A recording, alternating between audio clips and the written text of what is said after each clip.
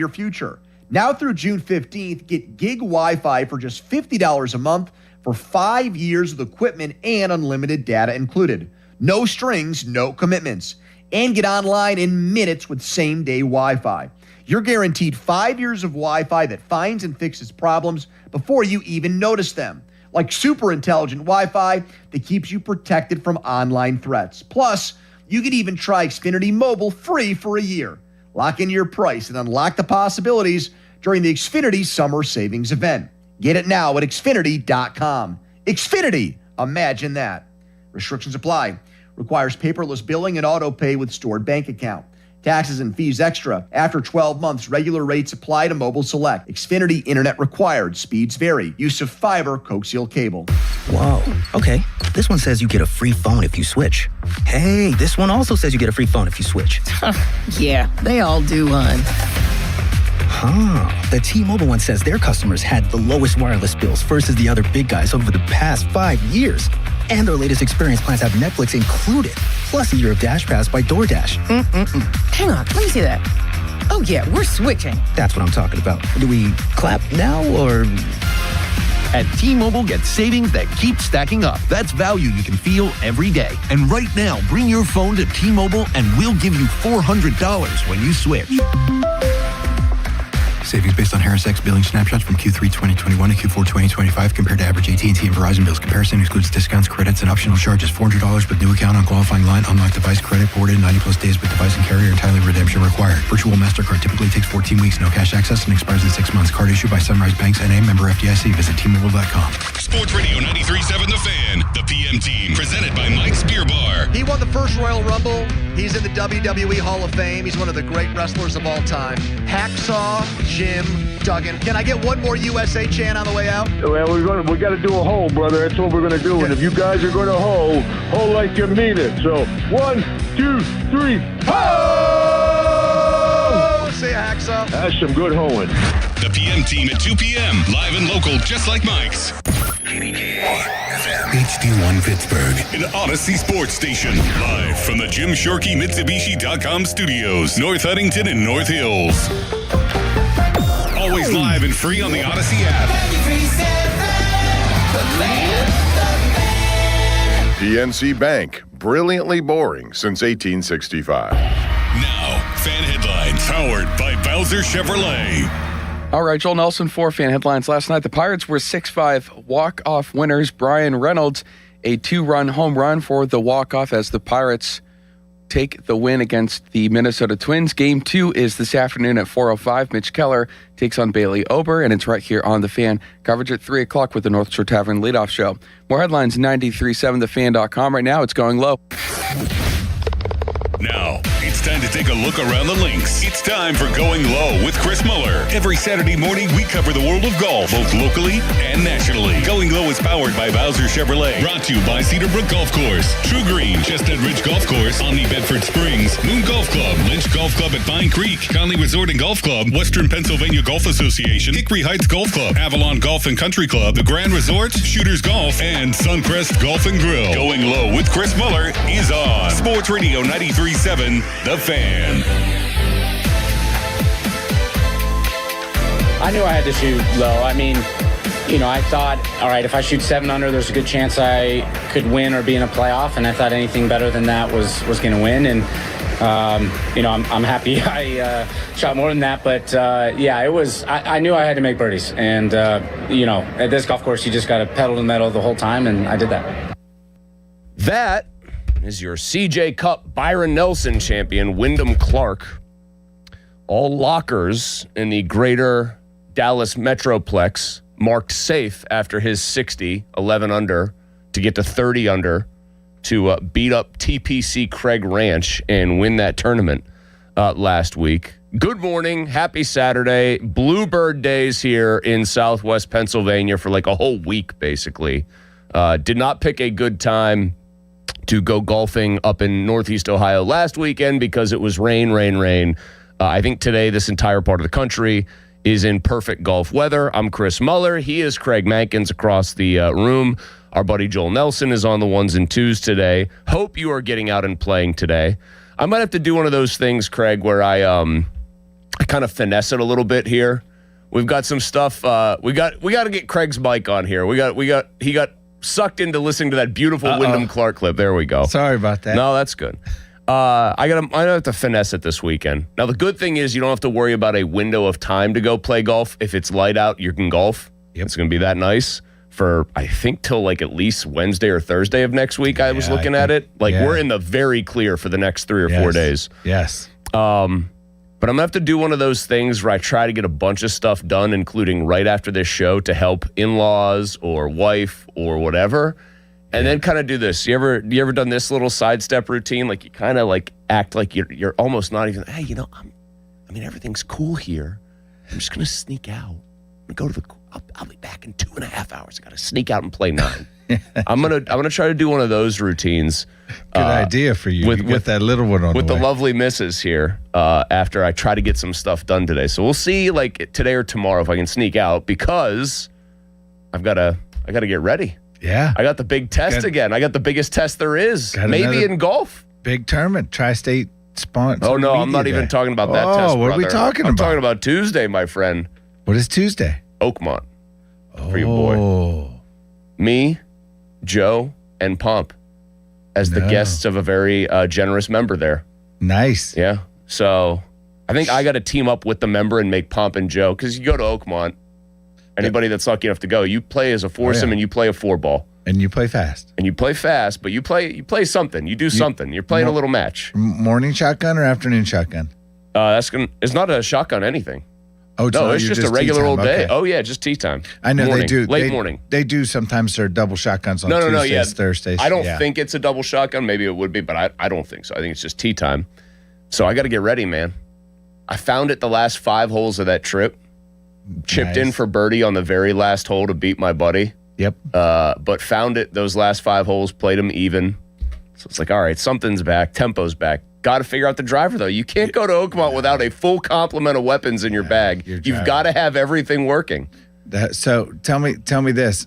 You played Saturday, Sunday in Ohio, correct? I did, yeah. So I got a late invite to play Squaw Creek on Sunday in Ohio. Mm-hmm. Teed it up at 8:20 in the morning, so drove up early. Mm-hmm. Oh, my gosh, it was so wet up there. I'd never seen a golf course so wet. The 3 courses we played, all of, like, to varying degrees held the water fine. The last one, I think, had the most rain hit, so the greens are fine, but there was cart path only everywhere we went. I was astonished by how Manakiki drained. That was the first course we played. We went out, we got 2.5 holes in. By the 3rd hole, it was like the Caddyshack scene where the bishop's out there having the round of his life. There's frogs jumping out of the hole and everything else. So we're watching a literal river of water roll off these greens. And it's Donald Ross, so they all kind of have a little bit of turtleback vibes where like there's some low points and everything's draining. I kid you not, we went in there, did what any golfer would do in that situation, which means have beers at 9:30 in the morning, waiting it out. 30 minutes later, rain stops.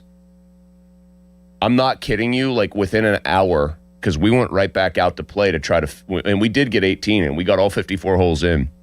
Within an hour, not just were the greens drained, they were fast. Really? Yes. We were like 3 and 4 putting it because we didn't realize how fast they were still going to be. Right. So I got to shout out Manakiki. Yeah. They had that place very crispy, and it drained well. But anyway, so yeah, I got Oakmont on Tuesday. So very pumped. That's just want to get the driver right, because if you can get it online out there, you don't have to pound it because it'll be firm, fast, as it always is. So not too worried about that. I do have to go back, though. There's a reason I brought up going to Oakmont, and it's not trying to do humble brag nonsense. It is that Wyndham Clark, that was him talking about his round, full marks, 60 to win the tournament. I saw fellow tour pros Michael Kim, who's on Twitter a lot, who actually is a really good follow, engages with his followers. This is one of the dangers of this.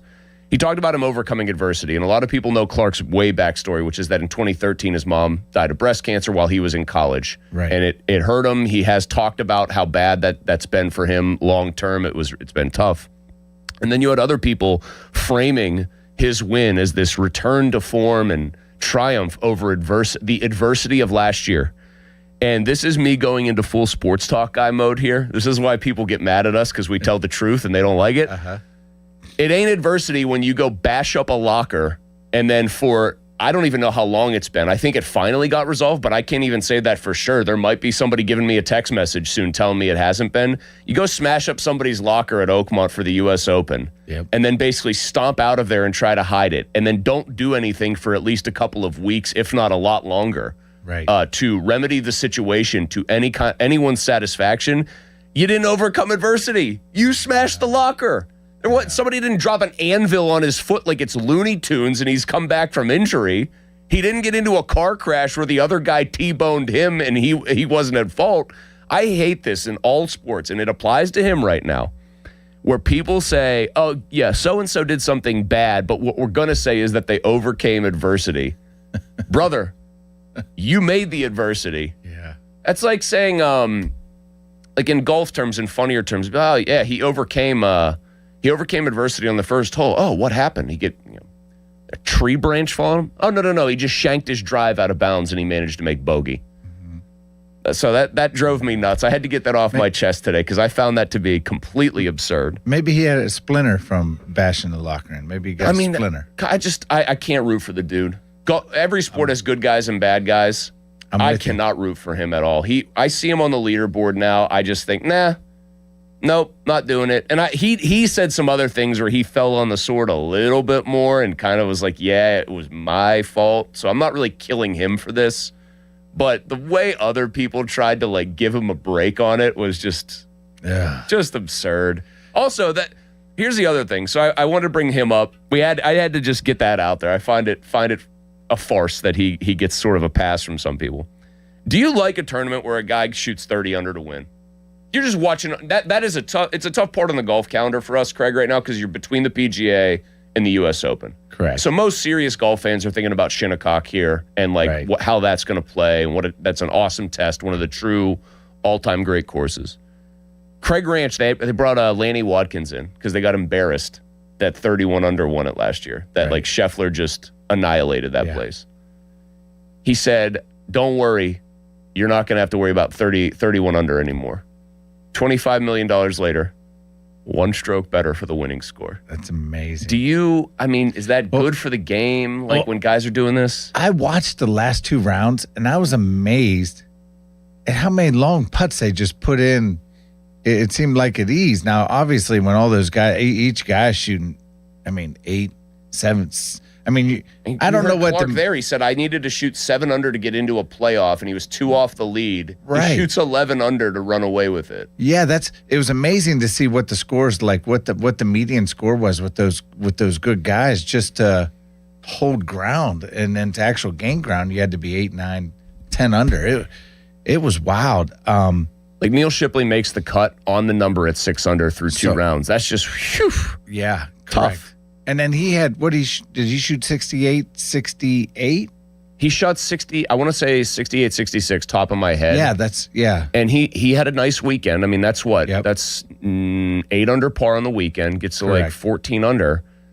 He made like $20,000, but he was like T35. Yeah, I was going to say he was around that, between that 30 and 40th place, correct, yeah. And there was a completely different test this week because at Colonial, he shoots even and he misses the cut by 2 because it's only 2 under. So it's very different kind of golf. It is. I just don't love it, man. As a viewer, I understand that these guys are obscenely good, and I saw some people pointing out, TPC Craig Ranch from where they played it is a 77.9 rating and a 139 slope. Clearly it's not, because these guys with their tech, with the golf ball, with their workout regimens, and with how good they are, just period. Right. They reduce a course like that to rubble. What's the point? Well, the weather was great. They're able to control, when those guys can control the golf ball, and if the ball stops, they can hit it anywhere. Anywhere. But the amazing part was the amount of putts that were holed. I thought I was from any of them, and they all know that they have to go low. So the green surfaces were great, obviously, but there obviously wasn't areas where there were runoffs and scary. It just looked like they couldn't hide anything out there. Yeah, and like there's no shot value. You know what I mean?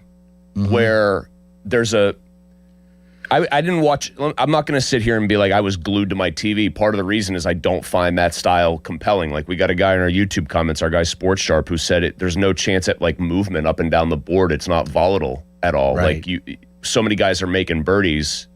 It's hard for somebody to go crazy and make. I guess Wyndham Clark shooting 60 is thrilling in a sense, but like it's hard to make big moves like that. Siwoo Kim was on 58 watch for a while. Correct.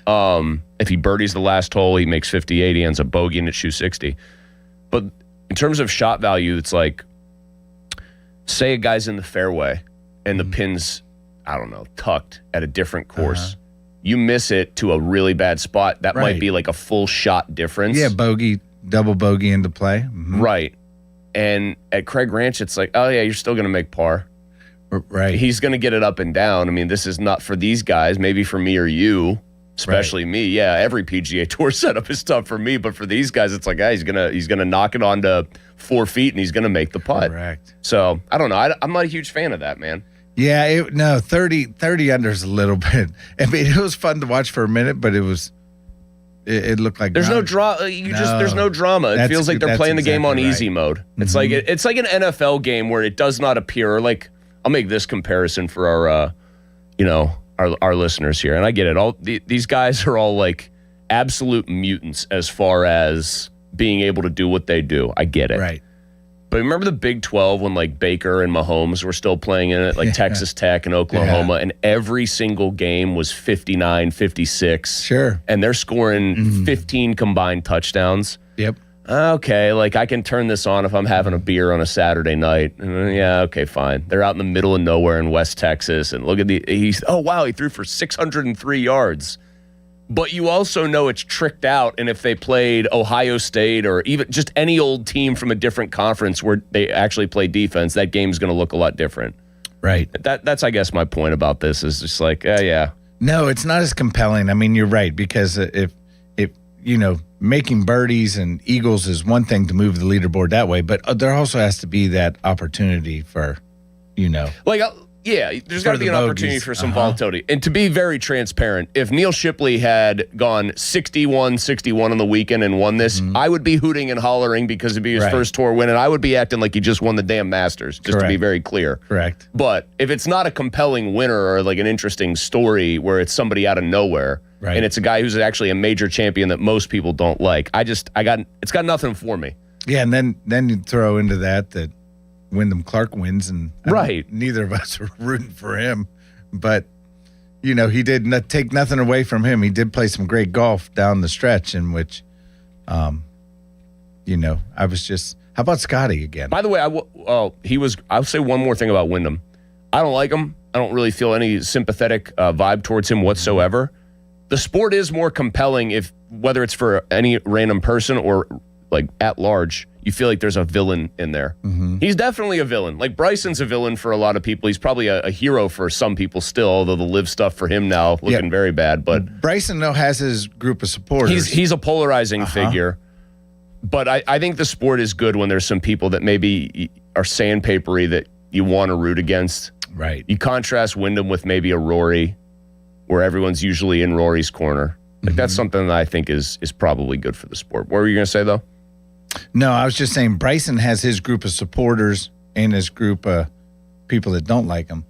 I can't say Wyndham Clark has that big group of supporters. There's not Wyndham's... Especially, there's just not really a Wyndham Clark contingent out there. When you act that way, especially close to home here where we are, that's the beauty of golf. It's the only sport you call penalties on yourself, but you're also... gentleman sport. He also did the I forgot too, I always mention the Oakmont one because that's close to home here. Remember he like flung his club backwards into that signage? I think it might have been it wasn't at the PGA, it was somewhere else last year, but he whipped a club and almost like decapitated a volunteer. But don't worry though, he overcame adversity. So it's a weird part of the golf calendar. It is right now they're at Colonial. Speaking of which, you want to talk about another course that's been rendered kind of obsolete by technology? Colonial. Remember that used to be that was where Annika tried to qualify because shorter course, angles. Oh, yes. And that was the best chance she felt she had when she was dominating the LPGA Tour. So figured, hey, I'll try to cross over and see what I can do. And I think I remember she shot like 73 or something. Did not, humiliate herself by any stretch. But now for these guys, another one just is a bomber's delight. Yeah. I do wonder about like the state of the game when like Shinnecock, which is as iconic and difficult as it gets, if the wind doesn't blow while they're there next month, they're going to have to turn that course up to about a 15 to protect par. They're going to have, remember, Mickelson just hits the ball as it's rolling off. That's what I was going to say. Daly, I think there was a couple of them that had some issues with the ball. That's also not good, though. Like, I guess what I'm dancing around here is we're going to get to a point real quick where you got to do something about the technology involved. Like, you just can't. They're talking about the ball rollback, but at some point, driver has to become more difficult to hit. I'm telling you, it's the ball. I mean, you think it's the ball more than 460 cc's though. Like I love hitting those clubs because I'm not good. But it's totally the ball. When you have the best scientists in the world working on the golf ball, think about it. It's an extreme opposite. You went from the lowest spinning driver and the highest spinning ball with a persimmon head and a Balata golf ball to the complete opposite. Now you have the highest spinning head driver with the lowest spinning ball. Complete 180. I actually try to do both. I got the lowest spinning Titleist, I think, that you can put out there, and I have a low spin driver where I said I want to hit knuckleballs. Well, see, but here's it. No, but here's the deal. Like, you're how old, Chris? I am 41. You're 41, so I'm 50. You just missed it. You didn't get to grow up with your dads or your grandpas, and you might have a little bit. But the golf ball started to change from the Balata golf ball. I know 2000 was the big year where like Pro V1 came out and Woods. I remember I've read the stories where Woods, when he was so crazy in 2000, it was because he had they had Bridgestone. Because fun fact, Tiger Woods has been a Bridgestone player for golf balls his whole life. When they had the Nike ball, that was just them taking Bridgestone's ball and stamping Nike on it. Right. Which was like not. Well, no, Tiger was Titleist. Well, he was Titleist at first, but he was a Bridgestone ball player for a while. They still is, I think. Yeah, and but he was in 2000. He used a Bridgestone, like it was their tech or whatever, Nike's tech. Well, there's only so many patents for golf balls. He switched balls like in 2000 to like I forget what the difference was, but he went on that crazy run because nobody else had caught up to that yet and been like, oh, we got to switch. And then the Pro V1 came out and kind of blew everyone's doors off. But no, I played with like when I'd go visit my uncle in Cleveland, who was a really good player, he would give me once in a while like an old Tour Professional Titleist ball or like a Balata. It's not the professional, but that's what the Balata would feel like you were putting a marshmallow. Well, Balata was literally if you bladed or caught a chip, you cut it. Oh, it was amazing. It looked like an egg. I mean, and I laugh because I see something every once in a while, and you had to concentrate because now golf balls back then were only, when I was a kid, they were $5 a sleeve, but you had to have 3 of them because you could use 3 in a round. I mean, different world. It was a different world. And you really concentrate. It's like, hey, stay down on this one. Different world that's never coming back, by the way. The cat's out of the bag because Cam Young's ball that he used at the Players is allegedly an approved ball under the rollback. And I believe he hit that ball 378 yards on 18 at Sawgrass. So they're not really fixing anything. No, that's the big part is I really think the golf ball. Well, and you can't keep building golf courses. I mean, you have unbelievable athletes. You can't build golf courses to contain them because you can't build 8,100-yard golf courses. I hate that. Yeah, as like a little architecture nerd who's like into all the stuff CB McDonald and Seth Rayner and Tillinghast and Mackenzie. It sucks that you've got to build Quail Hollow over and over and over again to try to make it work. You mentioned Scotty Scheffler. Believe it or not, I want to talk about him a little bit more coming up next. Good. Because I'm going to say it. Is Scotty in a slump? No. I'm saying it tongue-in-cheek, but we'll talk about him as he tries to complete. He's got to bag one more that he hasn't gotten yet. He's still gunning for a career Grand Slam. He's got his next shot coming up in a couple of weeks. We'll talk about the world number 1 who was in the hunt at the Byron Nelson, just didn't finish the job. He is Craig Mankins. I'm Chris Muller. Happy Saturday morning. Hope you guys are playing golf today. This is the Going Low Show. This is Stories from the Pitch, brought to you by the first ever Infinity QX65 and by Lowe's. Give your yard its own moment with new limited time deals from Lowe's. For decades, FIFA had promised Africa a World Cup. Sepp Blatter finally delivered. South Africa, 16 years out of apartheid, hosted the tournament. And the soundtrack, whether broadcasters liked it or not, was the Vuvuzela, that long plastic horn, droning like a swarm of bees through every match. Some players hated it. Networks tried to filter it out. Mostly, they failed. Sipiwe Tshabalala scored the opening goal of the tournament for the host nation against Mexico. A screamer into the top corner. The whole country on its feet. South Africa wouldn't make it out of the group. Ghana would carry African hopes deepest. But the cup had finally come home, and home was loud. Stay tuned to this Odyssey station for more Stories from the Pitch. Sports Radio 93.7 The Fan. Get the latest on Pittsburgh sports from anywhere with the Odyssey app. Listen to shows and Pirate games live. Check out our exclusive interviews and content anytime. Download the Odyssey app now and never miss a minute. Sports Radio 93.7 The Fan. Now, fan headlines powered by Bowser Chevrolet. Last night, Brian Reynolds had one of 4 walk-off home runs across MLB last night. The Pirates were 6-5 winners over the Minnesota Twins. Game 2 of the series is this afternoon at 4:05. Mitch Keller will take on Bailey Ober. Coverage on The Fan begins at 3 o'clock with the North Shore Tavern leadoff show. Fan headlines are powered by Bowser Chevrolet. For more, go to 937thefan.com. If you're looking to take your golf game to the next level, or if you just want to join a community of nearly 40,000 other players in the region, be sure to check out the WPGA. Hey friends, Josh Roundtree here to tell you about the Western Pennsylvania Golf Association. For the last 125 years, the WPGA has been the resource for local golfers of all skill levels in Western PA. To learn more about all of the resources that the WPGA has to offer, including an affordable membership program and competitions, check out WPGA.org or find the WPGA on Twitter and Instagram at the WPGA. 84 Lumber has been building America for 70 years. Whether you're a homeowner starting your first project or a pro on the job, 84 Lumber offers the kind of personalized expertise you won't find in a big box store. They're more than just lumber. From windows and doors to siding, trim, and decking, 84 Lumber has the materials you need to get it done right. With 14 locations across Pittsburgh, there's one near you. Visit 84lumber.com to find your store. 84 Lumber, your hometown building partner for 70 years. When disaster strikes your home or business, Panhandle Cleaning and Restoration of Pittsburgh is ready to help. Our certified team handles everything from emergency cleanup to full reconstruction, working directly with your insurance to make the process simple. Available 24/7, we respond fast and restore your property with care, honesty, and experience you can trust. Visit panhandlecr.com. Panhandle Cleaning and Restoration, restoring Pittsburgh's peace of mind.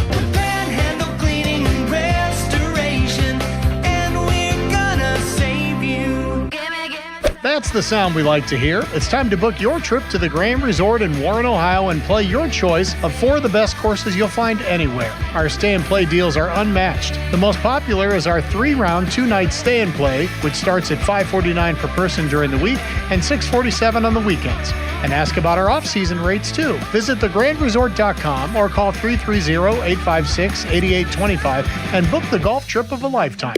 Golf at the Grand Resort in Warren, Ohio. This deer season, John Deere wants to give you the home field advantage. We're bringing you the best offers of the season, whether that's cash off on select new machines or a shot at the ultimate Major League Baseball prize package. Because right now, you can enter for a chance to win an MLB All-Star experience for you and 3 friends, complete with travel and lodging for All-Star Week this July. Deer season is going on now through June 3rd. Visit johndeere.com/deer season to enter and view the offers and complete contest rules. Major League Baseball trademarks used with permission. I need a little range, step to the range, come on, meet me at the range. Introducing the new Chick-fil-A Jalapeno Ranch Club Sandwich. With that juicy Chick-fil-A chicken on a buttermilk ranch bun, jalapeno ranch sauce, and pickled jalapenos, it's a little ranch with a lot of kick. The new Chick-fil-A Jalapeno Ranch Club with original spicy or grilled filet. Available for a limited time only. Order ahead on the Chick-fil-A app. I built this business the old-fashioned way. Hard work and a whole lot of spreadsheets. Yeah, about that, I upgraded us to Odoo. Odoo puts everything we need, sales, inventory, accounting, on one connected platform. No more juggling systems, no more headaches. So it all works together? Exactly.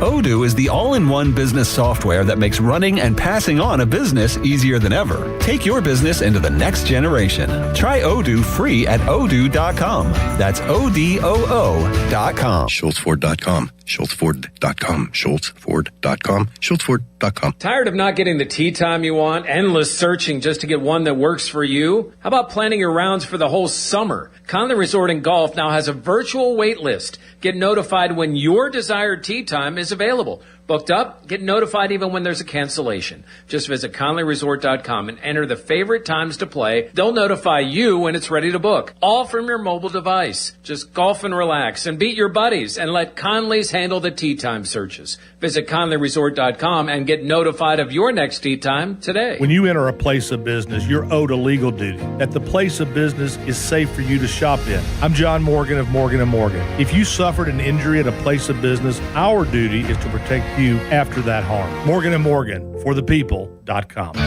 Just 20 minutes from downtown Pittsburgh and 10 minutes from the airport, Moon Golf Course offers a beautiful 18-hole course that's perfect for players of all skill levels. Whether you're squeezing in a quick round, planning a weekend outing with friends, or hosting a golf event, Moon Golf Course delivers scenic fairways, great conditions, and a relaxing day on the links. Book your tee time today and experience one of the area's hidden gems. Visit moongolfclub.com. Mike Rowe here with a random fact. More than half of the homes that have basements in North America will experience water damage. It's true. Whether it's basement moisture, flooding, or bowing walls, do yourself a favor. Call Groundworks. I spent some time working with these guys. They're the real deal. Their people are trained and certified to waterproof your basement and stabilize your walls. Baker's Waterproofing is now Groundworks. Schedule a free inspection. Licensed in all states where work is performed. See website for details. Live from the ShoreKeyMitsubishi.com studios, North Huntington and North Hills. There you go. Good shot. If you like golf, you're in the right spot. Next to tee off. This is the Going Low Show, powered by Bowser Chevrolet on Sports Radio 93.7, The Fan.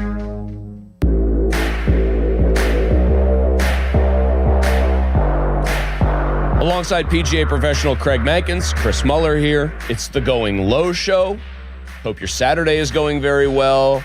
We spent more time talking about the CJ Cup Byron Nelson than I frankly ever thought we would. Did not have that on my bingo card, but sometimes you go down a rabbit hole. Talked golf tech, the ball technology that continues to make the sport it makes great courses obsolete at the pro level. I guess that's what I'm really saying. Aronimink shouldn't have to build new tees to host an event, but they do. If you could even get these guys hitting at more like 310 at the top end than 350 or 360, I think it would change the sport. Yeah. If 6 irons were going 195 and not 225, I think it would change the sport. Yeah. But neither here nor there, because that's somebody else's problem for the long run here. Correct. Yeah. Scotty Scheffler. I don't know. We might have to have an intervention here. This guy hasn't won since his first start of the year at the Amex. This is probably indicative of the insane standard that he has created for himself, which is pretty clearly, to me, the closest thing to Tiger that we've seen. Rory's got obviously 6 majors now and back-to-back Masters and full marks to him. I don't know too many people who try to seriously argue, though, that Rory is the best player in the world somehow. It's Scotty's world still. He has finished last 5 results. Are you ready for this? And we're talking about the guy that people are sort of with a straight face saying, is he okay? Is everything all right with him? Starting with the Masters, second playoff loss to Matt Fitz in the Heritage, so second again. Second, distant second. Not all seconds are created equal. Distant second to Cam Young when he blitzed the field at the Cadillac. A T14 at the PGA, 2 middle rounds, never really got it going, never really got it humming the way he wanted to. And again, full credit to Aaron Rai. He blitzed the field and got it done on Sunday. And then third last week at the Byron Nelson, which is kind of his home tournament that he always plays in because it's right near where he grew up. It's the tournament most people think he should win like every year because the way that course sets up. The guy has finished outside the top 3 one time in a month and a half and has not finished outside the top 15 in that time. Has not finished, this is the funniest one, has not finished outside the top 25 of the tournament all year. Has made 11 cuts, and we're wondering, how is everything good with him? Where do you look at him? And when you look at Scotty and you look at these results, I read them off. You've seen him, you watch him. He gets pretty much the most airtime for a good reason. Where do you think his game's at heading to Shinnecock in a couple of weeks? Oh, I like where he is. I thought he was disappointed in himself for not winning last week, just because you probably had a lot of hometown. It's a home game for him. Yeah, correct. And everybody wants to win it. It's a tournament that if he didn't play in it, there would be almost no reason for people to care about it, because it is definitely on the also rans list. Whenever they do their tiering system of tournaments, it's going to be like a tier 2 event, not a tier 1 event. But he, the one thing I think is, I guess, interesting, he shoots minus 25 and he's 5 off the winning score, which is in and of itself, it is funny. Yeah. His putter has not been what I would say it usually is. Correct. Like, you're used to him when he starts to, pour in those 5, 10, 15 footers regularly, like where he never misses. We're just so used to him making them. When you see him miss, it's kind of like, ooh, what's going on? But that's what he did. Especially you saw it, at Aronimink, where he really struggled to make those putts. I mean, he had every opportunity to win that golf tournament, but that's the beauty of golf. You got to put those putts in to win. And I really think, though, Scotty's out there working on it. And, he's going to put the preparation in. His body's going to be in good shape. His head's going to be in good shape. And I wouldn't be surprised to see him hoist a trophy. Have you ever had a chance to play Shinnecock? I've not played Shinnecock. So you see it on TV, obviously. It's got that great look to it. Correct. Just awesome look, One of the founding father golf courses, right? Correct. Well, if you consider C.B. McDonald, despite being a Canadian guy who spent a lot of time in Scotland, the father of American golf, because he was making all those courses, like National Golf Links of America right next door to Shinnecock. He was a member at Shinnecock when he did that. So it's definitely one of the hallowed, I put that in there. It's in the Oakmont category. It's in the Pinehurst number 2 category, the Pebble Beach. It's in the tier 1. It's in the upper room Hall of Fame of courses. I do think that, you could say this about every tournament, so maybe I'm oversimplifying it with Scheffler. But when the wind blows out there, it becomes like one of the truer shot makers tests. Like, can you control your ball, basically? Right. And most of these guys can in calm conditions to almost put it on a string. But the wind is the one thing, even with all the tech, that still can kind of mess everybody up. If you're him, don't you root for hard conditions because you figure that's going to allow, hey, I'll be able to separate. These guys can't do what I can do. Right. Out there. I think it's a course that's an interesting setup for him because the greens are tough, and I think they know not to lose them again where they just have them brown and you can't hold the ball. But if it's like your typical U.S. Open test where they're trying to protect par, but they're not making it completely out of bounds unfair, I think his ability with the iron should separate him there. Correct. Well, in the driver again, because he doesn't bomb it, but he keeps it. He puts it where he wants to. Yeah, correct. You got to put it in play, and you got to keep it in play to be able to control, those irons. And if you hit it from the short grass, you're going to have a great chance of doing that, and that's only going to give him more and more opportunities to make those birdies. There are 4 majors on his ledger: 2 Masters, 1 PGA, and then the Open. He got the PGA and the Open taken care of last year. A third, a T2, and a T7 for him in his last 3 out of his last 4 U.S. Opens. He did not fare well at Pinehurst. He was T41. He's 1 away from the career Grand Slam. He is 29 years old, and if he gets it, then you figure he really is going to pin his ears back and run a little bit. I think double-digit majors are still very much in the cards for him because of just they play the Masters at a course every year that pretty much suits him to a T. Correct. And most PGA championships, if you look at that like a kind of a tour event on steroids sometimes with the setups, I mean, that's kind of in his wheelhouse too. Correct. No, it'll be interesting. I mean, playing for your national championship is is pretty interesting. You know, being a USA guy. The other thing though about the U.S. Open with him is we have seen him get a little frustrated. Like when his putter kind of betrays him, I think you see that there's not this robot sense about him. He'll get a little miffed. And if there's any tournament where the entire point of the setup is to get guys angry and get under their skin, it's this one. So yeah, that's the competitor in Scotty, in which you know that fire burns. I mean, he seems calm, cool, and collected all the time, which is good, and that's how what golf should do, right? You know, I mean, I guess the game's kind of had those guys that, you know, have been fiery and they succeed, and then you have the guys that have been calm, cool, and collected and they succeed. But it's nice to see it burn inside of them, because all of us that play golf, guess what? Every once in a while, you get mad. You know, my dad's 82 years old out there, and he's still talking and working on his game all the time. But you know, he'll call me and he'll be frustrated with something. I've done the I am good enough on this particular day to get mad, but most days it is still the you are not good enough to be mad about this. Yeah, that's right. But we're all working on something. I'm currently working on putter tempo. So good. Which I did not realize. I guess the pros, is this true in your experience among really good putters? Maybe you do this, you're a very good putter. That they take it back further than your average amateur, and they do not actually do the accelerate through the ball. They basically say, I'm going to take it back and take it through the same distance at the exact same speed, the putter head. Well, see, there's some... Back in the day, like Arnie used to jab at it. All those guys used to stab at the ball and pop it or a little bit. But you have to remember, though, what type of green speeds were they putting on? You got 6s. Right. Well, technically, they were putting on, 9s.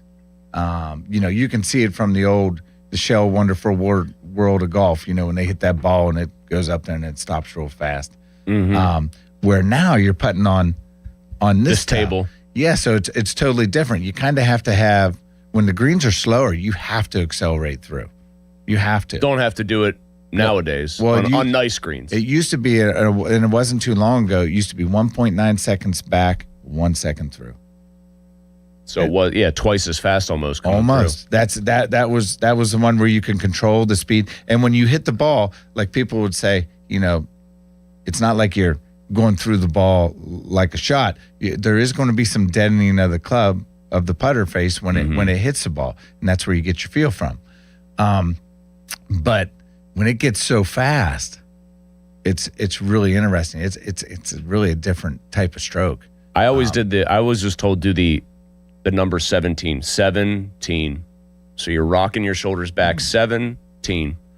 By the way, I never heard that. So I don't know if this has turned into like R&D and tech talk. Yeah.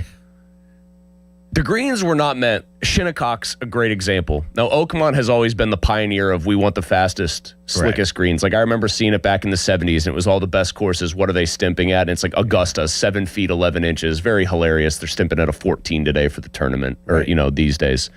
Oakmont was the only one above 9 in the 70s. Right. None of these greens, these Donald Ross Classics or any of these courses were meant to be played at this speed. That's the other thing I think about a lot. Like the giant humps and swales. Oh. He was designing, these Golden Age guys are designing these courses when the greens were stimping at like a 6. Right. Like they were not meant to accommodate 14s, even with grass and agronomy and all that getting better. No, you're right. In which that's the interesting part about golf, and the fun part is, and for all the weekend warriors out there going to play golf, don't crucify your local superintendent because your greens are running true at a 9, because those are great greens. And it's really expensive, and there's a lot that goes into making those greens really, really fast. I mean, it's a lot of money and a lot of time and effort and a lot of stress on that greenskeeper to make sure they stay alive, because Mother Nature can change real fast and you can have some serious issues. And there's never been a superintendent that's been fired for having green grass. They always get fired when it's, completely brown. Yeah, when grass is brown here, it's not the same as grass being brown in like the British Isles or anywhere. Right. That's a slightly different kind of turf. They don't mind that. Well, when they kick up dust over there, they're fine with that. Well, and the funny part is over there, it never gets really hot. It's only, it's around that 60. Doesn't bake, yeah. No, correct. So they can they can do some different things. I have a dark horse pick. We're not even in the month of June, so we're what? A couple of weeks away still from the U.S. Open. I have a dark horse pick for you. 3 weeks away, aren't we? 3 weeks away. Not even that dark of a horse here as far as this guy's probably going to get talked about a lot as far as somebody that could win this thing. Who do you like? I'm going to tell you coming up next, Craig. That's a okay. radio tease. Okay. I got a very early, I will call it a long-ish shot call only because this person is not currently one of like the 10 best players in the world. But I think there's somebody outside that usual 10 that could absolutely win this thing if one specific club heats up. So I'll tell you who that is when we finish up Going Low. He's Craig Mankins. I'm Chris Muller. It's 93.7 The Fan. Now, fan headlines powered by Bowser Chevrolet. 2-run walk-off home run for Brian Reynolds last night as the Pirates were 6-5 winners in Derek Shelton's return to Pittsburgh. Pirates taking down the Twins 6-5, and Game 2 of the series will be this afternoon at 4:05. It is Mitch Keller against Bailey Ober. Coverage on The Fan 3 o'clock presented by Keystone Custom Apparel. Fan headlines are powered by Bowser Chevrolet. For more, go to 937thefan.com. Sports Radio 93.7 The Fan gets your day started with the latest in Pittsburgh sports with the Fan Morning Show with Doran Dickerson and Adam Crowley. Weekdays 5:40 to 10. Presented by Guardian Protection on Sports Radio 93.7 The Fan. Hey, it's Pony. What if you had the most reliable fiber-powered Wi-Fi and the price didn't change for 5 years? Thanks to Xfinity's summer savings event, you don't have to worry about that part of your future. Now through June 15th, get gig Wi-Fi for just $50 a month for 5 years with equipment and unlimited data included. No strings, no commitments. And get online in minutes with same-day Wi-Fi. You're guaranteed 5 years of Wi-Fi that finds and fixes problems before you even notice them. Like super intelligent Wi-Fi that keeps you protected from online threats. Plus, you can even try Xfinity Mobile free for a year. Lock in your price and unlock the possibilities during the Xfinity Summer Savings Event. Get it now at Xfinity.com. Xfinity, imagine that. Restrictions apply. Requires paperless billing and auto pay with stored bank account. Taxes and fees extra. After 12 months, regular rates apply to Mobile Select. Xfinity Internet required. Speeds vary. Use of fiber coaxial cable. Looking for something different to do this week? Head to Shooters Golf in Wexford.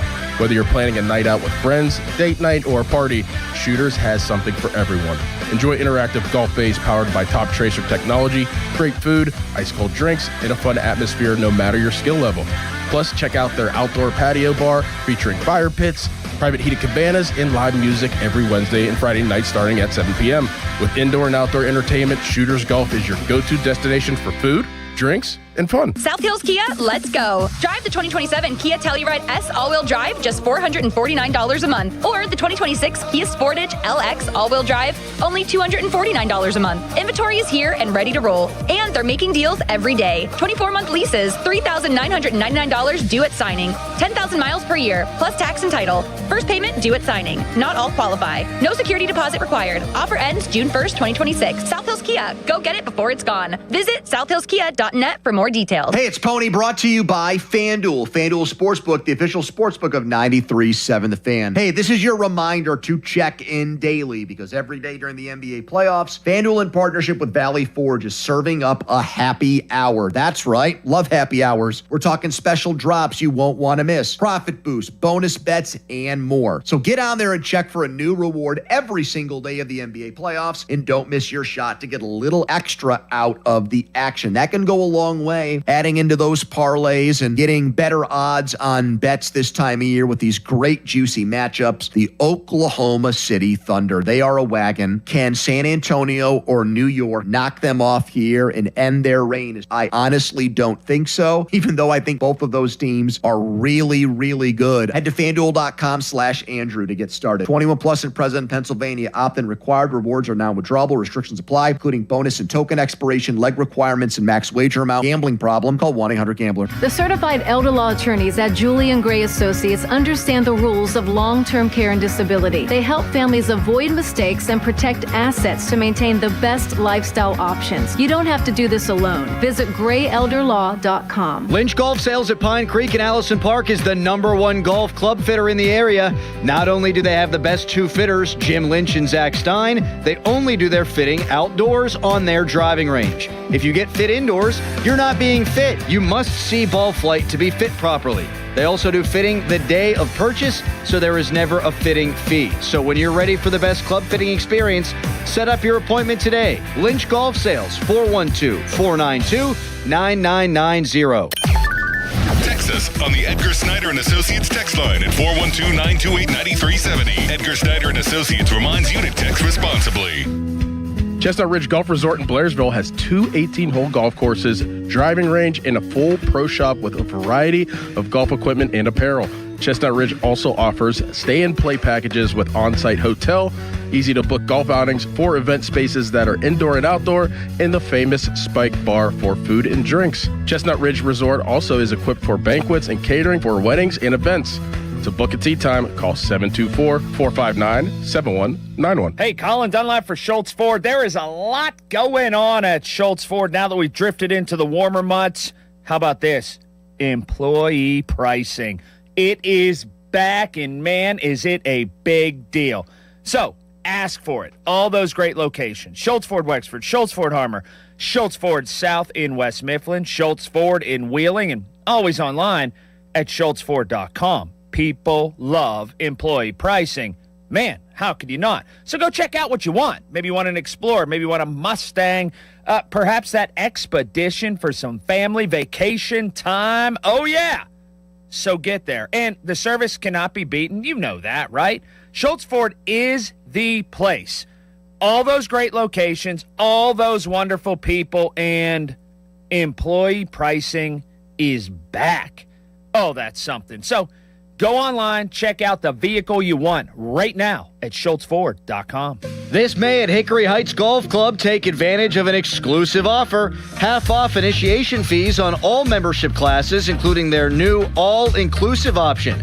Host your next unforgettable event, graduation parties, showers, and private celebrations set against one of the region's most scenic backdrops. And now, the pub at Hickory Heights, offering exceptional dining, craft cocktails, and a beautiful patio with one of the best views in the city. Hickory Heights Golf Club. Join today and start enjoying affordable golf. It's time to spring into action with BetMGM Casino. This season, they're bringing you thrills like you've never seen before. New customers can enjoy a 100% deposit match up to $1,000 plus $25 on the house using bonus code HOMETOWN at sign up. Slots, table games, and live dealer games are always in bloom and always available from the palm of your hand at BetMGM Casino. Download the BetMGM Casino app today and get a piece of the action this spring season. BetMGM and GameSense remind you to play responsibly. If you or someone you know has a gambling problem, help is available. Call 1-800-GAMBLER. BetMGM.com for T's and C's. Must be 21 and over to wager. Pennsylvania only. New customer offer. All promotions are subject to qualification and eligibility requirements. Rewards issued as non-withdrawable site credits and or bonus bets unless otherwise provided in the applicable terms. Rewards subject to expiry. 93.7 The Fan is cleared by aquickdrain.com. Now I have to go play golf. Back to more Going Low, powered by Bowser Chevrolet on Sports Radio 93.7 The Fan.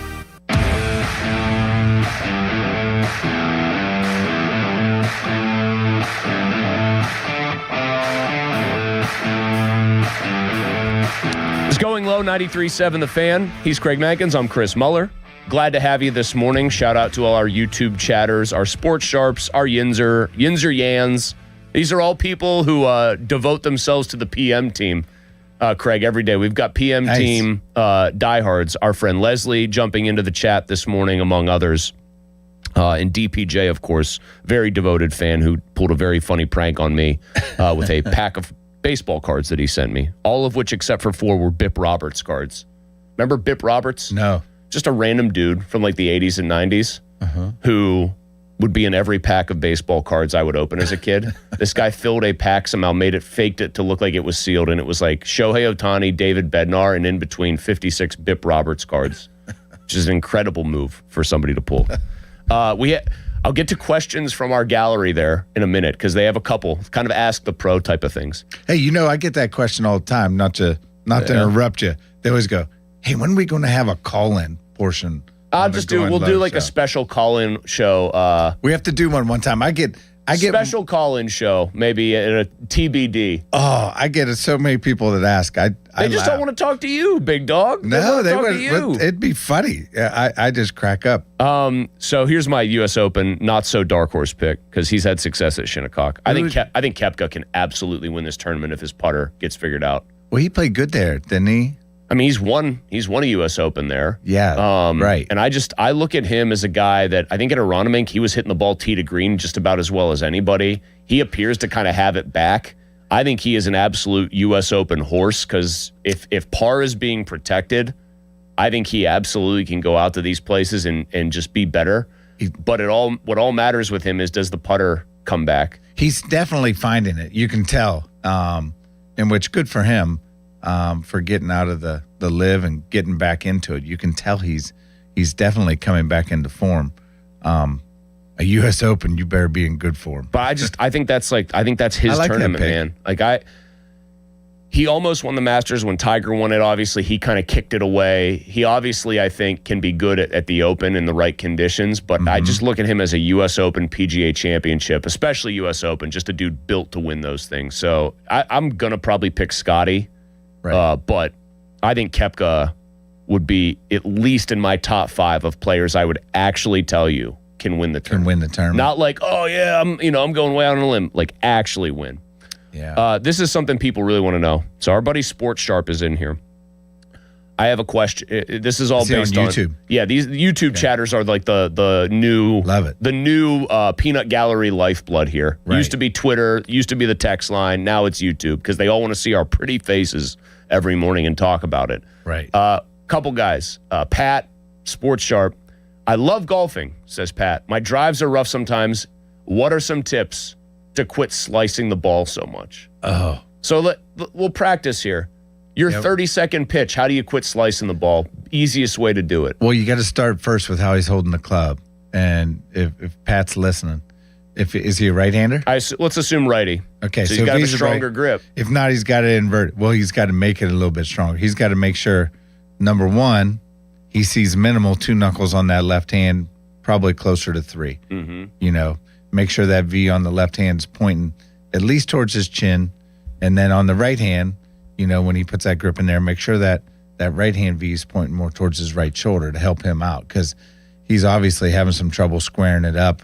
Cutting across it. Well, it could be anything, but a lot of times, so much happens with just their grip. Oh, it's amazing. The average golfer, you can fix their grip, and I can't tell you how many people you fix their grip, and within 20 minutes they go, they've never actually felt square club face to ball contact. Scotty Scheffler, the best player on the planet, checks his grip before literally every shot he hits. Correct. Literally. Go look if you guys watch him on TV, he will grip the club, he will hold it out in front of him with the club head pointing straight up in the air, and he'll look at his grip.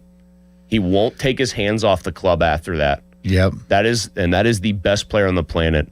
We had a similar question that was just basically, why is the driver much harder to hit or different? Like guy said, I can hit my irons, I can putt. I cannot hit the driver with the same level of consistency.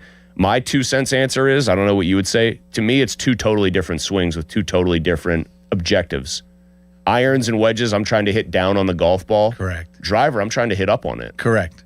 And that goes to what technology does he have, which I would recommend to him, listen, half an hour lesson with your local PGA pro, and you'll say, well, I'm not a member of a club. Can still get one. Oh yeah, you can find there's tons of great guys at public courses that you can book that, in which they'll just go over the basics, and which I'm telling you, they help you a ton because his ball position might be bad and he might be hitting down on it. Alignment might be bad. Oh, ball position, shoulder tilt. He might be too narrow of a stance. There's so many little easy things they can do just to help them enjoy the game and help them play good golf. I also would say if you can get fit for clubs, get fit. Well, if you're really ready to make the investment and you play a lot, you should be playing clubs that are fit to what you swing and how you swing. Correct. No, that's huge, and that's a big change from when, they cut down your dad's or your grandpa's clubs, and that's what we learned to play with when we were kids.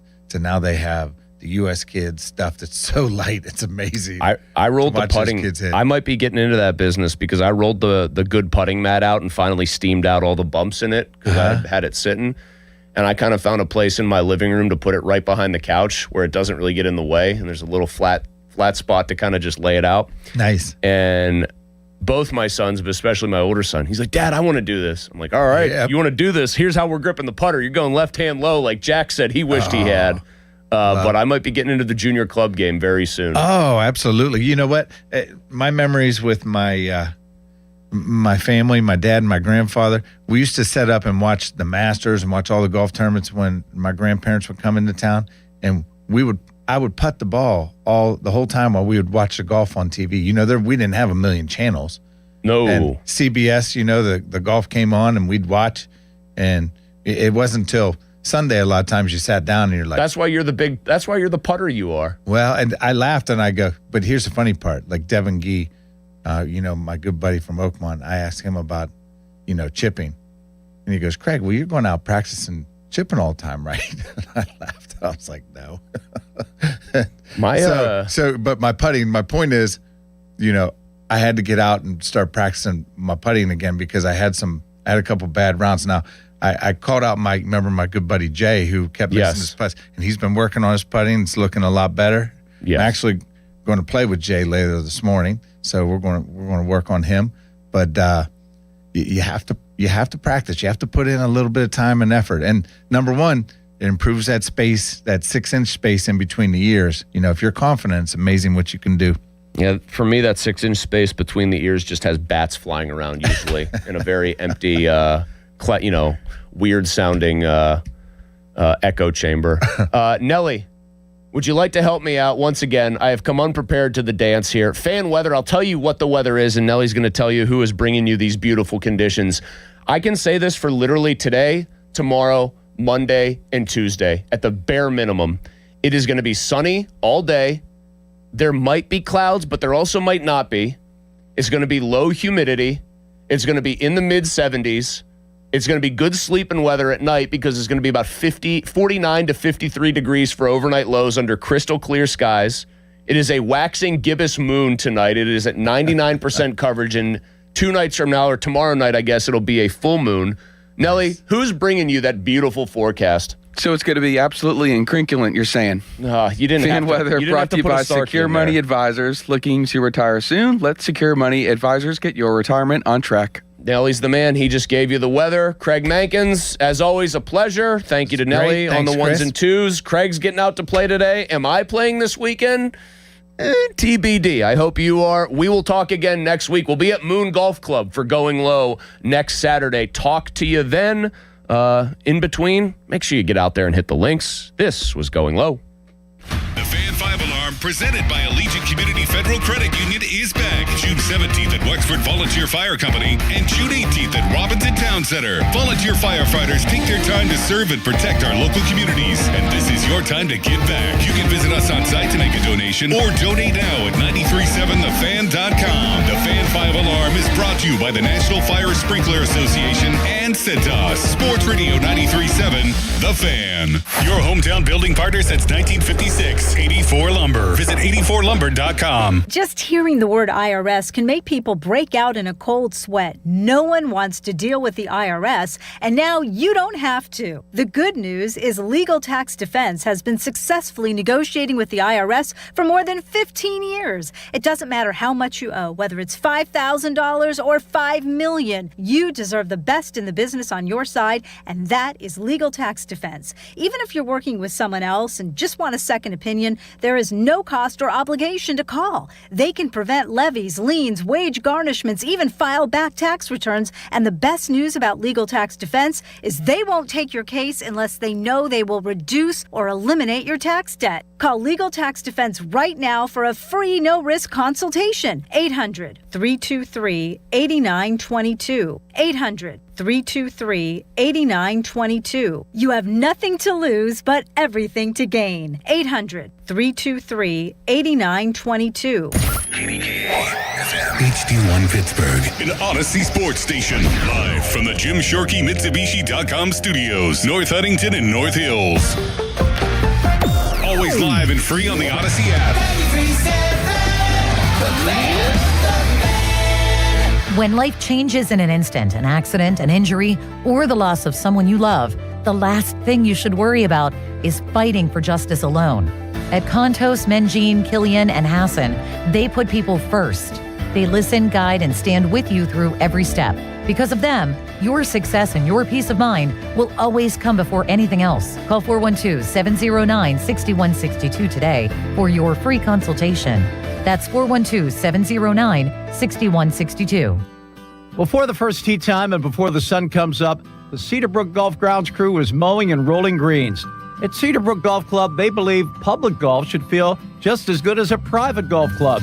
Cedarbrook Golf Club works hard every day to keep the greens smooth and fast and fairways nicely mowed. Come experience the difference and book your tee time today. Check it out at CedarbrookGolfCourse.com. That's CedarbrookGolfCourse.com. A great lawn doesn't happen by accident. It takes the right expertise and the right team. That's why more homeowners trust True Green, America's #1 lawn care company. As the official lawn care treatment provider of the PGA Tour, True Green knows what it takes to make grass look like a fairway. Their local specialists analyze your lawn, build a plan, and handle the hard work with routine visits throughout the season. And it's all backed by the True Green Satisfaction Guarantee. Visit TrueGreen.com today to get a golf course quality lawn. Restrictions apply. See site for details. Wesley Financial Group is not a law firm, and Chuck McDowell definitely not an attorney. This is Chuck. If someone talked you into buying something really silly and you want to get out of that silly little thing, my advice, get the facts. Call me and I'll send you our timeshare exit kit absolutely free. Inside, you'll learn how timeshare works and all your options for cancellation. Call Wesley now for your free exit information kit. 800-948-7878. That's 800-948-7878. Must finance HMF, low APR tier 1 through 2. Plus tax acquisition fee, title and plates. Not available on HEV or PHEV models. Must finance HMF dealer's choice for Tucson rebate. Not all buyers will qualify. In stock units only. Offers end 5/31/26. Get to Mike Hamlin Hyundai today for Memorial Day savings all month long. Take advantage of 0% financing for up to 60 months on the new 2026 Hyundai Tucson and Santa Fe.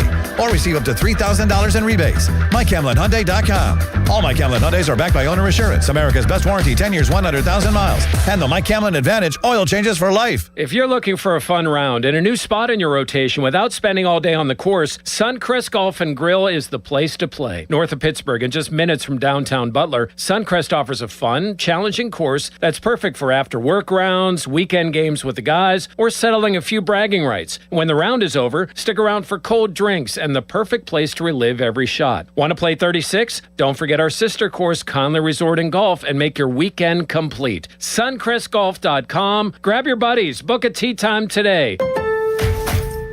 With the new MyLowe's Pro Rewards American Express card, earn 3 points per dollar spent on Lowe's qualifying purchases for the first 6 months after card account opening. Plus, save 5% every day on eligible purchases at Lowe's and earn points on eligible purchases everywhere else Amex is accepted. Card members get more at Lowe's. Subject to credit approval. 5% can't be combined with any other offer. Exclusions and restrictions apply. Points subject to loyalty terms at Lowe's.com/terms and credit reward terms at Synchrony.com/MLPRA-terms. Visit Lowe's.com/business credit. Now, fan headlines powered by Bowser Chevrolet.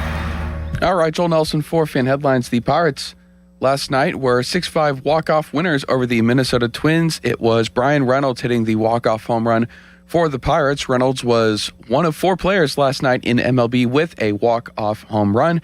Game 2 between the Pirates and the Twins is this afternoon at 4:05 from PNC Park. It's right here on The Fan with coverage at 3 o'clock presented by Keystone Custom Apparel. More headlines at 9D37thefan.com. Right now it's the Panther Insider Show. We talk about the game, and that's all we talk about. It's time for the Panthers Insider Show. The Panthers Insider Show with former Pitt quarterback Pat Bostic is brought to you by Voss TV and Appliances. And it says live, Joe Ball GMC and PGT Trucking.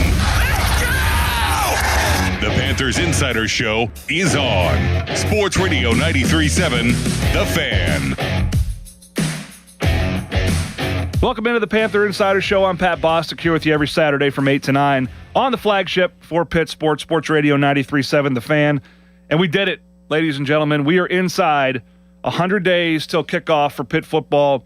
Start that 2026 season. 97 days from today, the Panthers will take on Miami of Ohio at Acrisure Stadium. And we do have game times. We've got some initial game times. We've got some exact game times for some midweek games, and we'll dive right into them, having been announced this past week by the ACC and by Pitt, respectively. It all starts with that opener. 97 days from today, Pitt takes on Miami of Ohio, Saturday, September 5th. That kickoff will either be noon or 12:30. It'll be televised by the CW, and it'll be brought to you on 93.7 The Fan and our affiliate networks across the Commonwealth and beyond. It'll be brought to you by Bill Hillgrove, myself, Dorian Dickerson, Larry Richert, and our entire broadcast team, PJ Kamenchik, as we bring you another season of Pitt football with pregame starting at 10 or 10:30, depending upon that exact kickoff time. 2 hours prior, we'll have pregame, kickoff, and then postgame as well. Wrap it up with the Pat Narduzzi show and press conference after the game concludes. So Miami of Ohio, noon or 12:30 on the CW. UCF a week later, a Big 12 foe, Scott Frost, back at the helm down there after a brief tenure at Nebraska. Not too brief, but didn't go as successfully as he had hoped. Back to UCF, where he did such a great job, certainly in his tenure at UCF. Back there, they'll come to Pitt on September 12th for a 3:30 kickoff against the Panthers. That'll be televised by ESPN2, so a national audience, and brought to you again on 93.7 The Fan.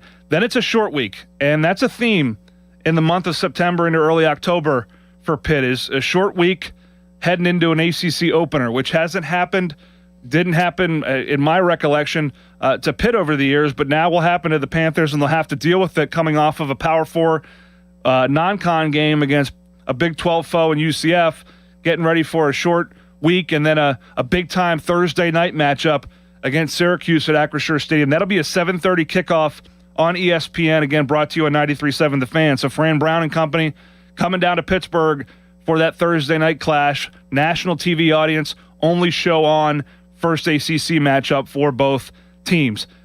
A little bit of a break then for Pitt. They'll come back the 26th of September, so they'll have that weekend to get ready and get out of conference play and wrap up their non-conference schedule against Bucknell, an FCS opponent coming across the Commonwealth here. That's a noon kickoff on Saturday, September 26th. That'll be an ACC Network Extra, so a streaming game, but also brought to you here on The Fan as always. And then the Panthers have another short week. This one not quite as short as Syracuse, but it's still not a Saturday to Saturday break. They'll play on Friday night, October 2nd, their first road conference game against Virginia Tech, the Hokies in Blacksburg, Lane Stadium. A 7 o'clock kick on ESPN, national TV.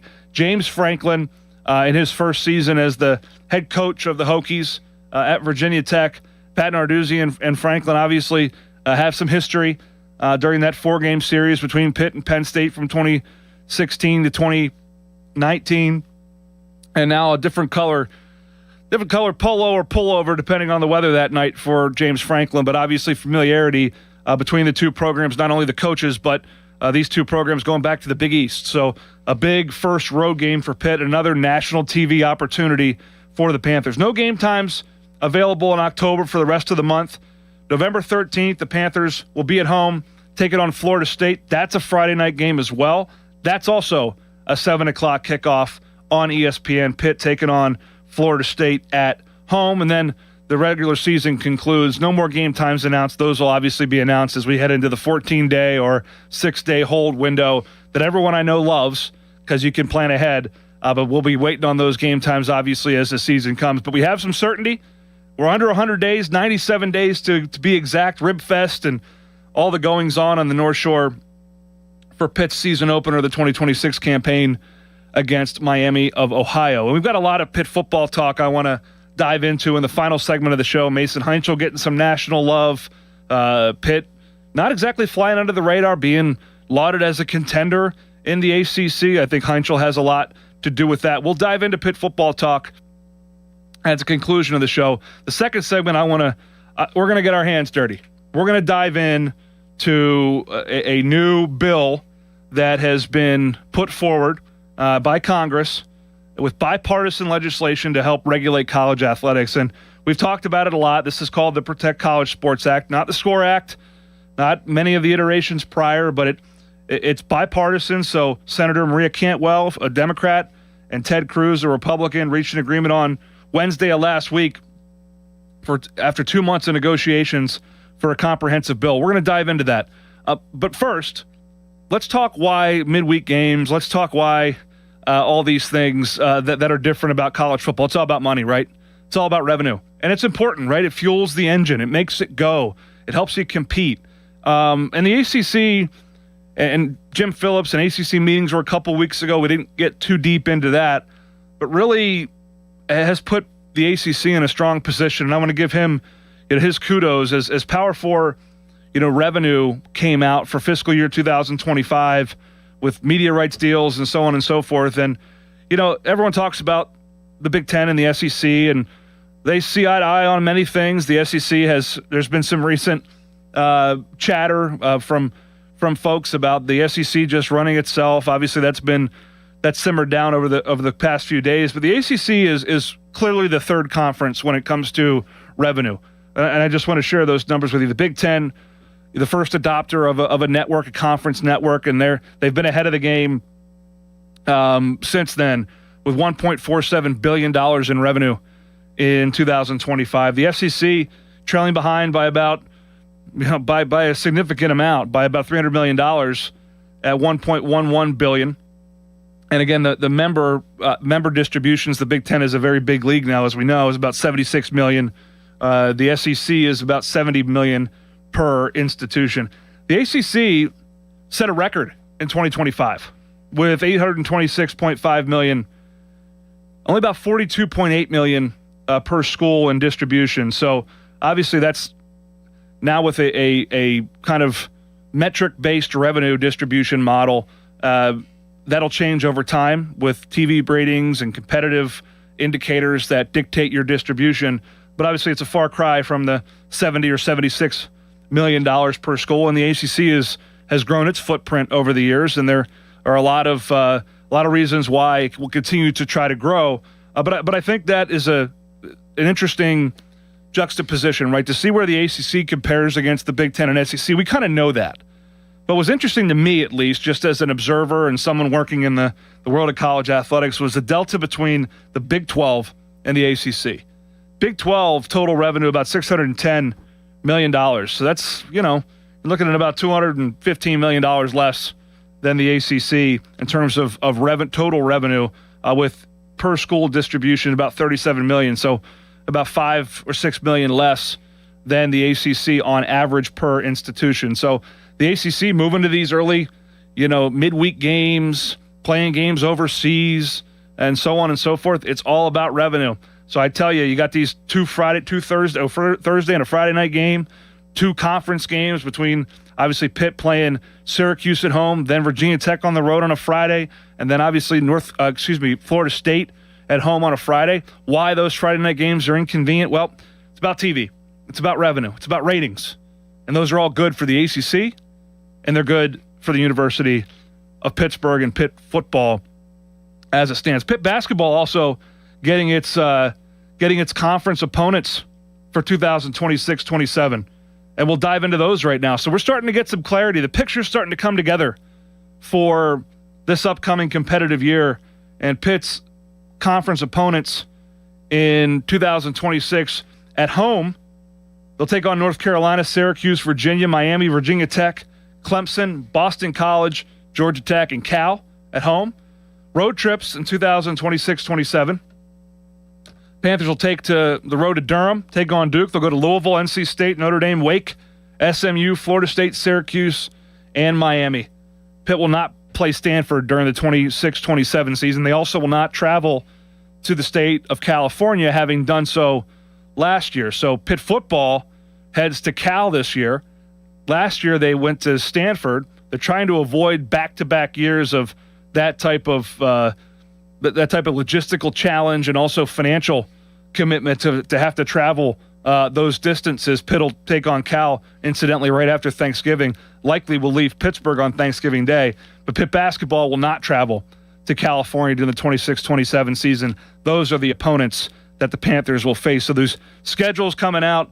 One schedule, and I want to touch on this before we take a break, and we'll come back and we'll dive into this Save College Sports Act and what's going on in college athletics right now as a whole, as we take a little bit of a break from all the competitive action going into the summer months.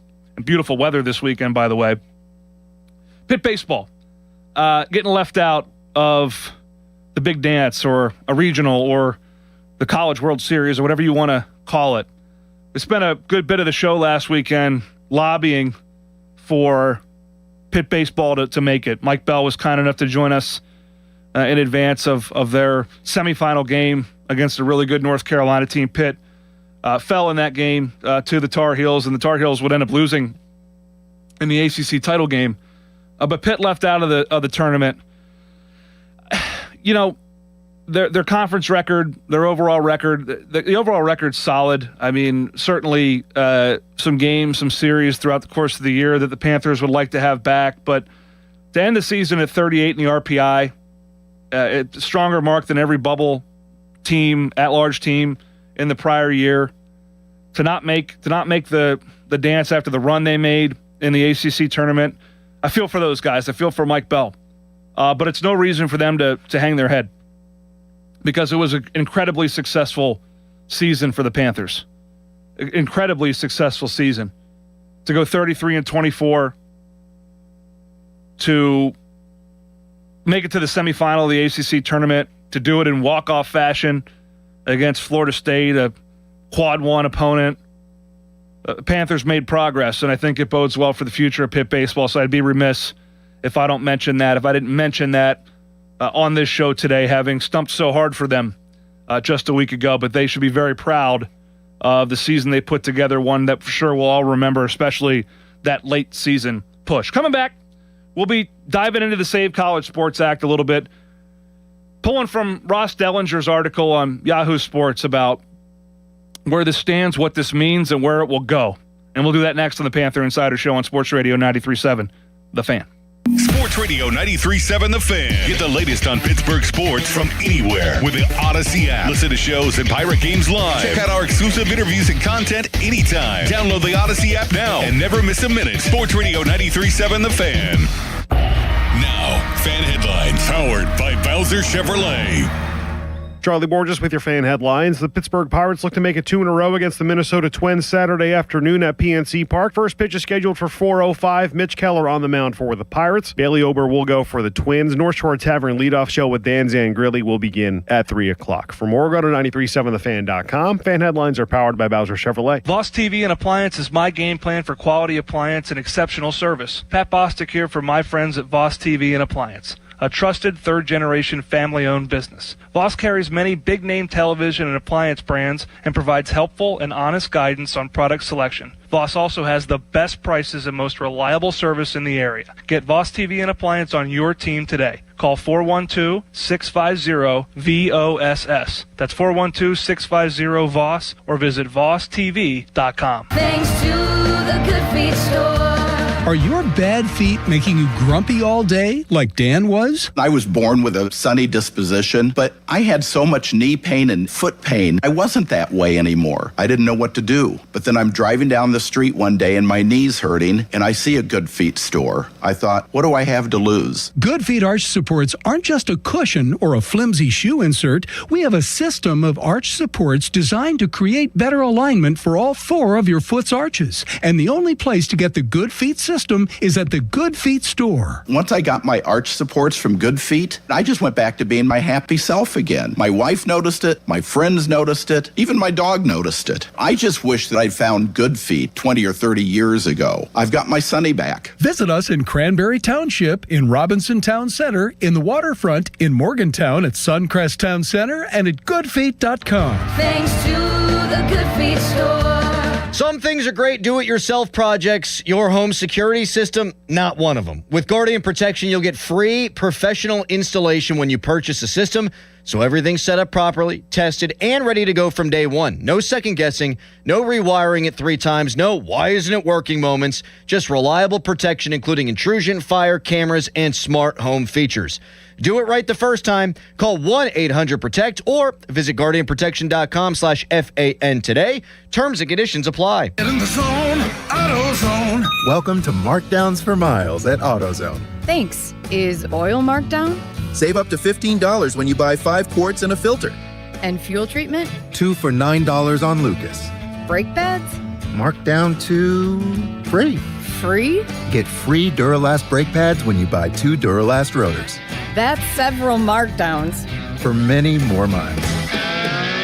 Get in the zone, AutoZone. Restrictions apply. My name is Whitney Allen, and I'm a widow. My husband, Ryan, died. We never thought we'd ever have to use life insurance, but the unexpected happened. With Ethos, signing up was fast and 100% online. You can get a quote in seconds, apply in minutes, and get same-day coverage. No medical exams, and you can get up to $3 million worth of coverage. I'm grateful we were prepared. Get your free quote at ethos.com/radio. That's ethos.com/radio. Paid spokesperson. Time spent on application may vary. Online health questions required. SchultzFord.com. SchultzFord.com. SchultzFord.com. SchultzFord.com. Have you or a loved one recently needed nursing home care? This can be very expensive, and you could lose your life savings without proper planning. The attorneys at Julie and Gray Associates have helped thousands of families navigate these difficult situations. Visit grayelderlaw.com. Greetings from Breeze Airways, your hometown carrier for nonstop flights from Pittsburgh to Louisville, Kentucky, and 5 other destinations. Vacation is closer than you think when you fly Breeze. Enjoy nonstop flights and send a postcard home from somewhere new this year. Breeze makes it easy with nonstop flights, flexible change policies, and a seriously nice onboard experience. Enjoy premium seating with Breeze Ascent, plus high-speed Wi-Fi and tasty snacks. Book today at flybreeze.com. Breeze Airways, seriously nice. It's Memorial Day all month long at Jim Shorkey Mitsubishi, North Huntington. Stand proud and save big with stars, stripes, and offers you can't miss on our lineup of new Outlanders. Shop our new Mitsubishi SUVs starting under $30,000 and ask about our $3,000 push, pull, or tow trade assistance. Your deal. Your way. What a great day. At Jim Shorkey Mitsubishi, North Huntington. Call 724-995-3658 for offer details. This deer season, John Deere wants to give you the home field advantage. We're bringing you the best offers of the season, whether that's cash off on select new machines or a shot at the ultimate Major League Baseball prize package. Because right now, you can enter for a chance to win an MLB All-Star experience for you and 3 friends, complete with travel and lodging for All-Star Week this July. Deer season is going on now through June 3rd. Visit johndeere.com/deer season to enter and view the offers and complete contest rules. Major League Baseball trademarks used with permission. Tired of being ignored by big box stores? Get fitted for your next set of clubs at Golf Specialties in Castle Shannon. Golf Specialties fits men, women, and juniors of all skill levels, featuring major brands including Mizuno, TaylorMade, Callaway, and Cobra. Golf Specialties. Live from the ShorkeyMitsubishi.com studios, North Huntington and North Hills. It's the Panther Insider Show with former Pitt quarterback Pat Bostic on Sports Radio 93.7 The Fan. Welcome back to the Panther Insider Show, and now we zoom out as we do every now and then on this program and try to give you a sense of where college sports stand. We talk about Pitt baseball and their accomplishments, Pitt volleyball and their accolades over the years, and those sports certainly still represent a lot of what we recall or remember and believe was the foundation of college intercollegiate athletics, which is tethered to the academic institution more so than any other country in the world, where you have sport and academic tethered together. That doesn't happen in a lot of countries. Baseball, volleyball, wrestling, a lot of the sports, and congrats to the wrestling program for receiving a record contribution last week, a $3 million gift to Pitt Wrestling. And these types of financial times where the pressure on funding football and men's basketball is so high, having individuals step up, whether it be publicly or anonymously, but at a multi-million-dollar level or at a level comfortable to you to support those other programs, trust me, it relieves a lot of pressure. But college sports has been at a crossroads. That crossroads has continued. Every time we think it's not sustainable or at a breaking point, something else happens. And the national news is flooded with the fringes of this story, right? Which is the big mega contracts for quarterbacks out there that are in excess of $5, $6, $7, $8 million a year. And then there's the bad side, the Brandon Sorsby situation at Texas Tech and previously at Cincinnati with the gambling problem and all those issues. I mean, you've got buyouts and you've got back pay, lawsuits going on. I mean, it is a wild world out there. But there is push in Congress in Washington to try to get this thing back on the tracks as much as possible. And I say as much as possible, and that's the operative clause or part of that comment, because in many ways, the cat's out of the bag in college sports. And I think that's not all bad. I think that athletes getting compensated for use of their name, image, or likeness, or for their work, both academically but also athletically, and we have to be careful we don't call it employment. I think it's a good thing. I think it's deserved. When you talk about conference media rights deals and revenues of over $1 billion annually, and coaches making north of $12-15 million annually, and the quarterback or receiver or point guard or shooting guard is getting paid or compensated at a hundredth or a 200th of that, relatively speaking, not including their scholarship, which is, I believe, still very valuable. I think this day was coming. It just, I didn't think it would come this hastily or haphazardly. But there's push in Congress, and 2 senators this week come out with a deal, a bipartisan deal, to try to rein this thing in. And it isn't blowing up the system, but it's adding a layer and a mechanism and an enforcement teeth or rigor that we don't have right now in college sports. And if you follow it and you say it's the Wild West and you say it's not what you thought it was before or what you want it to be, you're right. You're right, but it's never going to be what it was again. But this bill, and again, it'll face opposition, and whether or not it will get through or not is far beyond my understanding. There are a lot more important things in the world right now, for sure, than college sports. But I think we can all, sitting here 97 days from kickoff, I think college sports is a pretty big part of our culture in the United States of America. So that's why these folks that represent their states, their jurisdictions, their folks, that's why they care about it too. So we've got the Save College Sports Act, the Protect College Sports Act, excuse me. And it's brought to the floor by Maria Cantwell, a Washington Democrat, and Ted Cruz, a Texas Republican. It's been 2 months in negotiation. And again, I'm quoting Ross Dellinger, who we've had on the show a number of times, wrote this story on Wednesday for Yahoo Sports. And this bill is called the Protect College Sports Act, and it precludes the creation of a super league. It creates an agent registry limiting fees to 5%. I'm very familiar with the agent world. In college sports, they're very regulated. In professional sports, they are not in college. 5% in some cases is a third of what is being charged to athletes right now, and that is obviously that's not fair at all. It permits the pooling of media rights, which we'll discuss a little bit more, bars coaches from leaving their team before the season ends. There's a lot to it, and we'll dive into every component of it here during this segment before we get back down to Pittsburgh level and talk Pitt football at the conclusion of the show. Ted Cruz is quoted as saying the bipartisan bill is designed to save the part of college sports that fans actually care about. And Congress has wanted something to come to pass here. So here are the key components of the bill. The key now with this particular bill and this particular piece of legislation is that it's bipartisan. It enables administrators to enforce policies related to movement by permitting only one transfer before a player must miss a season of eligibility. That used to be the case. And now there's no transfer limitations. And athletes are going to 3 or 4 schools in a 5-year window. And while 1 or 2 transfers may make sense, and there may be hardship, or there may be a coaching change, or there may be personal matters, and a lot of the times transferring is driven by financial gain, financial opportunity, I should say. Second or more transfers are permitted under certain conditions, such as head coach leaving or elimination of a sport by at an athlete's institution. It establishes, which you've heard, the 5-for-5 rule, a 5-year eligibility length for college athletes, and prohibits professional athletes. We're seeing this a lot in major college basketball these days.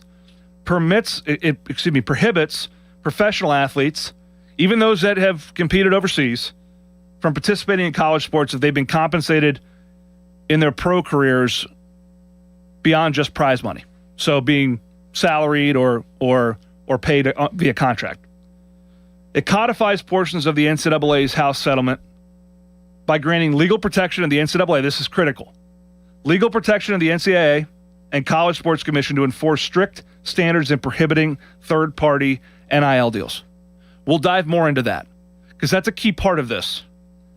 And it remains mostly neutral on athlete employment. So at some point, there could be an employment designation for athletes, but let's hold on that one for now. So you've got the salary cap, which right now is not the cap, it's the floor. We're hearing $30 million football rosters. You're hearing $20 million, $22 million basketball rosters. Schools will have $21.3 million this coming year for revenue share. There are schools that are accounting for upwards of $45 to $50 million in compensation for football and men's basketball programs and NIL, I should say, alone. That includes revenue share and then above the cap, quote unquote, above the cap deals. So what governs the above the cap ecosystem right now? And what happens to the cap itself during this bill? Well, again, Senator Cantwell saying that language in the bill could allow conferences to increase the cap, meaning the cap could float, but it would have to be mutually agreed upon. So they don't want, and this is what you'll see a lot of opposition against, what can't happen with this is that it decreases athlete opportunity and decreases compensation, because we're in this whole situation because of antitrust and anti-competitive behavior, they say, by the NCAA over the years. Hence why name, image, and likeness is a thing. Hence why the House settlement was effectuated and brought into play. So if the cap can float, but the CSC has more teeth, meaning it can reject deals and enforce non-compliance with their protocol and their system, because they can't right now. There's lawsuits galore. We see it happening in Nebraska. We see schools going back to their state legislator trying to circumvent the CSC. If there was federal, via this bill, federal support for the CSC and the NCAA to protect them against those lawsuits, more likely to enforce them, more likely to have compliance. If there's not a threat of actual enforcement, what are the rules there for? And that's where we stand right now. Super leagues and so forth. And I think you get a lot of support coming from the SEC, ACC, Big Ten for this bill. The act would prevent any league earning more than $1 billion on revenue during 2025. So that'd be the SEC and Big Ten from merging or consolidating.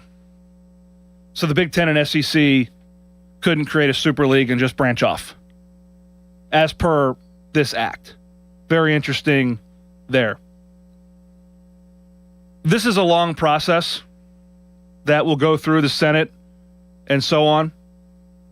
But what's next is going to be very interesting to watch, because there's a lot of components of this that we've talked about on this show that make a lot of sense, right? I mean, enforcing the cap, enforcing valid business purpose for third-party deals, a 5-for-5 rule, certainly the transfer, which I believe to be the biggest problem, the multi-time transfer. The fact that there's freedom to transfer after every season just opens up Pandora's box in a overly free marketplace with no regulation at all. That's why we're sitting here today in the mess we're in. But this does impose limitations on athletes, and that'll be the biggest, based on what they're experiencing in the world they're operating in now. And that'll be the biggest challenge for this act moving forward as it passes through the various stages for ultimate approval. Some other key components of this: medical trust for lower resource athletic departments, illegal for coaches to leave their teams before the season concludes. So the Lane Kiffin rule is what it's being called.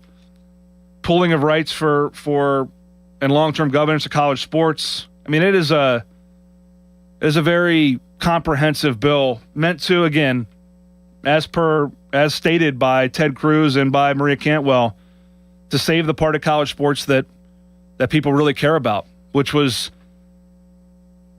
the parity in college football and college basketball, some sort of competitive balance, ultimately protecting athletes when it comes to their long-term future, while not limiting their short-term ability to earn and capitalize on their success and talent. It tries to strike a very difficult balance. And I thought it merited going through on this show because we've talked so much about it. We'll try to have Ross Dellinger on here in the future. He's obviously a very hot guest right now on a number of like programs across this great country. But there's movement in Congress. Whether or not it comes to pass is anyone's guess.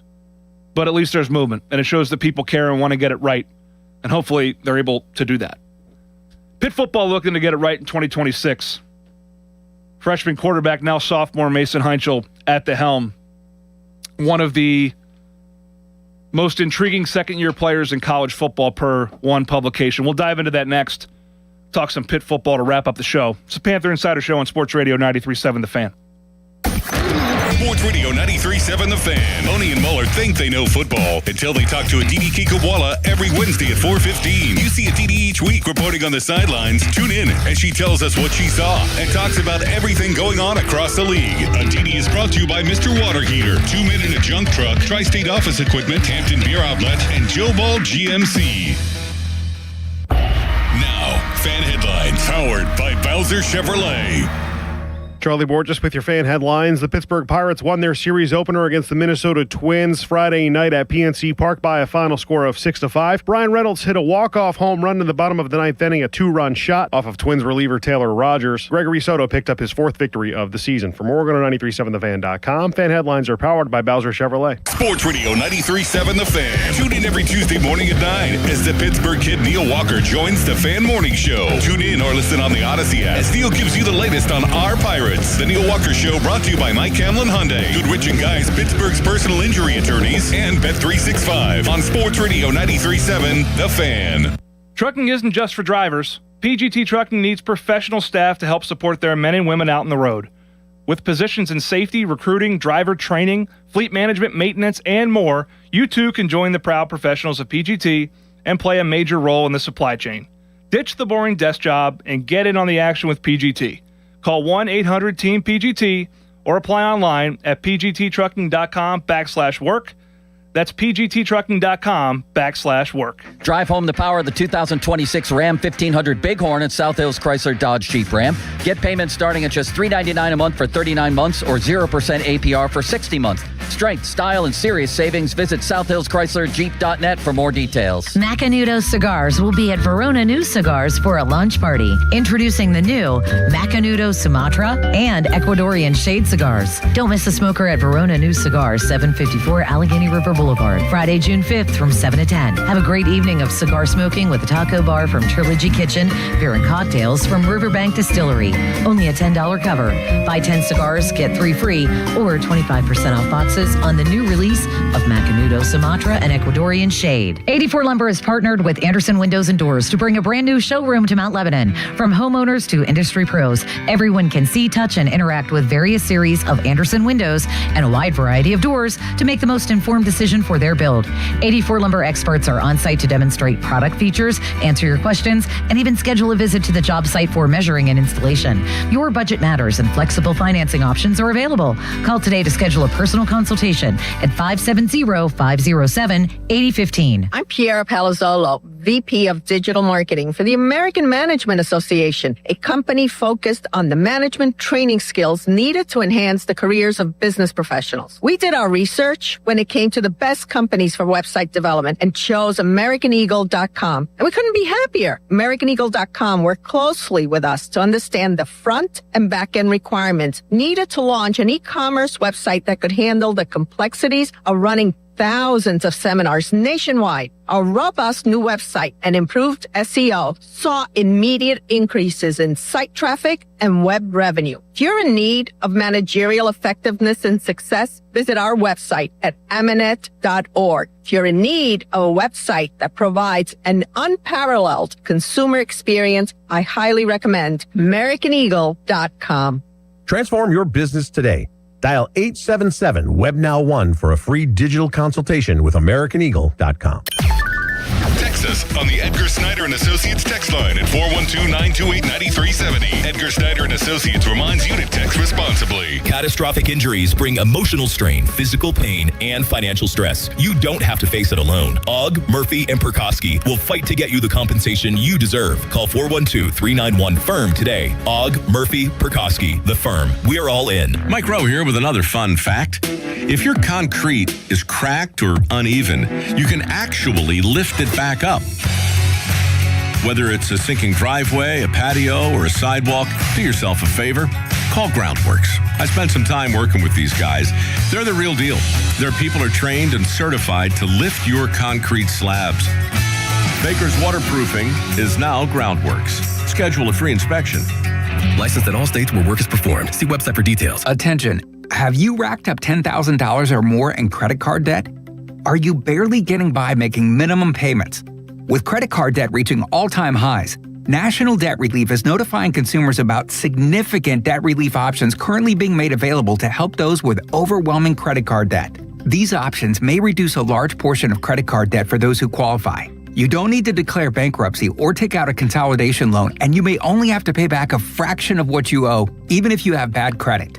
National Debt Relief has already reduced the credit card debt for more than 550,000 consumers, so don't wait. If you owe $10,000, $20,000, or even $100,000 in credit card debt, you can now take advantage of this financial debt relief as the cost of living continues to skyrocket. To check what debt reduction you may qualify for, call 800-894-7722. That's 800-894-7722. Again, 800-894-7722.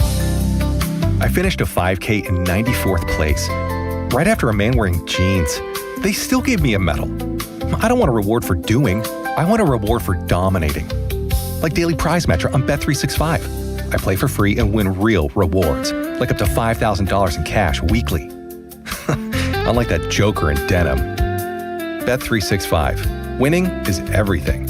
Gambling problem? Call 1-800-GAMBLER. 21 plus only. Must be physically present in New Jersey and Pennsylvania. T's and C's apply. Honey and Muller here. Mike and Mike's Beer Bar is a big fan of us. In fact, he gave us our own beer. Okay, well, kind of. Each month, Mike picks a local beer that we call the Fan Beer of the Month. The Fan Beer of the Month for May is Lincoln Avenue Brewing's Jalapeno Machete Cream Ale. And the charity sales will benefit Save Our Strays Pittsburgh, an organization dedicated to rescuing abandoned, neglected, at-risk cats. And if you don't like the Fan Beer of the Month, Mike has 4 other beers on tap that you can select, and he will make a donation to the charity. Check out the Fan Beer of the Month at Mike's Beer Bar. Meet me at Mike's.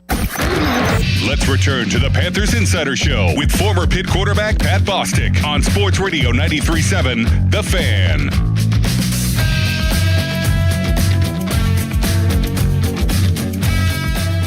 Final segment of the Panther Insider Show this beautiful Saturday, May 30th, and it is beautiful out there. Fan weather brought to you by Secure Money Advisors. Looking to retire soon? Let Secure Money Advisors get your retirement on track. It's going to be absolutely perfect this weekend. High of 72 today, sunny. High of 76 on Sunday, sunny, light winds, almost no chance of rain. Going to be spectacular. Enjoy yourself. And that is a guaranteed pick brought to you by Voss TV and Appliance, family owned. For over 60 years at the lowest prices in town, guaranteed. A perfect weekend in Pittsburgh, and it's a perfect weekend for official visit season. So as we talked this morning, wrapping up the 8 o'clock hour, it's been busy on the south side for Pat Narduzzi and company as they host upwards of 20 official visitors on campus. And I can't say enough, you're seeing some of the social media coverage of what Pitt football does, from going downtown for dinner to going to PNC Park to going to Acrisure Stadium, the Cathedral Learning Campus, all the various staff and faculty that meet with the athletes, the players when they come here. The families are well taken care of. It is a thorough process, And it's one of the reasons, and that's why, today we'll be seeing, pat signals flare up throughout the course of the day for sure as Pitt will look to secure commitments from those of these official visitors that are not already committed, of which there are several of those. It's one of the reasons the Panthers have such a high hit rate on these official visits is because of the job they do in making these players feel wanted. But it's a highly touted group of individuals. There'll be 3 official visit dates, weekends throughout the course of the summer. We'll also have camps for Pitt football, which are a big part of Pat Narduzzi's culture and how he evaluates incoming players and potential incoming players. And in a world, as we just talked about it, that's dominated by money and transfers, Pitt football is as focused as ever on high school talent. And I think that speaks highly to A, building a pipeline and player development. And I think high school players now, there's not as many opportunities for them. Frankly, if programs can take a transfer and, at a position that a high school player, would otherwise go in and potentially compete at, perhaps they take a look at a place like Pitt, more of a detailed look, more of a keen eye towards a program like Pitt. But we'll no doubt see that pat signal flare up throughout the course of the day as these official visitors conclude their weekends at Pitt. And one of those official visitors a couple years ago was Mason Heinchel, and he was photographed being a part of hosting some of the recruits as well. And Brad Crawford from 247 Sports cited Mason Heinchel as his number 4 most intriguing second-year player, most likely player as a second year as a sophomore to break out. And let's just go through the stats real quick. And we've talked a lot about Mason Heinchel on this program, but we can't not talk about it. I mean, everyone talking about the Steelers quarterback situation because it's the most important position in sports. And the Panthers have a returning starter. We went through it a couple weeks back. I forget which show. The lack of returning starting quarterback play in the ACC. Well, Heinchel is coming off of an exciting freshman season. 16 touchdowns, 8 picks, 2,354 yards passing last year. Again, didn't start the first couple games, but got it going against BC in his first start, going 30 of 41 for 323 and 4 touchdowns. Then a clutch road performance, 321 yards, 2 touchdowns, 2 picks in that game. And you ask what the difference will be for Mason Heinchel in 2026. Well, there was a stat, and I forget who it came from last week, that Mason Heinchel was pressured on 42.4% of dropbacks or pass attempts last year. That'll be the difference this coming season for Pitt football. And it starts with running the ball. But I don't want to overdo this, but it, I think, is factual. Boosie Turner is one of the more exciting. I mean, he probably should be moving Ryan Coretta to center. I mean, the offensive line, more cohesion, year 3 in the system. Got some talent on the perimeter. There's not a bona fide number 1 right now, I wouldn't say. But there wasn't really last year. Kenny Johnson at times, but Poppy Williams was the most consistent target for Pitt. Blue Hicks had his moments. But most importantly, you have a second-year player that showed flashes of absolute brilliance last year. And the country's starting to see that. And as we start to see more preseason lists come out and predictions come out, I think you'll see the name Mason Heinchel cited more and more and more. Everyone's intrigued about the unknown early in the offseason. But as you get closer to the season, it's more about what you know about a team.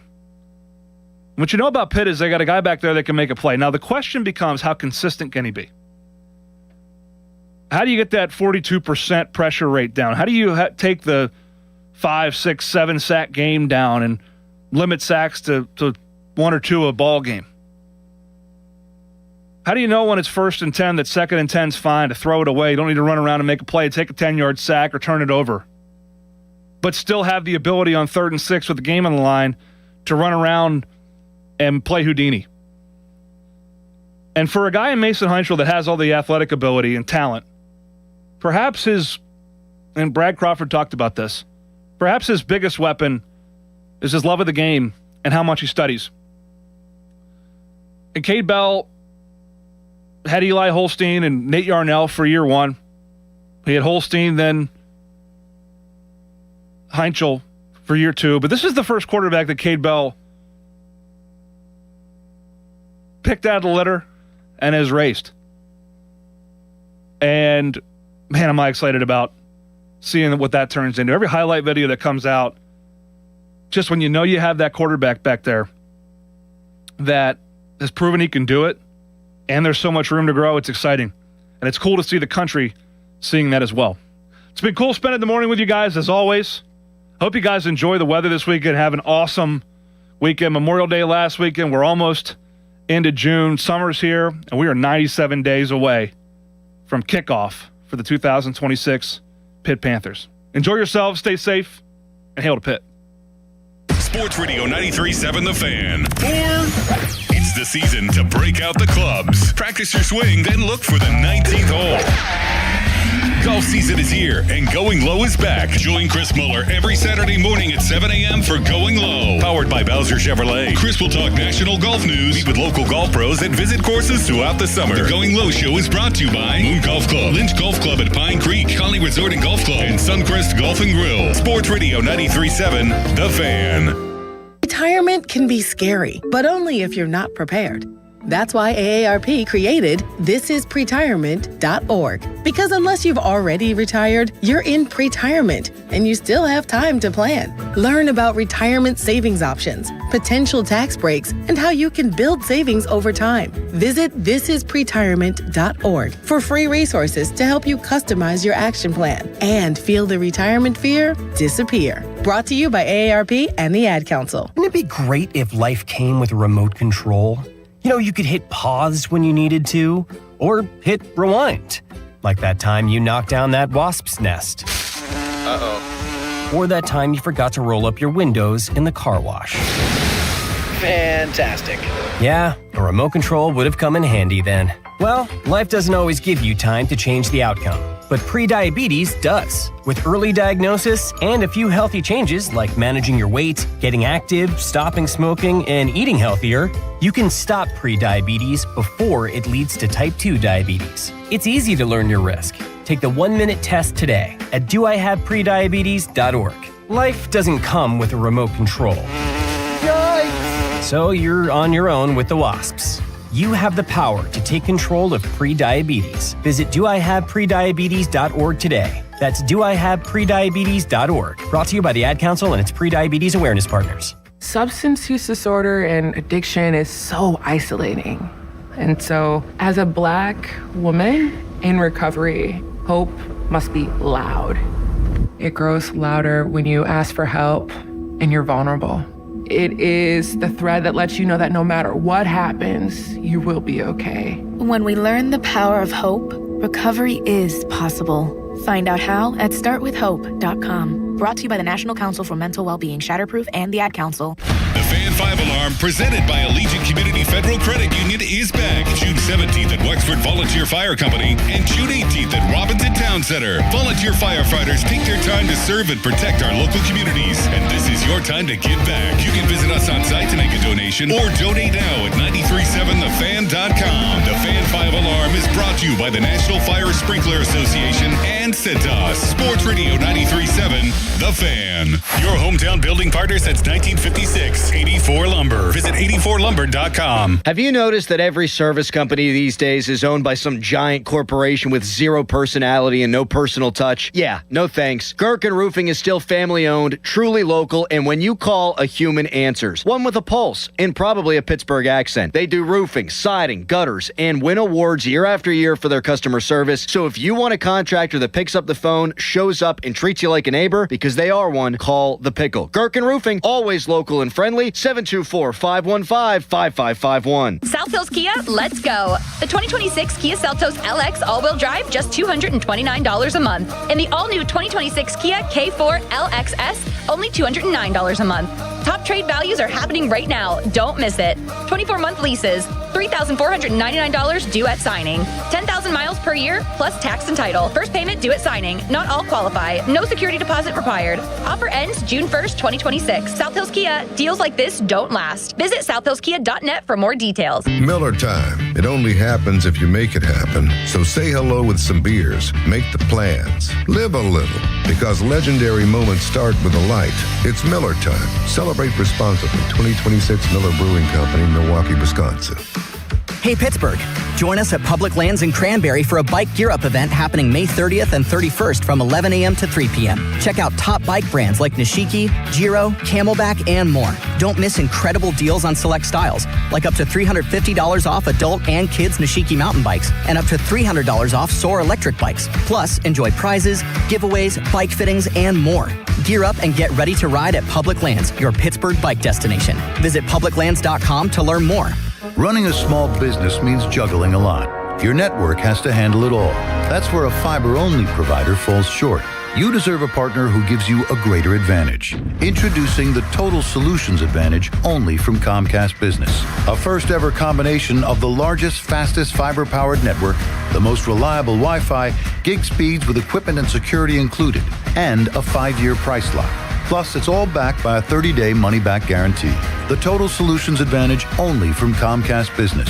A new standard for small business with reliability, security, and savings in one. When you add it all up, no one does business like Comcast Business. Switch today. Get started for $60 a month for 12 months when you add an advanced solution to a qualifying internet package. Limited time offer. New customers only. Requires 300 megabits per second internet, security edge, and additional qualifying service. 1-year agreement, paperless billing, and autopay with bank account required. Taxes and fees extra. Most reliable Wi-Fi based on Open Signal Awards USA Fixed Broadband Experience Report, May 2025. HD1 Pittsburgh, an Odyssey sports station. Live from the Jim Shorkey Mitsubishi.com studios, North Huntington and North Hills. Always live and free on the Odyssey app.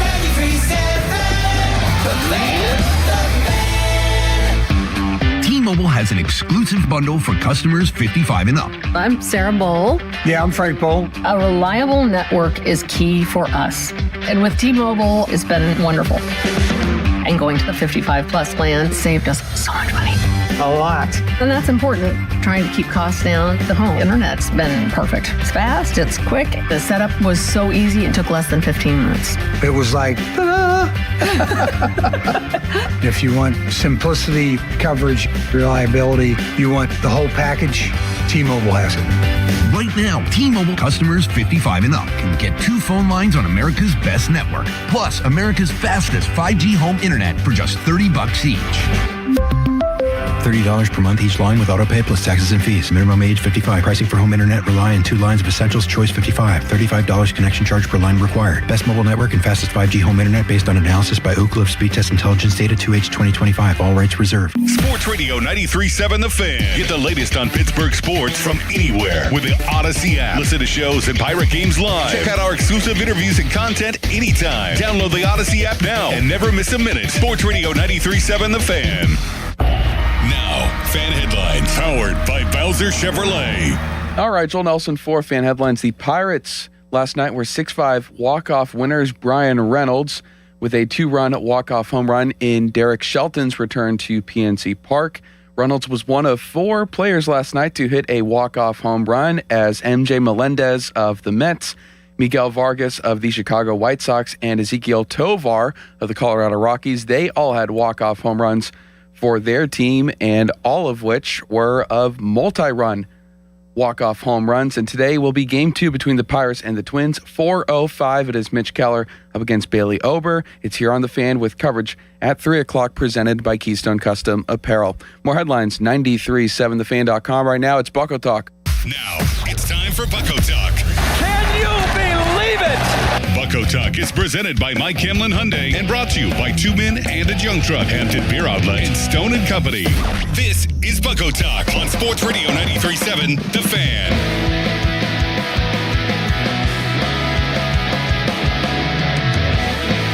Right at 15 runs on the break Roger Clemens hits a high fly ball to right field near the wall, and Cody Clemens homers on a 1-0 pitch, 100 miles an hour, and Clemens says, take that fastball.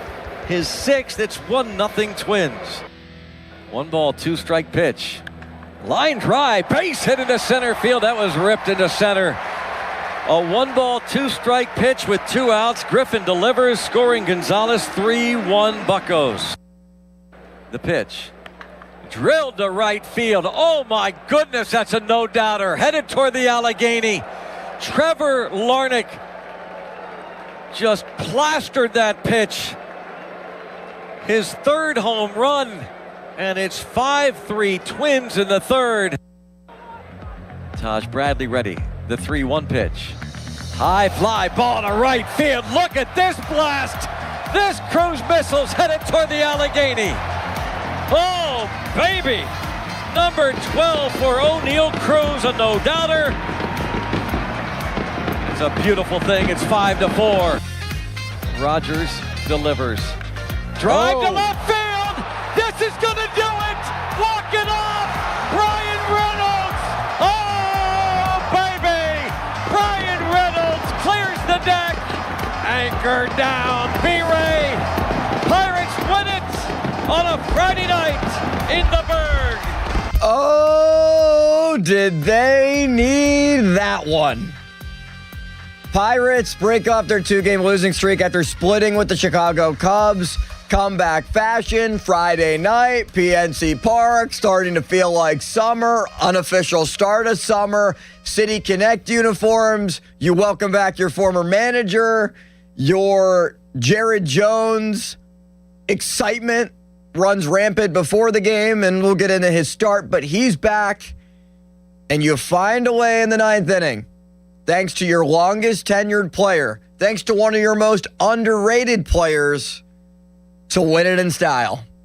Austin Bechtold with you on Bucco Talk. Glad to be stepping up to the plate today and holding the bats in my hands and taking the swings, taking the cuts on today's Bucco Talk in for Jason Mackey. As the Pirates victorious against the Minnesota Twins 6-5 in truly a game that they needed to avoid dropping to 500 overall, under 500 at home as well. The Pirates have just been an average baseball team at home this season. There's no other way to put it. That's what their record indicates. There's been some up and downs. Should have won the game on Thursday, you can argue. But to be able to win this one and take it, that's what it was last night. They took it from the Minnesota Twins. Like the Twins and Derek Shelton, I thought pushed a lot of right buttons in that bullpen and the way that they deployed their lineup, which is a lineup that I don't think is very good, but found a way with a couple of home run balls off of Jared Jones to grab a early lead, to put 5 runs on the board. But it was Donnie Kelly who won the who will push the right button battle out of the bullpen. Taylor Rogers can't complete the save. Brian Reynolds, they turned him around. And the right, who's got a lot of power from that right side of the plate, Reynolds was able to deliver for the Buccos as they're 6-5 winners and now 30-28 overall. Minnesota 27-31. They are 12-17 on the road this season.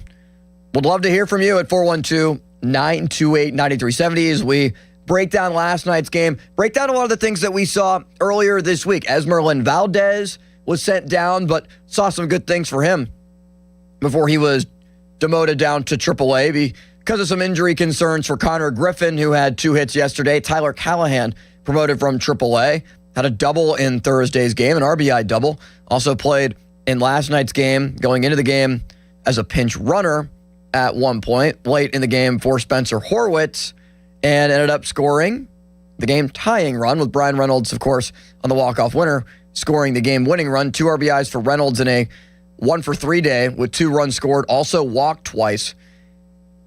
And it draws into the theme of what I first wanted to talk about today. And you can chime in at 888-928-9370. That's also the fan text line, brought to you by Edgar Snyder & Associates, a personal injury law firm where they always say, there's never a fee unless we get money for you. I don't think that Bryan Reynolds receives the respect that he deserves.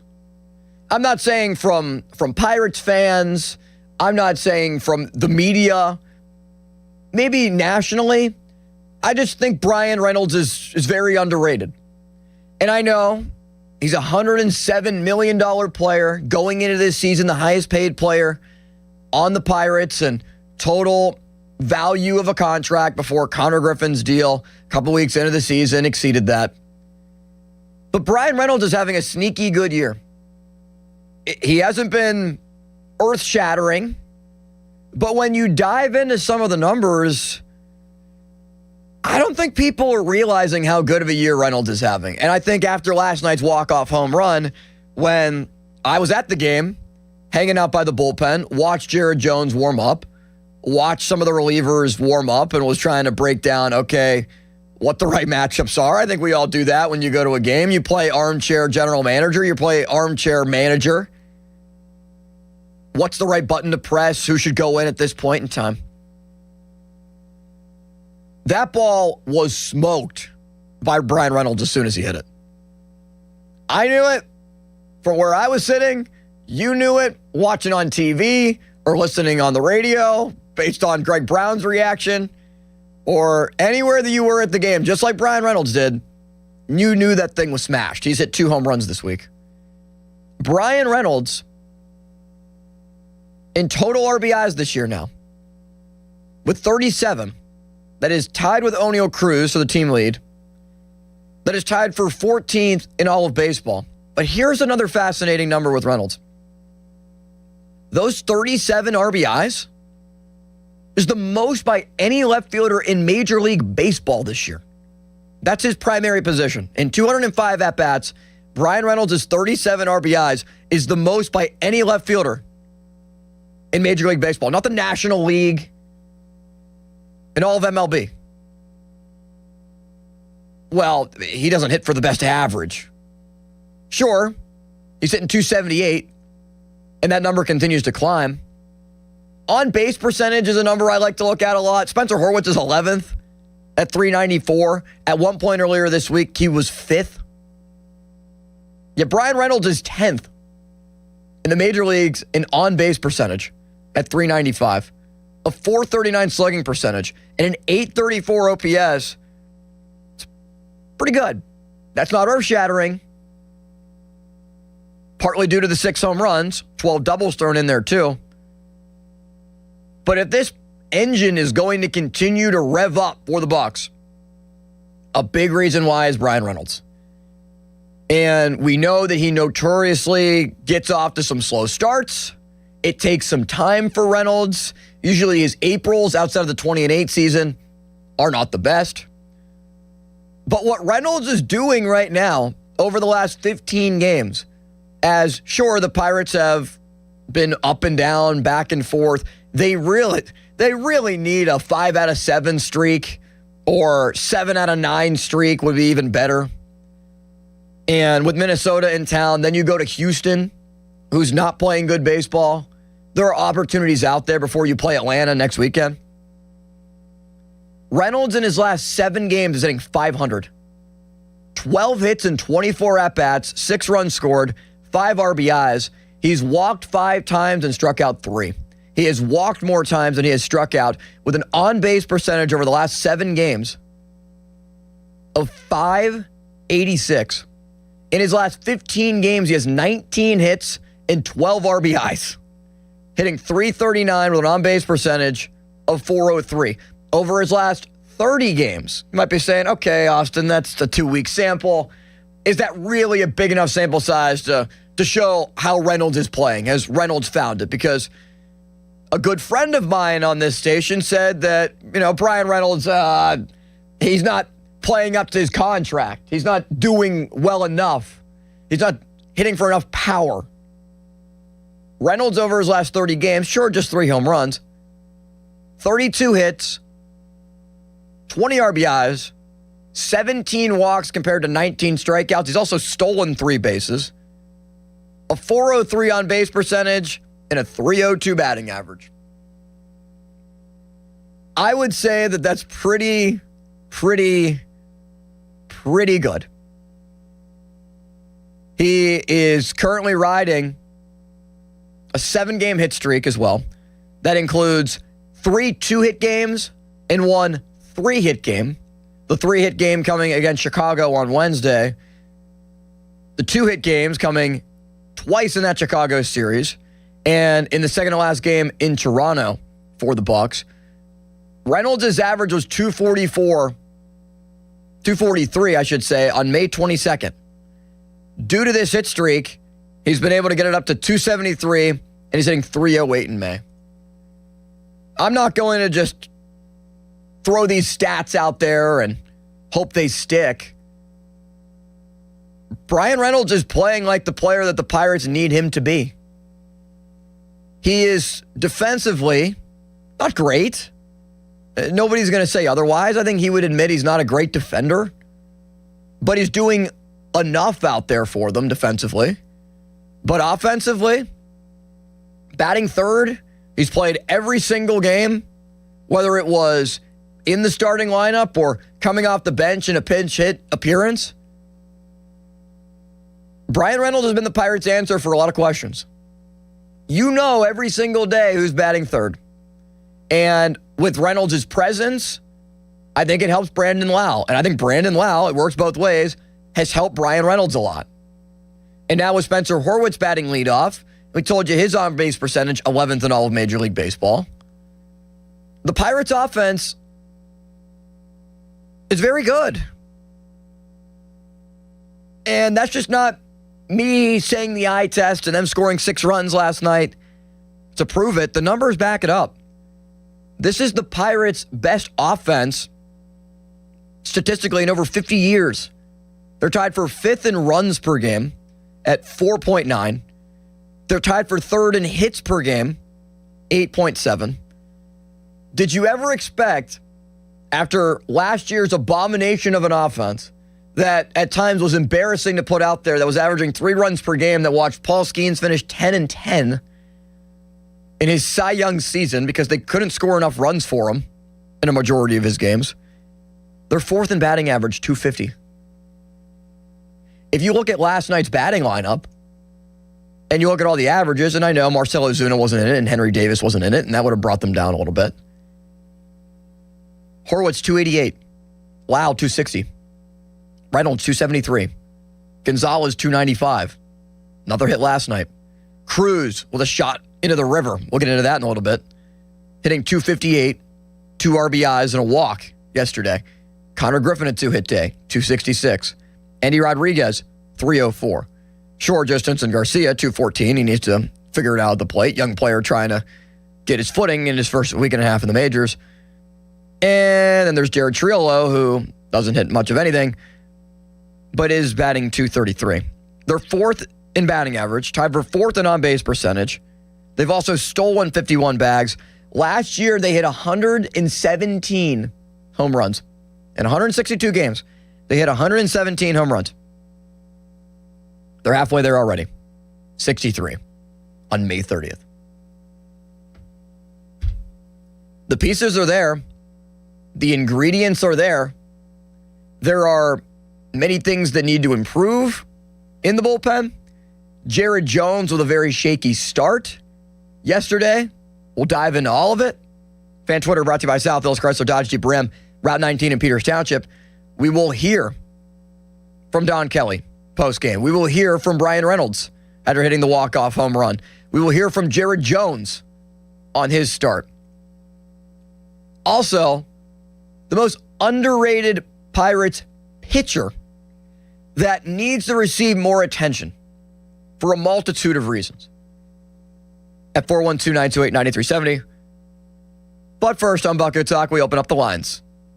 And we welcome in our friend Chuck in Uniontown. Hi, Chuck.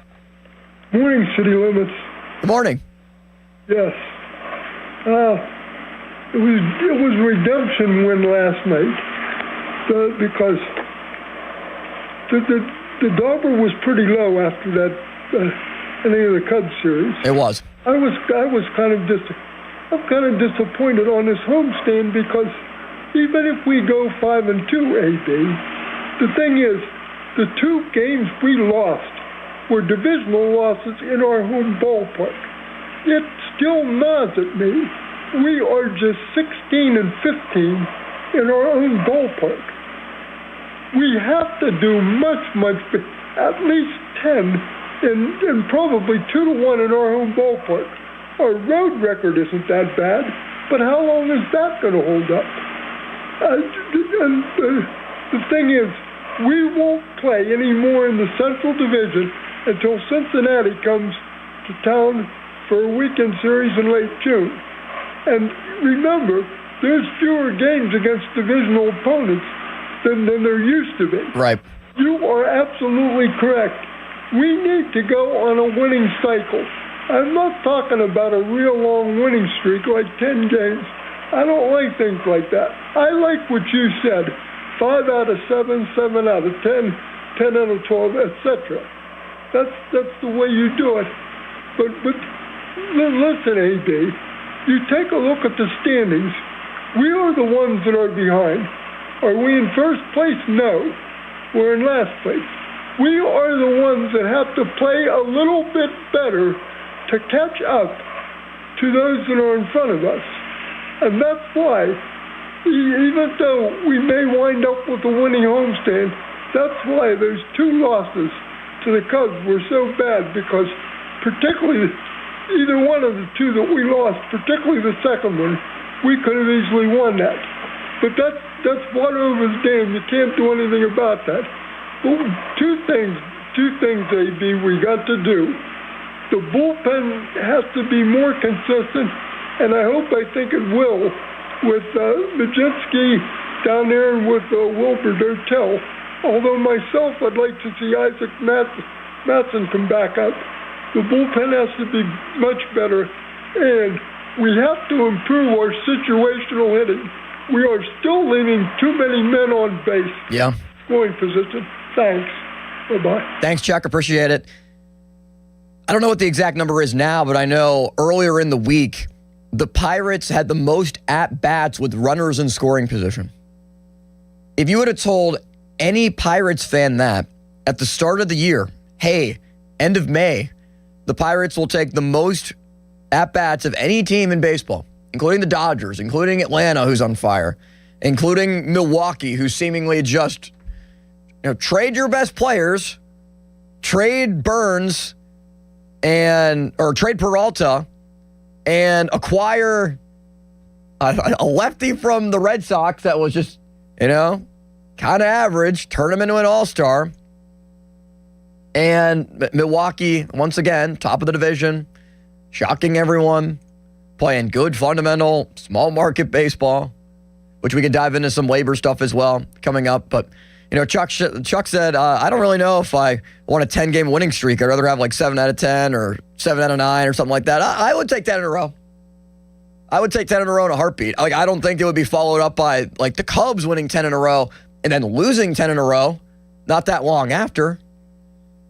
If you can put some type of winning streak together like that, you are knocking down the door of the Brewers and you're right on the doorstep. You're their next door neighbor. You might be overtaking their house. Your property value might be more than theirs because they're within striking distance of Milwaukee. I think they needed this win just because if you fall behind in a series against Minnesota with obviously the Twins, I think, trying to play for their manager, they want to win this series for Derek Shelton. They do. They're not going to publicly say it. Shelton's not going to publicly say it too. But Shelton, after being fired in the early middle portion of May last year, after the very slow start for the Pirates in year 6, they want to fight for their manager. They probably want to win it for Shelton. I think they have an extra chip on their shoulder to give their guy a little pat on the back coming back to town. And that was probably a demoralizing game for Minnesota. But at the same time, it should be a game that elevates the Pirates, that gives them a good boost after the maybe depressing is not the best way to put it, but it was demoralizing losing those final 2 games to the Cubs. After you played so well in the first 2 games of the series, you continued Chicago's 10-game losing streak. The Cubs were flat. And it took Ian Happ, the Pirate killer, in a 41-game on-base streak at PNC Park to help Chicago get back in the win column twice. But those games were out there for the taking. And again, it's their bullpen. I was there Wednesday as well. I was there Wednesday and last night. The vibe in the ballpark last night, the drone show was incredible. It was an America 250 and a Pittsburgh-themed drone show. Awesome, really cool. They had fireworks coming out of the torch for the Statue of Liberty, and the bald eagle with the wings with some fireworks coming out of it too, and the incline. And KDKA Radio got a great shout out on the drone show too, which was really cool. I tweeted a lot of that out if you want to check it out on my Twitter, at Austin R. Bechtold. Tony is in Munhall. Always good to talk to you, Tony. Hey, Austin. Thanks for taking my call. Welcome back on Saturday here. Yeah, good to be here. A couple of things. I agree with you. I mean, you win as many as you can in a row. But the nice thing with this team has been able to do is to neutralize the losses with the wins, right? So they're hanging in. We're almost at June 1st here, and we're right a couple of games above 500. We're just going to be a game above 500 on June 1st, no matter what happens today or tomorrow. Relevancy here, though, I think they have a shot, but they have to improve the bullpen. I do. I mean, whether they go external, which they've always had, this guy, Sheridan, has always had luck picking up guys, even when they got Santana basically off a waiver claim, right? Right. And there's guys out there. I mean, I see Bailey Falter just got waived. That's an interesting one. I would take a shot, Tony. I would take a shot on him. Me too. This is the best place he's ever pitched in his career. I would move on from Yohan Ramirez and give Bailey Falter an opportunity in your bullpen. Why not? I also thought even if you didn't want to go that right now, Antoine Kelly's the name of a young guy that would be interesting. I think you have to move on from Yohan Ramirez. You finally moved on from Lawrence.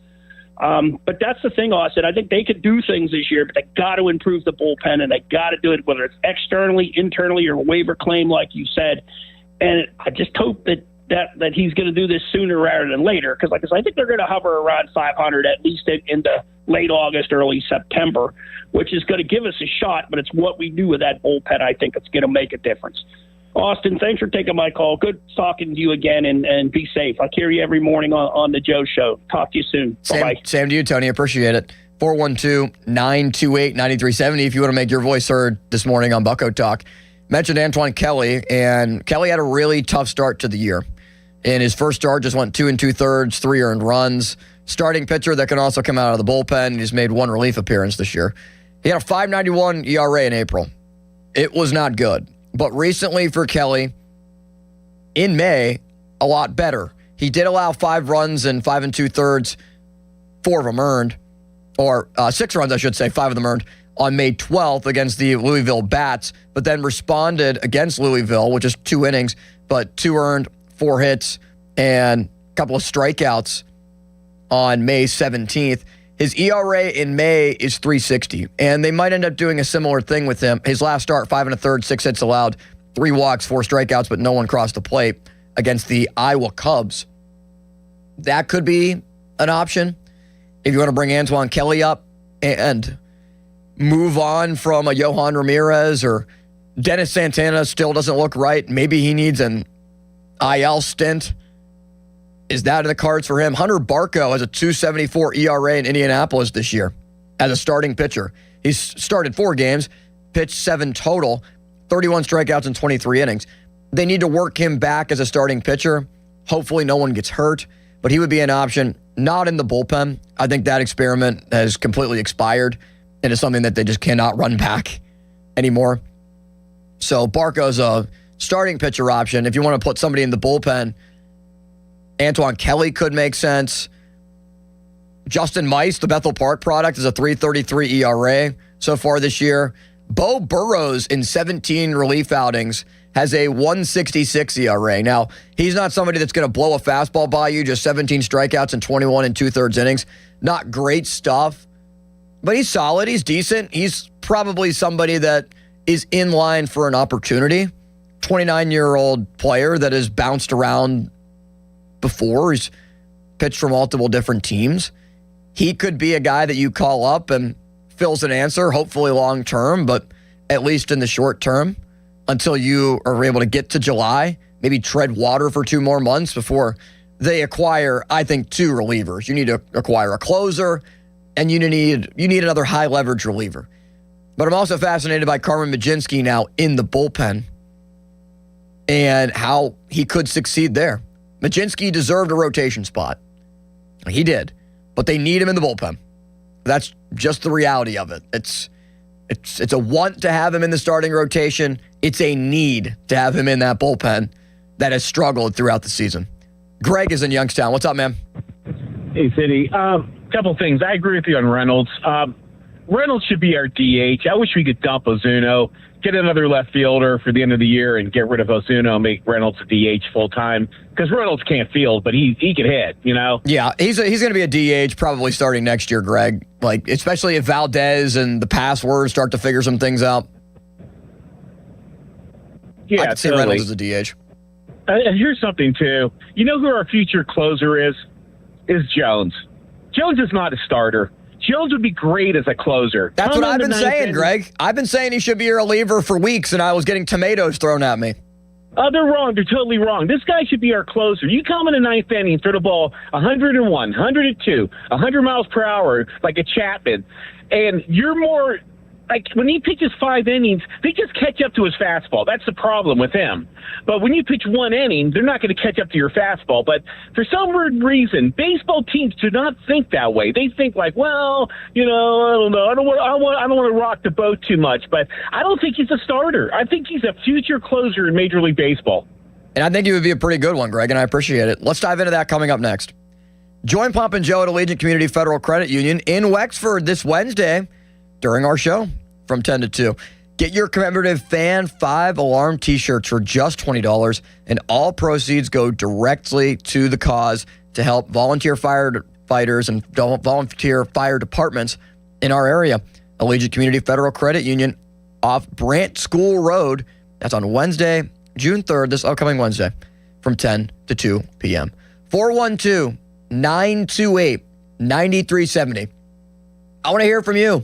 Were you at the game last night? Were you one of the people just like me that experienced the walk-off home run from Brian Reynolds? Shades of Carlos Santana's walk-off home run in City Connect uniforms and on a Friday night on Apple TV. Maybe that was just a good omen for what was to come in the 9th inning for the Buccos and the Brian Reynolds walk-off winner. Your thoughts on Jared Jones coming up next. We're going to discuss Jones' start, what I saw from Jones during that start, because there was some good, but there was also some bad, and what the future for the Pirates rotation and bullpen looks like. All that and more as we continue on Bucco Talk. Austin Bechtold with you on this Saturday morning on 93.7 The Fan. Now, Fan Headlines, powered by Bowser Chevrolet. Brian Reynolds was one of 4 players last night with a walk-off home run as the Pirates were 6-5 winners over the Minnesota Twins. Game 2 of the series is this afternoon, 4:05. It is Mitch Keller up against Bailey Ober. Coverage here on The Fan is at 3 o'clock, presented by Keystone Custom Apparel. More headlines, 937thefan.com. Headlines are powered by Bowser Chevrolet. Don't miss the Panthers Insider Show every Saturday morning from 8 to 9 with Pat Bostic. The best insight with the top guests and everything you need to know about Pitt. The Panther Insider Show is brought to you by Voss TV and Appliance, NSS Life, Joe Ball GMC, and PGT Trucking. Sports Radio 93.7, The Fan. Mike Rowe here with another random fact. Those cracks on your walls aren't just cosmetic. They could mean your home is sinking. Whether it's drywall cracks, exterior cracks, or sticking doors or windows, do yourself a favor. Call Groundworks. I spent some time working with these guys, and they're the real deal. Their people are trained and certified to stabilize your foundation. Baker's Waterproofing is now Groundworks. Schedule a free inspection. Licensed in all states where work is performed. See website for details. Get your tater tots and study up on Rex Kwon Do. Don't miss Napoleon Dynamite live on June 7th at the Carnegie of Homestead Music Hall. Don't miss the stars of the film, John Heder, Efren Ramirez, and John Grise following a screening of the iconic and hilarious film for a special moderated Q&A. Napoleon Dynamite live, June 7th. Get reserved seats at librarymusichall.com. Another Drusky Entertainment event. take a break and come out with us tonight. Not tonight, man. Come on. You deserve a night out. You're going to miss out. Miss out on what? While you stayed home, they won big. They celebrated. They got the suite, stayed up all night, and made memories. And you weren't there. Some nights are too good to sit out. Rivers Casino. Don't miss the moment. You've probably heard all those ads for life insurance. Just a few dollars a day, apply online in minutes, no medical exam. Simple, easy, and cheap, right? Now you're thinking, maybe I should get a quote. Well, smart thinking. Everyone should have life insurance. But here's what they don't tell you. Those few dollars a day rates, they're for young people in perfect health. That's why everyone calls Big Lou the 50 to 60-year-old not-so-perfect candidate. Like you. You take prescription meds, and you're overweight. Winner, fried chicken dinner. Well, Big Lou works with life insurance companies that want people like you, with no surprises after you apply. In fact, if you're a 50-year-old guy with a few health glitches, Lou could probably find you $1 million of term life coverage for about $200 a month. So yeah, you need life insurance. But unless you're young and healthy, you gotta call Big Lou, because he's like you, older, heavier, and on meds too. Get a quote right now at 800-700-6898, 800-700-6898, or biglou.com. SchultzFord.com, SchultzFord.com, SchultzFord.com, SchultzFord.com. I move mountains for a living. Literally. That means I don't carry hand lotion, and when it comes to serious heartburn, I don't mess around with anything but Rolaids Max Strength. Its dual active formula has 1,500 milligrams of calcium carbonate and magnesium hydroxide that relieves heartburn fast. And the best part? The roll fits right here in my pocket, so I can get back to moving mountains. Rolaids spells powerful relief. 1,500 milligrams is our highest amount of antacid per tablet. Read each label. Use as directed. Keep out of reach of children. Okay, class, let's begin. Psst, love your boots. I just sold a pair like that on eBay. Oh, really? Yeah, it took like 2 seconds to list, and they sold almost immediately. I've been selling everything lately. Some chunky boots, a faux fur coat I never wore, and a vintage chair that was more of an expensive clothing rack. You know, I actually bought these on eBay. Wait, are you Kitty Sell Stuff from Brooklyn? Okay, quiet, please. Find what you love, sell what you don't. eBay. Things people love. Hey, Pittsburgh, it's Dorn and Jake. Before that summer heat hits, let me ask you something. Is your AC ready? That's right, Dorn. At Southside Plumbing and Heating, we're offering preseason air conditioning maintenance inspections to keep you cool when it counts. And here's what I love about Jake's team. No commissions. That means no upselling, just honest service. We're family-owned, family-focused, so you get real recommendations, not corporate pressures. Stay cool and stress-free this summer. Call my guy, Jake, at Southside Plumbing and Heating, 412-431-7455, or go to their website, southsidepluMB.com. Thanks to the Good Feet store. Are your bad feet making you grumpy all day, like Dan was? I was born with a sunny disposition, but I had so much knee pain and foot pain, I wasn't that way anymore. I didn't know what to do. But then I'm driving down the street one day and my knee's hurting, and I see a Good Feet store. I thought, what do I have to lose? Good Feet arch supports aren't just a cushion or a flimsy shoe insert. We have a system of arch supports designed to create better alignment for all 4 of your foot's arches. And the only place to get the Good Feet system is at the Good Feet store. Once I got my arch supports from Good Feet, I just went back to being my happy self again. My wife noticed it, my friends noticed it, even my dog noticed it. I just wish that I'd found Good Feet 20 or 30 years ago. I've got my Sonny back. Visit us in Cranberry Township, in Robinson Town Center, in the waterfront, in Morgantown at Suncrest Town Center, and at goodfeet.com. Thanks to the Good Feet store. Live from the ShorkeyMitsubishi.com studios, North Huntington and North Hills. Back to more Bucko Talk, brought to you by Mike Camlin Hyundai.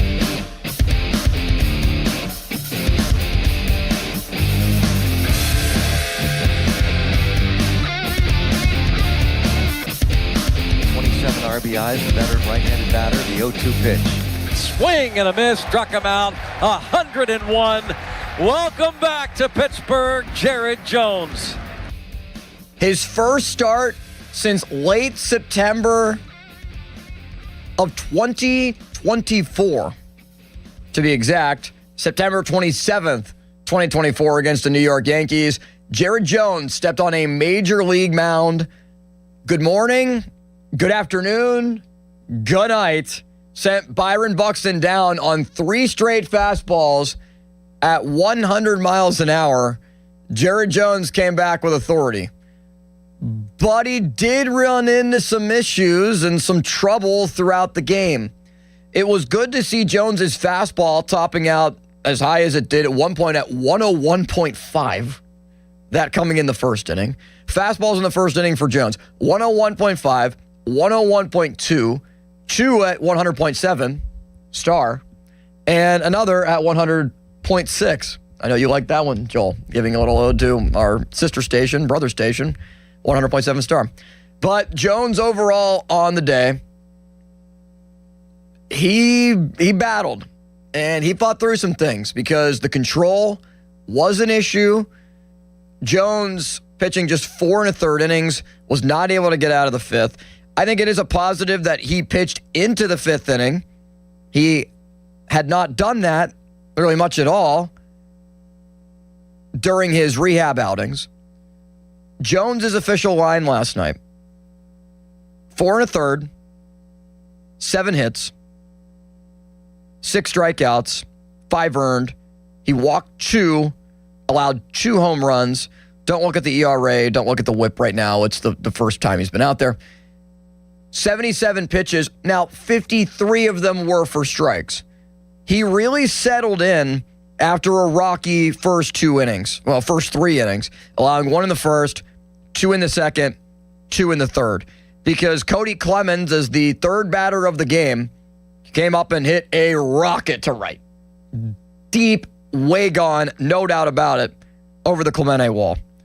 Tristan Gray with a 2 RBI single in the top half of the second inning after Jones allowed a runner to reach. That was followed by back-to-back walks, and that was all with no one out. The Pirates were able to escape it with just 2 runs allowed. But then, a 2-run home run in the top half of the third. Minnesota is able to build a 5-3 lead. And you start to think to yourself, look, Jared Jones has great stuff. He debuted a changeup last night. He needs to be more of a 2-pitch pitcher. He is very fastball dependent and fastball reliant. He was that way in 2024 when he debuted with the Bucks and had an ERA of just over 4. And that's sort of what he was like last night too. Now, he mixed in the changeup. There was a curveball at times too, but he's mostly a fastball slider pitcher. 27,000 in the announced attendance that watched it last night to see Jared Jones return for the first time in a long time. And I was criticized and critiqued pretty strongly by Pirates fans, by people on Twitter, by suggesting that Jared Jones should be a reliever. Now that he's in the rotation, they're committed to him in the rotation. I'm very fascinated to see how this plays out because I still think he can be a solid starter. He can be a number 3 starter in your rotation. I think that's possible. Maybe a 4, but the stuff is there where he should be a 3, maybe even a 2. But when you have Paul Skeens and Braxton Ashcraft, plus Mitch Keller, it's hard to be able to break down that barrier unless you are absolutely dominant with an ERA under 3 and like the 2 5s. You're talking about the reigning Cy Young winner and Ashcraft, who's been better than Skeens this year and should be an all-star for the Pirates. With Jared Jones's frame at, just 6 foot, maybe a little bit shorter than that, he would profile very well in the bullpen. If it was him in that Carmen Mlodzinski role, 2 innings, super reliever type role, like Andrew Miller on the Cleveland Indians all those years ago in 2016 when they were going to the World Series and he was getting 2 1/3 outs, or he was pitching like coming in with runners on base in the 6th, gets out of a jam there, pitches the 7th, pitches the 8th, a type of super reliever role like that. I feel like Jared Jones would be okay in that capacity. I feel like he could thrive in that role with a fastball at 100 and 101. He has a wipeout slider, but they're giving him the chance in the rotation. They're giving him the opportunity there where they can more manage his arm through 77 pitches last night, which I understand, which is acceptable. He's a starting pitcher. He clearly wants to be a starting pitcher based on his comments that he has given in the past. I get that. But after watching last night, too, and I know it's the first start back and you don't want to completely overreact, but I watched that start thinking, man, maybe Jared Jones would be better in the rotation or in the bullpen. Now, I'm not going to crush him. First start in a year and a half. Okay. A little bit of hindsight. But I'm still fascinated by that potential. 412-928-9370. Especially because the bullpen needs help. And I think Majinski's going to help it significantly. They still need two arms down there. Jim is in Monaca. What's up, Jim? Mr. Bechtel, good morning, sir. Good morning. Thank you for taking my call. You got it.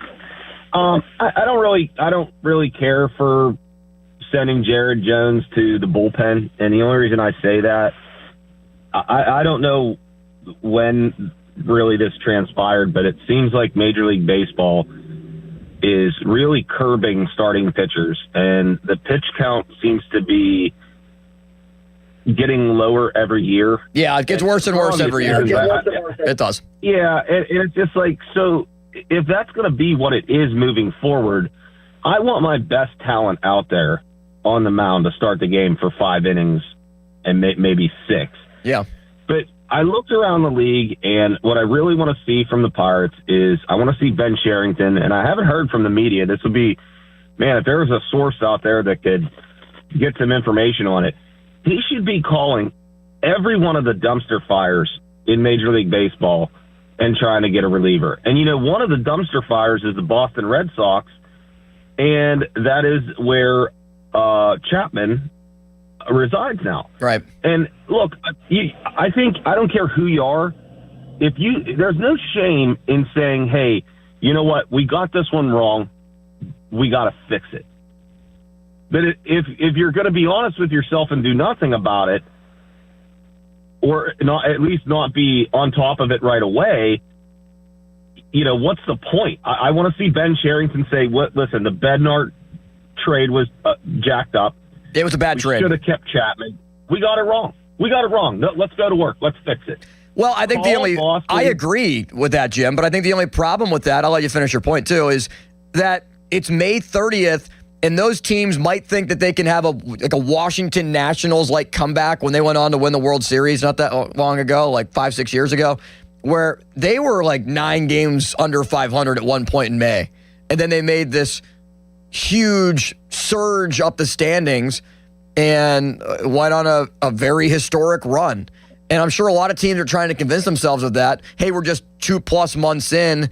When it gets to July 30th, July 31st compared to May 30th, prices are going to go significantly down. Like, you need 2 to tango. Other teams might just not want to make a trade right now. And I agree, like, overpay, I'd be fine with that. But if the overpaying price is like Seth Hernandez for a rental reliever, even if it is Chapman, I'm not doing that right now, where that price is going to go significantly down by the time it's July 30th. I don't think they'd ever move Seth. I think Hernandez will be up here next year, but I would really like to see them look at the 3 most hideous teams in baseball right now, and that is the Boston Red Sox. The New York Mets have some guys that are a bit longer in the tooth that you could probably snag for on the cheap, because even Chapman, because, I mean, how much longer is he going to go? And the Colorado Rockies are an absolute disaster. Look for Jose Quintana right now. They're 13. They're all 13 and 14 games out of first place in their divisions, and they're all like 10 or more under 500. So it's like, you're not going to strike a deal with a team that's in play. You got to go after the guys that are just looking at it and saying, okay, we got an offer for, if they would trade like a Tamar Johnson, maybe even some other prospects outside of Hernandez, I'd be open to that, because I want to win right now, and I predicted them to be 4 games over 500. But with the way the offense is, I mean, if they get their bullpen under control, they could be like 8 games over 500 at the end of the year. Oh, thanks, Jim. This is a team right now. This is no hyperbole. This is not remnants of good feelings from last night's win. If they had a competent bullpen, like a league average bullpen, I don't care what the numbers are right now. They're not a league average bullpen. They need to be, I'm not saying they need to be the Shark Tank, where everyone's ERA is under 3, where Tony Watson and Melanson are dominating and Justin Wilson's pitching 70 games for you with a really solid season and Jared Hughes. And I'm not saying that you need to be that dominant, but if you could be, I don't know, 10th in bullpen ERA, right in that range, be a good bullpen. Doesn't have to be great, but be a good bullpen. A good bullpen right now. The Pirates have won their 30th game of the year last night. A good bullpen would have them at, I don't know, 34-24 right now. 10 over. That game that Hunter Barco blew in Chicago in that series that they almost swept against the Cubs at Wrigley the first time that the two teams played earlier this year. If you weren't throwing Justin Lawrence out there and Johan Ramirez in a tie game in the loss on Wednesday, Thursday they had plenty of opportunities. The 9-6 loss to the Cardinals on Tuesday last week. You want to talk about that Friday night Phillies game? I was at that one that they just gave away. Montgomery, that 2-run home run hit by Schwarber. All the runs that were given up by Soto, 3 in the 9th. Extra innings, Dennis Santana blows it. There were so many games that they've left on the table. And that's why this has been a fun Pirate season. But in equal footing, it's been a frustrating Pirate season because they've left so many wins out there. Like, this is a good team. Are they great? If they improve their bullpen, I think they have a shot to be. Like, great teams go to the playoffs. No, very good teams go to a wild card spot. They could be a very good, borderline great team. You know, they're not going to be the Dodgers, but they can compete with Milwaukee. They're not there yet. They still have some holes to fill.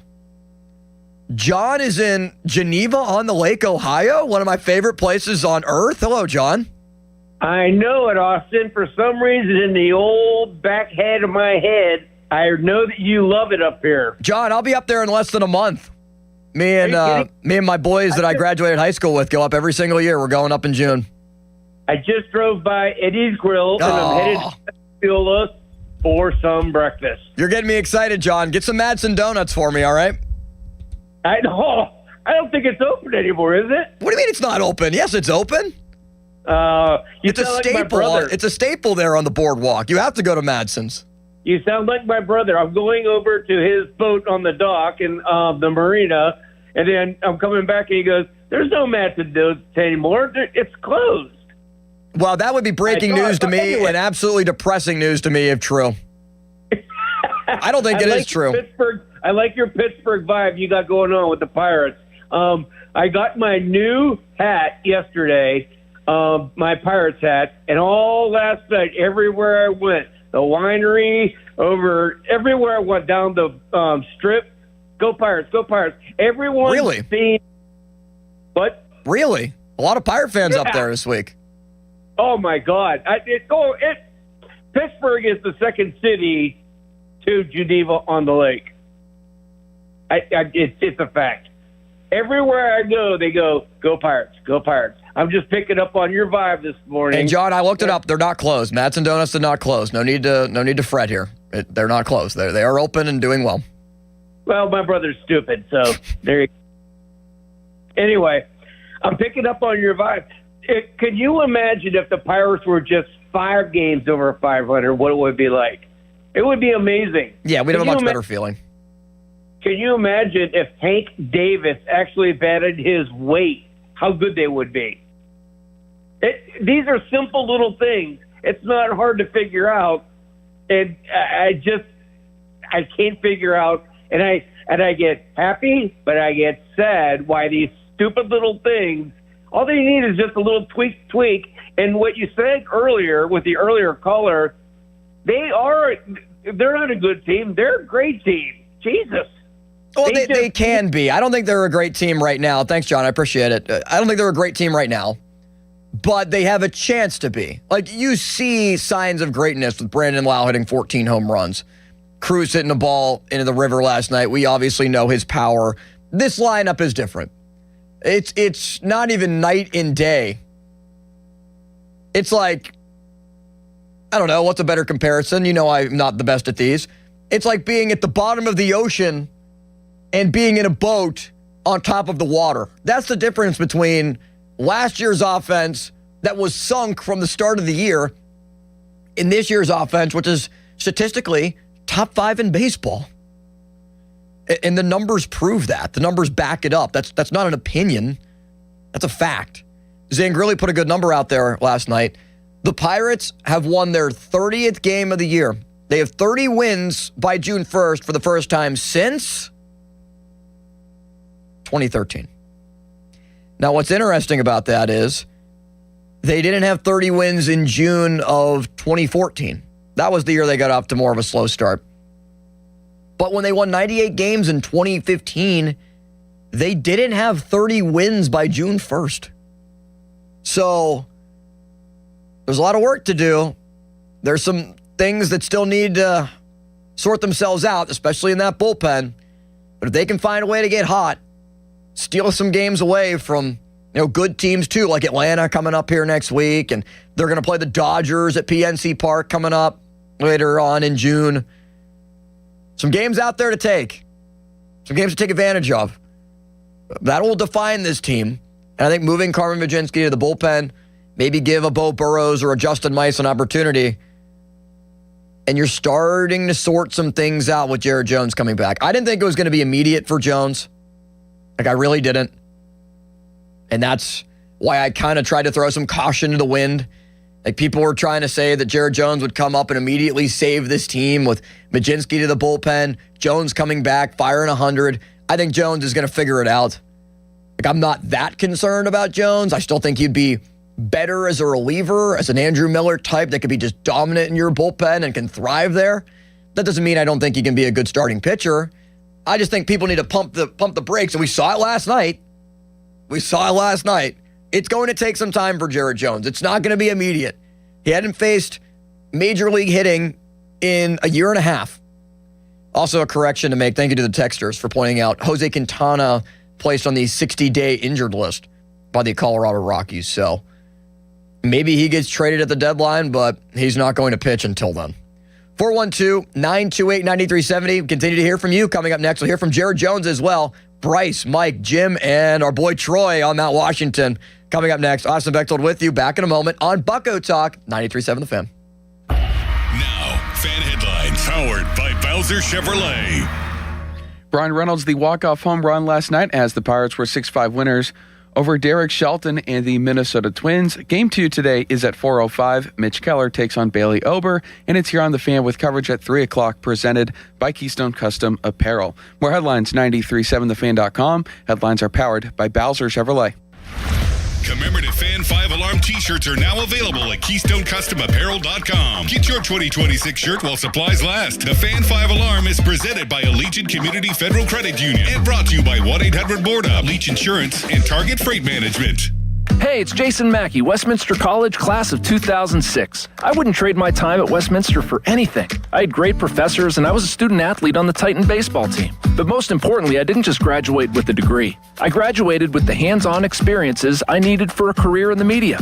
At Westminster College, it's an exceptional education that is genuinely affordable. Every accepted student is guaranteed a scholarship. I'm living proof that real experiences lead to real success. Visit westminster.edu to learn more. Hey, it's Pony. What if you had the most reliable fiber-powered Wi-Fi and the price didn't change for 5 years? Thanks to Xfinity's summer savings event, you don't have to worry about that part of your future.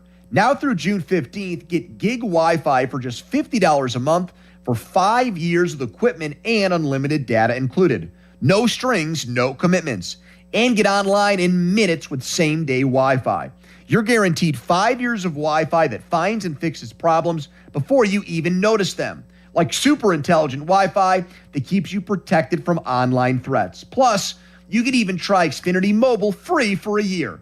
Lock in your price and unlock the possibilities during the Xfinity Summer Savings event. Get it now at Xfinity.com. Xfinity, imagine that. Restrictions apply.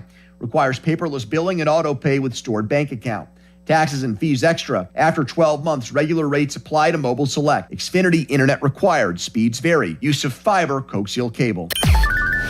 Text us on the Edgar Snyder and Associates text line at 412-928-9370. Edgar Snyder and Associates reminds you to text responsibly. Your hometown building partner since 1956, 84 Lumber. Visit 84lumber.com. Back to more Bucko Talk, brought to you by Mike Camlin Hyundai. Started off with Buxton tonight, hitting over 100 each one. How that felt right off the bat? Felt normal. Felt like I really didn't miss a beat, feelings-wise. But yeah, felt normal. Jared, just open. You take a minute to soak it in when you're back out there, just because of the journey.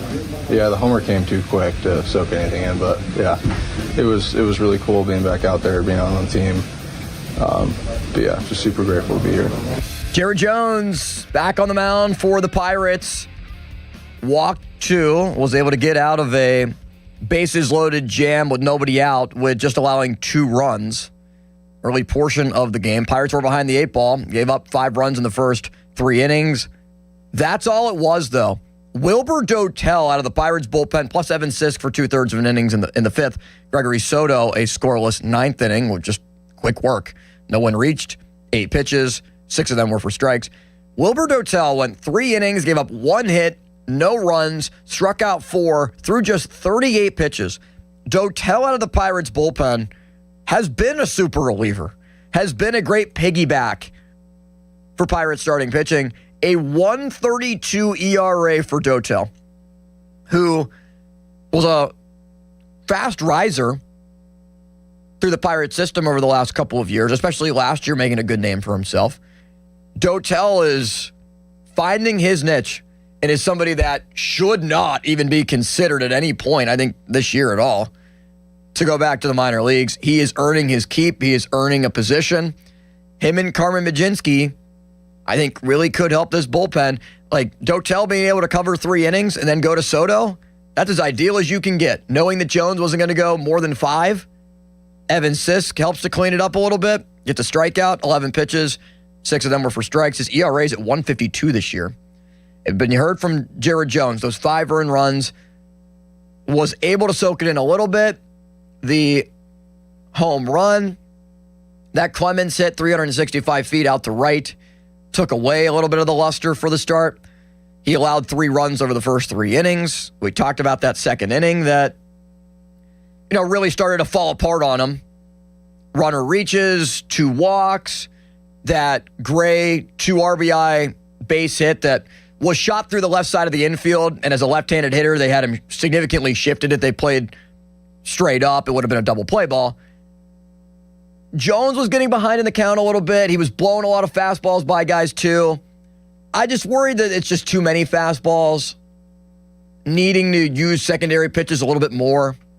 But I think that's going to come with time. Maybe he just had something to prove and throw out there regarding, I still have 100, I can throw 101, I can reel it back and blow it by you.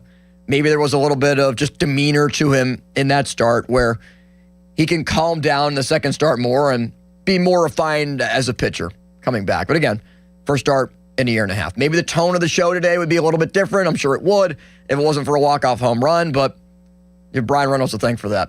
412-928-9370. Our boy Troy on Mount Washington's up next. What's up, Troy?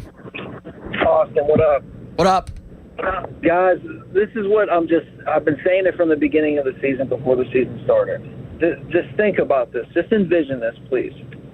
Everybody's talking about going out and getting a Chapman or getting a reliever. We don't need a reliever. Guys, we need to be spending some money. The 2 ways that I want to spend money is I want to pay Brandon Lau, and I want to go get a pitcher that is third. I want to get a starting pitcher that we say, oh, he's better than Mitch Keller. If we Wait a minute, Troy, you don't think they need a reliever at all? Listen, if we can go and get a starting pitcher and put him in the lineup, and I tell you right now that I'm going to piggyback and pair Jared Jones, Bubba Chandler, and Dotel in the bullpen, you're not comfortable? So Mlodzinski starts? Mlodzinski starts. And people work their way back in. If Mlodzinski's falling you, this is the benefit of having good pitching. The fact that you have good pitching, someone has to chalk it up and do what's best for the team. Now, if we can play as a unit and have those 3 guys coming out of the bullpen, Put Dotel. And with Skeens, we don't even need to put someone. We can, he's going to go a little bit longer, and we can throw someone else in. If we compare Dotel with Mitch Keller, if we compare Bubba Chandler with Majinski. But, Troy, you can't throw Chandler in the bullpen. He walks the world in. He leads the major leagues in walks. Like, what makes you think that's going to be better in the bullpen? I think it would be worse, if it can't even be worse. See, to me, when it comes to walks, that shows me that he's seeing a lot of batters, and he's walking some of those batters. When he's not seeing a lot of batters, your mentality is not the same. You're not working your way through innings. You're not working your way through counts. You're up there to get these three guys out and then move forward. And I just feel like if he's playing 2 or 3 innings, I trust his stuff a lot more. I trust him to make less mistakes when it comes to walking batters. I just don't think that I think he's a really good pitcher. If he stays as the starting lineup, I'm okay with it if we don't go get someone. But to me, we're talking about the Pirates missing a piece and not these little pieces. We're still missing one more guy to go with Ashcraft and Skeens. We want him to be better than Mitch Keller because we have the young talent, but not starting talent. We have the young talent to go to the bullpen. Give me one guy who everybody knows, everybody trusts. You go pay him. You know you got to get your money up for the next couple of years anyway with what's going to happen. Why not just get that one more essential piece rather than just trying to add little pieces? You have the little pieces. I think they're banking on Jones to be that. Thanks, Troy. They're banking on Jared Jones to be that basically trade deadline piece 2 months earlier to fill that spot in the rotation, to be the number 3 starter, to be the guy right after Ashcraft and right after Skeens, like we talked about a little bit earlier. Is that the right call? It could be. I still think that he would be more effective as a reliever. But if you're going to add anything, it's a left-handed starting pitcher. And I just think you need maybe an innings eater, knock on wood, for any injuries that could come up. You need bullpen pieces, okay? The piggybacking has worked with Dotel. I think it's going to work with Majinski. You can't just have 4 guys out of the 8 in your bullpen be piggyback guys. You need a traditional closer, which I don't think Gregory Soto is. I would much rather see him in the 8th. Montgomery in the 7th, Majinski in the 7th, fine. But you got to acquire a closer at some point. Bryce wants to talk about the bullpen. What's up, Bryce? Hey, how are you doing? Good, man. Yeah, I'm going to go opposite of Troy here. I feel like our money needs to go to the bullpen. Obviously, we got like the most blown saves in baseball. Yeah, over 10. Yeah, and that's no good. That's 10 wins that we could have. That's like half their losses, Bryce. Yeah, it's just no good. We need a guy we don't need a Mason Miller. Like, that's a one-of-a-kind piece. We need someone that can go into the 9th and just throw 101 like Jared Jones and just make batters think, make batters work. I think that Jones needs to, like, open his eyes and realize, like, what's better for the team. Yeah, and I appreciate it, Bryce. He does not want to be in the bullpen. He's not going to be in the bullpen. They are committed to him. And I understand it from the injury perspective, the idea of working his arm back. They can manage that better in the rotation starting every 5 days. Maybe there's an off day and he starts every 6. But doing that instead of throwing him out there in the bullpen where maybe you throw him 3 or 4 innings in an outing as a piggyback, and then, does he pitch? Is it the same schedule? I think that's what they're more concerned about with a high upside arm like his, which I get it. I still think they could make it work to manage him in the bullpen, but they think that the upside is better in the rotation. The upside is very high in the rotation. He just gives me such great Andrew Miller super reliever type of vibes that Carmen Majinski could do too. Mike is on the road. What's up, Mike? Hey, how you doing? Hey, Mike. On hold for, whatever. I hear all these different opinions. So my first thing is, man, I would love to see Jones be able to average 6 innings a game and everything's good, and that's great. But I'm so sick and tired of this generation, me. Tough Noogie's what he wants. I would love for him to be the reliever that we were talking about. And I'll give you examples. What do these 3 guys have in common, John? Smoltz, Dennis Eckersley, Mariano Rivera. Starters to all relievers. Starters, and then they became relievers, then they became Hall of Famers, and then it became great. Well, Mariano Rivera and Dennis Eckersley were kind of failed starters, though, Mike. John Smoltz was a very good starting pitcher and then went to the bullpen and succeeded. Right, and Jarrett Jones has only been pitching for how long? So he's not a proven starter. Look at it. Just get him. I would do what's best for the team. Let him work in there. If he is a starter and he can do 6 or 7, great. But if not, he's perfect to be that closing pitcher. Mariano Rivera had one pitch, right? One pitch. Yeah. And how many saves did he have? So, I don't know. I just, like I said, tired of the generation all about me. You know what I mean? I know what you're saying, Mike. What I would do. Because I appreciate it. We heard Carmen Mlodzinski, and we'll hear from Carmen Mlodzinski in a little bit, on... he's disappointed, and I don't blame him. Do you blame Carmen Mlodzinski for being upset? He was their 4th best starting pitcher this year. He pitched better than Bubba Chandler, but Bubba Chandler's upside is so much better where he goes to the bullpen. Jared Jones' upside is better than Carmen Mlodzinski. That's why he's in the rotation. Sometimes it's just not fair, but you're banking on high upside arms panning out in the rotation because that's where they can thrive the most. Because as previous callers have said, that's where they're best suited. That's where you're going to get the most value than being in the bullpen. Bob Walk said with us yesterday on Pomp and Joe, going to the bullpen is like a demotion. That's where failed starters go. Carmen Mlodzinski isn't a failed starter. That's just where they need him to pitch. I'm not ruling out the fact that he could start games for them later this year, if not next year or into the future. But they need his arm in the bullpen. That's why they're making this decision. I still think that Jones would have factored well in the bullpen, and that's a move that they should make if it doesn't work starting. I would give Jones a month and then throw him in the bullpen and try to use him as a reliever. You've managed the injury to that point. The Fan 5 Alarm presented by Allegiant Community Federal Credit Union is back June 17th and 18th, but you can donate now. Make your tax-deductible donation at 937thefan.com. All proceeds benefit 25 local volunteer fire departments. It's presented by A to Z Fire Equipment, McVeigh Plumbing, Heating, and Cooling, and People's Natural Gas. Fan Weather is brought to you by Secure Money Advisors. Looking to retire soon? Let Secure Money Advisors get your retirement on track. Beautiful day. Absolutely beautiful day in Pittsburgh going on right now.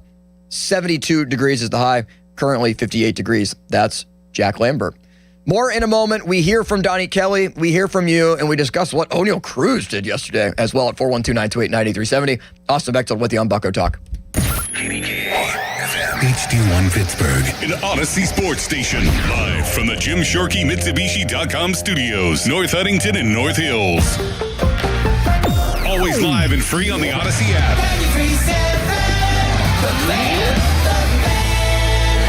Hi, I'm Julie Bologna, and I used to bring you the weather forecast to help your family navigate your day. Now I want to help you with the forecast to navigate your life as we age. At Julie & Gray Associates, they have helped thousands of families prepare for the future. Their certified elder law attorneys can help you with important life decisions involving long-term care, asset protection, tax planning, and avoiding probate. Visit grayelderlaw.com. Must finance HMF, low APR tier 1 through 2, plus tax acquisition fee, title and plates. Not available on HEV or PHEV models. Must finance HMF dealer's choice for Tucson rebate. Not all buyers are qualifying in stock units only. Offers end 5/31/26. Get to Mike Hamlin Hyundai today for Memorial Day savings all month long. Take advantage of 0% financing for up to 60 months on the new 2026 Hyundai Tucson and Santa Fe. Or receive up to $3,000 in rebates. MikeHamlinHyundai.com. All Mike Hamlin Hyundais are backed by Owner Assurance, America's best warranty, 10 years, 100,000 miles. And the Mike Hamlin Advantage oil changes for life. Mike Rowe here with a random fact. More than half of the homes that have basements in North America will experience water damage. It's true. Whether it's basement moisture, flooding, or bowing walls, do yourself a favor. Call Groundworks. I spent some time working with these guys. They're the real deal. Their people are trained and certified to waterproof your basement and stabilize your walls. Baker's Waterproofing is now Groundworks. Schedule a free inspection. Licensed in all states where work is performed. See website for details. My dad passed away unexpectedly. Of course, it was awful in every way, but we are very grateful that he had life insurance. So even after he was gone, he was still able to provide for us. And that's why I have life insurance for my family. Ethos.com. They make it fast and easy to get covered. It's 100% online. You get a quote in seconds, and you can apply in minutes. You get covered the same day. Get your free quote at ethos.com/protect. That's ethos.com/protect. Paid spokesperson. Time spent on application may vary. Online health questions required. Here's Sports Radio 93.7 The Fan's Fan About Town. The Fan 5 Alarm, presented by Allegiant Community Federal Credit Union, will take place at Wexford Volunteer Fire Company on June 17th and Robinson Town Center June 18th. Get your commemorative Fan 5 Alarm shirts at KeystoneCustomApparel.com. Presented by Glick Fire Equipment and Junk Luggers. Baseball season is in full swing, and 93.7 The Fan has all your coverage before and after every Bucks game. Listen to the Og, Murphy, and Perkowski reaction show immediately after the final out. The Og, Murphy, and Perkowski reaction show is presented by Panhandle Cleaning and Restoration and brought to you by Pellman Electric and Pella Windows. Family-owned D'Amelio Heating and Cooling. D'Amelio's services heating, cooling, commercial refrigeration, and tap beer systems. They service all brands and provide 24-hour service. D'Amelio's is a Carrier Factory certified dealer. For more information, visit 937thefan.com. I'm John Morgan. There are many reasons to hire Morgan & Morgan for your injury case. Reason number 3. First, all lawyers are not the same. If my family had an injury case and I couldn't hire us, there are only about 3 to 4% of the lawyers out there that I would hire. And here's why. Most of them rarely, if ever, go to trial. They just take the last best offer. Hell, you can do that yourself. Do this. If you're looking for a lawyer, Google Morgan & Morgan results and see what comes up. It may shock you. Then Google the firm you're thinking of hiring and do the same. That may shock you as well. We became the largest injury firm in the world for a reason. We won a lot. $30 billion and counting. Morgan & Morgan, or thepeople.com. Who would I hire? I'd hire us. Morgan & Morgan, 603 Stanwick Street, Pittsburgh, Pennsylvania. Pennsylvania lawyer will handle Pennsylvania cases. Prior results do not guarantee a similar outcome. Baseball is back, and BetMGM, official partner of Major League Baseball, is bringing the high heat all season long. All season long, you can log into the BetMGM app and receive top-tier promos that put you in the batter's box and up the excitement for America's pastime. Step up to the plate all season with Swing for the Fences, the free-to-play game where every swing could score you rewards. We're talking parlay boost tokens, odds boost tokens, same-game parlay boost, and even bonus spins all season long. And the action doesn't stop there. Get more out of every at-bat and every inning with MLB same-game parlay boosts. Stack your picks and boost your potential payout. Plus, lock in bigger value with MLB odds boost tokens and MLB parlay boost tokens all season long. More boosts, more swings, more chances to win. Download the BetMGM app and step up to the plate today. If you or someone you know has a gambling problem, help is available. Call 1-800-GAMBLER. BetMGM.com for T's and C's. 21 plus to wager. PA only. Existing customer offer. Subject to eligibility requirements. It's Memorial Day all month long at Jim Shorkey Mitsubishi North Hills. Stand proud and save big with stars, stripes, and offers you can't miss on our lineup of new Outlanders. Featuring premium interior, advanced safety technology, and affordable third row seating like the new 2026 Mitsubishi Outlander. Drive one home today for 0% APR for 72 months. And every new Mitsubishi includes 2 years of limited maintenance standard. Your deal. Your way. What a great day. At Jim Shorkey Mitsubishi in the North Hills. Call 412-453-8035 for offer details. Dorn here to tell you about the huge success of the Keystone Custom Apparel Fan Club T-shirt fundraiser. Each player gets a custom shirt with the names of their supporters printed on the back. Supporters go online, donate $20, type their name, pick the player they want to support, and that's it. No order forms or money collection required. Keystone Custom Apparel handles everything. More than a dozen local organizations have raised over $65,000 with Keystone Custom Apparel. Want in on this? Then I highly recommend getting started at KeystoneCustomApparel.com. Centimark provides solutions for commercial roofing and flooring needs, re-roofing to roof repairs to concrete polishing and traffic solutions.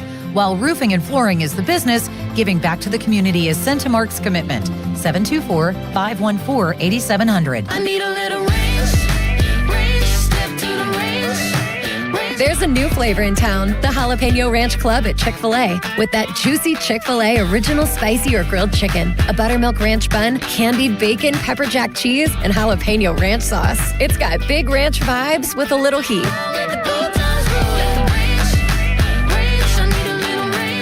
Chick-fil-A's new Jalapeno Ranch Club, available for a limited time only. Order ahead on the Chick-fil-A app. Finding great candidates to hire can be like, well, trying to find a needle in a haystack, but not with ZipRecruiter. Its powerful technology actively finds and invites qualified candidates to apply to your job. So while other companies might deliver a lot of hay, ZipRecruiter finds you the needle in the haystack. See why 4 out of 5 employers who post a job on ZipRecruiter get a quality candidate within the first day. Try ZipRecruiter for free at ZipRecruiter.com/team. That's ZipRecruiter.com/team.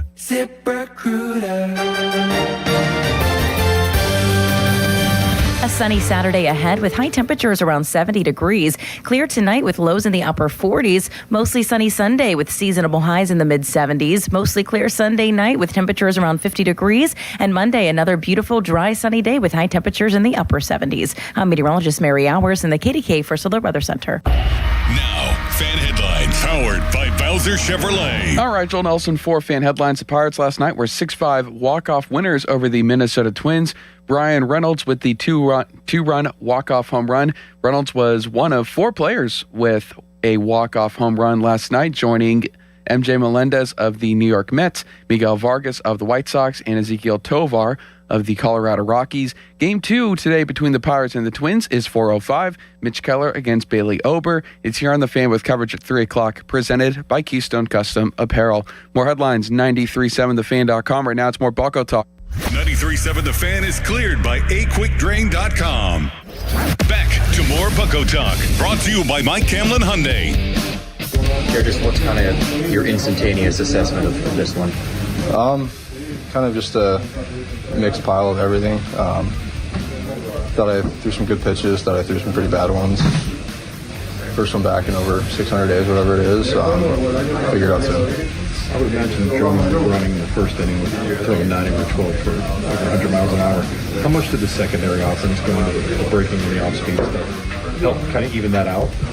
Yeah, I mean, we kind of felt that they were just kind of sitting here the entire game and kind of just made that adjustment a little bit too late. But, it's no one to blame but myself, really. But yeah, once I started mixing everything in, it kind of just felt like everything was flowing pretty smooth. 6-5 winners, the Pirates last night, and a walk-off home run from Brian Reynolds. That's so good. Let's hear it again. Rogers delivers.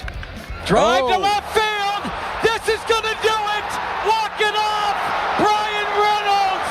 Oh, baby. Brian Reynolds clears the deck. Anchor down. B-Ray. It got Greg Brown fired up, that's for sure.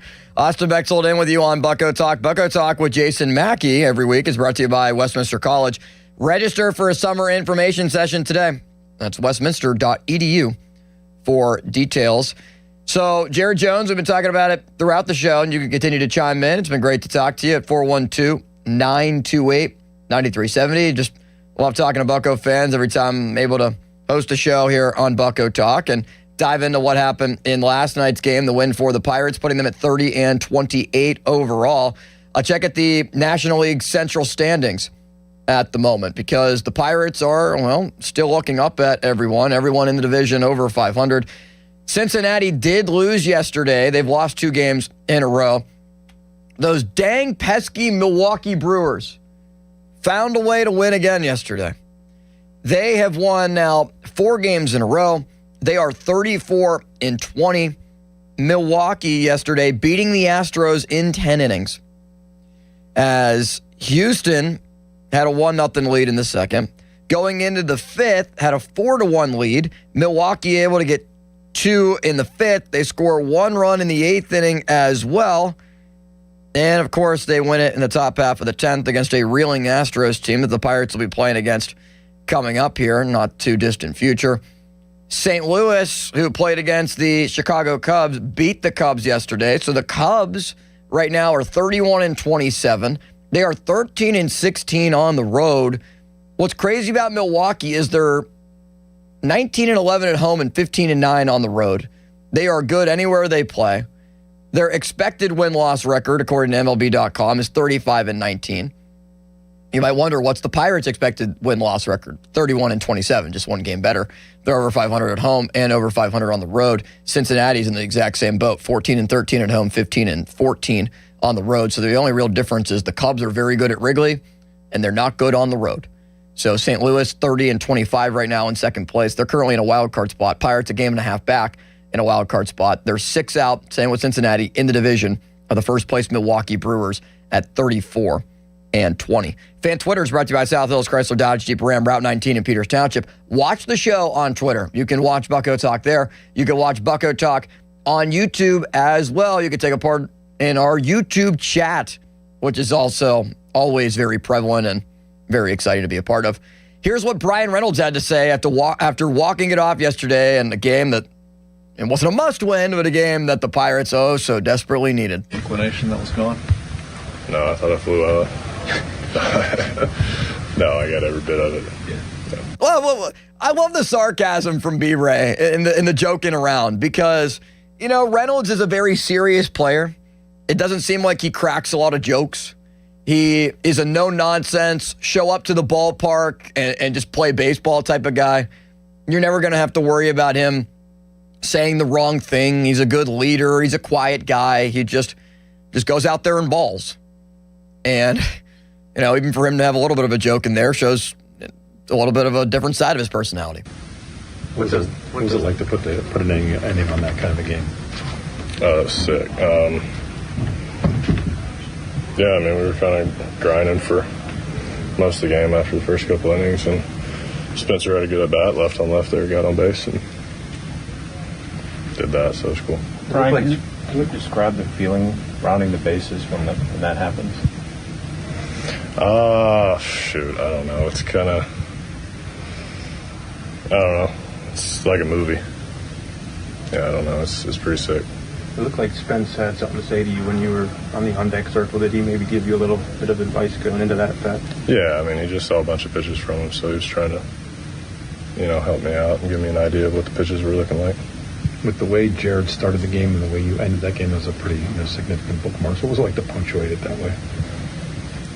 Say that again. So with the way Jared started the game, throwing 100 every pitch, and then you finishing it that way, what was it just like to have those type of bookends? Yeah, a lot of velo in the beginning and end.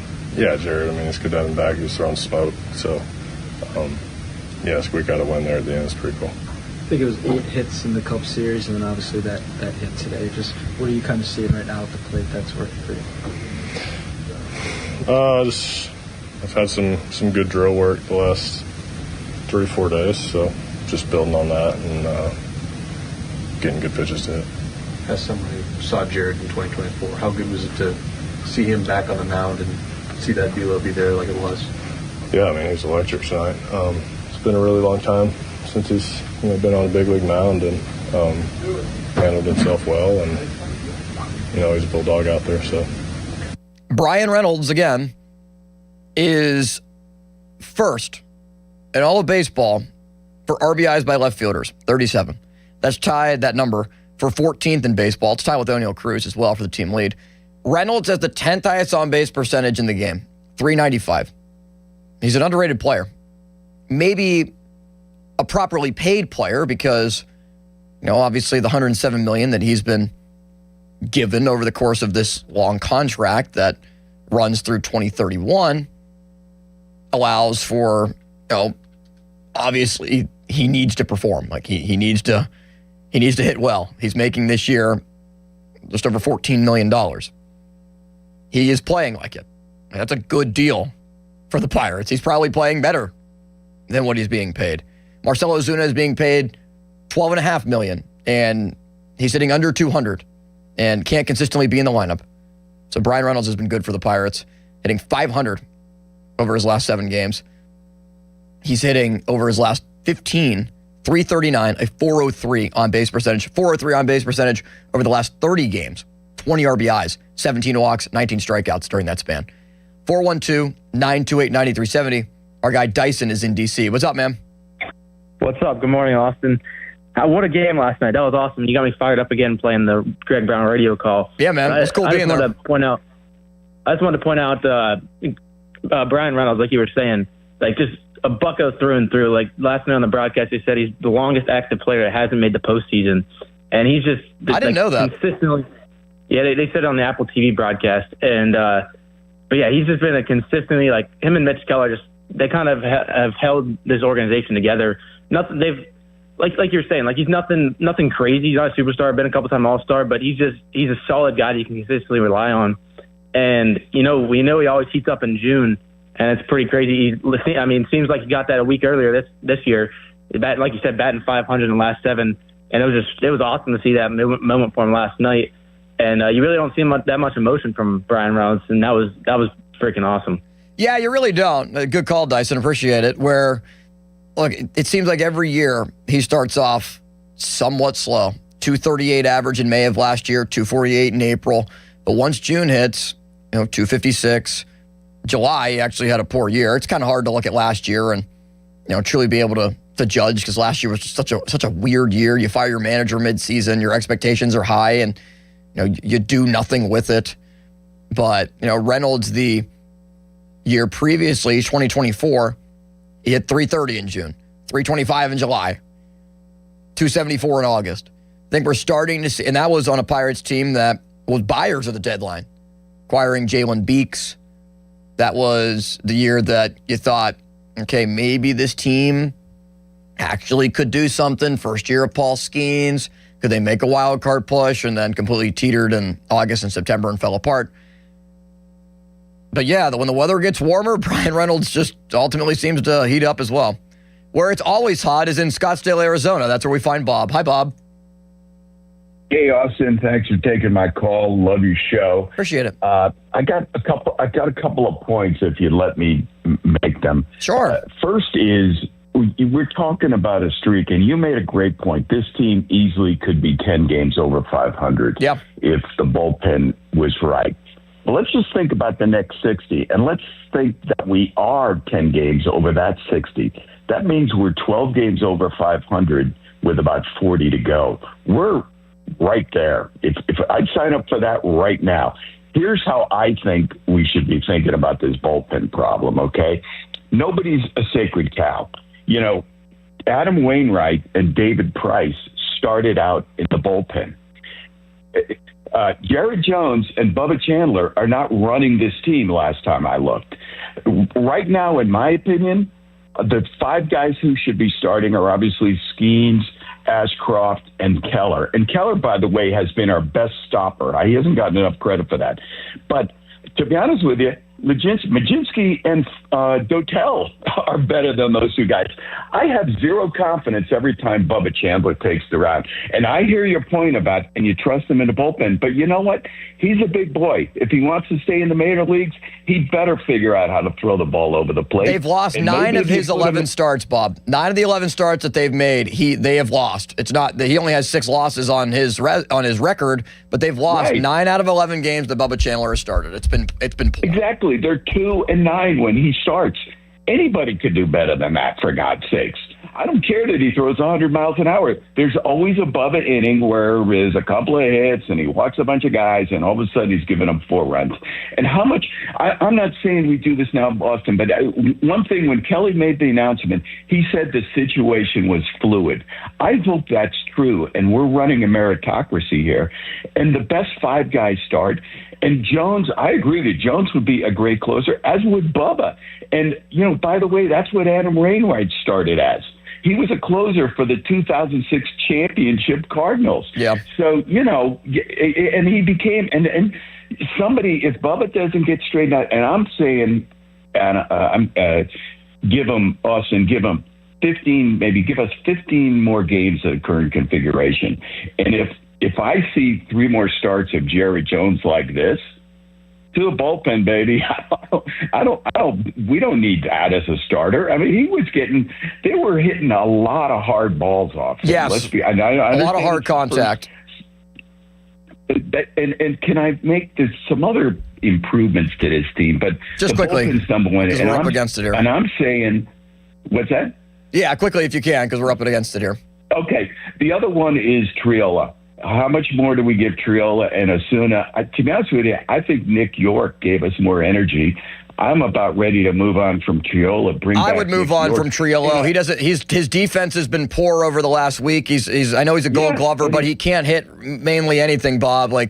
I don't see where he fits on this team if he's not being an every single play elite defender, and he's made some mishaps that have cost them games, like that Skeens start. And getting rid of him improves us. And one more thing, I love these 2 young kids, Garcia and Valdez. They look like ball players to me, and I try to figure out, I don't want to see Billy Cook anymore either, by the way. I've seen enough of him. Yeah. So, these are all things that can be done to make this team, and you're right, at some point the Osuna experiment expires and we kind of move on from him, and maybe one of these two young kid outfielders get out there and Reynolds becomes their full-time DH. But, and we're going to get O'Hearn back too. So 10 games over the next 60 over 500 is not unrealistic if we get the right guys in the bullpen performing. So anyway, that's what I got for you today. I love your show, and I love the callers you got too. You got a great bunch of callers that call in here. So thanks, Bob.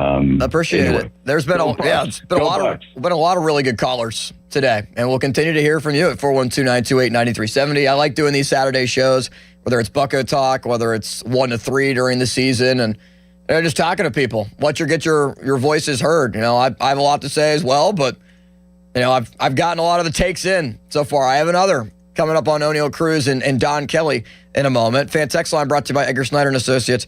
Personal injury law firm. They always say there's never a fee unless we get money for you. But I feel like a lot of these Saturday shows are the forum for you to sound off, for you to speak. So much happens during the week, especially on Bucko Talk. Get your opinion out there on the Pirates. They're playing up and down baseball, but right now they're 2 games over 500. And as much as I want to bitch and complain about the bullpen, and we have, and it hasn't been good, they're 2 games over, and part of it is because their bullpen has held them back so much, and the Brewers are so good, and their division is in a very good place.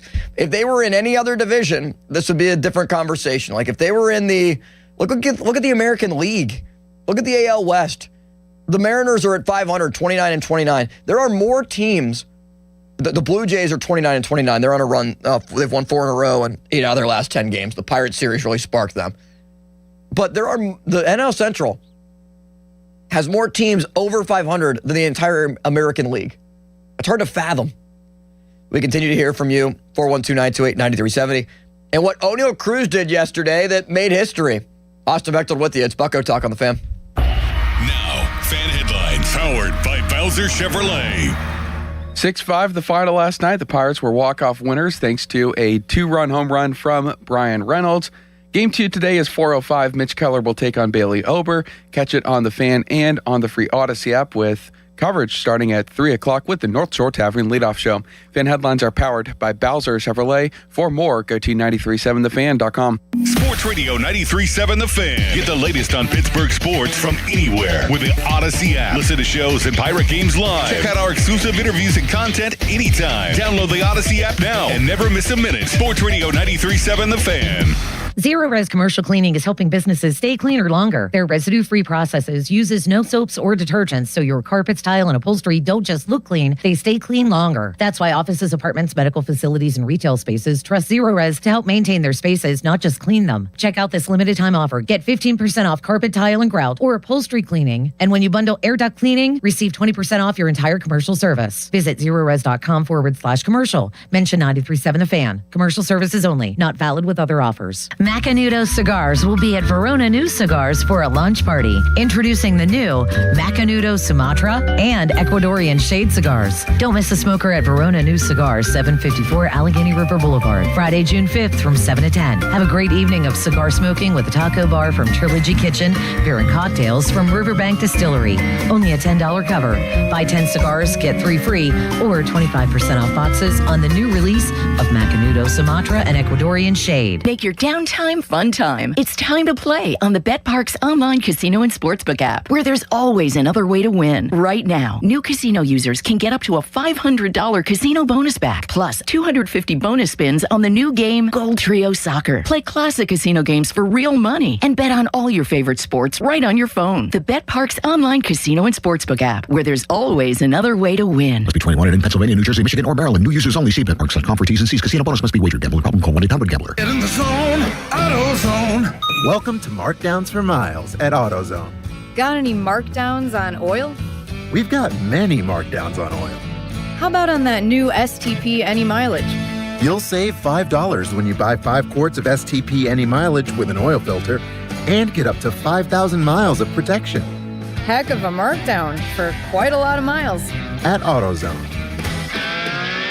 Get in the zone. AutoZone. Restrictions apply. Straight Talk Wireless presents Pickup Truck Wisdom. If you're only good to your new friends, you're not going to have any old ones. Straight Talk gets it. That's why new and existing customers get free 5G phones on Verizon's 5G network. Pretty simple, really.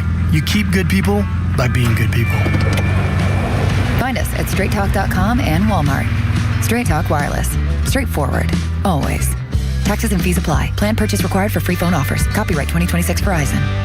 SchultzFord.com. SchultzFord.com. SchultzFord.com. SchultzFord.com. I'm Larry Kelly from the injury firm of LGKG. When our fellow Western Pennsylvanians suffer terrible injuries, tragic losses, and immense financial hardships through no fault of their own, who fights for them, Joe? We do, Larry. That's where LGKG comes in, holding the negligent accountable for the pain and suffering they cause. History, trust, and results. And success. More than 200 million recovered and over 10,000 clients served. That's the LGKG story. At LGKG, we stop at nothing for justice. At LGKG, we try cases, and insurance companies know it. I move mountains for a living. Literally. That means I don't carry hand lotion, and when it comes to serious heartburn, I don't mess around with anything but Rolaids Max Strength. Its dual-active formula has 1,500 milligrams of calcium carbonate and magnesium hydroxide that relieves heartburn fast. And the best part? The roll fits right here in my pocket, so I can get back to moving mountains. Rolaids spells powerful relief. 1,500 milligrams is our highest amount of antacid per tablet. Read each label. Use as directed. Keep out of reach of children. Okay, class, let's begin. Love your boots. I just sold a pair like that on eBay. Oh, really? Yeah, it took like 2 seconds to list and they sold almost immediately. I've been selling everything lately. Some chunky boots, a faux fur coat I never wore, and a vintage chair that was more of an expensive clothing rack. You know, I actually bought these on eBay. Wait, are you Kitty Sell Stuff from Brooklyn? Okay, quiet, please. Find what you love, sell what you don't. eBay. Things people love. I finished a 5K in 94th place. Right after a man wearing jeans. They still gave me a medal. I don't want a reward for doing. I want a reward for dominating. Like Daily Prize Matcher on Bet365. I play for free and win real rewards. Like up to $5,000 in cash weekly. Unlike that joker in denim. Bet365. Winning is everything.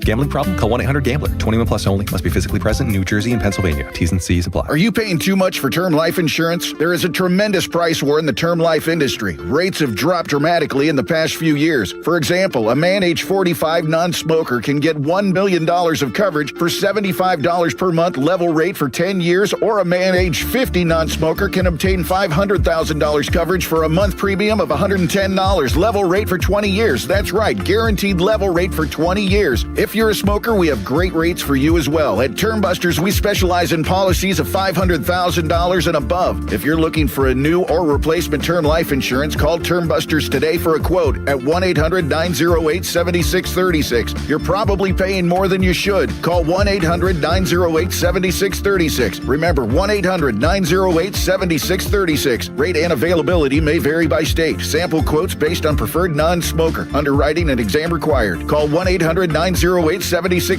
for details. Paid for by Robert Levenger, insurance agent. Live from the ShoreKeyMitsubishi.com studios, North Huntington and North Hills. Back to more Bucko Talk, brought to you by Mike Camlin Hyundai. Wow. What an ending.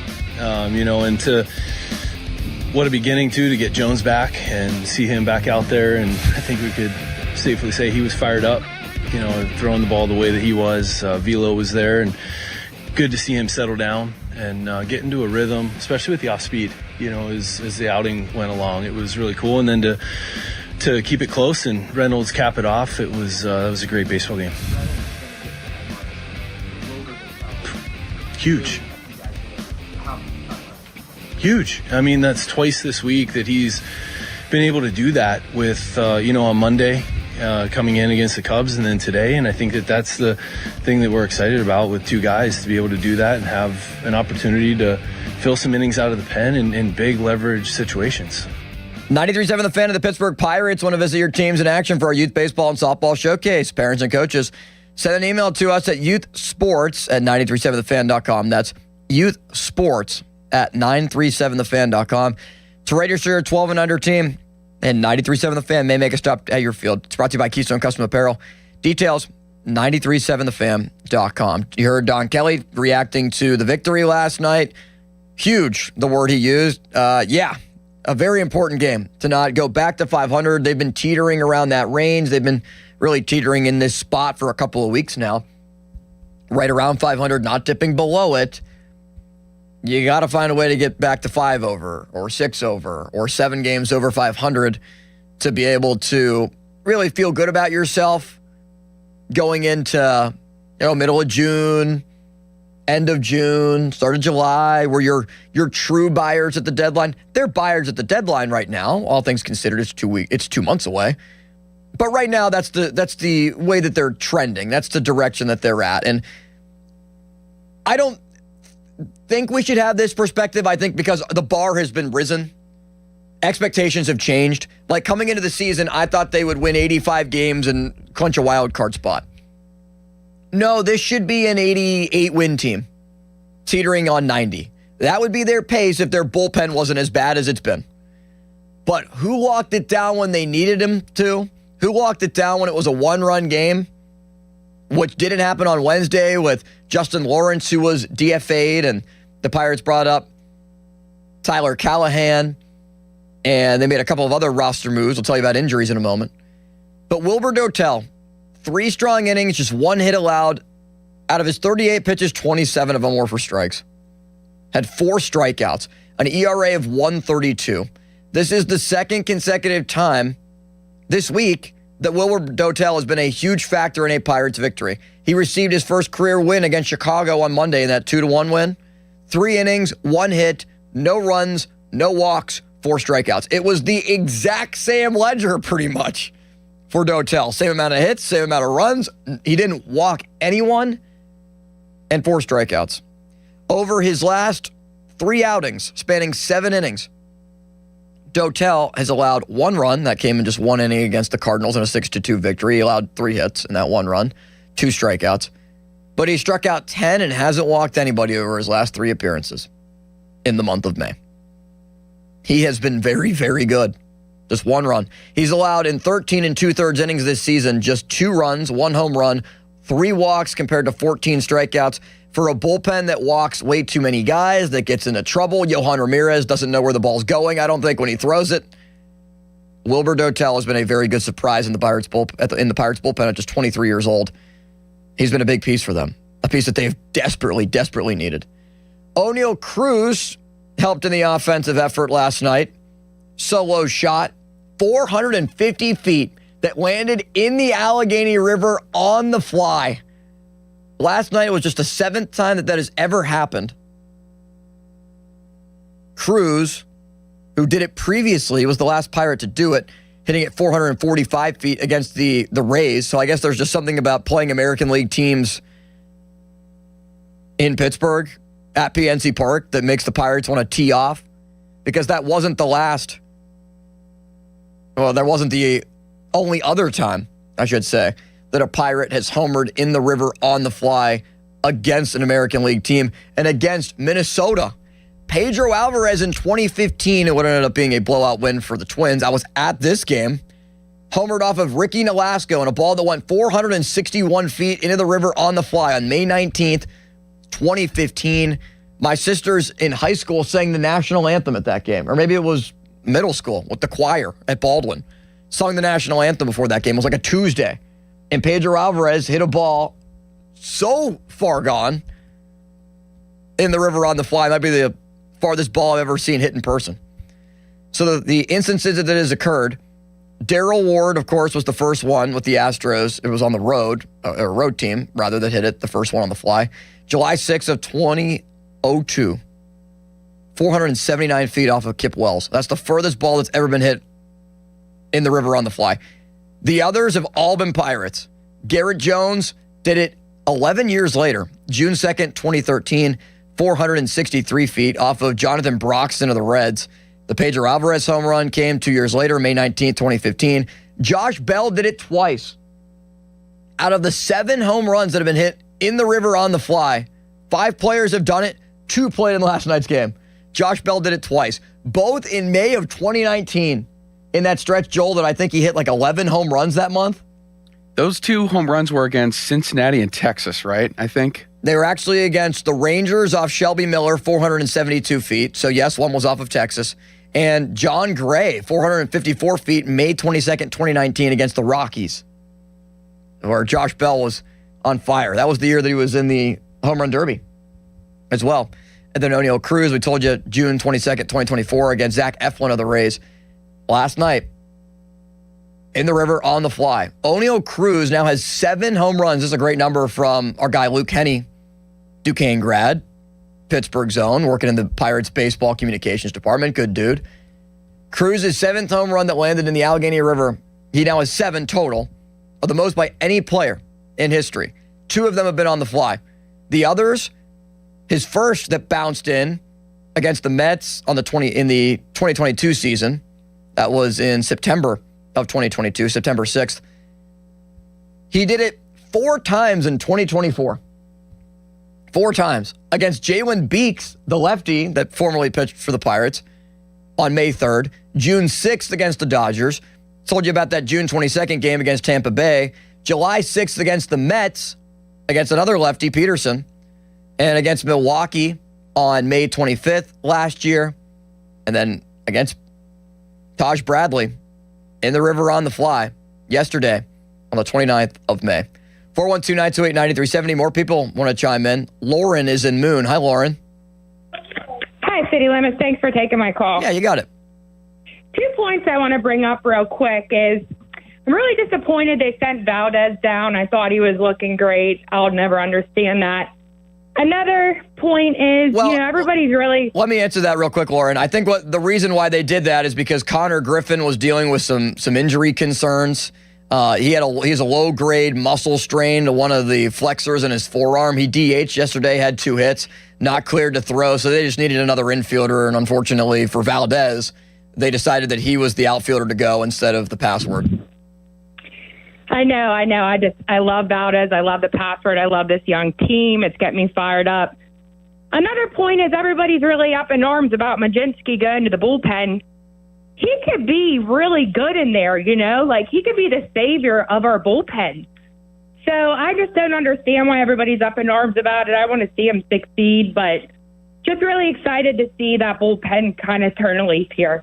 Yeah, thanks, Lauren. I think partly the reason to that is Mlodzinski's been so good in the rotation where the expectations for him coming into it, I don't think were high. It was just be the placeholder for Jared Jones. Don't screw it up for us. Like, the expectations for Mlodzinski were closer to what the reality has been of Bubba Chandler. Losing 9 of 11 starts. I think if you would have, at the beginning of the season, asked Pirates fans, okay, are they going to be as successful as they've been with Mlodzinski? I don't remember the exact number, but I think they've won 7 of his 11 starts, right in that range. You would think with the stuff and the upside that that's what Bubba Chandler would do. And that maybe it would be Mlodzinski, who was a failed starter at the beginning of last year and went into the bullpen and had a lot of success. They gave him a run in April and May, and it just didn't work. That the roles would be reversed. But no, it's Carmen Mlodzinski that's exceeding expectations and Bubba Chandler that's not nearly meeting them. That's a part of the issue. So I think Mlodzinski is going to be good in the bullpen. He could be a super reliever type. The upside of Jones doing that is better than Mlodzinski, but I just hope Carmen Mlodzinski, after saying I got to talk to my representation and keep talking to the team and my support staff, it seemed like, somebody had run over his foot and then punched him in the face afterwards. He was that upset. It seemed like,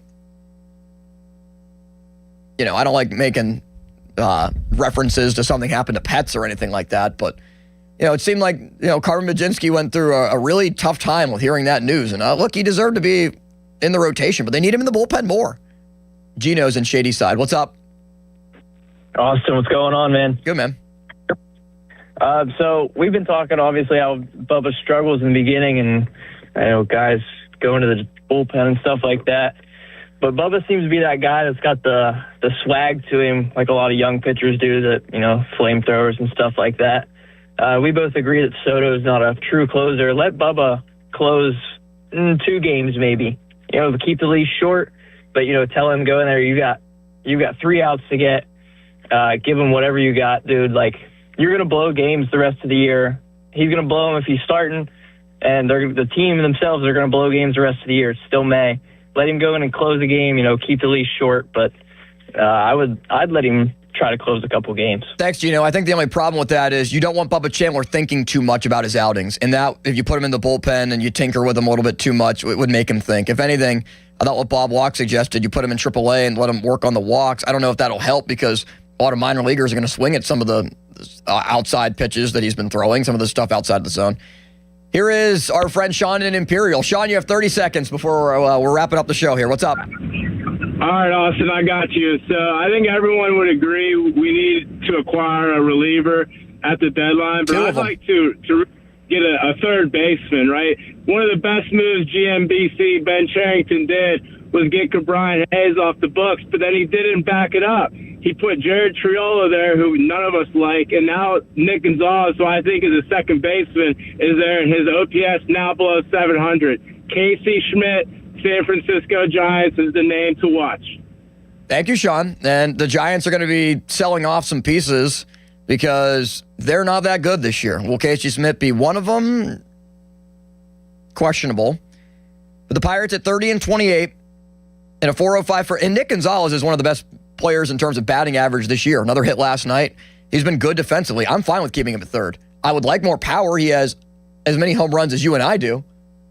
But ultimately, I think he's holding down the fort there and is somebody who puts the ball in play, moves runners over, sack flies, RBI groundouts. He's a productive player. He drives and runs. It's kind of like Spencer Horwitz, who is 11th in the league and 11th in baseball in on-base percentage.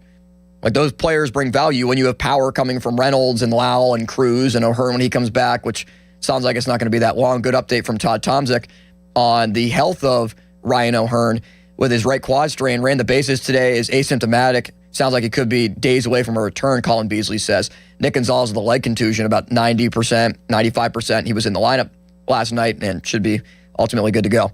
Mitch Keller against Bailey Ober today as the Pirates look to take the second of the three-game series against Derek Shelton, who we really didn't talk much about. It didn't work here. And happy for Shelty at 27-31 with Minnesota. They're in the race in that division. Can the Pirates take two against their former manager? Hope to see it. Keller on the mound, 3.64 ERA, 64 in a third innings, a 5-2 overall record. Bailey Ober's been good, a 3.92 ERA. Not great, but he is 6-2 overall on the season. So Keller versus Ober. Bucco's looking to take 2 out of 3. Fan weather brought to you by Secure Money Advisors. Looking to retire soon. Let Secure Money Advisors get your retirement on track. Sunny skies and temperatures around 70 today. Good weather. 70-degree temperatures today. Similar weather expected across the upcoming week. Let's go. This is great baseball weather. It's great wiffle ball weather. But great baseball weather for a Bucco 4:05 first pitch. Dan Zangrilli will have the North Shore Tavern leadoff show at 3 o'clock right here on 93.7 The Fan. Bob Pompiani follows me. Happy to be able to step back into the chair for Jason Mackey today and host Bucco Talk. And hope you enjoy your Bucco Saturday. Take care and have a good one. Austin Bechtold signing off on 93.7 The Fan. Now, fan headlines powered by Bowser Chevrolet. Brian Reynolds, a 2-run walk-off home run for the Pirates last night, a 6-5 winner over the Minnesota Twins. Pirates with a chance to take the series today, 4:05 the first pitch here on The Fan, with coverage at 3 o'clock presented by Keystone Custom Apparel. Headlines powered by Bowser Chevrolet. For more, go to 937thefan.com. Sports Radio 93.7 The Fan gets your day started with the latest in Pittsburgh sports with the Fan Morning Show with Doran Dickerson and Adam Crowley. Weekdays 5:40 to 10. Presented by Guardian Protection on Sports Radio 93.7 The Fan. Mike Rowe here with a fun fact. Did you know that 50% of the air that you breathe inside your home comes from your crawl space? Yeah. Whether your crawl space is wet, musty, or your floors are bouncy, do yourself a favor. Call Groundworks. I spent some time working with these guys, and they're the real deal. Their people are trained and certified to repair your crawl space. Baker's Waterproofing is now Groundworks. Schedule a free inspection. Licensed in all states where work is performed. See website for details. Tired of being ignored by big box stores? Get fitted for your next set of clubs at Golf Specialties in Castle Shannon. Golf Specialties fits men, women, and juniors of all skill levels, featuring major brands including Mizuno, TaylorMade, Callaway, and Cobra. Golf Specialties. Running a small business means juggling a lot. Your network has to handle it all. That's where a fiber-only provider falls short. You deserve a partner who gives you a greater advantage. Introducing the Total Solutions Advantage only from Comcast Business. A first-ever combination of the largest, fastest fiber-powered network, the most reliable Wi-Fi, gig speeds with equipment and security included, and a 5-year price lock. Plus, it's all backed by a 30-day money-back guarantee. The Total Solutions Advantage only from Comcast Business. A new standard for small business with reliability, security, and savings in one. When you add it all up, no one does business like Comcast Business. Switch today. Get started for $60 a month for 12 months when you add an advanced solution to a qualifying internet package. Limited time offer. New customers only. Requires 300 megabits per second internet, security edge, and additional qualifying service. 1-year agreement, paperless billing, and autopay with bank account required. Taxes and fees extra. Most reliable Wi-Fi based on Open Signal Awards USA Fixed Broadband Experience Report, May 2025. Hey, Mom, now that I have an after-school job, I think I want to buy a drum kit. Okay, Rockstar. Let's look at your account. When kids start making money, Chase has easy-to-use tools and expert bankers to help them learn how to manage it. And next month, I'll buy the bass drum and the cymbals. Oh, and maybe some noise-canceling headphones for you. Aw, you've thought of everything. Help kids save, budget, and build financial independence, all with Chase. That's good for kids and good for parents. Visit your local Chase branch and get started. Account subject to approval. JP Morgan Chase Bank, N.A. member FDIC. You know that Big Bargain detergent jug is 80% water, right? It doesn't clean as well. 80% water? I thought I was getting a better deal because it's so big. If you want a better clean, Tide Pods are only 12% water. The rest is pure, concentrated cleaning ingredients. Oh, let me make an announcement. Attention shoppers, if you want a real deal, try Tide Pods. Stop paying for watered-down detergents. Pay for clean. If it's gotta be clean, it's gotta be Tide Pods. Water content based on the leading bargain liquid detergent. Text us on the Edgar Snyder and Associates text line at 412-928-9370. Edgar Snyder and Associates reminds you to text responsibly. At jeepofpittsburgh.com, it's their declaration of deal sales event. Bring us your best offer on any Chrysler, Jeep, Dodge, or Ram truck, and we will beat it. No games, easy as that. Visit jeepofpittsburgh.com for all the details. We are Pittsburgh Jeep Store. No way. Gas prices shot up again. I know, but I got us covered. So generous. What's your deal? What's my deal? I went to Metro and saved. Got 4 lines for just $25 each and 4 free new Samsung Galaxy A17 5G phones and all on the T-Mobile network. How about we go to Metro today? Get that more for your money feeling. Visit your Metro by T-Mobile store. Just bring your numbers. Not available if you've been with Metro or T-Mobile in the past 180 days. This Deere season, John Deere wants to give you the home field advantage. We're bringing you the best offers of the season, whether that's cash off on select new machines or a shot at the ultimate Major League Baseball prize package. Because right now, you can enter for a chance to win an MLB All-Star experience for you and 3 friends, complete with travel and lodging for All-Star Week this July. Deer season is going on now through June 3rd. Visit johndeere.com/deer season to enter and view the offers and complete contest rules. Major League Baseball trademarks used with permission. When a family is going through a hardship, life can change fast, and keeping a child in hockey can become out of reach. The Assisted Goals Foundation helps to provide funds for those who need it. We believe that every player deserves a shot at their dreams regardless of financial circumstances. With scholarship applications opening this June, your support right now can make all the difference for families in need. Join us in making hockey accessible for all. Visit assistedgoals.org to donate today. That's assistedgoals.org. Chris Muller here. I had one of those days recently where everything should have felt hectic. I had kids throwing up at home. I was working solo, so there was a little bit more on my plate at the office. Basically, your normal circus, right? Just everything going on and all of it happening too fast. And then I realized I wasn't carrying that low-grade, buzzing, why am I annoyed at a lamp kind of anxiety around with me. And it made me think back to the old version of me. The afternoon fog, anxious, lousy sleep, all the things we don't want. And I no longer have, thanks to losing 35 pounds with Awaken 180.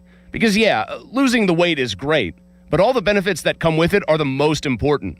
The benefits you can't get with GLP-1 meds. Sure, suppressing your hunger will help with losing weight, but there's something to be said about eating the right way. Awaken 180 showed me the right way doesn't give up flavor. It actually gives you a sharper sense of taste. Look it up.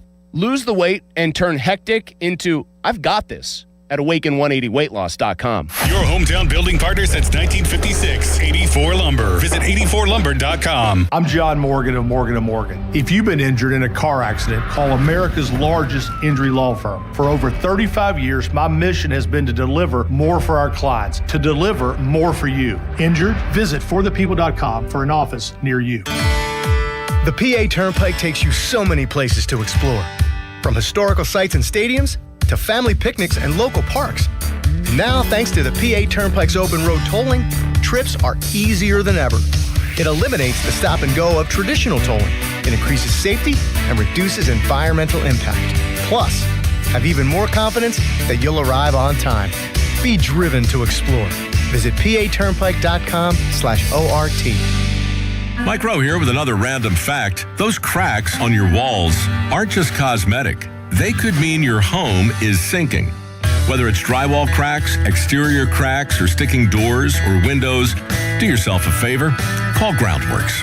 I spent some time working with these guys, and they're the real deal.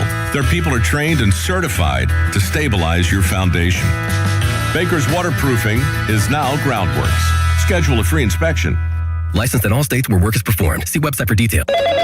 Too many tools, too much stress, and way too many bills. Odoo replaces it all. One connected platform for every part of your business, so you can work faster, smarter, and for less. Odoo, the only software you'll ever need. Try it free today at odoo.com. That's ODOO.com.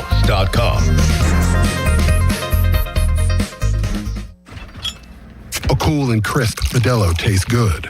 But you know what tastes even better? That survived the evening rush Modelo. That post-12-hour shift Modelo. That fought for every rebound Modelo. That just clocked out on a Friday Modelo. That Modelo you earned is just better. That Modelo is the markable fighter. Drink responsibly. Beer imported by Crown Imports, Chicago, Illinois. HD1 Pittsburgh, an Odyssey sports station. Live from the Jim Shorkey Mitsubishi.com studios, North Huntington and North Hills. Always live and free on the Odyssey app.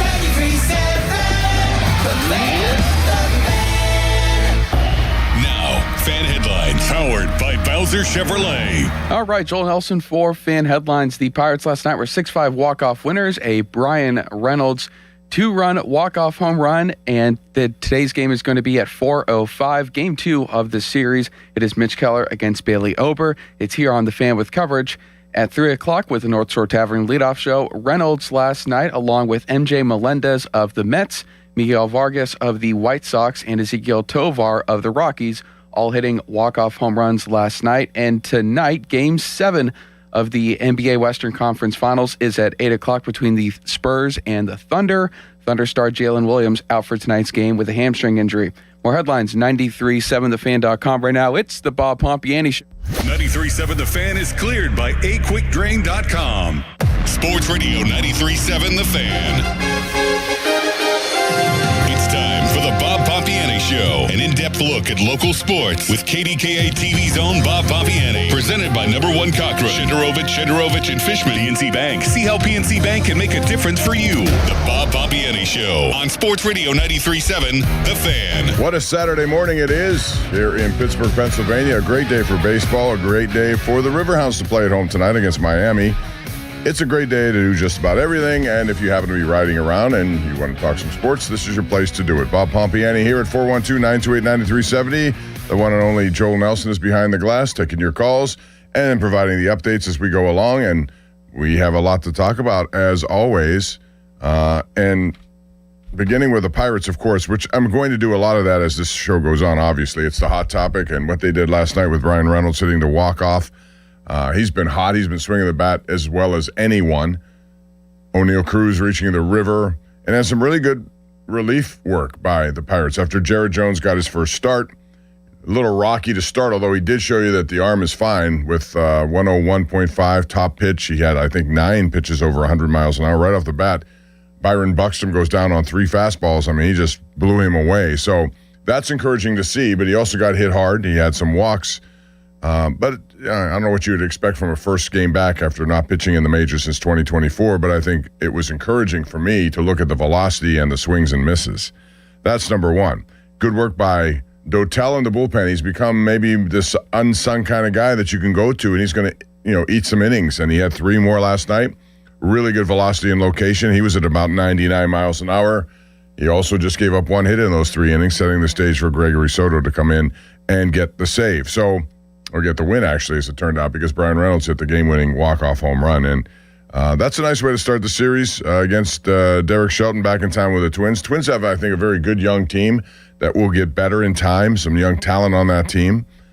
Your take on that and everything that lies ahead with the Pirates as they continue to, go into this division, which is one of the hardest divisions, at least most competitive divisions in all of baseball, and they're still there in the running, even though they're at the bottom of the standings here in that sort of thing. But, hey, if you're within range, that's all that counts, and still 4 months left in this baseball season. Hard to believe we're still in May, and during this month of May, Brian Reynolds has really turned it up. I mean, the production is there, and I'm a firm believer that if you have better bats around you in a lineup, that you're going to be able to take advantage of that. I think Cruz and Reynolds are good examples of that. They added Lau and O'Hearn and Ozuna, although he's not done it. But the point is, they're better professional at bats surrounding guys like Reynolds and Cruz, and it's shown. And Cruz has one of the more ridiculous seasons that you could possibly ever have here so far. I mean, he's looking to lead the league in strikeouts and yet hit 35 home runs with 120 runs batted in that range. I know that pace may tail off a little bit, but it goes to show you just what kind of player this guy is potentially. We've talked about it for years, and the strikeouts are the strikeouts, but I think his increased batting average against lefties, his production against lefties, and the power numbers are still there, and you definitely want that in your lineup. 412-928-9370 is the number call there. Also, we're going to talk about a crowded National League Cy Young race, and it is crowded. I think people came into this like me and thought Skeens, defending champ as a Cy Young winner, was going to be right there, and he still may be. I didn't think his last game was a bad game. I thought his last game, 10 strikeouts, his defense behind him failed them for sure, and he basically pitched a good game and didn't get anything but another loss. It's 3 straight games like that. Well, you look around the National League, you're going to find some tremendous numbers.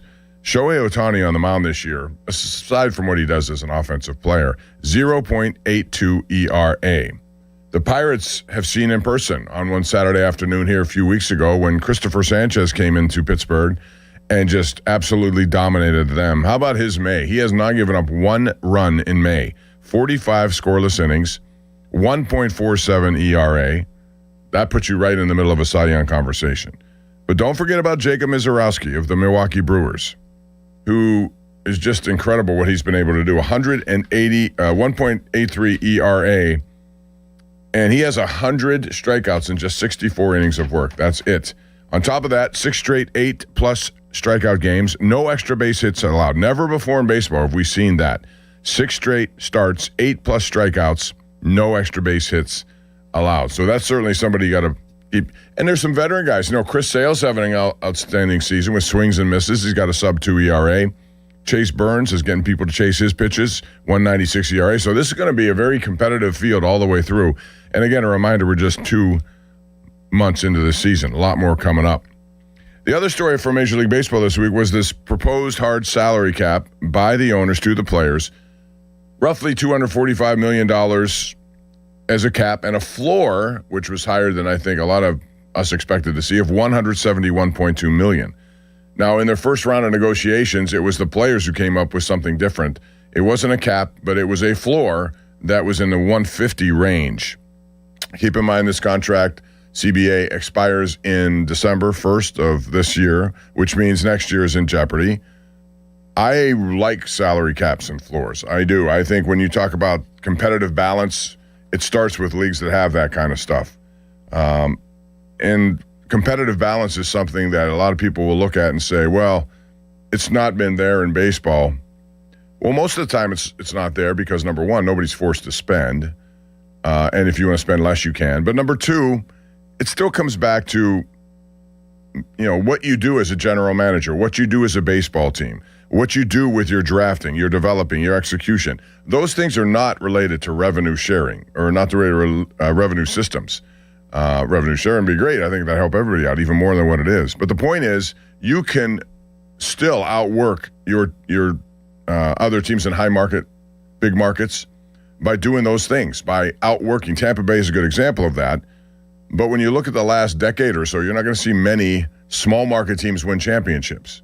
So it still comes down to what you do as a team with your execution, your planning, your drafting, your developing, your trading, your acquiring people, however you do it, it's not necessarily tied to revenue.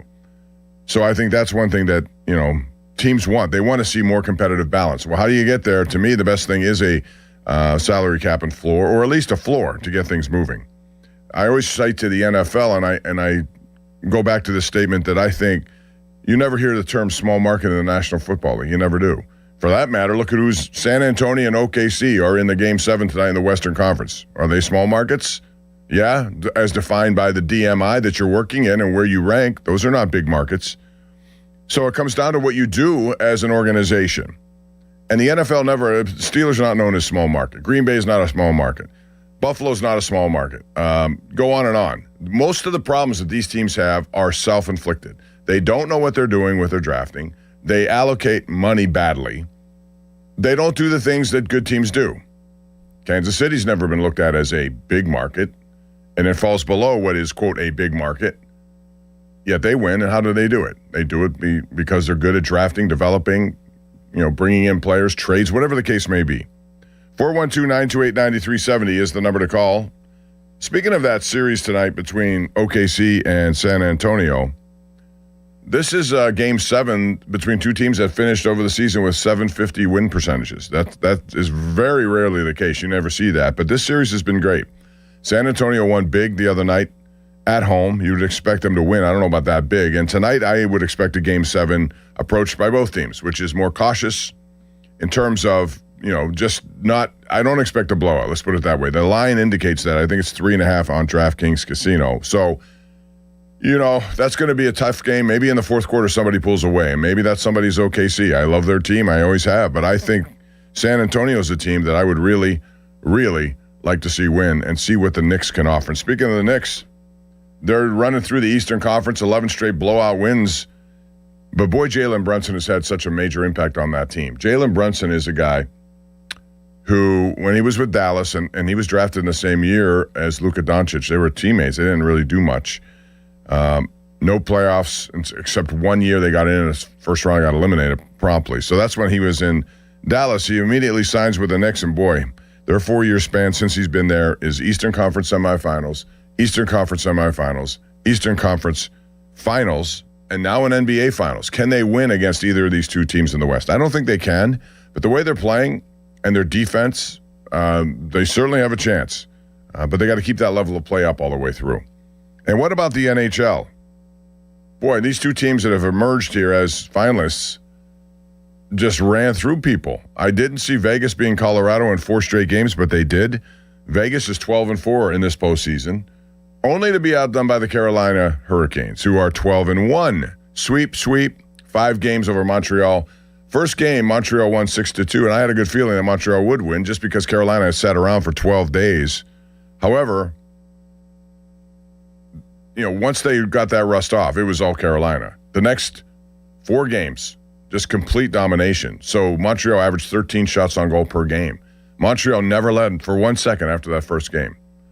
So that's how you define yourself as a team. And Carolina is ready to win one. They've been to the Eastern Conference. That's been their bugaboo. They've lost in those rounds, not this year. They came out, they dominated Montreal, which was a hot team coming into this. And a good team, one to watch in years to come for sure. But Carolina-Vegas, a very interesting matchup here. There's a part of me that says Vegas is hot. Carter Hart's been hot. They got some veterans on that team, but I just like Carolina the way they play. They've been together for a long time. Most of these guys, Rod Brindamore has been terrific as a coach. He's won a lot of games there as a player. In fact, won a Stanley Cup there as a playoff player. Now he could win one as a coach. So those are all things we want to get into today. Call us at 412-928-9370. Steeler OTAs take a break next week for mini camp, and this one is a mandatory, and we'll see what they have to do next week in the first mini camp under Mike McCarthy. So, Joel, you can lead us in the call department here because my screen is blank and I can't get it to work. So I'm going to defer to you to line us up with callers. Mark in Fort Lauderdale starts us off. Hey, Mark. Great to talk to you, Pop, as always. What's up? Want to know if you think the Pirates, there's 4 pitching candidates for the bullpen that I think are available at this trade deadline as it's approaching. Garrett Clevenger with the Rays, Calvin Fauché with the Marlins, Peter Fairbanks with the Marlins, and Victor Vodnik with the Rockies. But I think in order to get any one of those 4, the Pirates would have to give up somebody like a Levi Sterling, a Murph Gray, or a Wyatt Sandoval. And then back in the day, Pete Peterson, he won a World Series in that town eons ago by trading, players for Bill Modlock and Tim Foley. And, Sid Thrift made a lot of big deals that helped the 90 clubs. I mean, is this the time where we see Ben Cherington have to dip into the farm system and help the big league club right now? Possibly. Let me ask you something about Murph Gray. You follow this very well, which I like. Tell me more about Murph Gray. I've seen his name pop up a lot lately. He's a college kid out of Fresno State that they signed last year. He was a little injured when they signed him. He had a tremendous first month at Bradenton. He's tearing the ball up in Greensboro. He's got a future, a power-hitting third baseman. And Levi Sterling is a pitcher that they drafted high. He's pitched real well this year in Bradenton. He'll probably be in Greensboro soon. And Wyatt Sanford, who was hurt last year, is healthy this year, and he's got a 930 OPS in Greensboro. He's a middle infielder with a lot of pop, and I know 2 organizations in particularly are interested in those 3 guys. To me, there's 2 guys in the Pirates farm system that are untouchable. Obviously, Seth Hernandez, and the other one to me is Eduardo Florentino, and possibly Esmond Valdez. I wouldn't give up on him. No, those 3 guys to I me wouldn't either. Those 3 guys to me are untouchable, especially Florentino. He's got an unbelievable swing. He reminds me of Al Oliver. So let me ask you this then. I don't think you'll see a trade before the trade deadline. If you do, it'll come a week before. I don't think right now teams are still trying to figure out if they have a chance or not, which means a lot of guys that teams may covet are not yet available, but if they fall off, then they would be. Do you think, how much of this is dependent upon the Pirates remaining kind of where they are, within striking distance of both a division lead and a wild card? Because right now they're not in position to get those. When would you try to get it? Because to me, there's nothing you can do about this bullpen except trust guys are going to get better. You put Mizorowski on there, or Mizorowski. I wish it was Mizorowski. Majinski in there, and he can help. I think he's very effective in that role. I think Dotel has been too. When do you pull a trade like that off? And how about if this bullpen does come back a little bit and gives you what you want? Well, just look at Patrick Bailey trade. I mean, with Cleveland right down the road from Pittsburgh, that was not a wait till the trade deadline. I think you have to be more aggressive. But that's rare. That's an outlier. You're not going to see that very often, especially as early as it was. Right, but I mean, I think you have to be more aggressive in this stage. The Central, to me, is the most competitive division in baseball right now. I know people will tell you the AL East, but I said before the season, Milwaukee's got an incredible farm system of guys coming up. I mean, they got a $50 million kid in AAA, Cooper Pratt, that they already get $50 million. He'll be up soon. Cincinnati's loaded. The Cardinals have Liam Doyle out of Tennessee is going to get to the big leagues this year. So is the other kid from Stanford. It's a tough division. I think it's the toughest division in baseball. If I'm Ben Cherington, I'm not sitting and waiting. I might be a little aggressive. All right. Appreciate that, Mark. Thank you very much. And it's going to be a consideration. I just don't know now if it happens anytime soon. I think, if Dotel turns out to be a pretty good player for them, and he was again last night, every time they put him in there, he seems to be effective. I can go with that. And if, Majinski goes in there and does the same, you can erase some of those middle inning guys that you have to throw in there who have been extremely inaccurate. So we will find out in time. The thing with the Pirates, their starting pitching is going to be solid for the most part. You also know their offense is top 5, I think, in Major League Baseball with what they've done. So from those 2 points of views, they have an opportunity to be a team that can just get into the playoffs. And I've always been a person that says, if you get into the playoffs, that's your goal. However you do it, get into the playoffs, and you never know what can happen. And I think you've seen that in sports, even most recently here with teams like Montreal Canadiens, teams that you wouldn't have expected to be there at this point of the season, like the Vegas Golden Knights, who are out of a playoff position with 8 games remaining in the regular season. Now here they are in the finals. All right, Joel, who's next? Carl in Robinson wants to talk about the Spurs and Thunder. All right, Carl, we like that. What's going on? Hey, Bob, thanks for taking my call. How are you? I'm doing well. How are you? Great. What a beautiful time here to be in Pittsburgh. Truly no better place to be in the world this time of year. Summertime rolling in, baseball. We got a contender here finally. I know you're out there hitting the links this summer. I'm out here with my son at the batting cages out here in Moon Township. what a game last night. I saw you back there. Did you get to stay for the walk-off, and did you stay for the drone show? Oh, yeah, I never leave. I stay. In fact, I told my wife, who was sitting to my left, I at that time, I said, I'm going to pull my phone out here. I hadn't done it really all night, and said, I have a feeling about Ryan Reynolds. He's swinging this. So I put my little social media thing on there because we were right there watching it. As soon as he hit it, I knew it was long gone. He's been great. Yeah, I stayed. And the drone show was pretty cool, too, especially, with USA America 250. And I don't know about you, but I'm shocked at how drones can do these things. They actually had fireworks coming out of the drones, which I've never seen before. That's incredible. I didn't get to stick around for that, but good for you. What a great night to be out there at the ballpark. Best ballpark in America, you and the family. That's a night to remember. And we finally have a contender here. I know 2 games above 500, but with the torture we've been put through as a Pirates fan base over the past couple decades, it feels like we're the Yankees of the early 2000s. We have a chance. We got this pitching. Hopefully they can put it together. It's really on the players at this point. I know they're not the most talented roster in the MLB, but they're capable. So last night, Ryan Reynolds came through. Obviously, the 8th inning, they had the chances, 2nd and 3rd. No outs, couldn't get it done. But then Ryan Reynolds, all that's forgotten with him stepping up, big-time player, making a big-time play. And talk about big-time players tonight, Game 7.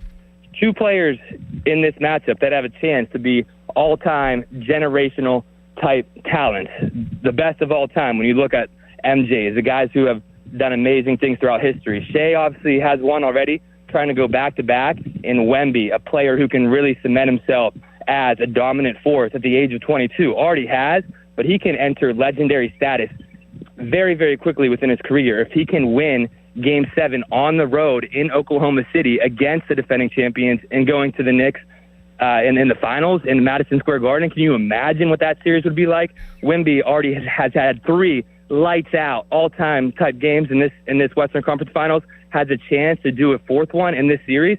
That would be a series for him for the ages if he can pull this off. I'm excited for this Game 7. What do you think, Bob? Well, I am too, for the reasons you said. It will be interesting to see how OKC handles the 7'5" Wembanyama. They have 2 guys who and Isaiah Hartenstein has given him a little bit of fits in this series. Chet Holmgren, not so much, although he's capable. But it's about, they're a deep team. And this is what I said when we was talking about the salary cap in baseball. And it competitive balance is what it is. It's if you can be competitive without relying on money in terms of being the only reason you're competitive. Like you just go out and buy everything. I'm talking about teams that make the most of what they do from a talent acquisition point, from a spending prudently point. OKC did this. Sam Presti, their general manager, I said it before, he's, to me, the best general manager in all of sports right now, what he's doing. But San Antonio had to go through some hard times, too, and they finally got things together. They drafted very well. It's not just Wemby at age 22. They got Harper, who's, I think, 20. They got Castle, who is, I think, 21. Vassell's young. They come at you with a lot of young people. So I don't know who's going to win this game. I hope it's San Antonio because I've been on them all year, but I think it'll be a fascinating game to watch, and whoever wins will beat the Knicks, is what I think, even though the Knicks have played well. Speaking about young people, I know you have a demographic listeners of all generations. I'm listening, and my son, 10 years old, listening. But a lot of the older generation has got away from the NBA for whatever the case may be. Let's do your listeners a favor and urge as many people as possible here to tune into this game tonight, because a lot of people have been shying away from the NBA because they're saying there's a lack of defense. I think they're confusing great offense and shot making with a lack of defense. This series has been as physical as they come, as physical as they can possibly get.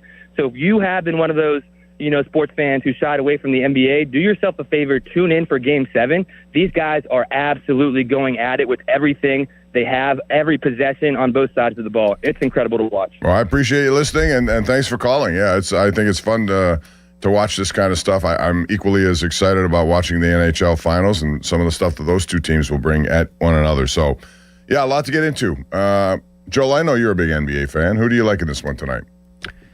Jalen Williams being out for Oklahoma City is going to be very No, he came back the other day, didn't he? He did, but he's not going to play tonight. No. So I don't know if that hamstring ended up re-aggravating it or whatever, or it's whatever it is. I guess he's not playing tonight, it sounds like. Yeah. Man, it's tough. I guess you have to go with the home crowd and OKC, right? Even for them to just get the job done, don't need to play super pretty, just get it done and find whatever ways you can to slow down Wembanyama.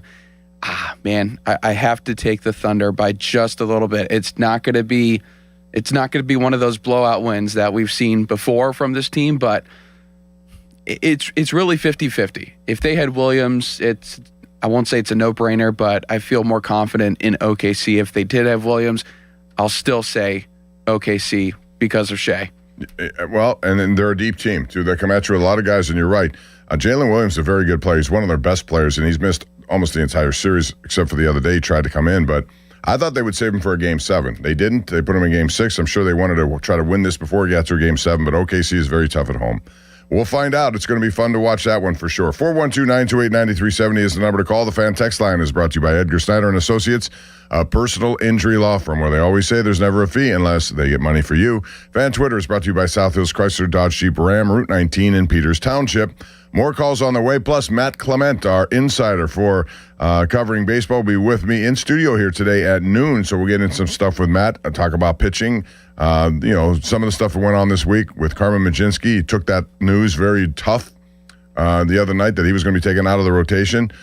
So how does he see this all working out? We'll get into that with Matt Clement coming up at noon. But before I go, I want to remind you about West Shore Home. The best bathrooms don't just look good, they change how you start your day. And West Shore Home, you know they've completed more than 25,000 projects right here in Pittsburgh, and there's a reason. Pittsburgh homeowners keep choosing them again and again because they are America's most trusted home remodeler. They make remodeling fast, efficient, convenient, so you don't have to worry about anything. They also bring luxury bath design to the next level with some of their new styles, and their teams of highly trained employee installers handle everything smoothly, so you don't have to worry about different subcontractors, different people in your home for weeks on end. And remember how I said they make it easy? Well, this is how. Their extended Memorial Day sale now through today. Today, you got to get out there and get it done. When you buy a full bathroom remodel, you'll get a shower in a second bathroom free. That's right, a second shower for free. Plus, you can get started with no money down schedule right now at westshorehome.com/fan or call 1-800-WEST-SHORE. That's westshorehome.com/fan, 1-800-WEST-SHORE for Memorial Day savings from West Shore Home. Extended sale ends today. This offer ends today. Again, I'm pounding that home because you can get that if you called or email or text them, whatever the case may be. See the website for details, but make it West Shore Home. Now, fan headlines powered by Bowser Chevrolet. 6-5 the final last night as the Pirates were walk-off winners against the Minnesota Twins. A Brian Reynolds 2-run home run, the winner for the Pirates. And Game 2 is this afternoon at 4:05. Mitch Keller will take on Bailey Ober. Catch it here on the Fan and on the free Odyssey app with coverage at 3 o'clock. Presented by Keystone Custom Apparel. Fan headlines are powered by Bowser Chevrolet. For more, go to 937thefan.com. 93.7 The Fan Morning Show with Doran Dickerson and Adam Crowley. Texter, Crowley, do not ask the texters to send their pipes. Great point. Yep. Poor phrasing. Biceps. I'm not even going to lie. I check out dudes now a ton. Because of the exercising. I'm not lying. I believe you. It's not a sexual thing. It's like, hey, I need to step up my game kind of thing. Should I not have said that out loud? No. The Fan Morning Show on Sports Radio 93.7 The Fan. Sports Radio 93.7 The Fan. Get the latest on Pittsburgh sports from anywhere with the Odyssey app. Listen to shows and Pirate Games live. Check out our exclusive interviews and content anytime. Download the Odyssey app now and never miss a minute. Sports Radio 93.7 The Fan. 84 Lumber has been building America for 70 years. Whether you're a homeowner starting your first project or a pro on the job, 84 Lumber offers the kind of personalized expertise you won't find in a big box store. They're more than just lumber. From windows and doors to siding, trim, and decking, 84 Lumber has the materials you need to get it done right. With 14 locations across Pittsburgh, there's one near you. Visit 84lumber.com to find your store. 84 Lumber, your hometown building partner for 70 years. Make your downtime fun time. It's time to play on the BetParx online casino and sportsbook app, where there's always another way to win. Right now, new casino users can get up to a $500 casino bonus back, plus 250 bonus spins on the new game Gold Trio Soccer. Play classic casino games for real money and bet on all your favorite sports right on your phone. The BetParx online casino and sportsbook app, where there's always another way to win. Must be 21 and in Pennsylvania, New Jersey, Michigan, or Maryland. New users only. See BetParx.com for T's and C's. Casino bonus must be wagered. Gambling problem? Call 1-800-GAMBLER. Our veterans and their families make great sacrifices to protect our nation. Now it's time for them to receive assistance in their time of need as they age. If you are a veteran or the spouse of a veteran, contact Julian Gray Associates to speak with one of their VA-accredited attorneys to find out how you can receive compensation for the costs of care you are receiving in your home or a long-term care facility. Visit grayelderlaw.com. 93% of Pennsylvanians killed in a car crash while unbelted could have survived if they just buckled up. One simple click, a second of your time. It's the difference between making it home to your loved ones or not making it home at all. Whether you're a driver or a passenger, make the life-changing choice to wear a seatbelt. Every drive, every time. It's not just the law, it's common sense. Buckle up, PA. Learn more at penndot.pa.gov/safety. Paid for with Pennsylvania taxpayer dollars. You like saving money, right? We all do. That's why Allstate just lowered the price of car insurance. Not, but wait, there's a catch. Lower. Actually lower. So if you're shopping around or just want to see how much you could save, check Allstate first for a new lower auto rate that could save you hundreds. You're in good hands with Allstate. Not available in every state. Only applicable for new auto insurance business. Rates will vary by several factors, including how you purchase the policy. Potential savings vary. Allstate North American Insurance Company and Affiliates, Northbrook, Illinois. Finding great candidates to hire can be like, well, trying to find a needle in a haystack, but not with ZipRecruiter. Its powerful technology actively finds and invites qualified candidates to apply to your job. So while other companies might deliver a lot of hay, ZipRecruiter finds you the needle in the haystack. See why 4 out of 5 employers who post a job on ZipRecruiter get a quality candidate within the first day. Try ZipRecruiter for free at ZipRecruiter.com/team. That's ZipRecruiter.com/team. ZipRecruiter. SchultzFord.com. SchultzFord.com. SchultzFord.com. SchultzFord.com. I keep seeing celebrities posts, me in the 90s versus now. Well, the person staring at me in the mirror is definitely not the same person that could pull off bootcut jeans. Time creeps up on us so slowly. You don't see it until suddenly you do. Same thing goes for your bills. $1 here, an uptick there. It's a slow burn until one day you realize the price you're paying now is way higher than when you signed up. But at T-Mobile, customers had the lowest wireless bills versus Verizon and AT&T over the past 5 years. And with T-Mobile on their experience plans, you get a 5-year price guarantee, so you know exactly what your plan price will be for the next 5 years. So at least that's one thing that won't change over time. I can't guarantee you'll still look good with frosted tips, but T-Mobile can give you a clear guarantee on your wireless plan. Lower bills based on HarrisX billing snapshots from Q3 21 to Q4 25 compared to average AT&T and Verizon bills. Comparison excludes discounts, credits, and optional charges. Price guarantee on talk, text, and data. Exclusions like taxes and fees apply. See T-Mobile.com. Hey, it's Pony for the FanDuel Sportsbook, the official sportsbook of 93.7 The Fan. And guess what? FanDuel, in partnership with Valley Forge, is giving you better payouts on same-game parlays all NBA playoffs long. With more ways to build and more value every time you play, you can stack your picks your way for every game, every matchup, and every moment. You've got spreads, player points, threes, and more. Build it all into a same-game parlay and go for bigger payouts. So if you're betting same-game parlays this NBA postseason, I think you should bet them on FanDuel. More options, better payouts, all NBA playoffs long. So just head to FanDuel.com/Andrew to get started. The New York Knicks are scorching hot, and they are blowing through the playoffs after their hiccups in the first round against Atlanta, getting back to the NBA Finals for the first time since 1999. Holy cow. FanDuel, an official partner of the NBA. Play your game. 21 plus and present in Pennsylvania. Gambling problem? Call 1-800-GAMBLER. Hey, it's Pony. What if you had the most reliable fiber-powered Wi-Fi and the price didn't change for 5 years? Thanks to Xfinity's summer savings event, you don't have to worry about that part of your future. Now through June 15th, get gig Wi-Fi for just $50 a month for 5 years of equipment and unlimited data included. No strings, no commitments. And get online in minutes with same-day Wi-Fi. You're guaranteed 5 years of Wi-Fi that finds and fixes problems before you even notice them. Like super intelligent Wi-Fi that keeps you protected from online threats. Plus, you can even try Xfinity Mobile free for a year. Lock in your price and unlock the possibilities during the Xfinity Summer Savings Event. Get it now at Xfinity.com. Xfinity, imagine that. Restrictions apply. Requires paperless billing and auto pay with stored bank account.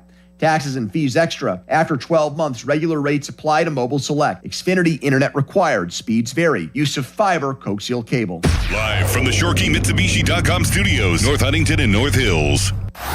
Covering Pittsburgh sports like only he can. Able to leap tall buildings at a single bound. This is the Bob Pompiani Show on Sports Radio 93.7 The Fan. Rolling along on a beautiful Saturday here in Pittsburgh. Bob Pompiani with you till 1 o'clock today. Then it's Josh Roundtree. He'll be in the house until we go to the North Shore Tavern leadoff show. The Pirates trying to make it 2 in a row on the Minnesota Twins.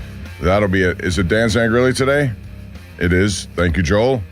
Dan will be there, usual expertise before and after the game, and then the game today. And Pirates have a chance to do some damage here. You have Keller today, Ashcraft tomorrow, and I could say that I think Braxton Ashcraft has been overall their best pitcher so far this year, and that's saying something with Paul Skeens in the rotation. But, man, he has been terrific.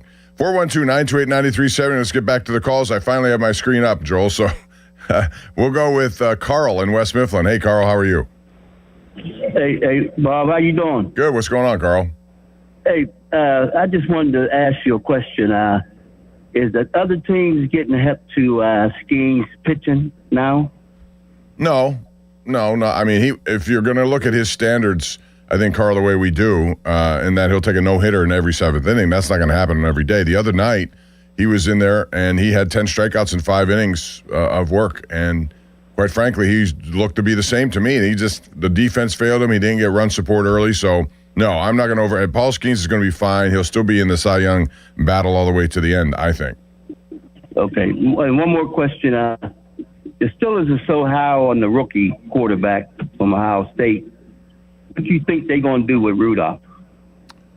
Well, that may be the battle that everyone's going to follow in this preseason. Rodgers is your starter, and now you have 3 guys. I think Aller's more of a he's here. I think McCarthy likes him. I think they could possibly mold him into something, but it won't happen now. I think the battle for the backup is between Howard and Rudolph, and we'll see how it plays out in this preseason, training camp, and all of that. So I don't know. There could be a trade in the works. It's unlikely teams keep 4 quarterbacks, but if they believe that the best insurance policy behind Aaron Rodgers is a veteran like Mason Rudolph because they're trying to win this season, then he would probably get the nod, although I don't know how you protect 4 quarterbacks. That's going to be the very interesting position to be in. So you think they could get a wide receiver for No. You're going to get a low, you're not going to get much. It'll be a 6th or 7th round pick most likely.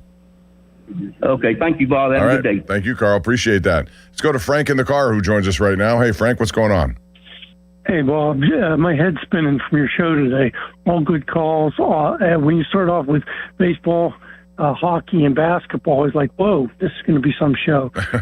So congrats on that. But my issue with revenue sharing in baseball, I think you're right. It's about the competence and quality of the GMs in baseball, but it's also in the MLB proposal to the players, they have total revenue sharing for all local and national TV rights.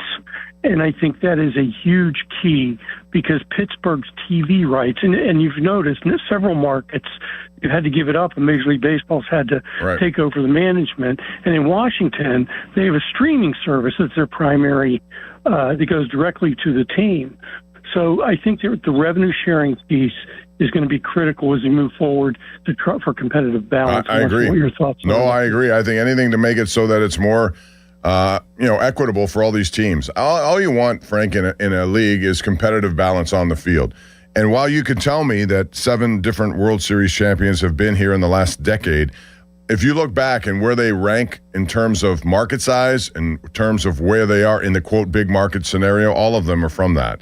I think, now tell me, Joe, who was the last, if you would define small market, a small market team that won a world championship, I would have to, Tampa hasn't done it.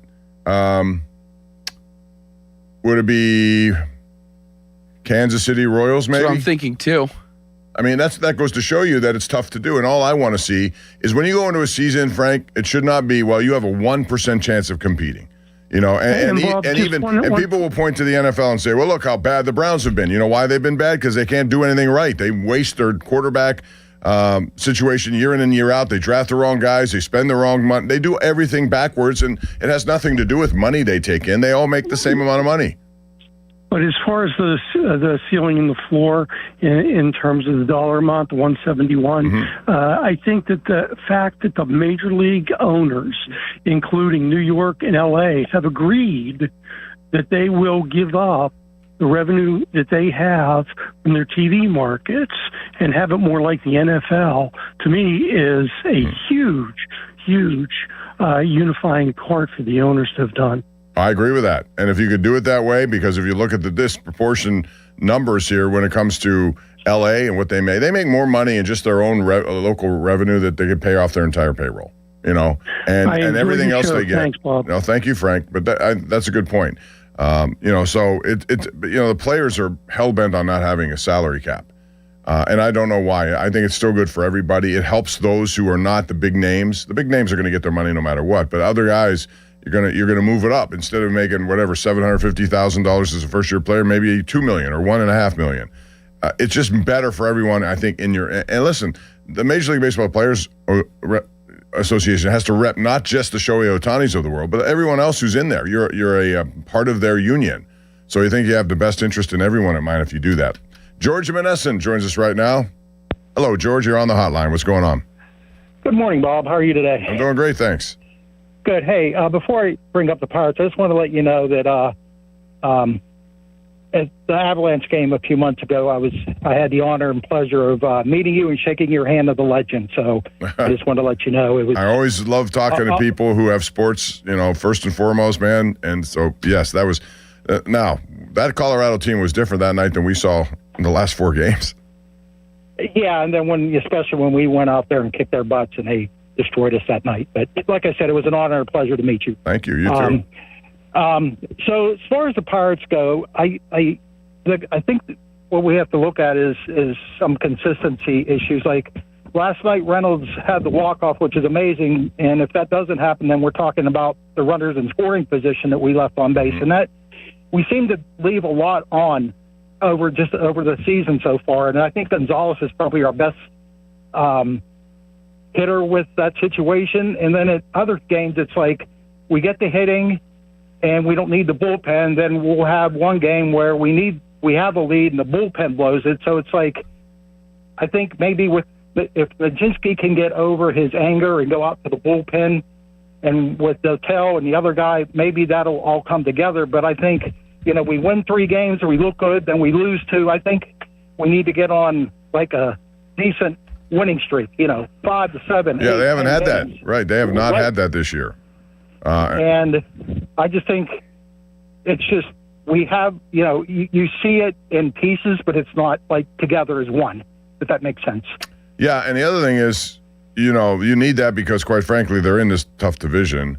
They're in last place in this tough division, tied with the Reds, both 6 out. You don't want to get this thing to where it's 9 out, and you're limiting your options here. They've got to go on some sort of and this is a perfect weekend to do it. They have, I think, pitching matchups that are in their favor. I thought last night I would have given the edge to the Twins just because Bradley had pitched well for them, and that you didn't know what you're going to get from Jared Jones. And it turned out, that was going to happen until the bottom of the 9th inning. So we'll see, but they still have to. They're 30-28, and as Dan Zangrelli pointed out, I think.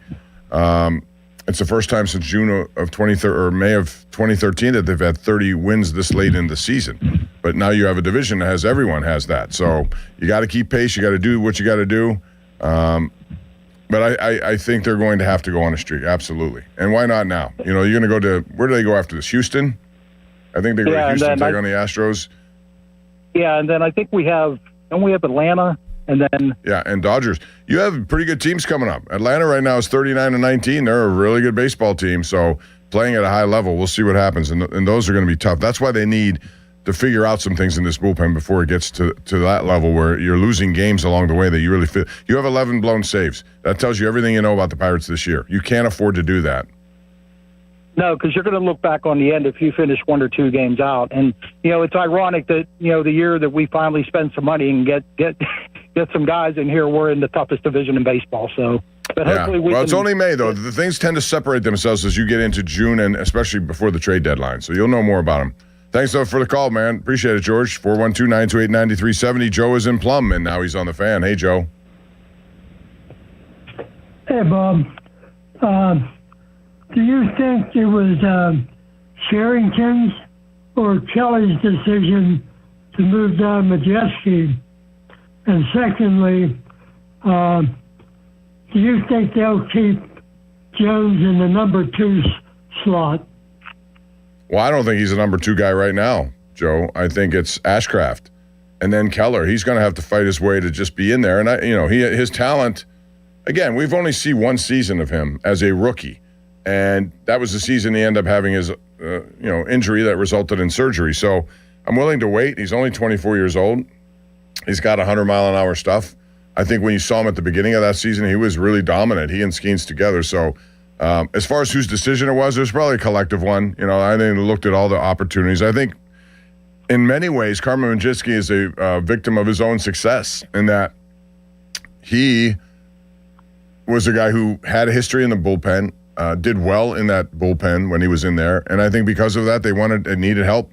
He's the guy to go in there. And I understand why he would feel the way he feels. And he didn't hold back, but he didn't say anything bad either. He was just, you could tell he was very much taken back by it all. But yeah, I think that's the right move for right now. Some would argue Chandler should have been that move but Chandler's not the kind of arm that I think you can throw in there. And if he's wild, which he's been this year, that's not what you want out of a bullpen guy. Thanks for the call, Joe. I appreciate it. I got to go to a break. We have Joey, Martin, John, Chuck, Guy, Rob, all you guys, just so you know, at the top of the hour, Matt Clement's going to come on, but we're going to keep the phone lines open so you can directly talk to Matt Clement about Pirate issues, baseball issues at large. So that's all available to you. And we'll have more calls on the way after this short timeout. But the Berg Proud Challenge, I want to tell you about that. It's gaining momentum, and we need you to be involved. Join the Greater Pittsburgh Community Food Bank along with the Penguins, Pirates, and Steelers, all 3 teams combining by moving 30 miles this June. You can grab a one-of-a-kind #Berg Proud shirt featuring all 3 black and gold logos when you start a fundraising campaign. Raise your first $25. Plus, your contribution goes twice as far thanks to a matching grant from the Richard King Mellon Foundation, which is great. Sign up today at pittsburghfoodbank.org/OdysseyPGH. More calls on the way here on the Bob Pompiani Show on a beautiful Saturday in Pittsburgh. Sports Radio 93.7 The Fan. Now, fan headlines powered by Bowser Chevrolet.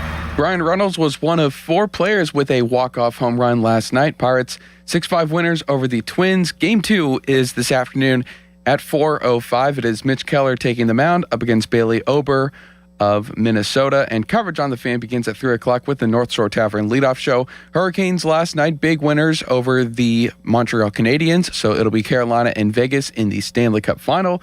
We will find out the NBA finals and who's going to play the Knicks tonight when the Thunder take on the Spurs at 8 o'clock. Fan headlines are powered by Bowser Chevrolet. For more, go to 937thefan.com.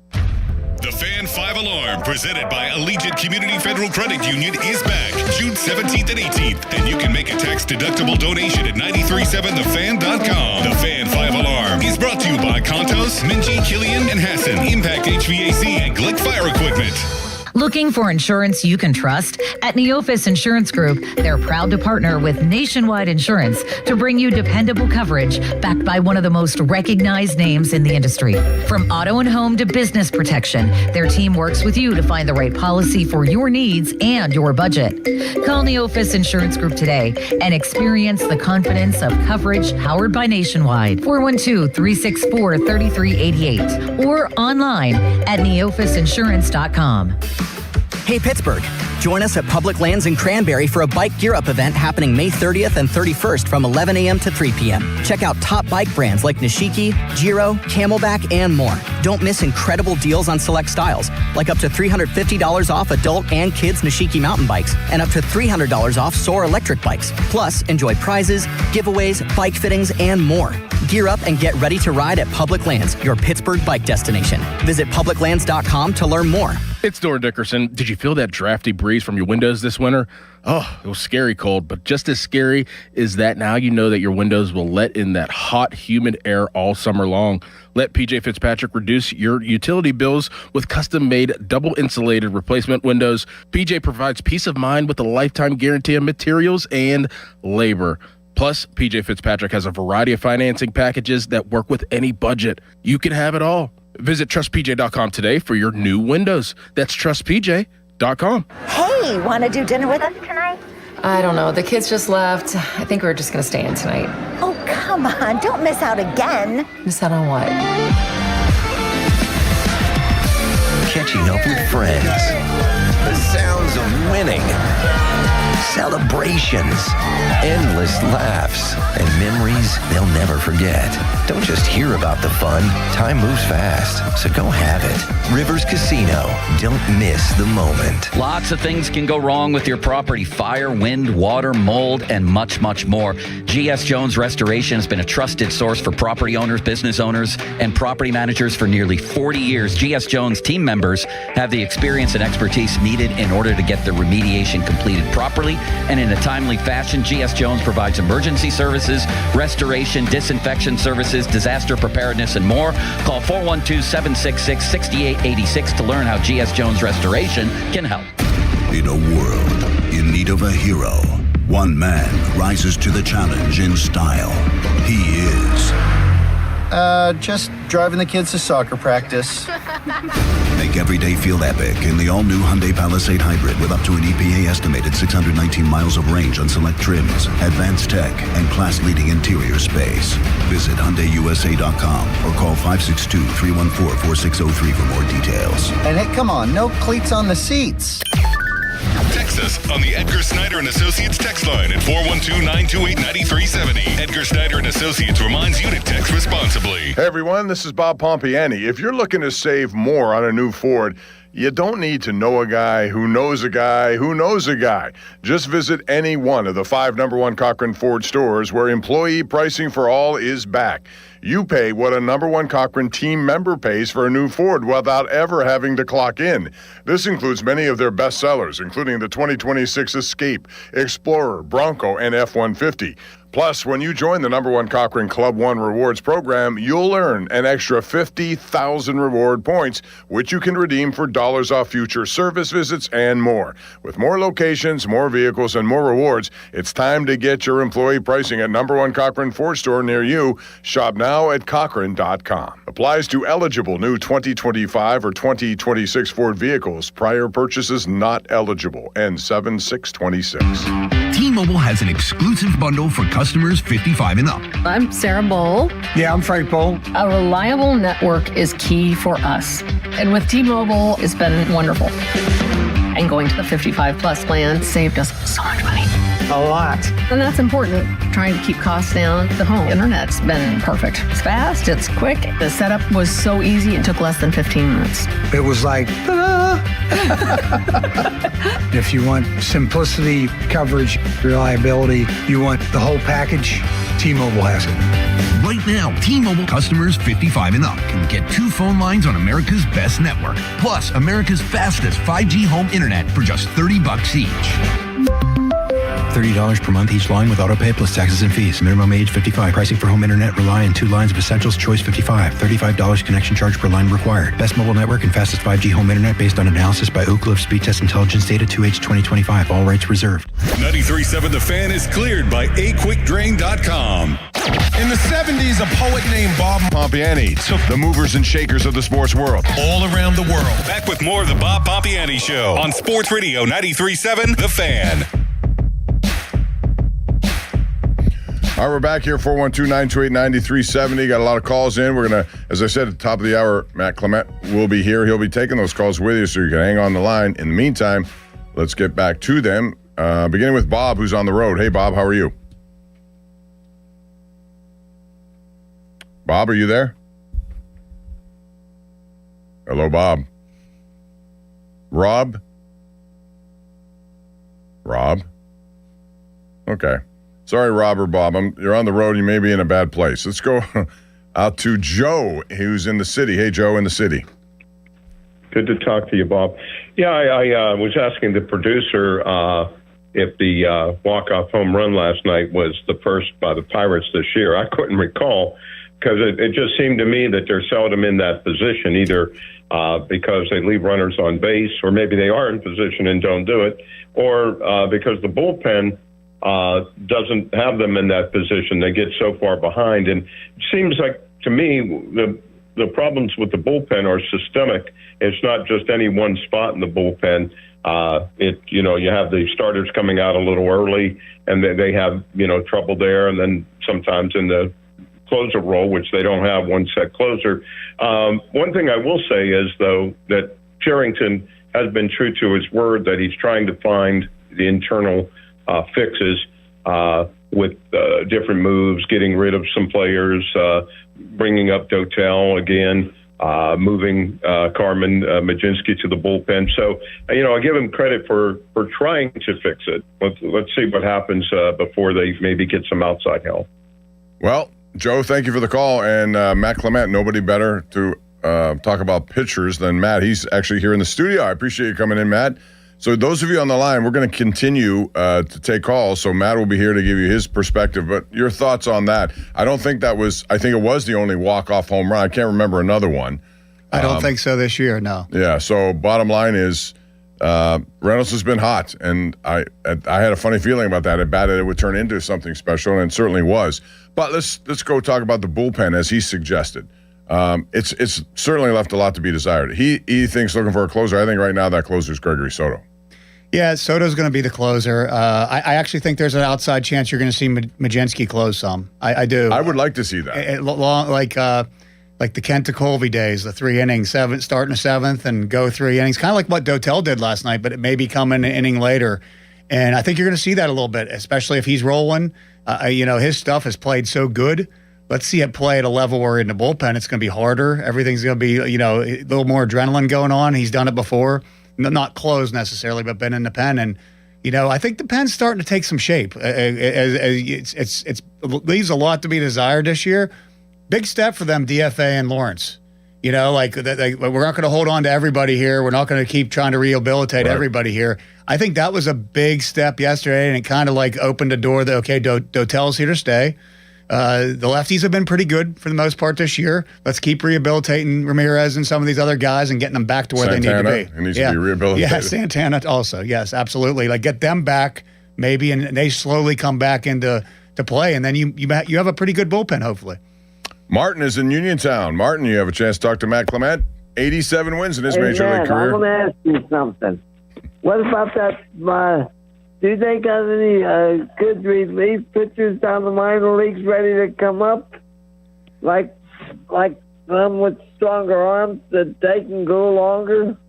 Well, I think Dotel, Martin, is the guy that I know you've been high on him, and every time he's in there, he's been terrific.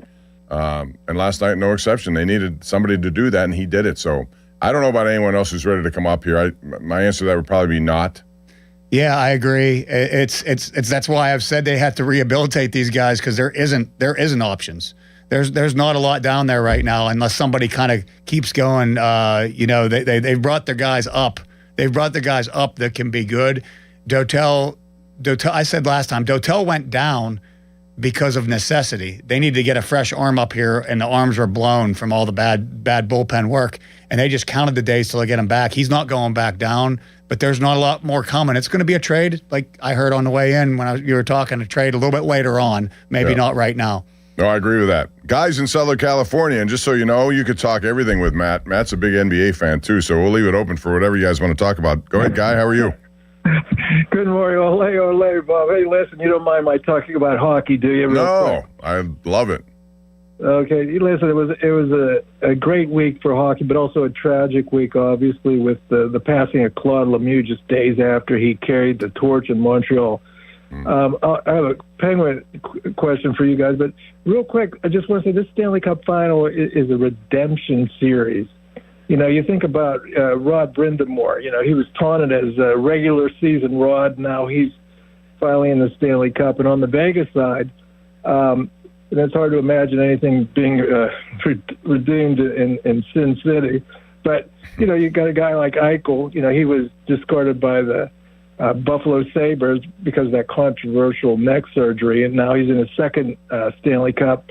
Marner, after being kicked out of Toronto, is the leading candidate for the Smythe Trophy. I don't know if I would classify that as kicked out. He got a big deal and he took it. And he was underachieving. They all were. But yes, go ahead. And then obviously the Carter Hart situation with his legal troubles, and then Torts 22 years ago he won the Stanley Cup, and then he was in a hockey desert for the longest time. And this year he was on the gold medal team, and he's in the Stanley Cup final again. So my question to you, Bob, asking your guest is, would you have thought back in 2011, 2012, when Sidney Crosby was having a series of concussions and his career was, many people thought it would end early, that he would still be playing 15 years later at this high level and playing with Malkin and Letang. And you think back to 2011, 2012, would you have thought that there would have been a team from Las Vegas playing in their third Stanley Cup final? No to each of those questions, Guy. No, I mean, I remember how significant that concussion was for Sidney Crosby. He went through a lot of time before he ever came back. And if you'd asked me then, how long will he play? I would never have said at this level. Thank you for the call, Guy. As far as Vegas, I mean, they gave them everything an expansion team. If you're going to have an expansion team, Matt, in any league, you have to take care of that team. They can't be floundering right from the beginning. So they went out of their way to make it better for them. And boy, they've been consistently good all the way. I would never expected. First of all, there was a time we never expected professional sports teams to land in Vegas. Now they're everywhere. And now teams have betting machines in their own buildings. I mean, that stuff I didn't think was possible, and here we are. Never thought it would happen. And professional sports has got something right. The expansion teams they're bringing in, they're putting them in better positions. They're not like I was a part of the Rockies and Marlins when they came in and they got bludgeoned. The Rays, all those teams, they took beatings at the beginning, and professional sports has kind of got it right bringing these teams in now. Yeah, and so you see the result of it, and we'll talk more about it. I like that series, but I think Carolina's going to win. It's 412-928-9370. Fan Weather is brought to you by Secure Money Advisors. Looking to retire soon? Let Secure Money Advisors get that retirement on track. Today, well, you don't need to be a meteorologist to know it's going to be beautiful. Look outside your door. It's sunny. It's going to stay that way pretty much all week. High of 70, which is very good conditions. It's not overwhelmingly hot. And you're going to probably have this same forecast the rest of the week, Joel Nelson, I have a feeling. Joel has a fan headline coming up, and then we'll continue with Matt Clement. And again, your calls on all topics are still welcome. Matt is a versatile guy. He can do it all. And we'll get into NBA, the hockey, and of course the Pirates and what lies ahead here and what we can expect from a team that currently is tied for last, and yet they're still within striking distance of first. All that coming up right here on the Bob Pompiani Shows. First is Joel Nelson with a headline. Sports Radio 93.7 The Fan. It's the season to break out the clubs. Practice your swing, then look for the 19th hole. Golf season is here, and Going Low is back. Join Chris Muller every Saturday morning at 7 a.m. for Going Low. Powered by Bowser Chevrolet. Chris will talk national golf news, meet with local golf pros, and visit courses throughout the summer. The Going Low Show is brought to you by True Green, Western Pennsylvania Golf Association, Hickory Heights Golf Club, Avalon Golf and Country Club, The Grand Resort, and Shooters Golf. Sports Radio 93.7 The Fan.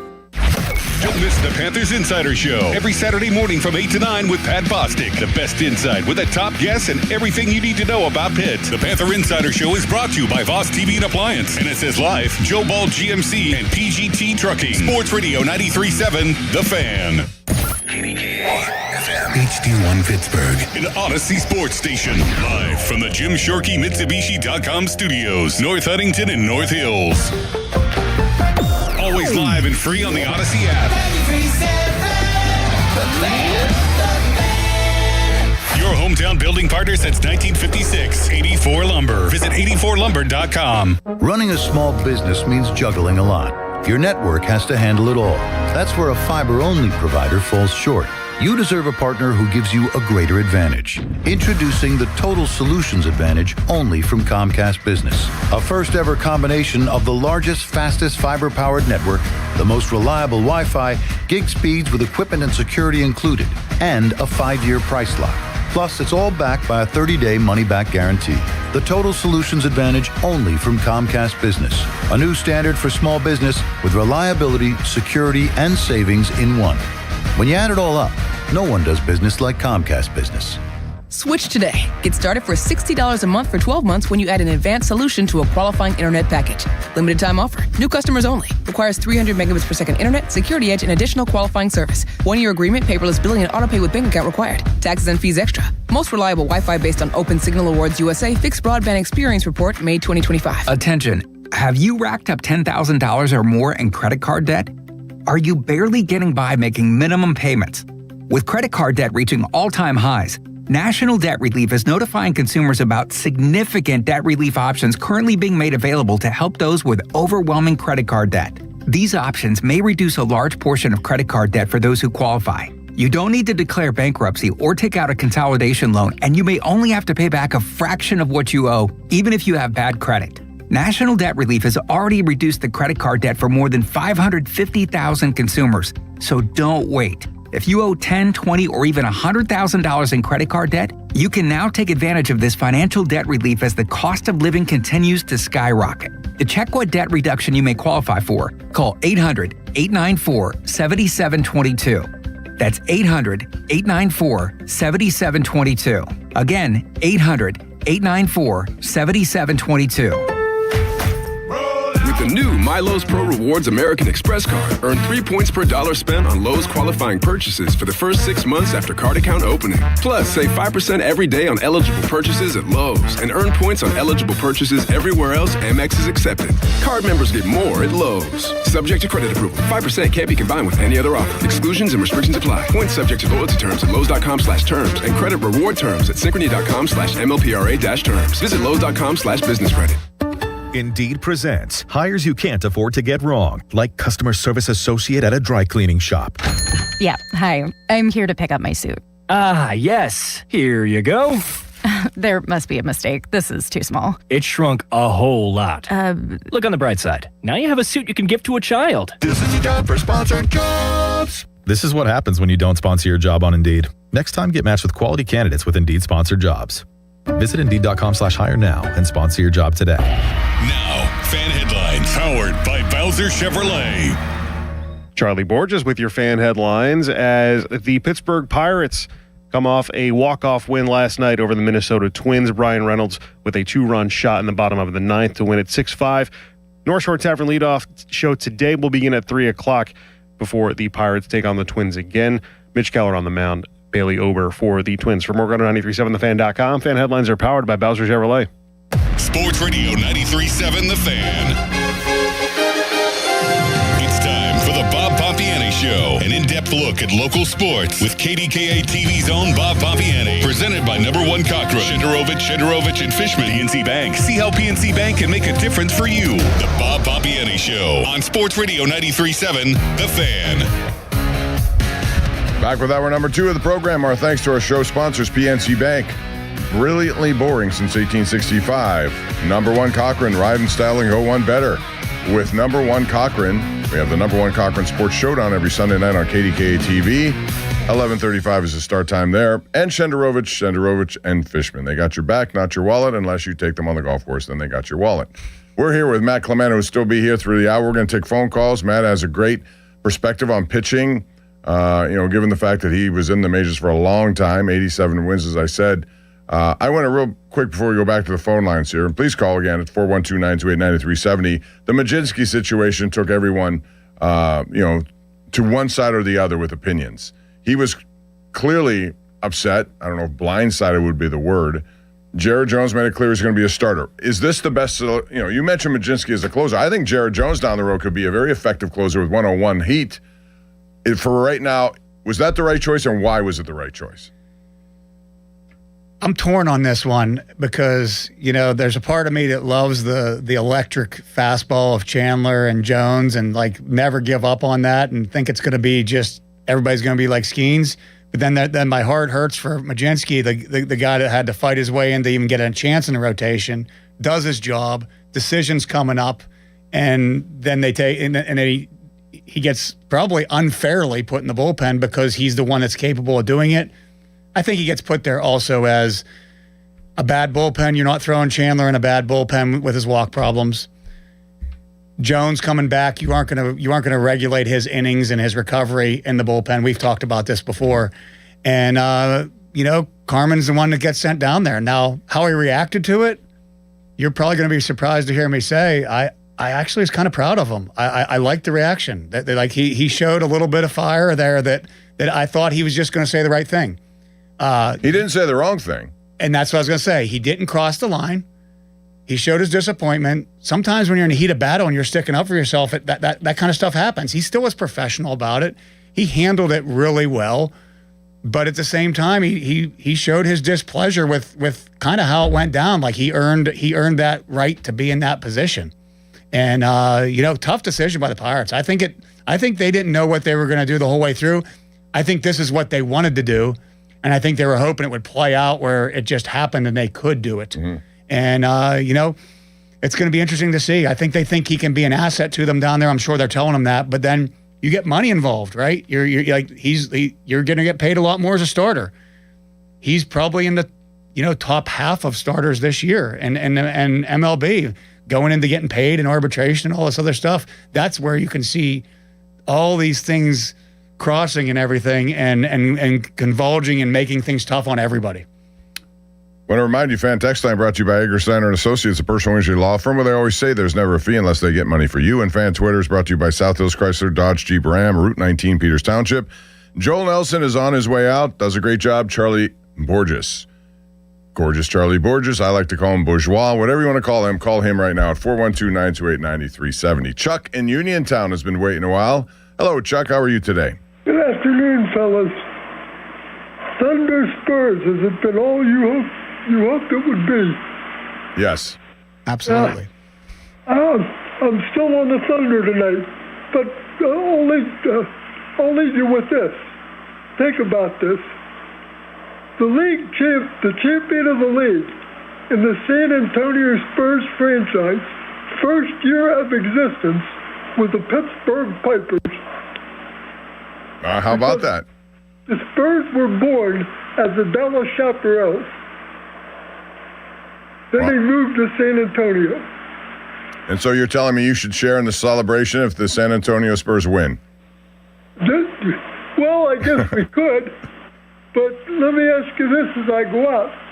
There's other times I'll be talking baseball with you, but do you give the Knicks any chance against either one of them?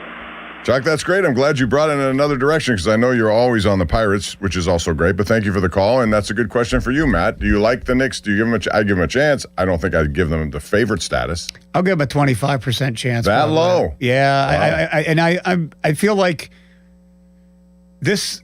My thoughts on this whole NBA has been Jalen Williams the whole time, and I heard that as I was coming in. If Jalen Williams plays, the Thunder are going to win this whole thing, and they're going to win. They'd win tonight. He's not playing tonight. So now was it a mistake that he played in Game 6 if he got injured again or whatever? Yeah, that's hard to say right now because he wasn't overly effective either when he played. But Jalen Williams is the cog, and also an AJ Mitchell too. Both those guys aren't playing for the Thunder, so I think the Thunder are the best team, but they're vulnerable, and the Spurs will be an interesting matchup. I think the Knicks situation rides on this Mitchell Robinson finger injury. Because they're going to need people to guard Wemby and be long and physical and athletic to guard Wemby. And that's their second. That's the guy that probably does it the best for them. So I do feel the Knicks, they're just hot. When teams are hot and rolling in there, I never put it past them. So I do feel they have a good chance. They're hot because they're playing really good defense, and Jalen Brunson's been terrific. I don't think there's any question. Regardless of what you thought of him when he was drafted, he has been elite. Bruce is in Avella, and now he's on the Fan here speaking with me, Bob Pompiani, along with Matt Clement. Go ahead, Bruce. Or Bryce, I'm sorry. How are you, Bob? Good. How are you, Bryce? Good. I'm doing well. I just wanted to talk about our bullpen and how I think that Majinski going into the bullpen isn't a bad thing because now we got him, Sisk, and Wilbur yesterday. That was awesome. I love to see 3 innings shutout from him. And then we just need that closer. I mean, I think Jared Jones would be a great closer for us. He's got that 101. And then we got Seth Hernandez who could come up next year and replace that starting role. Well, listen, the best thing for now, they're not going to put Jared Jones in that position now. Bryce, thank you for the call. I think they've got to hope Santana regains whatever he had, and if not, they have a problem there. But I think Montgomery, along with Sisk, and along with Soto, are good left-hand options. If Santana can just get back to that level, that would be the best cure-all at this point, short of going out and bringing another arm in somewhere. And let's not forget, Soto's been really good. He's had one bad outing, and they need a closer. Yeah, they need a closer, but Soto's been pretty good. We got to give him credit for that. I think a closer would allow him to fall back to that role before. that would really strengthen the bullpen. Everybody just drops back a step if you get that like proven closer in there. But Santana is a key. Everybody's mad about him and doesn't like him, wants to kick him out the door. But him rejuvenating himself at this point in the season is a huge key for this team. And Mlodzinski going to the pen is not a bad thing for anybody except for Mlodzinski and his salary down the road. But no, it's a great fit, and maybe, just maybe, he ends up being the closer. See, I said he's a victim of his own history and success. He's good in that role, and they probably said, well, he's done it. He can do it. We want Jared Jones to stretch out. What about Bubba Chandler? Was he ever a candidate to go into the bullpen? I don't think he ever was a candidate to go to the bullpen. I think another thing Mlodzinski's a victim of is the bullpen's bad. So like that, it makes it even more so. Let's put him in the bullpen instead of being like, oh, we'll throw Chandler down here and help him figure it out. You can't throw a guy that's walking that many people into the bullpen. So yeah, it's an interesting situation. I think that Jones's start last night reminded me of a bunch of Chandler starts, really. But he has at least I've been gone for a year, first time back on the mound. But those two are important too. Like getting those guys going and consistent. 5-6 inning outings from those two guys, good outings, because they can dominate. They can change this whole culture of everything. But I don't think Chandler was an option. I think I've been saying for 3 weeks this is exactly what's going to happen. And I'm not a genius. It's just like the tea leaves just lined up that this is what was going to happen because it fit the Pirates best based on bullpen struggles, Jones recovery, managing Jones's recovery, Mlodzinski's history being good down there. It just all added up. I think we've talked about it before, and this sounds stupid. Joe and I a few weeks ago, the question is, which is more likely, the Pirates winning a world championship or the Pirates not making the playoffs?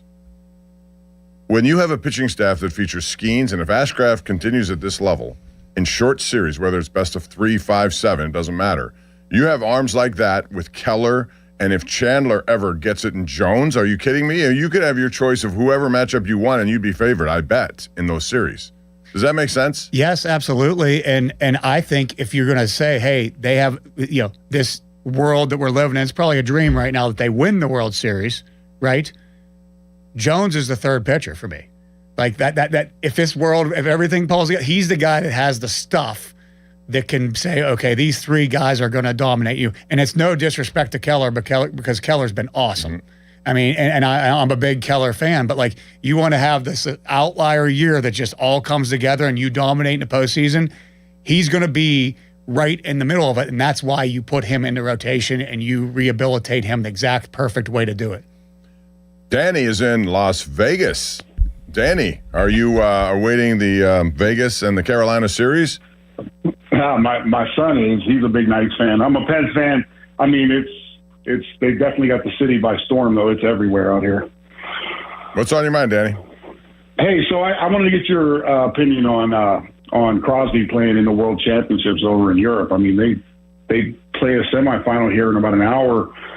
I'm not so sure. I mean, what are you going to do? Tell Sidney Crosby he can't play? But after that Olympic injury, I'm not so sure if I'd be okay with that. Penguins upper management, he was never the same after that Olympic injury.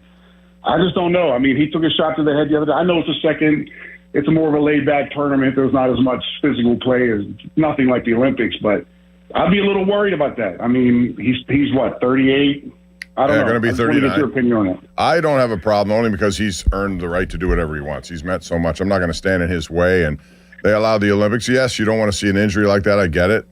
In this situation, he wanted to keep on playing, and I'll tell you something, he's developed a tremendous relationship and on-ice chemistry with Macklin Celebrini, who's still a 19-year-old kid from San Jose. I think the next guy carrying a torch in this league. He's that talented. As a player, Matt, answer Danny here. I don't have any problem with him doing what he's doing and the organization allowing him to do it. I have no problem with it at all. I'm sure they're uneasy about it, though, Danny. You're right. Like, they're uneasy about it, just like the Pirates were probably uneasy about Skeens pitching in the World Baseball Classic. But a great point with Celebrini, like he's become an ambassador to some of these younger guys, and a lot of players don't want to do that. And to see Crosby do that, that's just the kind of stand-up guy he is. But I don't disagree with you. Like, everybody's got to be uneasy when these games that aren't part of the Penguins season are going on. but like Pomp just said, like he's earned the right to do whatever he wants to do, and management's never going to get in the way with it. I don't see those lines ever crossing. And listen, we saw this week a guy down in the Dodgers organization tear his ACL after he's trying to avoid a dog that got loose. Did you see that? Like I did. Like, I mean, if you're worried about injuries, I remember, who was it? Jason Pierre-Paul, right? And the Giants blew off his hand fireworks. Give me some other weird stuff that's happened. I mean, if you're going to worry about injuries, I understand why, but you can injure yourself doing a lot of things. Anybody remember Yoel Zumaya? Yes. Got carpal tunnel from playing too much Guitar Hero. How about that? And he had to miss, I think, 3 games. Yeah, I remember Gus Frerotte. You know Gus, I'm sure. Yes. Self-inflicted concussion after he went in the end zone and banged his head. Poor Gus. I love Gus. But he's emotional and it went overboard there. Martin Gramatica tore his ACL. Was it Martin or the other Gramatica? It might have been Bill. I think it's Bill. Tore his ACL, he kicks a field goal, wins the game or whatever, jumps up in the air, lands on his knee, and it goes. That came up this week when the dog, I never saw a dog. What is that dog doing? He was a bat dog. He goes out and he's like trained to get the bats off to be the bat boy. Okay. So when he was going out and he was running back and he got in the way of the celebration of the home run. That's crazy. Who would have thought that happened? Dominic is in Allison Park and now he's on the Fan. Hey Dominic, how are you? Hey, I'm doing great. I got to remember that I'm not just listening to the radio. I'm heading towards the city right now to meet a friend at the aviary, and all these injured drivers. It's like, oh, geez. So I'm like, oh, no, no F-bombs are coming out. I'm on the radio now. So, but anyway, since Matt Clement's on the radio, so Mlodzinski going to the bullpen, totally agree. Now, when if Bubba Chandler doesn't have 2 more good starts or so, do you think they would send him down to the minors, or do you think they would switch it up and send him to the bullpen to try to straighten things out and just get him focusing on 2 or 3 pitches and get him back to that bulldog mentality, or and then put Mlodzinski back in rotation? Like, what do you think they would do if that were to happen, if Bubba Chandler doesn't straighten out in 2 or 3 starts? Yeah, I think if Bubba, it's going to have to be like blow up outings, like taking out of the game in the 2nd inning, taking out of the game in the 3rd inning. He's we're only 1 start back. He had the Toronto outing, which was his best outing of the year. I think the Pirates really believe, and I use these 3 guys, Griffin, Davis, Chandler. They want them to develop here while they're trying to win a championship, and they feel like it's not going to do them good in AAA to go down there and dominate there. There's a history of that. You go down there, dominate there, you come back, it's the same thing. It kind of like a pressure when you come back to show that you got better. So in my opinion, it's going to take some blow-up outings. I think if it goes bad and they do need to make a move, that Chandler could get sent down more so than go to the bullpen. I think that's probably the more so option. And, I want to be straight here. I'm not saying it was for Mlodzinski, it's the right move for the Pirates. He deserved to still be in the rotation, so he gets that spot if that's the case. Yeah, I agree with that. Dominic, thanks for the call. Appreciate it. Drive safely out there with all the Yunzer guys out on the street. 412-928-9370. We have Chris in Fox Chapel, Mike in Beaver County. Jill is coming up. More calls on the way. 412-928-9370. Matt Clement in. You're going to stay to 1. That's okay? Absolutely. You're made to drive in. He's a good team player, Matt Clement. And he'll be with us talking about all things, not just Pirates, but other sports as well. We're going to go to break, but first I want to tell you about West Shore Home, because the best bathrooms don't just look good, they change how you start your day. And I know more than anyone, I start my day in the bathroom. West Shore Home has completed more than 25,000 projects right here in Pittsburgh, and there's a reason why Pittsburgh homeowners keep choosing them. You know why? Because they're America's most trusted home remodeler. They make it fast, efficient, convenient, no sweat for you. They're also bringing luxury bath design to the next level with some of their new styles. On top of that, their teams of highly trained employee installers handle everything, so you don't have to worry about different subcontractors in your home for weeks on end. And remember what I said earlier, they make it easy. How do they do it? Well, they extended last week's sale, the Memorial Day sale, until today. So it runs through today. When you buy a full bathroom remodel, you'll get a shower and a second bathroom absolutely free. That's right, a second shower for free. Think about that. Plus, you get started with no money down. Schedule now, westshorehome.com/fan or call 1-800-WEST-SHORE. That's westshorehome.com/fan, 1-800-WEST-SHORE for Memorial Day savings from West Shore Home. This offer ends today. See the website for details. Now, fan headlines powered by Bowser Chevrolet. Game 7 of the Western Conference Finals in the NBA between the San Antonio Spurs and Oklahoma City Thunder tonight. Not puck drop. Wow. Tip-off scheduled for 8 o'clock. Hockey's on the brain after last night. Tip-off is at 8 o'clock. The winner has a date with the New York Knicks in the NBA Finals. For more, go to 937thefan.com. Fan headlines are powered by Bowser Chevrolet.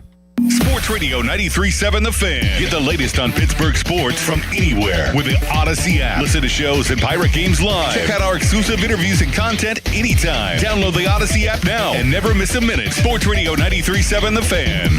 I'm John Morgan of Morgan & Morgan. If you've been injured in a car accident, call America's largest injury law firm. For over 35 years, my mission has been to deliver more for our clients, to deliver more for you. Injured? Visit forthepeople.com for an office near you. Mike Rowe here with a random fact. More than half of the homes that have basements in North America will experience water damage. It's true. Whether it's basement moisture, flooding, or bowing walls, do yourself a favor. Call Groundworks. I spent some time working with these guys. They're the real deal. Their people are trained and certified to waterproof your basement and stabilize your walls. Baker's Waterproofing is now Groundworks. Schedule a free inspection. Licensed in all states where work is performed. See website for details. Make your downtime fun time. It's time to play on the BetParx online casino and sportsbook app, where there's always another way to win. Right now, new casino users can get up to a $500 casino bonus back, plus 250 bonus spins on the new game Gold Trio Soccer. Play classic casino games for real money and bet on all your favorite sports right on your phone. The BetParx online casino and sportsbook app, where there's always another way to win. Must be 21 in Pennsylvania, New Jersey, Michigan, or Maryland. New users only. See BetParx.com for T's and C's. Casino bonus must be wagered. Gambling problem? Call 1-800-GAMBLER. Get in the zone. AutoZone. Welcome to Markdowns for Miles at AutoZone. Thanks. Is oil marked down? Save up to $15 when you buy 5 quarts and a filter. And fuel treatment? 2 for $9 on Lucas. Brake pads? Marked down to free. Free? Get free Duralast brake pads when you buy 2 Duralast rotors. That's several markdowns. For many more miles. Get in the zone. AutoZone. Restrictions apply. My name is Whitney Allen, and I'm a widow. My husband, Ryan, died. We never thought we'd ever have to use life insurance, but the unexpected happened. With Ethos, signing up was fast and 100% online. You can get a quote in seconds, apply in minutes, and get same-day coverage. No medical exams, and you can get up to $3 million worth of coverage. I'm grateful we were prepared. Get your free quote at ethos.com/radio. That's ethos.com/radio. Paid spokesperson. Time spent on application may vary. Online health questions required. SchultzFord.com. SchultzFord.com. SchultzFord.com. SchultzFord.com. Hey everyone, this is Bob Pompiani. If you're looking to save more on a new Ford, you don't need to know a guy who knows a guy who knows a guy. Just visit any one of the 5 number 1 Cochran Ford stores where employee pricing for all is back. You pay what a number 1 Cochran team member pays for a new Ford without ever having to clock in. This includes many of their best sellers, including the 2026 Escape, Explorer, Bronco, and F-150. Plus, when you join the number 1 Cochran Club One Rewards program, you'll earn an extra 50,000 reward points, which you can redeem for dollars off future service visits and more. With more locations, more vehicles, and more rewards, it's time to get your employee pricing at number 1 Cochran Ford store near you. Shop now at Cochran.com. Applies to eligible new 2025 or 2026 Ford vehicles. Prior purchases not eligible. End 7/6/26. Need a garage door fixed right now? Need someone to fix the opener or repair broken door springs? Maybe you need new rollers or cables. Door panels may be damaged. Maybe you think you need a new garage door. You need someone, and now call 1-844-345-4737 for Precision Garage Door Service. One of America's largest certified professional garage door experts has trucks fully stocked and ready to roll. Call 1-844-345-4737 for 24-hour same-day service in Pittsburgh and surrounding areas to fix any garage door problem. Precision will dispatch certified professional garage door technicians. They'll repair or replace anything on your garage door economically. No waiting. And if you do need a new garage door, Precision will provide a free estimate. Online, it's PittsburghGarageDoors.com or call 1-844-345-4737. Phone answers 24/7. Credit cards are accepted. Precision Garage Door Service. Precision Door Service, a name you can trust. PA 060566. When a family is going through a hardship, life can change fast, and keeping a child in hockey can become out of reach. The Assisted Goals Foundation helps to provide funds for those who need it. We believe that every player deserves a shot at their dreams regardless of financial circumstances. With scholarship applications opening this June, your support right now can make all the difference for families in need. Join us in making hockey accessible for all. Visit assistedgoals.org to donate today. That's assistedgoals.org. Wesley Financial Group is not a law firm, and Chuck McDowell, definitely not an attorney. This is Chuck. If someone talked you into buying something really silly and you want to get out of that silly little thing, my advice, get the facts. Call me and I'll send you our timeshare exit kit absolutely free. Inside, you'll learn how timeshare works and all your options for cancellation. Call Wesley now for your free exit information kit. 800-948-7878. That's 800-948-7878. Live from the ShoreKeyMitsubishi.com studios, North Huntington and North Hills. Bob knows sports. Ladies and gentlemen, let's go crazy. This is the Bob Pompiani Show on Sports Radio 93.7 The Fan. We continue to roll along here on a Saturday, a beautiful day in Pittsburgh. 412-928-9370 is the number to call. Matt Clement in studio with us, Charlie Borges behind the glass. And we want your phone calls, as I said, talking about all things Pittsburgh sports. And before I do that, I want to get to Matt and talk to you about this. I went over today because I was just thinking of Skeens. Someone asked me yesterday at the game, Skeens going to win the Cy Young? And I said, it's a good question. I'm not, this is not exactly the same kind of Skeens year. But then I looked, and I thought at this point the answer is going to be no. Ohtani with an 0.82. Christopher Sanchez, we saw him just absolutely tie up the Pirates. The whole month of May, no runs allowed. 1.47 ERA. Mizorowski is just unbelievable out there, 183. Then Chris Sale, an older guy, he's getting it done. Chase Burns. Where do you think Paul Skeens fits in? And out of that group, who do you think will probably win it? Let's not forget Mason Miller either. Well, you're going to give a closer that, even though they have their own? He's having historic, he is. Contact. People only make contact with him once in a while. So, he's another name that get tossed in there. So, do I think Skeens could still win the Cy Young? Yes, I do. I do too. It's the odds look. Hey, this is like you said. We still have 4 months to play, and so this is just a 2-month sample size right now. And somebody like Mizorowski, it's going to take. He's got to keep it up for 6 months. They're going to probably limit him at some point. Mm-hmm. Ohtani, they want him to be ready for the postseason. They're probably never going to let him start. I don't see Ohtani's 7 and 8 inning outings coming. That's where now Sanchez, he's the outlier. Sanchez has been phenomenal. I haven't been more impressed with a pitcher than watching what he did to the Pirates that day and how he did it with his changeup. It was over the top impressive what he's done. This is 2 years in a row. He was the one that Mizorowski replaced on the All-Star team, ironically, last year when he was having the same year, not the same year, but same year last year. So, but Paul Skeens, he's very capable of doing what these guys have done these first 2 months, the rest of the season. And he's not in a horrible position right now either. And he has the big thing. He's the reigning champion. It's hard to knock off the reigning champion. We saw that with SGA this year with Wemby, Joker. It's hard to knock him off with that Cy Young. So I don't put anything past Paul Skeens, and I think he could get back in the race. But it's going to be it's a hill to climb right now. And it's funny, people look at his ERAs. Oh my, he's a 3. Okay, how many pitchers with a 3 ERA? And he has bad luck on his side right now too. They've gotten some bad defensive plays behind him and not as much hitting as maybe they've shown. His standard is so off the charts high, and what a credit to him. Yeah, absolutely. What a credit to him that he's created a standard like this. This is unthinkable standard he's created in 2 years. Back to the lines we owe. It's Mike in Beaver County joining us here on the hotline. Hey, Mike. Hey, fellas, I heard Bob Walk the other day say that moving from the rotation to the pen is a demotion. And he gave the reasons, and Matt went through them a few minutes ago. But I'm wondering, doesn't that have to happen to more than half the pitchers in Major League Baseball? And when and how does it happen that you get moved from being a starter into the pen? Is it, out of the 12 best guys, or 12 guys on the rotation to the 5 or 6 best always end up as starters and everybody else is in the bullpen?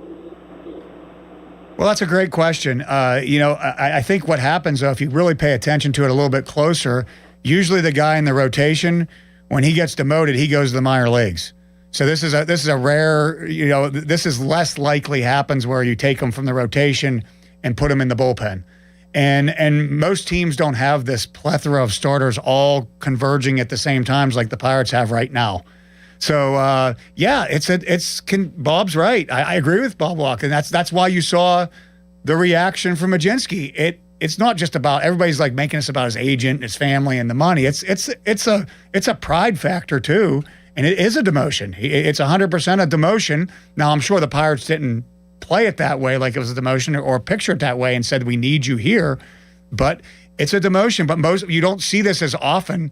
Because the guys that are starters, when it's not working as starters, you're back in AAA and figuring out how to start again, and then maybe you come back up and you're in the bullpen. Yeah, I think that's great, and it's a good point by you. But it's a word. How you take it is the most important thing. And while I think Mlodzinski probably took it, the way he took it, I think time will settle that down. He'll understand. He's a professional. He's going to do the right thing in that role, and I think be very effective. And who knows, he may end up being a closer. And closers get big money too these days if he does it for a little bit and has success. Let's go out to line 7. That would be Jill in Spears. Hey, Jill, how are you? Hi, Bob. Just another wonderful show on Saturday. It's the best. I'm glad you listened. Too, Matt. Thank you. You too, Matt. Enjoying it today. And I sound repetitive, but I was already on the line, so I just would like to get my vote in for Carmen Mlodzinski, because the thing I love about him is he worked so hard to work himself into the starter position, and he was doing well. Then he gets demoted because Bubba is not doing good, and then I love Jared Jones. I liked him, when he was here before, but he just up and declares himself a starter. I'm not going to the bullpen. Is that right, or should he have to prove himself a little bit, or? I mean, I just feel so bad for Carmen. Well, Jill, and Matt, I think the thing about this is that Jared Jones could have answered that.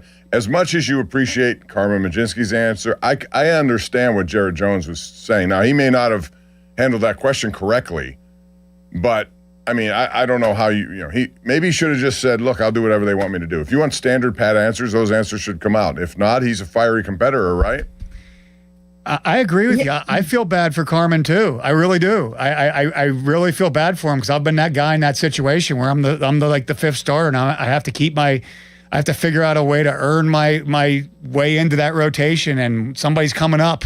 I had Mark Pryor was my guy coming up, one of my closest friends in baseball, and I just it's not fun when it doesn't go your way. I fortunately stayed in the rotation. I was lucky, but I was always on the verge my first 5 years of not knowing if I was going to stay in the rotation. So I feel bad for him. I agree with you a lot. Jared Jones, I think he is a fiery guy. He is a confident guy. He's an ego guy. But I also feel like I think Jared Jones knew he was going to be in the rotation. So, a guy like that, when he already knew that he was going to be a starter, like there's not a doubt in my mind. There wasn't never a question in the Pirates when they were figuring this out that Jones was going to the bullpen. He was going to be in the rotation the whole time. And something about that interview that I've heard said after that doesn't get brought up as much. Before the interview started, he did say no questions about if I'm going to be in the rotation. Mm-hmm. So then the question came, somebody that's kind of fiery, fires back, it turns a little bit more viral and puts him in a spot. But Major League Baseball is unfair at times is the best answer I can give you on that. All right, Joe, thank you for the call. Appreciate it. 412-928-9370. Next up, we're going to go to Tom in Pittsburgh. He joins us here on the Fan Hotline. Go ahead, Tom. You're talking to Matt Clement. Oh, great. Hi, guys. How are we doing today? We're good. I'm wondering, the biggest flaw the Pirates have right now is their bullpen. I mean, they really have to do something about that. But what's being overlooked here, I think, is possibly the hitting coach. Matt Haig. I mean, this guy, he batted a robust 210 when he was in the majors. And don't you think that, when these guys go on slumps, say, for instance, like when Lau, gets on a slump, like he's striking out all the time. But, we know he's a great hitter. But don't you think they need somebody that's a little bit more qualified than him for the position? See, and Tom, thank you Joe, Tom, whoever, there's too many names on this list. Whoever was just there, thank you for that. But I will, before you answer that, Matt, I always used to say, just because you didn't do well as a player, in terms of, once you get to professional level, you're pretty good. You're 1% of the population. But Chuck Noll was never a Pro Bowl offensive lineman, yet he became a Hall of Fame coach. Bill Cowher, special teams guy, never really beyond that. Jim Leland, tremendous manager, Hall of Fame. He never, there's something about being a coach that you understand about the game. It doesn't necessarily transfer to your own personal performance, does it? Well, you can. I would say look down the list of coaching staffs in the MLB right now, and how many of them were great players. Very few. It's very few, and that doesn't. They kind of found their own niche. A lot of coaches, and they are good coaches because they know what they couldn't do. So they can tell others how to do it because they knew what kept them from being a great player. If that kind of makes sense, it's a world where their failures have helped them be great mentors. And I'll say this too about coaching: a lot of coaching is psychological. It's pumping the guy up. It's saying the right thing. It's changing their mindset. There's mechanical, but now with all the cameras and the technology and everything like that, that stuff kind of puts it in place where you just send them down that way.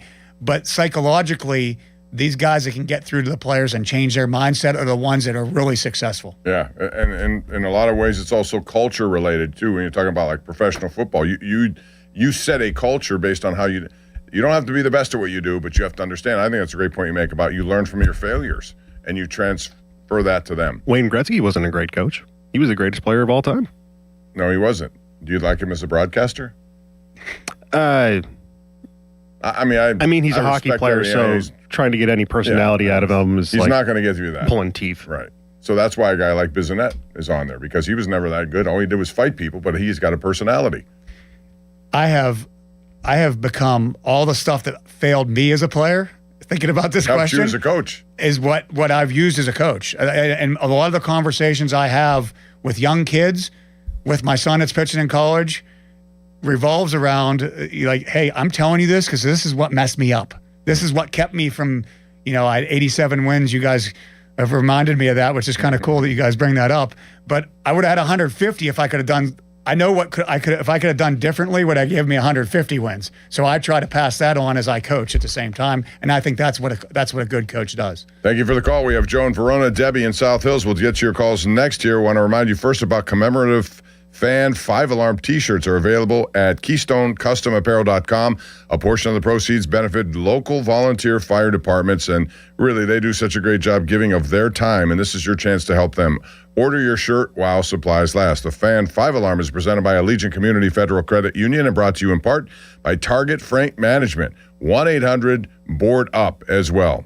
We'll be back with the weather, and we'll round out with more calls here and Matt Clement as we head to 1 o'clock, and Josh Roundtree right here on Sports Radio 93.7 The Fan. Now, Fan Headlines, powered by Bowser Chevrolet. Pirates and Twins game 2 of their series later on today. First pitch scheduled for 4:05. North Shore Tavern leadoff show with Dan Zangrilli will begin at 3 o'clock. Mitch Keller on the mound for the Pirates. From Oregon on 93.7thefan.com. Fan Headlines are powered by Bowser Chevrolet.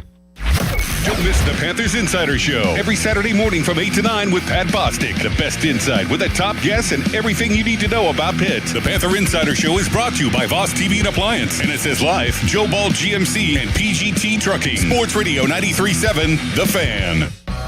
When you hire our firm, you become part of the family. Nobody messes with family. Get the good guys, Goodrich and Geist.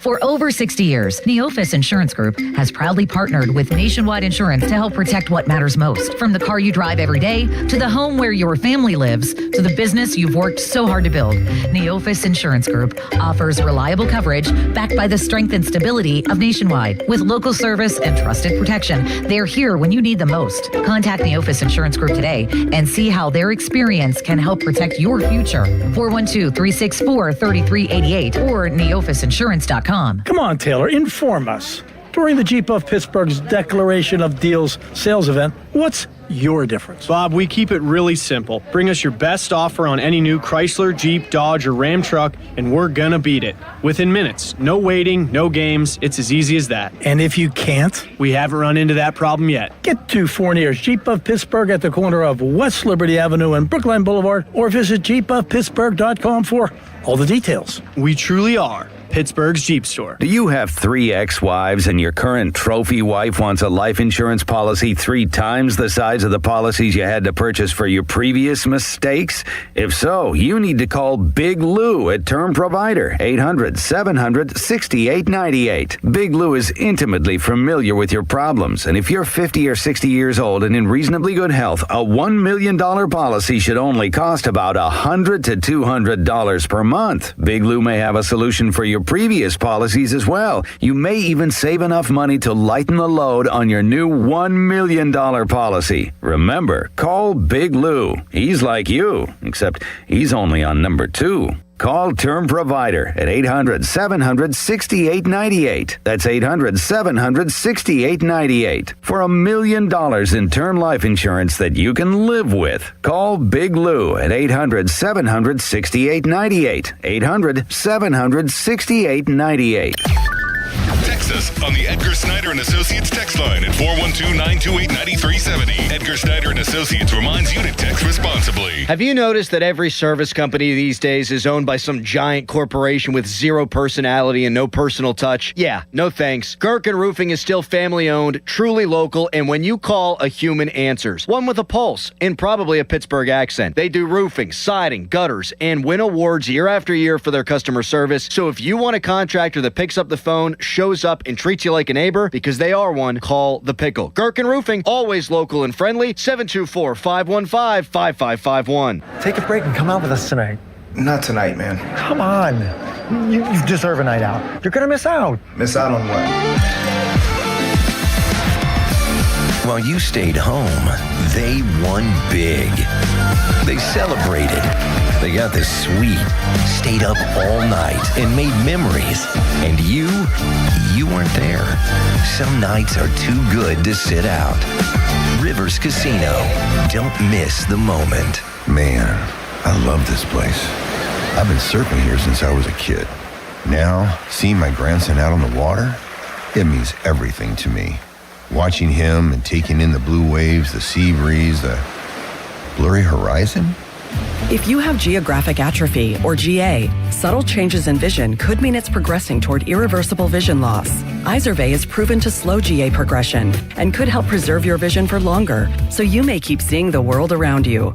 Izervay, or avacincaptad pegol, is an eye injection. Don't take it if you have an infection or active swelling in or around your eye. Izervay can cause eye infection, retinal detachment, or increased risk of wet AMD. Izervay may cause blood in the white of the eye, blurred vision, or a temporary increase in eye pressure. Do not drive or use machinery until vision has recovered after an eye injection or exam. Ask your retina specialist how you can slow your GA with Izervay. To learn more, call 1-855-IZERVAY or go to izervay.com. Paid for by Astellas Pharma. Pony and Muller here. Mike and Mike's Beer Bar is a big fan of us. In fact, he gave us our own beer. Okay, well, kind of. Each month, Mike picks a local beer that we call the Fan Beer of the Month. The Fan Beer of the Month for May is Lincoln Avenue Brewing's Jalapeno Machete Cream Ale. And the charity sales will benefit Save Our Strays Pittsburgh, an organization dedicated to rescuing abandoned, neglected, at-risk cats. And if you don't like the Fan Beer of the Month, Mike has 4 other beers on tap that you can select, and he will make a donation to the charity. Check out the Fan Beer of the Month at Mike's Beer Bar. Meet me at Mike's. Thanks to the Good Feet store.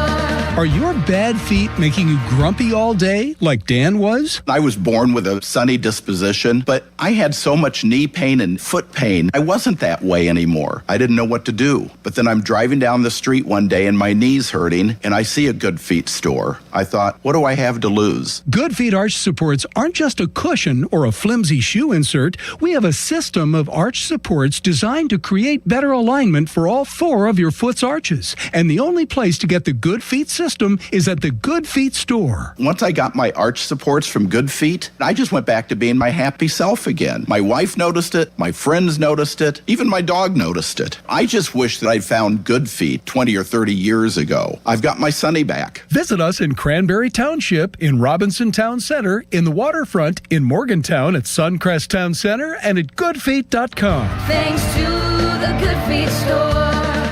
93.7 The Fan is cleared by aquickdrain.com. Keeping it live and local. Tell it then. Back with more of the Bob Pompiani Show on Sports Radio 93.7 The Fan, Pittsburgh's hometown sports station. Big day for you today here on Sports Radio 93.7 The Fan. We got the Pirates and the Twins. North Shore Tavern leadoff show starts at 3 o'clock. Dan Sangrilli handles that, and then you're going to see Mitch Keller on the mound today. Matt Clement in studio here. I thought that pitching matchup last night favored Derek Shelton's team. Taj Bradley was pitching very well, and yet it didn't work out that way.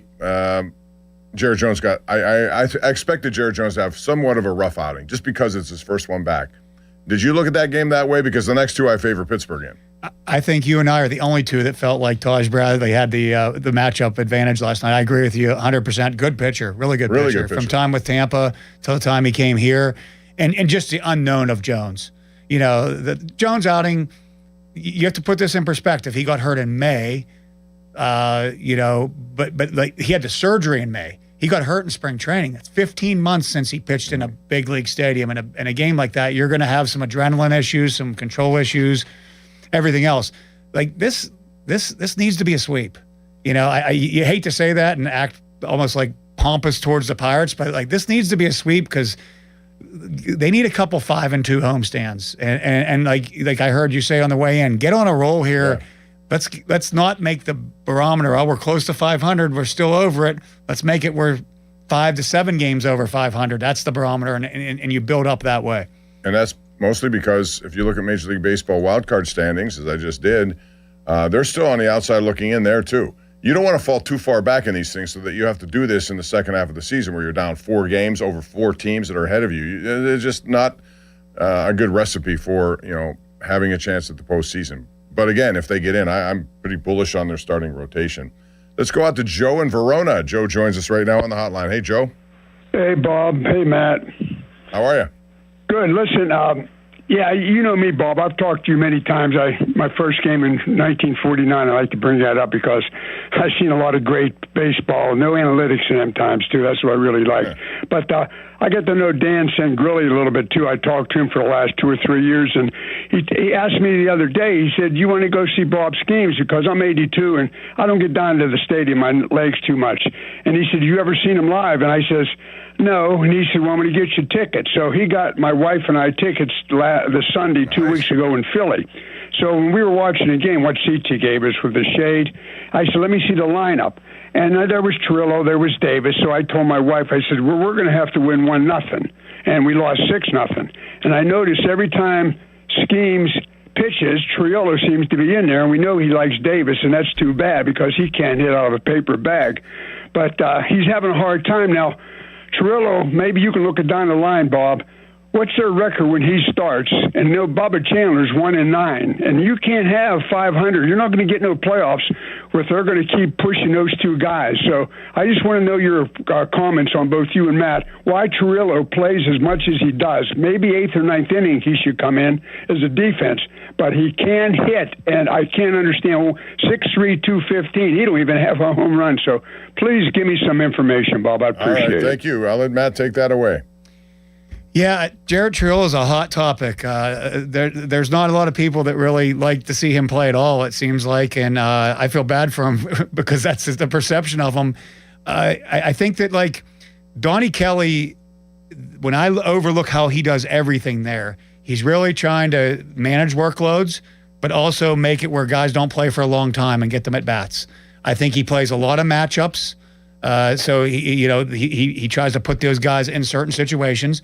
And Triolo's got a little bit more time right when O'Hearn got hurt because he got a lot of those, right before they brought up Valdez, before the password was up there. He got some of those times. So it just feels like Triolo's played a lot more than he probably really has. Pomp and I both look at Triolo as a late inning replacement defensively. kind of like what I think Garcia is right now too. With the passwords have laid in defensive replacement. So, yeah, and it's a tough combo. Some of these lineups that he's thrown out, I get it, man. I agree with you. Like you see Triola, Davis, like a Billy Cook was in the lineup. It's hard to look at that and see the Pirates winning that game. But I think that it's a long-term look, camera from way far away with what the Pirates and what Donnie Kelly's trying to do.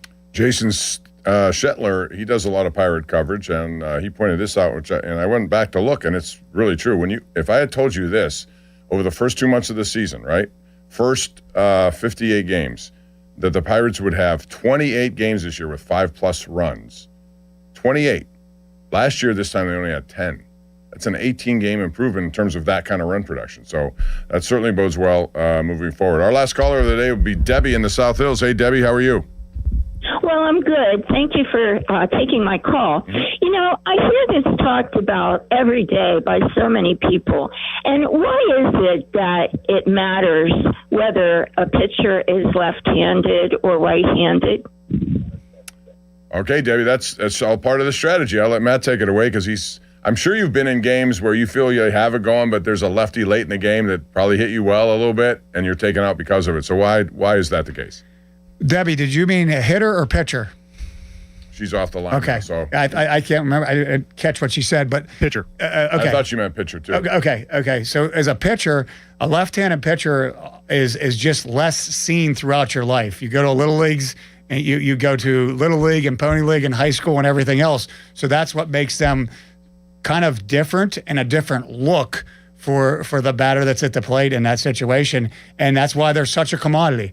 You'll look at this MLB draft that's coming up right now, and there are hundreds and hundreds of 95 to 97 mile an hour right-handed pitchers. They don't get picked over a really good left-handed pitcher that's 92 to 93. And it's because it's such a commodity because hitters just aren't. It's a different look. It's a tougher look, especially for a left-handed batter.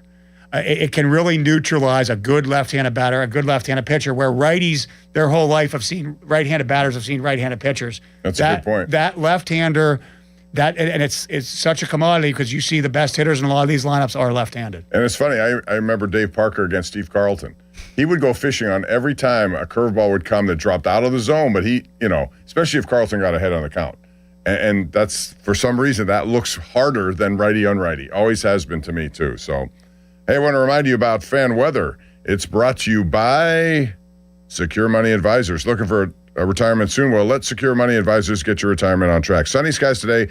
Highs around 70. Get used to that. It'll be pretty much all of the upcoming week, which I told Ray Petlin and our staff down there, you guys could take the week off. Give us more time in sports because it's going to be sunny every day. Why do you have to be in that? Of course, that's a joke. And, they're protective as they are, as I am in my little domain. Matt, I really appreciate you coming in today. I think it was fun to get some exchange with people.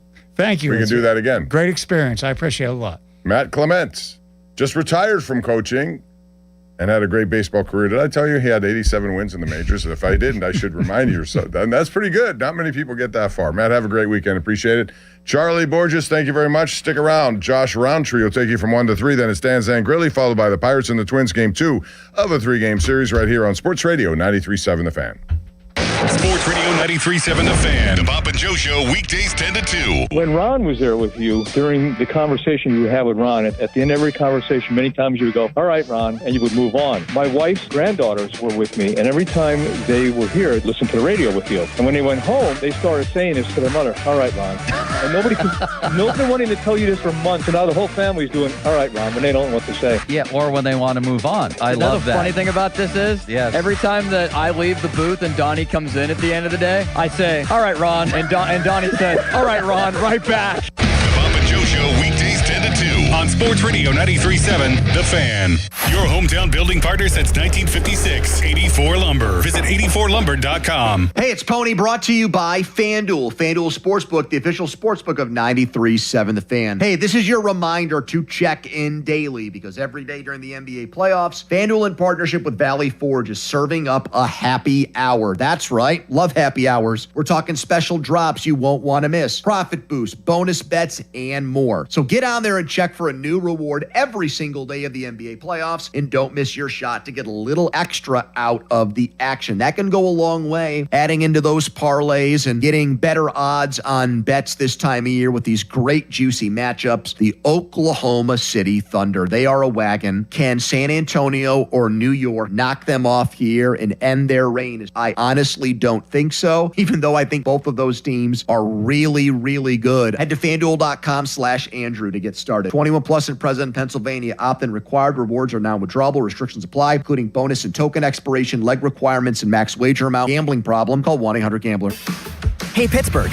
Join us at Public Lands in Cranberry for a Bike Gear Up event happening May 30th and 31st from 11 a.m. to 3 p.m. Check out top bike brands like Nishiki, Giro, Camelback, and more. Don't miss incredible deals on select styles, like up to $350 off adult and kids Nishiki mountain bikes, and up to $300 off Soar electric bikes. Plus, enjoy prizes, giveaways, bike fittings, and more. Gear up and get ready to ride at Public Lands, your Pittsburgh bike destination. Visit publiclands.com to learn more. This is Modelo Especial, a full-flavored golden lager with a crisp, refreshing taste from start to finish. Brewed with time, effort, and determination to get the balance just right. Because when a beer is made right, you can feel it. Modelo Especial, the model for everyday beer. Drink responsibly. Beer imported by Crown Imports, Chicago, Illinois. Finding great candidates to hire can be like, well, trying to find a needle in a haystack, but not with ZipRecruiter. Its powerful technology actively finds and invites qualified candidates to apply to your job. So while other companies might deliver a lot of hay, ZipRecruiter finds you the needle in the haystack. See why 4 out of 5 employers who post a job on ZipRecruiter get a quality candidate within the first day. Try ZipRecruiter for free at ZipRecruiter.com/team. That's ZipRecruiter.com/team. ZipRecruiter. HD1 Pittsburgh. An Odyssey Sports Station. Live from the Jim Shorkey Mitsubishi.com studios. North Huntington and North Hills. Always live and free on the Odyssey app.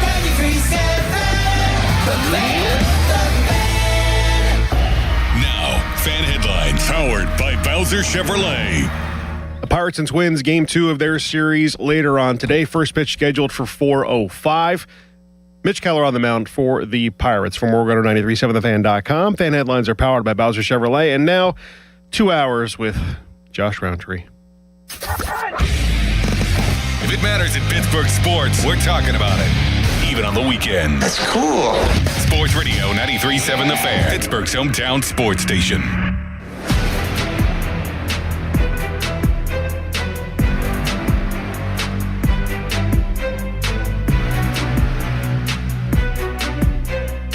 Rogers delivers. Drive to left field. This is going to do it. Walk it off. Brian Reynolds. Oh, baby. Brian Reynolds clears the deck. Anchor down. B-Ray. Pirates win it on a Friday night in the Berg. Greg Brown just a tad bit excited last night as the Pirates walked it off over the Minnesota Twins. Rightfully excited at that. That seems like, I don't know, an important win for the Pirates in what is becoming a kind of odd beginning to the season. But that one last night felt pretty important to me.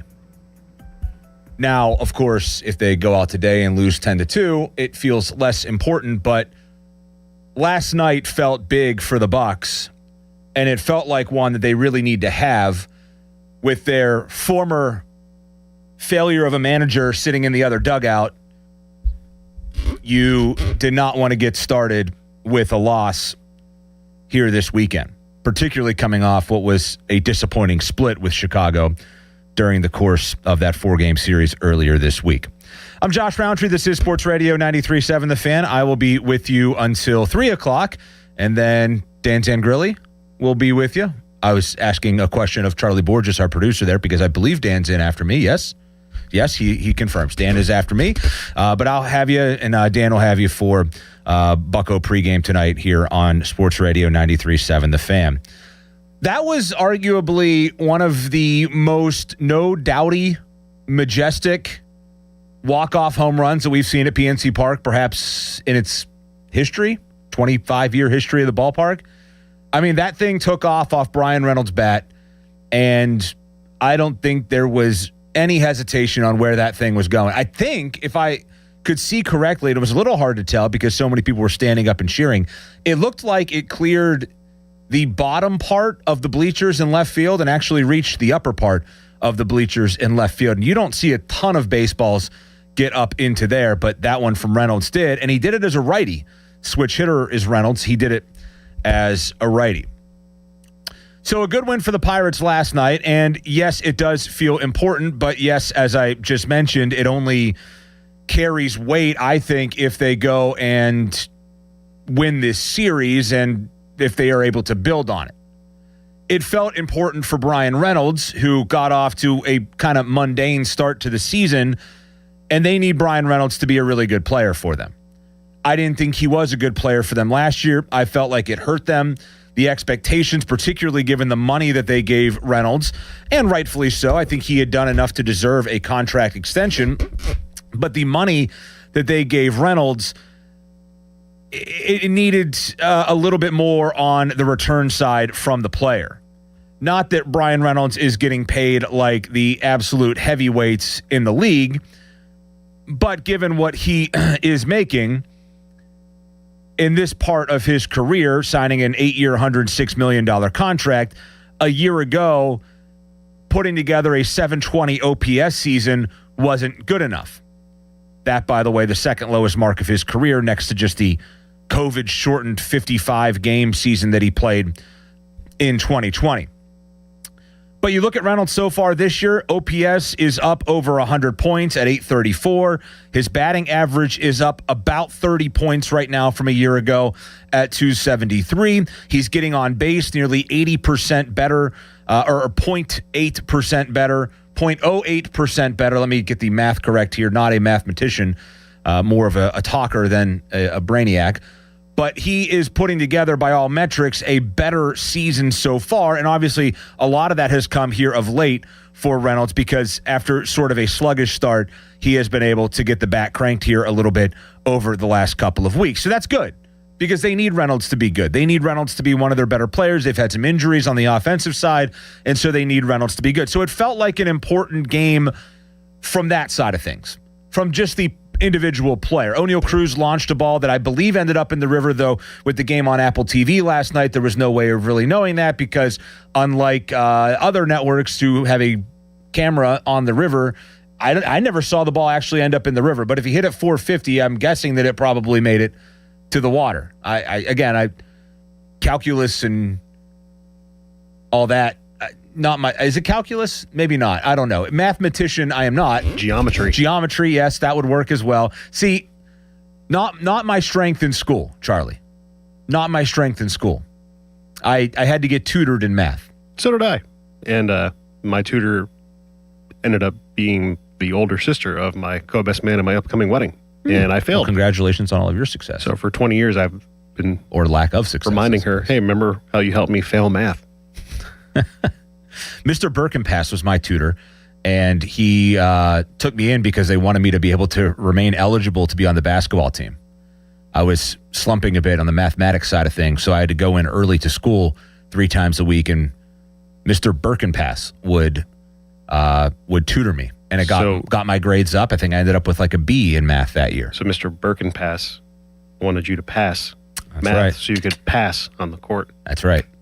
I was more of a shooter than a passer, but we'll just leave it at that. Steph Roundtree.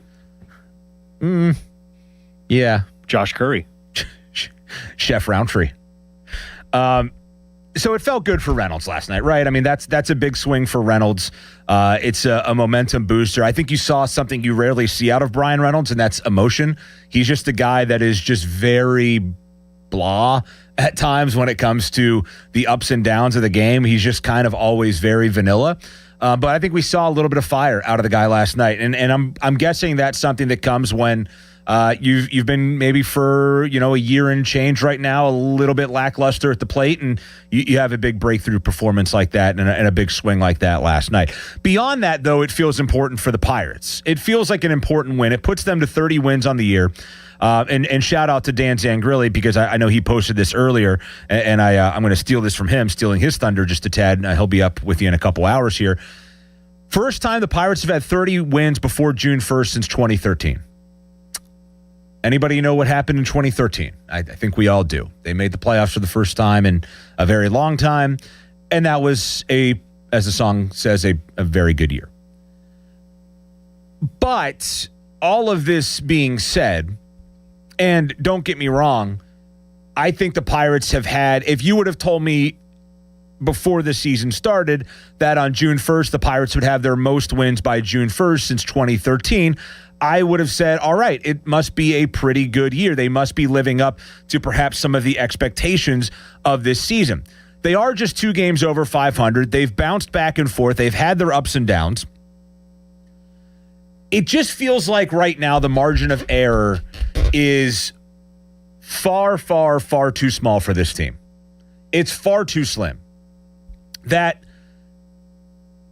there is such a logjam right now of teams that are like them, that are, I think, above average teams, but not exceptional teams. I mean, look, there's some really good teams out there. Atlanta is incredible. The Dodgers, of course, have bought their way to being incredible. Philly has really come alive here after a very slow start. They look like they're starting to become the team that a lot of people thought. Milwaukee, I think, once again, very, very good. The Pirates are in last place in the NL Central. This is the frustrating part, I think, of this season, is that the Pirates are actually, I think, playing, if you look at the metrics, if you look at the numbers, if you look at the run differential, if you look at the runs scored, they actually look like, on paper, a pretty damn good team. But they're in last place in their own division. They're 6 games out of first in the NL Central. And it feels like there have been, 4, 5, 6 games so far this year that they should have won.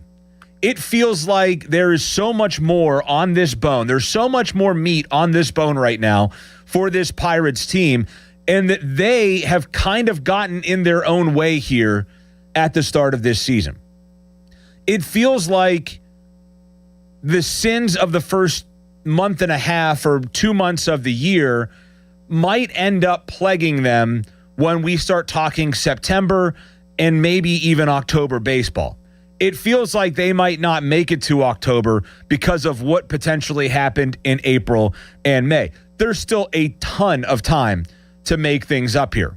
There's still over 100 games left in this Major League season for the Pittsburgh Pirates. But the margin for error is remarkably, remarkably slim. And it feels like right now, instead of talking about a team that is just 30-28, even though they do have a plus 24 run differential, even though they're one of the highest scoring offenses right now in the National League and in their own division, they're the highest scoring offense in the NL Central, even though if you look at them statistically, they are top 10 in ERA. They are, I believe, top 10 in OPS right now. They look like a team that should be, 35-23 and leading the division. That's what the numbers and just watching the games and seeing how they have just made you-know-what down their legs at times, it just feels like they should be farther along than where they are right now.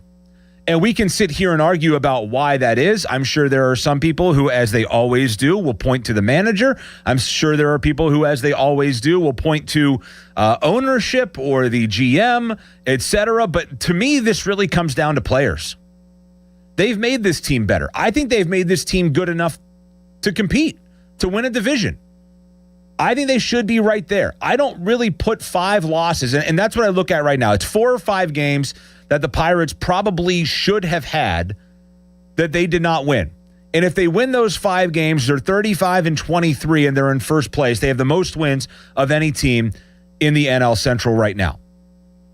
Now, you're going to lose games. You're going to lose bad games. You're going to lose difficult games. You're going to squander ones. There's no question about this. But the margin of error is not allowing for the Pittsburgh Pirates right now to do that. Those games that sneak away from you, it's almost like you're losing 2 every time you lose one of those. Keep in mind right now, of the 15 teams in the National League, 11 of them are 500 or better. The Washington Nationals are 29-29. They are 500. There are 10 other teams right now that are above 500. There's a lot of contenders, kind of. I don't know if contenders is the right word, but there's a lot of teams in the mix right now. There's a lot of teams that I think look at themselves the same way that the Pittsburgh Pirates are looking at themselves right now.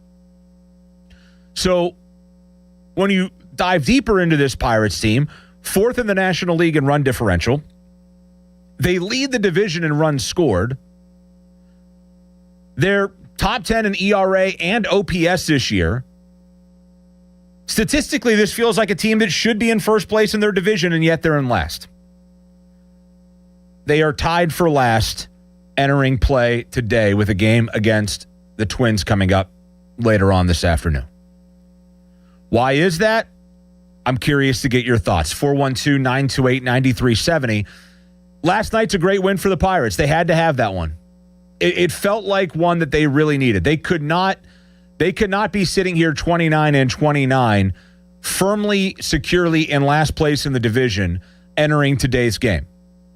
They're at least tied for last right now. It's not much better, but it's 30-28 looks a lot better than 29-29 coming off a loss like that. What is holding the Pittsburgh Pirates back? 412-928-9370. I'm curious to get your thoughts on that. I also want to get into the show today, the news that came out this week about the proposal for a salary cap and salary floor.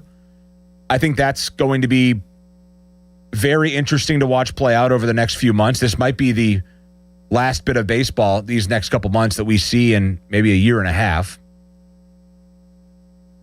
And I also want to get into this whole Carmen Mlodzinski situation. You know, bullpens are a funny thing. And if we talk about what's wrong with the Pittsburgh Pirates, if we talk about why they are not where I think they could be and maybe should be right now, the number one thing you look at, I think, is player-driven, and it's the bullpen. How do you not look at the bullpen and say at least a couple of those games have been lost because of a lackluster bullpen? Now, you can trickle that back to the general manager. You can trickle that back to the spending. But at the end of the day, guys got to make pitches. Maybe they're starting to find some guys who can, and we'll talk about that and take your calls on the other side of the break as well. 412-928-9370. I'm Josh Roundtree. Good to be with you. The fan text line's brought to you by Edgar Snyder & Associates, personal injury law firm, where they always say there's never a fee unless we get money for you. 412-928-9370. You can find me on Twitter as well. JROWN32 is my Twitter. Charlie Borges is standing by. He'll take your calls after the break. 412-928-9370. I'm Josh Roundtree. Great to be with you on this beautiful, beautiful Saturday afternoon. This is Sports Radio 93.7 The Fan. Now, fan headlines powered by Bowser Chevrolet. Game 7 of the Western Conference Finals in the NBA tonight. Tip-off scheduled for 8 o'clock between the Oklahoma City Thunder and San Antonio Spurs. The winner of that has a date with the New York Knicks. Good luck in the city of New York if they lose. For more, go to 937thefan.com. Fan headlines are powered by Bowser Chevrolet. Hey, it's Pony. What if you had the most reliable fiber-powered Wi-Fi and the price didn't change for 5 years? Thanks to Xfinity's summer savings event, you don't have to worry about that part of your future. Now through June 15th, get gig Wi-Fi for just $50 a month for 5 years with equipment and unlimited data included. No strings, no commitments. And get online in minutes with same-day Wi-Fi. You're guaranteed 5 years of Wi-Fi that finds and fixes problems before you even notice them. Like super intelligent Wi-Fi that keeps you protected from online threats. Plus, you can even try Xfinity Mobile free for a year. Lock in your price and unlock the possibilities during the Xfinity Summer Savings event. Get it now at Xfinity.com. Xfinity, imagine that. Restrictions apply. Requires paperless billing and auto pay with stored bank account. Taxes and fees extra. After 12 months, regular rates apply to Mobile Select. Xfinity Internet required. Speeds vary. Use of fiber, coaxial cable. Sports Radio 93.7 The Fan. Get the latest on Pittsburgh sports from anywhere with the Odyssey app. Listen to shows and Pirate Games live. Check out our exclusive interviews and content anytime. Download the Odyssey app now and never miss a minute. Sports Radio 93.7 The Fan. After an accident, you need an injury attorney who fights for you. Ogg, Murphy, and Perkoski are ready to take on the insurance companies and win you the compensation you deserve. Call 412-391-FIRM. Ogg, Murphy, Perkoski, the firm. We're all in. Springs are the most critical and dangerous part of your garage door. It's not unusual for springs on a 250-pound door to break after only 5 years. That's extremely dangerous for people or pets nearby. Don't gamble. Call 1-844-345-4737. That's locally owned Precision Garage Door Service, the only area company with springs engineered to last up to 10 times longer. Precision Garage Door offers a preventative maintenance and 25-point safety inspection program in Pittsburgh and surrounding areas for only $39.95. That's peace of mind. As America's #1 garage door service company, Precision has locations in over 80 cities. Need a new door? Repairs, replacement springs, openers, or rollers for your old door? Precision provides free estimates. 1-844-345-4737. Garage doors are their only business. Precision trucks are stocked to roll 24/7. Online, it's PittsburghGarageDoors.com. Precision Door Service, a name you can trust. PA 060566. You've put in the work to get that first job, moved up the ranks, or started a family. Now it's time to take your success to the next level. At University of Maryland Global Campus, we're here to help you keep that momentum going with educational programs built around real-world, in-demand career skills. We'll teach you how to apply emerging technologies like AI and data science, plus timeless skills like leadership, communication, critical thinking, and more. Affordable, accredited, and online. A UMGC education fits your life so you can keep growing while you keep going. You've succeeded before. Now succeed again. At UMGC, we believe nothing should stand in the way of your next achievement. Not doubt, not your life stage, and especially not an application fee. Just apply by June 1st and we'll waive your application fee. Learn more at umgc.edu. That's umgc.edu. Certified to operate in Virginia by Chev. SchultzFord.com. SchultzFord.com. SchultzFord.com. SchultzFord.com. Make your downtime fun time. It's time to play on the BetParx online casino and sportsbook app, where there's always another way to win. Right now, new casino users can get up to a $500 casino bonus back, plus 250 bonus spins on the new game Gold Trio Soccer. Play classic casino games for real money and bet on all your favorite sports right on your phone. The BetParx online casino and sportsbook app, where there's always another way to win. Must be 21 and in Pennsylvania, New Jersey, Michigan, or Maryland. New users only. See BetParx.com for T's and C's. Casino bonus must be wagered. Gambling problem? Call 1-800-GAMBLER. Homeowners, if your home needs a new roof, call a Platinum Preferred Roofing Contractor. Owens Corning only selects the best 1% of all its dealers, and JP Roofing and Siding has earned that honor. They've accomplished this through hard work and customer satisfaction and offer the best warranty in the business. Homeowners receive $500 off any roof or siding installation. Ask about 100% financing, no payments for 18 months, and free estimates. All that, JP Roofing and Siding. Give them a call at 412-829-7711. That's 829-7711. This feeling is brought to you by Aleve for Arthritis Pain Relief. What feeling is that? Well, it's the feeling you feel when you have relief from arthritis pain. It's that my hands don't hurt just holding things feeling. That, wow, I can actually move well feeling. You know, that go about your day without worrying about every little movement or ache feeling. Oh, yeah. Because Aleve targets arthritis pain at the source of inflammation for long-lasting relief, so you can keep moving through it. Feel up to 12 hours of arthritis pain relief with one dose.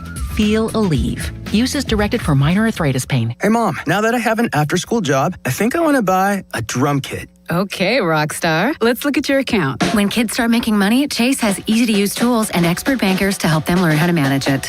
And next month, I'll buy the bass drum and the cymbals. Oh, and maybe some noise-canceling headphones for you. Aw, you've thought of everything. Help kids save, budget, and build financial independence, all with Chase. That's good for kids and good for parents. Visit your local Chase branch and get started. Account subject to approval. J.P. Morgan Chase Bank, N.A. member FDIC. Live from the ShoreKeyMitsubishi.com studios, North Huntington and North Hills.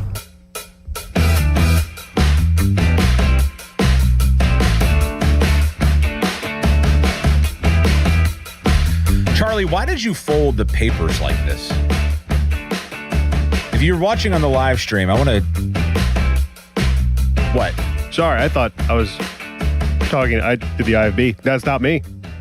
That's Joel. Joel did this? That's Joel. Joel Nelson, if you're watching on the live stream right now, folded every... These are all of our reads that we have to do. Joel Nelson, I'm calling you out. He folded all of the corners. There's 2 pages here. He folded every corner. I understand folding one, but Joel, why all of them? I like how you very quickly just got in my ear and were like, nope, wasn't me. Yeah, how dare you blame me? It just felt like something you would do to rile me up. I would. Yeah. See, I'm right. 412-928-9370. I asked this question earlier. The Pirates are metrically good. They are leading their division in runs scored. They have the 4th best run differential in the National League. They are top 10 in both ERA and OPS, so good pitching, good hitting overall. And yet they sit in last place in their own division. Part of that is, well, not their fault. Other teams are playing well. Milwaukee, in particular, has been great here of late. They've won 4 in a row. St. Louis has been solid. The Cubs, even though they went on a 10-game losing streak, are still 4 games over 500. And somehow the Reds are still sitting there. Despite the fact that the Reds have a negative 31 run differential, the Reds right now are tied with the Pirates 6 games out of first place in the division. The Pirates have, a 53 plus 53 mark over the Reds in run differential, and yet the Pirates sit exactly where the Reds are. 412-928-9370. What is holding the Pirates back? They did pick up a big win last night. Brian Reynolds, the big swing last night. He has been very, very good in the month of May, and you hope that that continues into the month of June. He has been a slow starter in the past, and that is maybe something you look at and say, all right, got off to a bit of a slow start this year, but maybe this is getting back to being a little bit more of the Brian Reynolds that we have come to know and the guy that got the $106 million contract. If you keep this in mind, he's batting .308 so far in the month of May. He has a .922 OPS this month. 18 RBIs leads the Pirates in the month of May. Good numbers, and maybe a sign of good things to come for him. So let's grab your calls, 412-928-9370. We'll begin with Paul in Saxonburg up first on the Fan. Hi, Paul. Hi, George. Talking about the proposed salary cap, the way I understand that part of the deal would be revenue sharing of all the TV money brought in for the whole country, not only the networks and such. I'm wondering how, if there would be a salary cap put in, how would the teams that already are over that amount, how would that work? They'd have to start trimming the fat a little bit. It would be, I'm guessing that it would be a tiered multi-year system. I mean, you can't have a team that's at, a $300 million payroll and say, hey, you got to dump, 60, 70 million from your payroll this year. So maybe it is a structure that tiers down over the course of several years so teams don't have to get, drastic with what they do. But I think you could very well see some of these top teams have to part ways with big contract players, or they can't sign big contract players. I mean, that would be, I think that's probably what it would come down to. And it's an interesting proposal, Paul, and thanks for the call. Right now, the proposal that was sent out this week was $245.3 million cap, $171.2 million floor. I looked this up earlier. There are currently 6 teams that would be over the cap right now, but there would be 15 teams that would be under the floor right now. So this is really something that I think affects the bottom teams more than it affects the rich and wealthy. The 2 New York teams, the Dodgers, the Phillies, the big payroll teams right now, yes, it affects them because they might have to inevitably part with some of their, higher paid players, or 1 or 2 of their higher paid players. But this really affects teams like the Pirates more than it affects teams like the Dodgers, because the Pirates, I mean, look, there's a team out there in Miami that is $100 million in payroll right now under what the salary floor would be. So, yes, it's going to be a lot easier to not pay people than it will be to have to come up with $100 million if you're a team like Miami. Even the Pirates would have to increase their payroll just to get to the floor. They would have to increase their payroll by about $70 million. Sean in the North Hills next on the Fan. What's up, Sean? Hey, brother. Thanks for taking my call. Yep. You were just talking about what's holding the team back. I still think there's, fundamental flaws with how this team's constructed. I mean, I was looking it up yesterday. The relievers, they're 19th in expected ERA. Like, those guys are just not getting it done. It's very evident. 26 in fielding percentage. It's like, it's just like last year we couldn't hit the ball. This year the relievers can't, get it done, and we're not getting it done in the field. So, it's just like you can only have two of the three things clicking, and to be a contender, you got to have all three going, It's just, it's frustrating, but it is what it is. And even at that, Sean, I would say this. Look, there's parts of games for every team that ebb and flow throughout the portion of a season.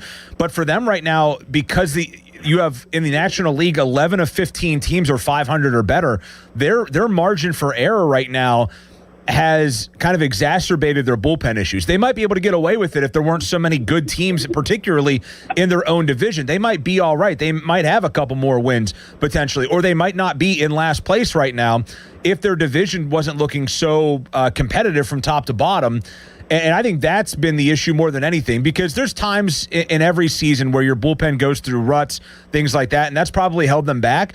The issue to me is the rest of the league is so good that it's making these issues that they have had look far, far more significant probably.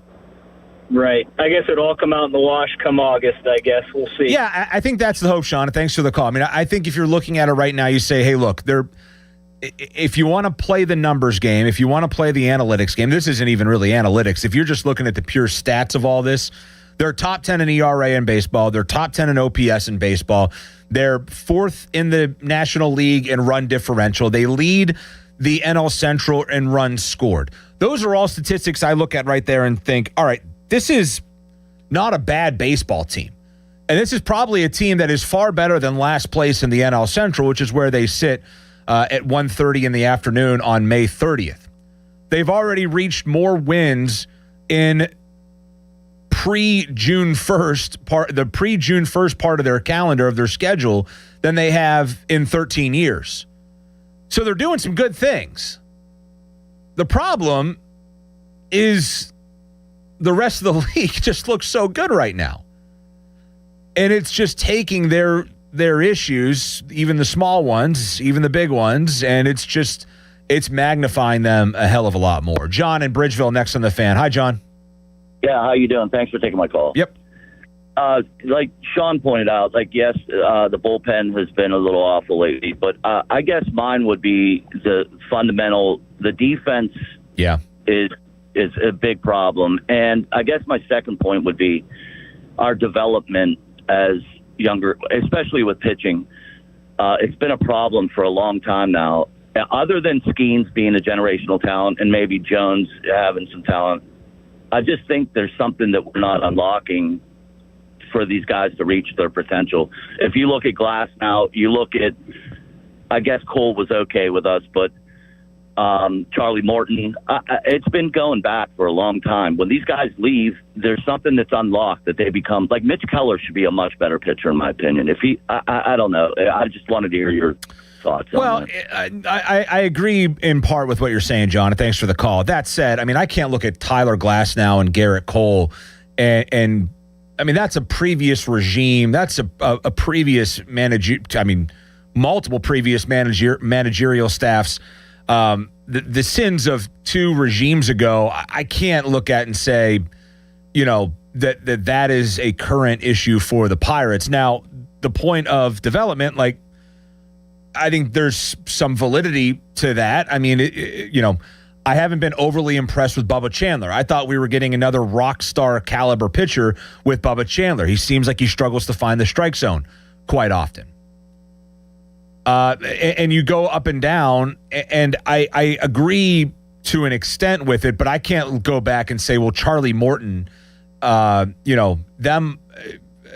team unlocking things with Charlie Morton is an issue for this current group. That, to me, that's just, there's no connection really there. Now, there's a connection because, yes, it is the same organization, but at the end of the day, it's such a different group of people that are running the organization at this point than it was when Charlie Morton was pitching here, that I just can't, I don't know, I can't draw that connection as strongly, but there are things that they could do to, I think, bring their young guys along. That said, Braxton Ashcraft looks like a really, really good pitcher. Carmen Mlodzinski, and we're going to talk about Carmen Mlodzinski, but he's been really, really good for them. Better than I think most expected. Yeah, I mean, Chandler, who knows what's going on with him? He's thrown 52 innings this year. He has an ERA that's sneaking up near 5. And there's all these guys that are coming up through the pipeline that you hear about, and you hope that they live up to the expectation. Skeens, generational talent, no question about it. I don't like, though, I'll say this, I don't like the Pirates not getting credit for Paul Skeens. I don't think it's fair to say, well, this guy's good, so they deserve no credit for it. If a guy stinks, we blame them. But if a guy's good, they don't get credit for it? They do nothing with Paul Skeens to help him? They do nothing with Paul Skeens from a coaching standpoint? He just toes the rubber every 5 days, and there's nothing that goes into Paul Skeens? Like, I don't know that that's entirely fair. Yeah, the guy's a generational talent. I think he would probably be a really exceptional pitcher no matter where he was pitching in baseball. I don't know that they have necessarily done anything different with him that he would have done anywhere else, but I also don't think that it completely deserves dismissal that, well, Paul Skeens worked out, but they don't get credit for it. Like, that to me is a bit unfair of the situation. That said, yeah, there are plenty of cases with the Pittsburgh Pirates where you can look at and say they have not done their part in the development side of things. Fan Twitter is brought to you by South Hills Chrysler Dodge Jeep Ram, Route 19 in Peters Township. Let's grab another call. Let's go to Farrell. Johnny in Farrell next on the Fan. Hi, Johnny. Hey, how's it going, my man? What's going on? I hope Mlodzinski, looks at this as an opportunity. Life happens when you're making other plans. And this, and the bullpen has never been as important as it has right now in baseball. Yeah. So this is actually, and it's hard to, but hopefully he sees it quickly that this is his opportunity to really stand out, really shine. This is where, where we need the most. Yeah. So putting him there, that's not a demotion. That's almost a promotion.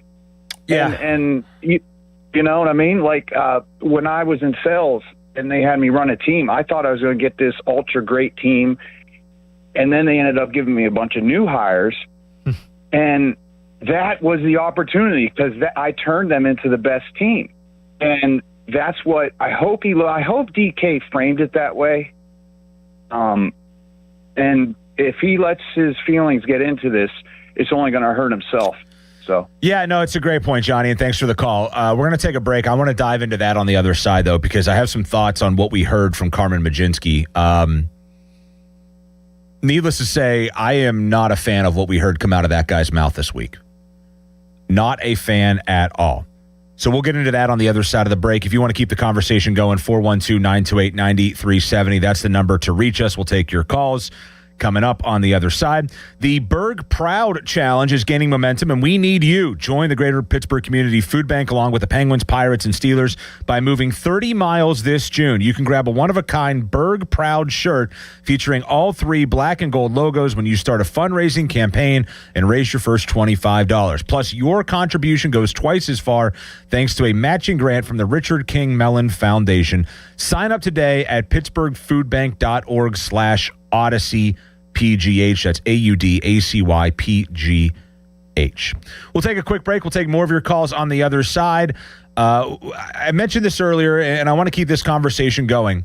The Pirates, a lot of the metrics are looking pretty good right now. Bullpen ERA certainly is an issue. Their defense certainly is an issue.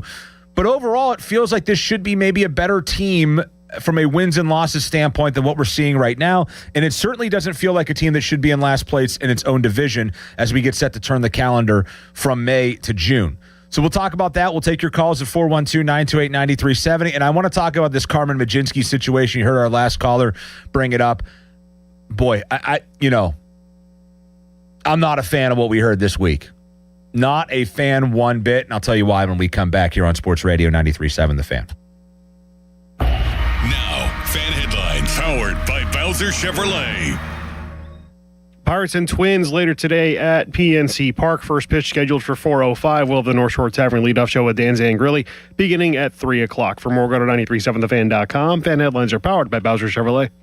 Sports Radio 93.7 The Fan, the PM team, presented by Mike's Beer Bar. Oh, sorts on his face. The Donnie, scowl. make a scowl face for us. Let me see that scowl. Donnie, there. here, just imagine you thought you'd be the starting quarterback. The other guy played when you felt you were healthy. He won the game, and now the reporters have just looked at you in the locker room. That looks more like a constipated frown. What, you have a good scowl? That's your regular face, Halsey. The PM team at 2 p.m., live and local, just like Mike's. Recently, our company softball team lost the big game by 1 run. Then Dale tried to console us with the quote, "Winning isn't everything." Dale's a loser. I play to win, like early payout from Bet365. If my team goes up big, I get paid out instantly, even if they blow the lead later. Sound familiar, Dale? Bet365. Winning is everything. Gambling problem? Call 1-800-GAMBLER. 21 plus only. Must be physically located in Pennsylvania. T&Cs apply. In-app only. Must finance HMF. Low APR tier 1 through 2. Plus tax acquisition fee. Title and plates. Not available on HEV or PHEV models. Must finance HMF dealer's choice for Tucson rebate. Not all buyers are qualifying in stock units only. Offers end 5/31/26. Get to Mike Hamlin Hyundai today for Memorial Day savings all month long. Take advantage of 0% financing for up to 60 months on the new 2026 Hyundai Tucson and Santa Fe.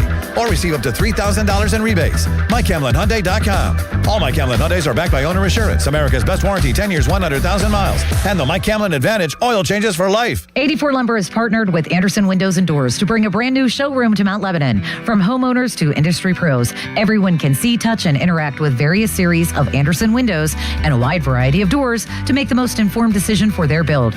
84 Lumber experts are on site to demonstrate product features, answer your questions, and even schedule a visit to the job site for measuring and installation. Your budget matters, and flexible financing options are available. Call today to schedule a personal consultation at 570-507-8015. In a world in need of a hero, one man rises to the challenge in style. He is...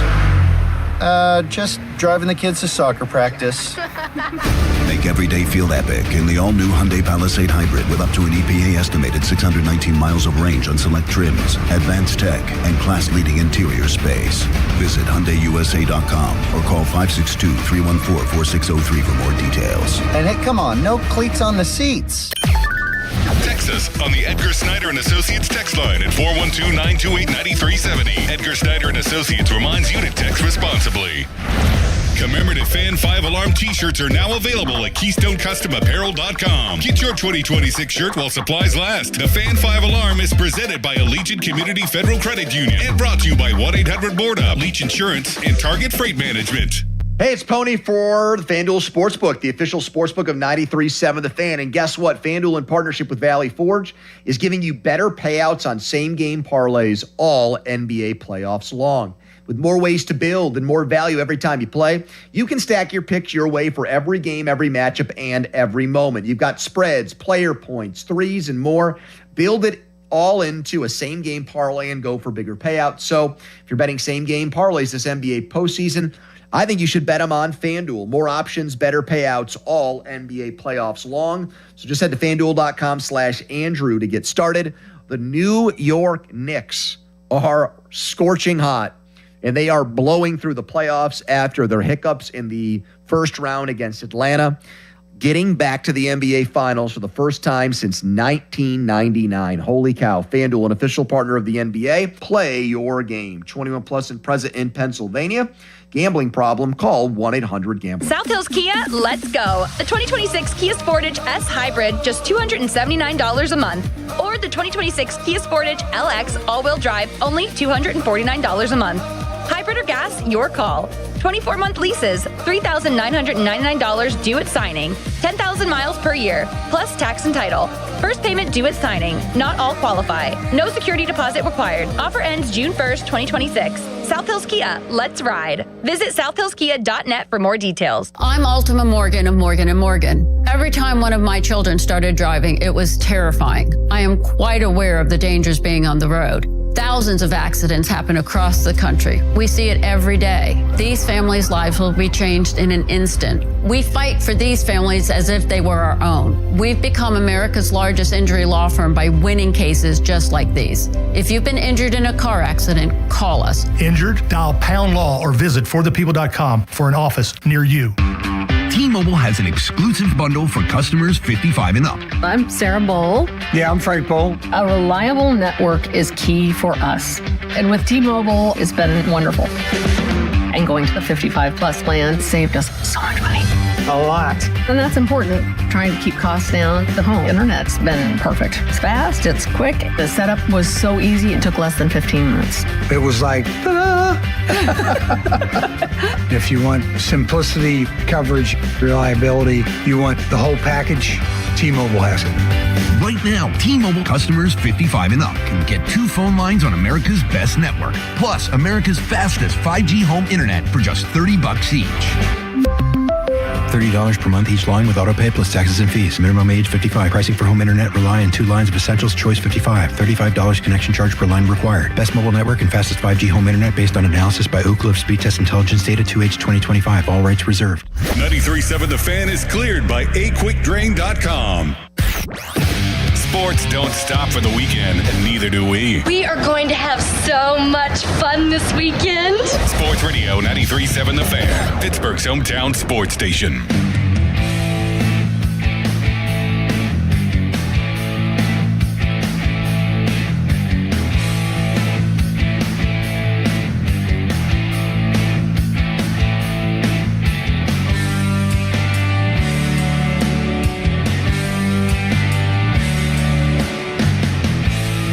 Sports Radio 93.7 The Fan, Josh Roundtree in this afternoon. We have Noah Strackbein from Sports Illustrated joining us in about 20 minutes to talk about Steeler OTAs going on this week. And when the phone lines are open, 412-928-9370. You heard our caller before the break there bring up Carmen Mlodzinski. And Mlodzinski this week, I guess you could say demoted. Our last caller said that it's more of a promotion to go to the bullpen. Let's not sugarcoat this. That's just not, in my opinion, what's going on here. Not that it is lacking importance to pitch out of the bullpen in a major league game. There's nothing wrong with that. There's nothing embarrassing about that. But it seems like Carmen Mlodzinski not exactly happy with the situation. Here's a little bit of what Mlodzinski talked about with the media, and then I want to talk about his reaction here when being asked about moving from the rotation where he was really, really solid to the bullpen. Carmen, going back into the bullpen, just what was your immediate response when Don Kelly gave you the news? Obviously just excited to have Jared back with us. Can honestly say I'm just still communicating with the organization and the people in my corner, whether that's my family and my agency, about what's next, and I really don't have any comments after that. Can you speak at all to the challenges that might come with going back into that? Honestly, not right now, no. Okay. How proud will you be of what you've shown as a starter so far this season? Yeah, proud of the work I've been able to do. Kind of leave it at that. This positioned to you like you're going there because you can, and we don't know what we can do with anybody else. Is that sort of the way it was delivered? You're the one that's capable of doing it. I can't say it was delivered like that. No. How was it delivered? We had a conversation yesterday about it, and I'm just not quite ready to share too many details right now. Player-wise, just how supportive have the pitchers around you been throughout all the processes you've been through? Yeah, I think they try to put themselves in my shoes. We all try to support each other, and we're all going to do that for Jared as well tomorrow. We're excited to see him, so yeah, we're all going to support each other for sure on this team. Does this kind of change your day-to-day routine at all, or are you kind of keeping like the same schedule as you would for a starter? How does that kind of work? Yeah, just still not sure on that yet, honestly. I got to be honest. I heard those comments, and I won't go as far to say that my jaw was on the floor, but I couldn't believe that a guy like Carmen Mlodzinski is speaking out as if, I don't know, is it not a far stretch to say that it sounds like the guy is thinking about demanding a trade?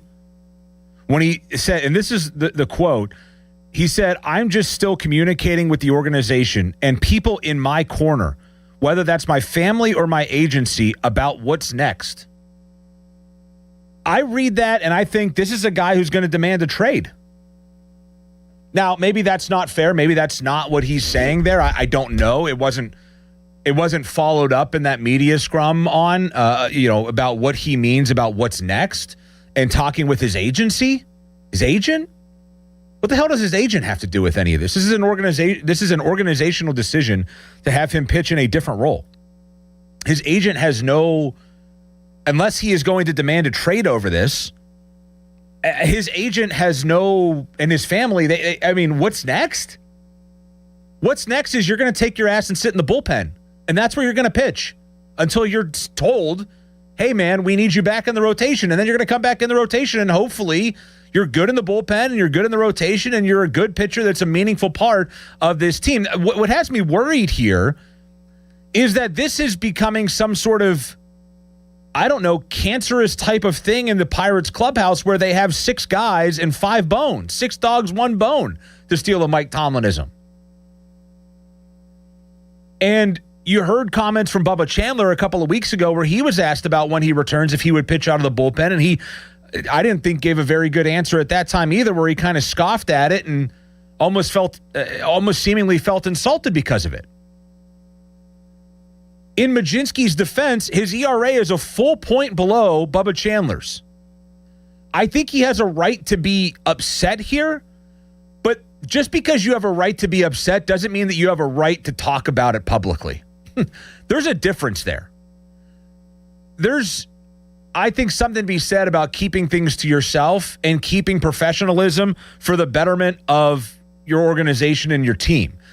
To me, this felt incredibly conceited, self-centered, and it just felt like it's coming from a guy who hasn't really earned the right to talk like this. Not that Carmen Mlodzinski is a bad pitcher. He has been relatively solid in his 4 seasons with the Pirates. He has a career ERA of 3.37. But he's not a star player. And I don't know why he is pretending that he is. You're Carmen Mlodzinski. You can feel upset about it, but to come out and say, I have to just talk to the people in my corner, and then you identify your family and your agency as the people in your corner and not your manager, your GM, your teammates. That was never brought up when he talked about people in his corner. And to me, that's an issue here. And when he says I need to talk to my agency about what's next, I have to think that this is a guy that's thinking about how he can get out of Pittsburgh. And we're not even on June 1st yet. I don't know. It struck me as a bad situation. It struck me as incredibly arrogant and conceited. And this is a guy that you really need right now. That's the biggest problem out of all this. You need this guy to go to the bullpen and be really, really good. Eventually, there's going to come a point where you need him back in the rotation, probably. And I don't know that this guy's mentally capable of handling all this right now, given those comments that he made. It struck me as just really unprofessional, really self-absorbed, conceited, and not very team player-ish, if you ask me. I don't have a problem with him being upset. He's probably in the right to be upset, but you can be upset and say the things that you need to say without saying the things that he said. Let's grab some calls, 412-928-9370. Mike in Indy up first. What's up?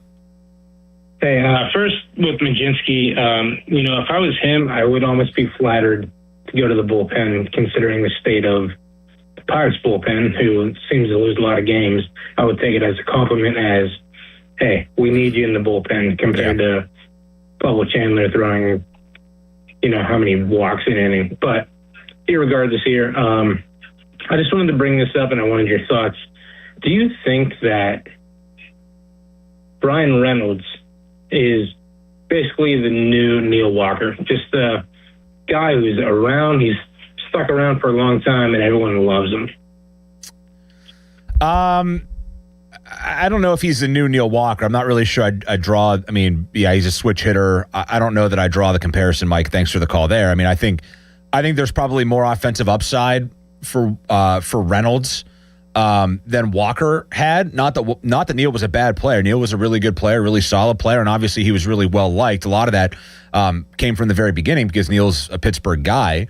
But I think Bryan Reynolds' ceiling is probably higher. I think he has the ability to be an all-star. He has been an all-star. I think he has the ability to get back to that point. He's been really good here in the last month. So, I mean, he got off to a slow start. April was not great for him, but May has been really, really good. He's been, I think, their best hitter across the board in the month of May. And if he's making $106 million in a contract from them and they sign him to a long-term deal, he needs to be a guy that is one of, if not their best hitters. And he has been here in the last month. Mark in Fort Lauderdale up next. What's up, Mark? Respectfully, Josh, I'm going to disagree with you on the Carmen thing. I wish these were the days of Rich Gossage where Chuck Tanner told him, they go to bullpen, you'd be a Hall of Famer, or Tony La Russa told Dennis Eckersley the same thing. But the salary structure in baseball, they pay the relief pitchers a lot less money than the starters. Yeah. So you have to understand the economics of it. And number two is Carmen's worked real hard to be a starter, but I get your point about the team. I think it would have been better if he just said, I'm not going to comment, or, he should have just basically taken that road. But I would talk to you real quick about the potential strike. The San Diego Padres just sold for $3.5 billion, right? To the 27th media mark, 30th media market. Pittsburgh's 27th, Miami's 18. And now you have revenue streaming coming into baseball. You have Peacock. You have all kinds of new revenue coming into the game. To me, the players, they're going to have a big argument as to money they should make. The owners these franchises are worth more than they've ever been, Josh. You're not wrong, Mark, and thanks for the call. I think it's going to be very interesting how this gets handled over the next few months, because the way that I look at it is there is probably a portion of the MLBPA that says, hey, look, in this deal, we get a salary floor. And that means the average players, the even slightly below average players, the slightly above average players, they're all going to get more money. Teams are going to have to pay more money for players. It's not like you're adding more players to a roster. You have to pay guys more money. We've seen this in the NBA. When their cap goes up, these guys get paid. Even the average NBA players are making fortunes to play the game. And I think you're going to see that now. So in some respects, I think the PA has to look at this and say, all right, this is an opportunity for a lot of guys to make a lot more money. However, the star players at the very top, they might have a cap literally put on how much money they are able to get paid now. And that becomes an issue. That's where things, I think, it depends on how powerful the star players are and how powerful the big market teams that spend a lot of money are.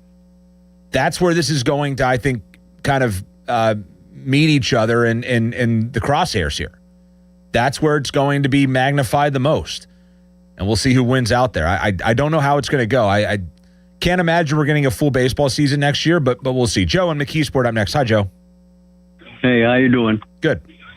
Hey, I disagree with you on the Majinski thing, too. I think the Pirates sent a message that you can work your tail off and you can be very, very, very successful. You can win your spot, and we're going to demote you anyhow because our favorite happens to be the other guy.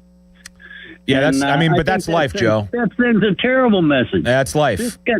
Well, you can say it's life, but, the point is a starting pitcher makes a hell of a lot more money than a reliever. And that guy did earn his spot, and Bubba Chandler should be down in the minors working out his control problems. Well, look, I don't necessarily disagree with you on that, Joe, and thanks for the call. I mean, my issue is not with Majinski being upset about it. It's basically coming out and saying, I got to talk to my agency about what's next for me. Because to me, that's a different step. My thought process is this. I have no problem with him saying that it's disappointing. He wants to be in the rotation. He wants to be a starting pitcher. But there's a better way to spin this. There's a better way to go about this for him. And if you want to talk about money, if you want to talk about contracts, et cetera, how many teams, how many owners, how many GMs are going to look at this guy and say, when this guy was put in a bad situation, when he was given some adversity here, how did he act? Did he put his head down and just keep going back to work and earn his spot back in the rotation, which is what he should be doing? Or did he come out and say, I got to talk to my agency about what's next in my career? You want to talk about money and all that? If I'm a GM, I look at this guy and say, can we have him as a part of our culture? And I don't know what the answer is to that after hearing those comments. Tom in Oakmont next. Hi, Tom. Yeah, hey, Josh. Thanks for taking my call. I think that what's important here is his next interview.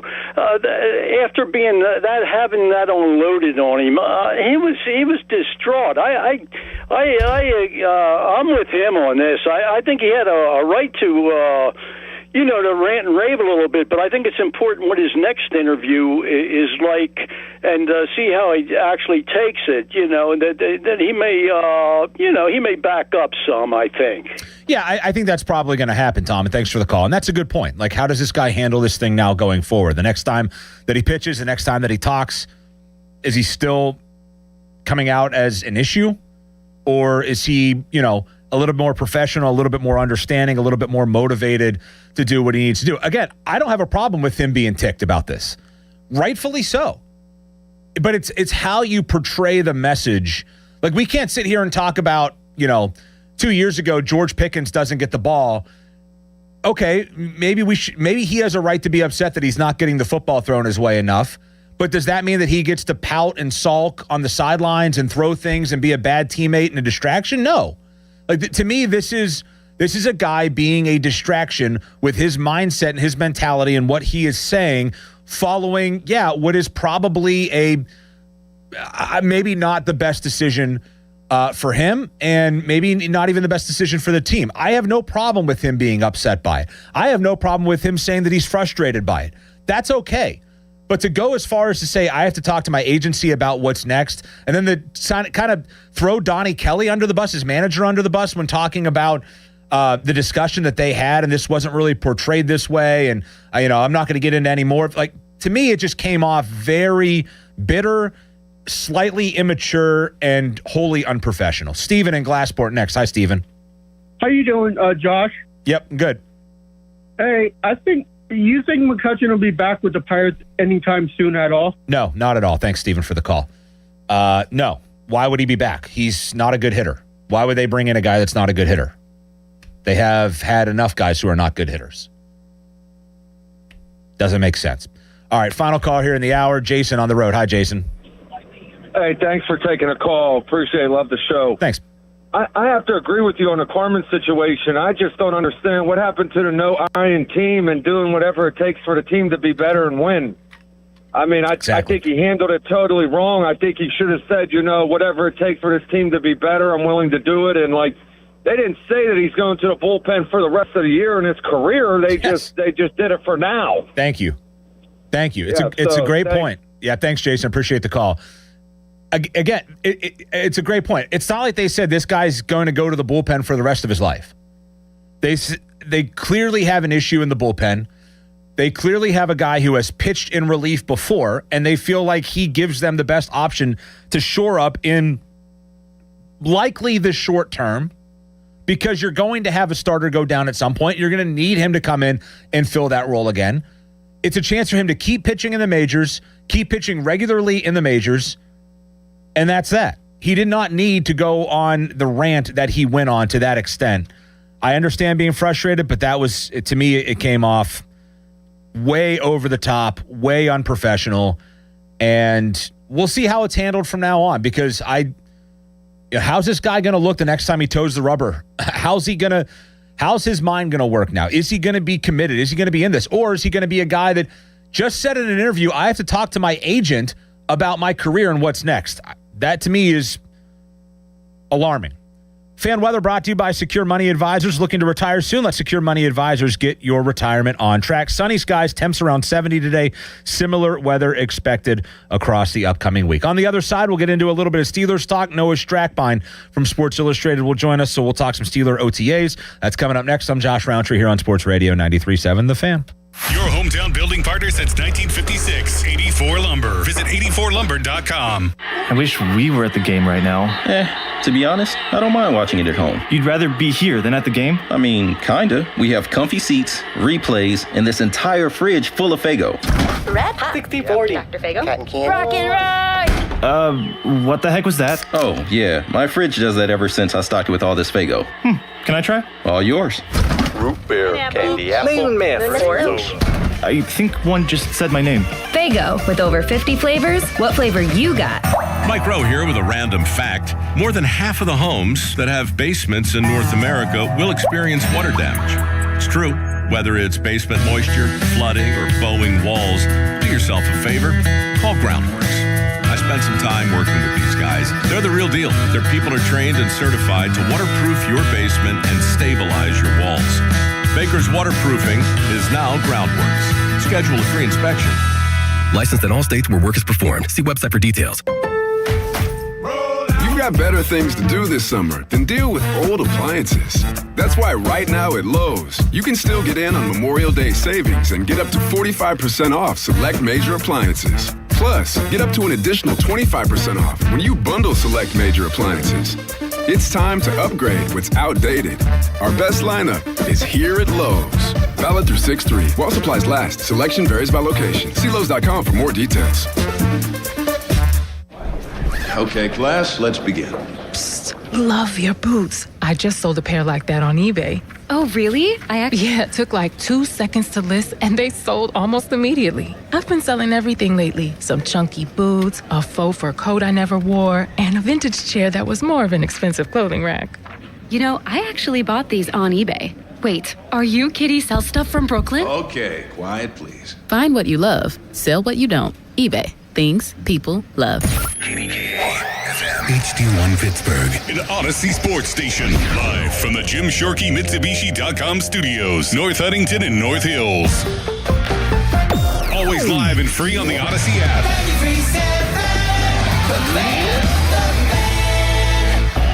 Now, fan headlines powered by Bowser Chevrolet. Game 7 of the Western Conference Finals between the Oklahoma City Thunder and San Antonio Spurs. Tonight, tip-off scheduled for 8 o'clock. The winner of that game has a date with the New York Knicks in the NBA Finals. For more, go to 937thefan.com. Fan headlines are powered by Bowser Chevrolet. Keeping you up to date, even on the weekend. Did you hear that? Sports Radio 93.7 The Fan, Pittsburgh's hometown sports station.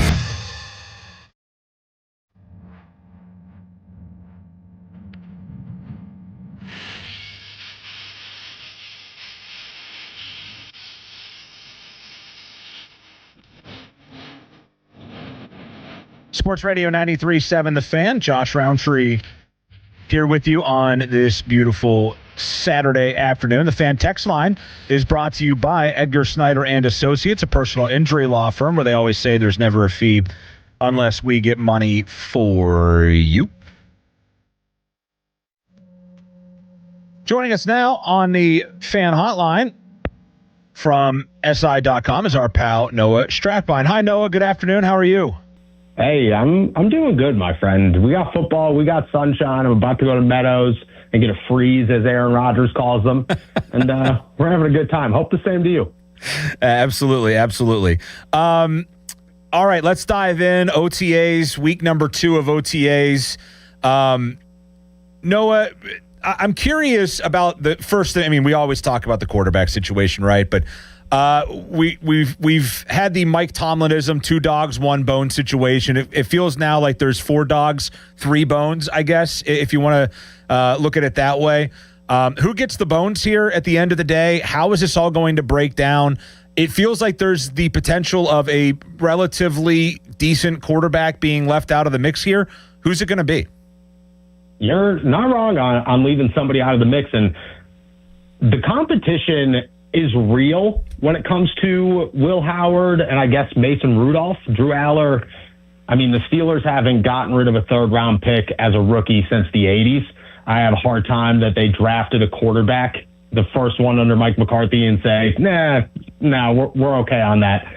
It kind of feels like it's QB2, and the competition is all Will Howard. It is, can Will look good enough to be the backup to Aaron Rodgers, and he's going to get every single opportunity to prove that. If he can, it's his job. If he can't, which we'll find out during training camp, we'll find out during the preseason, because he's probably going to get an opportunity, if not multiple opportunities, to play against opposing first-team defenses, or most of their first-team defense. If he could do it, it's his. If he can't, the Steelers already know what they have in Mason Rudolph. They feel comfortable with it. That's their plan, is to say, hey, Mason, you're not going to do much this summer. Will's going to try to beat you out. If he could do it, you're gone. And if not, it kind of feels like Will will be gone and Mason will be the guy. It's, I don't know. In a sense, I understand what you're saying. It's a bit puzzling, though, when you look at it and say, all right, well, if they have a guy that is at least going to be in the mix to be their backup quarterback, who's a young guy who they have said openly they're excited about, why did they make the move and get Drew Aller then in the 3rd round? I think the process there, the thought from Mike McCarthy is keep throwing darts until you hit one. Yeah. Because he is excited about Will Howard. Everybody in Pittsburgh, in that front office, in that coaching staff, sees the potential in Will Howard. But they haven't actually spent a season with him. So they need somebody that, if Will isn't good and they just saw 15 practice reps and maybe overjudged the guy, then they have another project, and that project is Drew Aller. Plus, I think we all acknowledge Drew Aller might be a significantly larger project, but has significantly more upside than Will Howard. And, you know, they can like Will Howard all day. If Drew Aller turns out to be a better quarterback, they will like Drew Aller more. I think they'll do it again in 27. And if they don't hit then, I think they'll do it again in 28. That just kind of feels like McCarthy's process when it comes to quarterbacks. I don't disagree with that process either. I think you have to keep taking chances till you find the right guy there. Certainly. This is sort of an open-ended question, but I'm going to let you run with it. The biggest difference between Mike McCarthy's Steelers and Mike Tomlin's Steelers will be what? That's such a good question. I think it'll be communication. And this is not a jab on Mike Tomlin or, you know, the way Mike Tomlin ran things, but in 2 weeks, just about 5 or 6 practices, how much things have changed in a year is insane.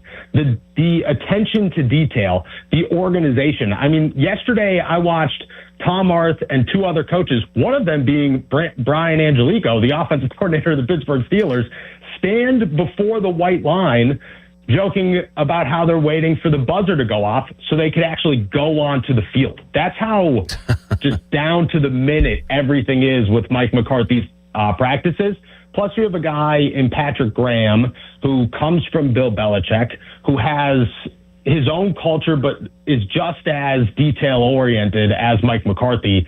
It feels like communication is going to be the biggest difference. We've heard it for years from guys like Patrick Queen and Deshaun Elliott say, you know, guys are out of position or we're not communicating well. That just feels like the first a place of attention that McCarthy and Graham have themselves and are putting themselves. And as long as it works, which, you never know. It's super early. But the way it looks right now in practice, communication kind of feels like that is the biggest difference you will see from last year to this year. Offensively, do you feel like there'll be more risk takers than they have been? Oh, yeah. The difference there is Mike McCarthy trusts his quarterbacks because he trusts his development in his quarterbacks, and Mike Tomlin didn't trust a quarterback, and he didn't trust an offense because his game plan was let our defense win a football game, which sometimes you looked at and went, that doesn't make sense. That's reversed football. And don't let the offense lose us games.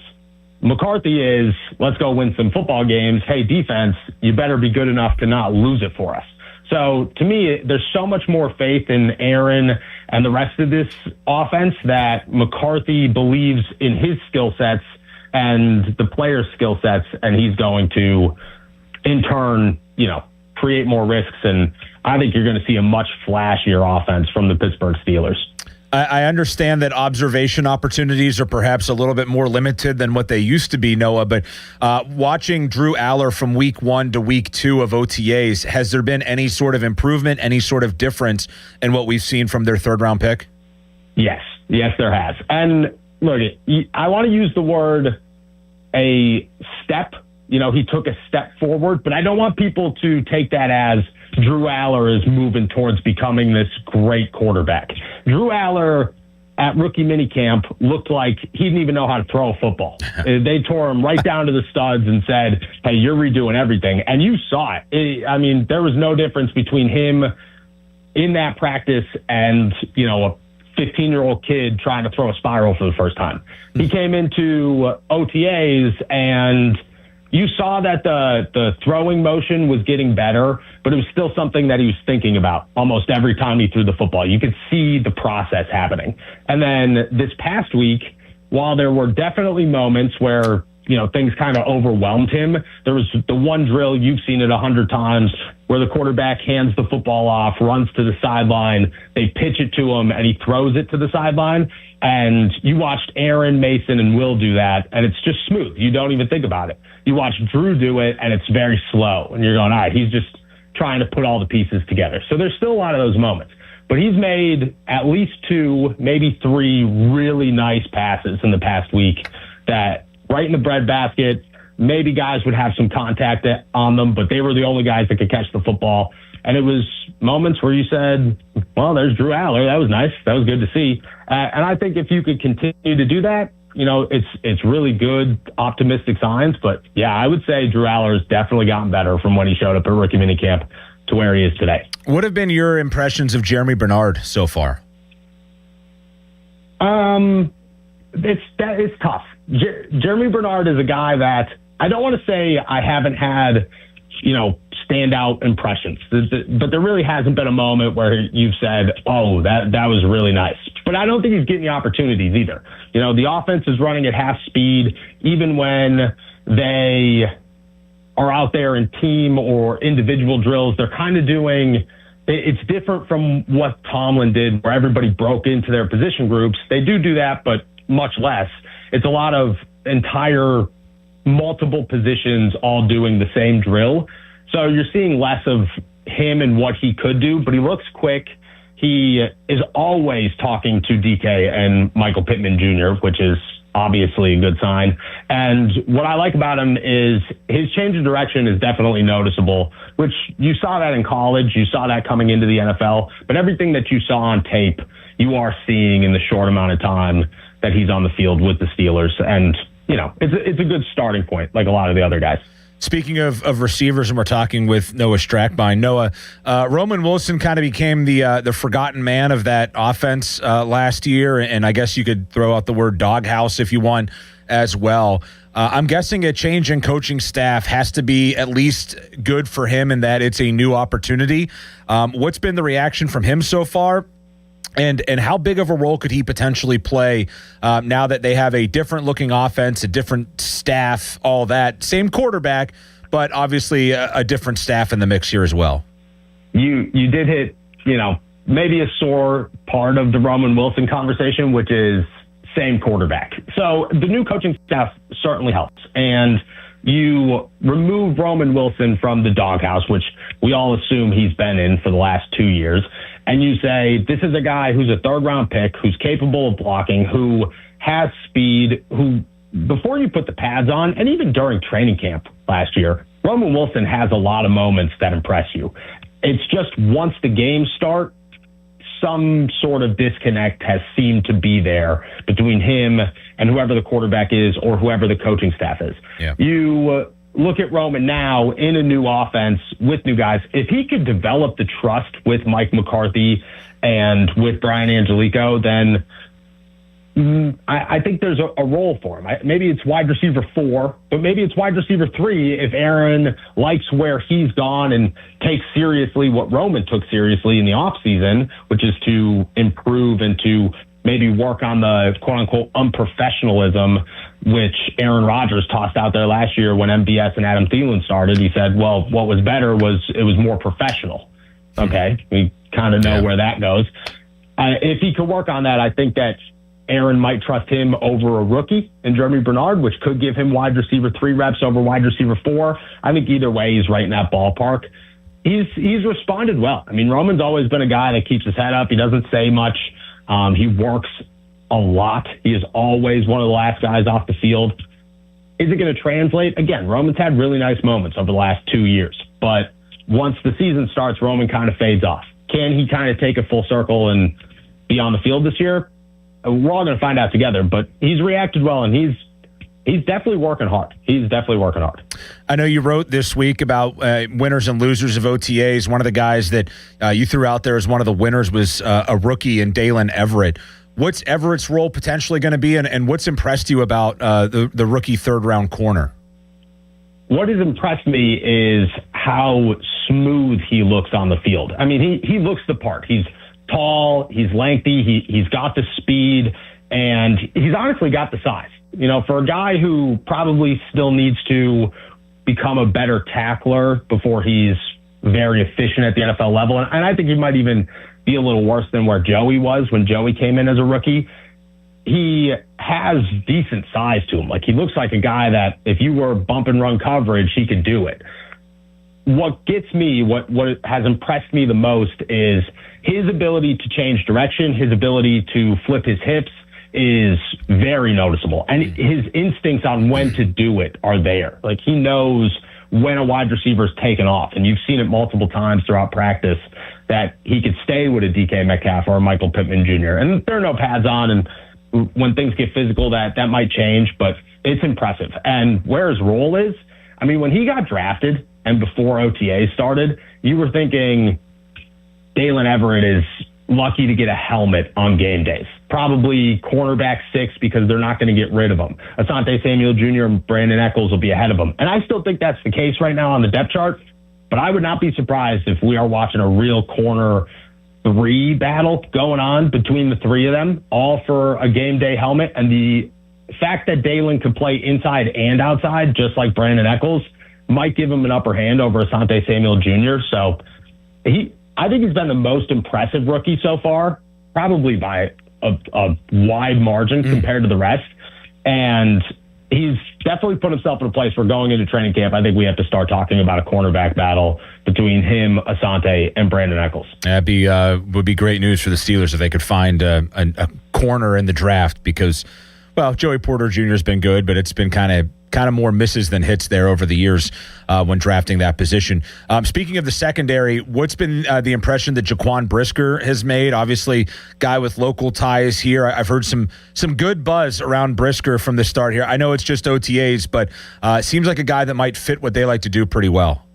Yeah, I mean, definitely fits what they want to do. Jaquan Brisker has embraced this defense fully. He said it the other day. He said, I'll play safety, I'll play the nickel, I'll play linebacker. He said, I'm open to all positions. I want to play anywhere I can play in this defense and as much as I can play. You could see that he just fits in really well with the culture of Patrick Graham and the Pittsburgh Steelers because, you know, we could talk about the new coaching staff, but it is still the Pittsburgh Steelers, and there is a status and a mantra and a vibe to this place at all times. He fits that perfectly. what I like most about Jaquan through OTAs is how much time Joe Witt and Jason Simmons spend coaching him. All the time, you see them talking to him. And it's not like, hey, this is how you get better here, which I'm sure that's part of the conversation. But it reminds me of when TA and Minka would sit behind the defense and just kind of scope everything out and almost use Minka as a second set of eyes for the defensive coordinator. That seems to be what Joe Witt and Jason Simmons are always doing to Jaquan Brisker, which just shows that Joey, Jamel Dean, Deshaun Elliott, all not on the field for various reasons, and you still have a leader, Jalen Ramsey as well, but you still have a leader that the coaching staff recognizes, which means that there are no holes. in the terms of the Steelers secondary, there just doesn't seem to be a blank spot. So it's been really impressive. And he just looks, I mean, there was a moment, I don't know if I'm supposed to share this, but I'll share it with you anyways. There was a moment where Jalen Warren caught a ball, was going around the corner, and Jaquan was there, and they were going to meet each other at the line of scrimmage. And I don't know who would have won. My bet may have been on number 30 over number 3. But either way, he was there, and he was ready to go. And it was a good moment, the first moment that you said, oh, Jaquan Brisker is actually like a really good safety. Yeah. Last thing for you, Noah. Patrick Queen, not at OTAs week 1, did show up here for week 2. What's the story with Queen? Obviously in search of maybe a contract extension. Any chance that they would do something there? Or is that pretty much just kind of a done deal at this point, as we're approaching June? I think it's a done deal for this offseason. Now, can they reconvene next year? Yes, but they want to see him in Patrick Graham's defense and see how he adjusts there. Patrick Queen, I mean, he said it the other day, I'm making pretty good money, so I'm not really worried about a contract extension. And I think that's the best thing for both sides, because right now Patrick Queen is not a guy that has been super impressive in the Steelers defense. He's been a leader. He's been the green dot, but as many good games as he's had, he's probably had just as many bad games or lackluster games, I should say. And his market in Pittsburgh probably isn't great. Like, they probably wouldn't offer him a pretty big contract to keep him around. So if he looks good this year and Peyton Wilson takes a step forward, maybe you have conversations about extending him next offseason before free agency. If not, you have Peyton Wilson. You'll look to either draft or add another inside linebacker next year in the offseason, and you move on. It's never good to lose a guy who is the key piece of your communication on defense, but I don't think anybody's interested in a contract extension right now, and maybe it'll change in a year, but that all depends on how the season plays out. Noah, great stuff, man. Appreciate you hopping on as always, and we'll do it again soon. Thanks, buddy. Yes, sir. I'm going to go enjoy that freeze. I appreciate it. Have fun with it. All right, that is Noah Strackbein joining us from SI.com. Let's start with Queen there. Yeah, you can't give that guy a contract extension right now. You can take PFF for what it is, whether you buy into it, whether you don't buy into it. Whether you eye test it, whether you stat test it, whatever. PFF had him at a 44 grade last year. He was the 78th best linebacker out of 88 in football, according to PFF. Maybe that's a little bit unfair. At times, I thought he was a little bit better than that. He did generate some pressures last year. I thought he was at his best when he was getting downhill. When they used him to occasionally blitz, when they occasionally had him get downhill and run, I thought he made some good plays for them. But those seem to be far too inconsistent. Now, look, Patrick Graham comes in. You got a different defensive coaching staff. You have a whole different philosophy. Maybe that's really good for him. Maybe that's not good for him. Maybe the old coaching staff wanted to bring him in with a vision for him in mind, and he didn't quite live up to that vision. And this new coaching staff has a different vision for him, and maybe he will, maybe he won't live up to that. But you cannot give that guy money right now. He's just been far too okay to give any money to. So no contract extension. He goes into the last year of his deal.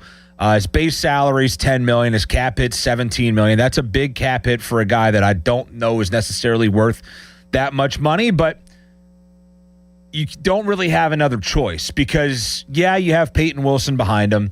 Yeah, maybe a young guy sprouts up here.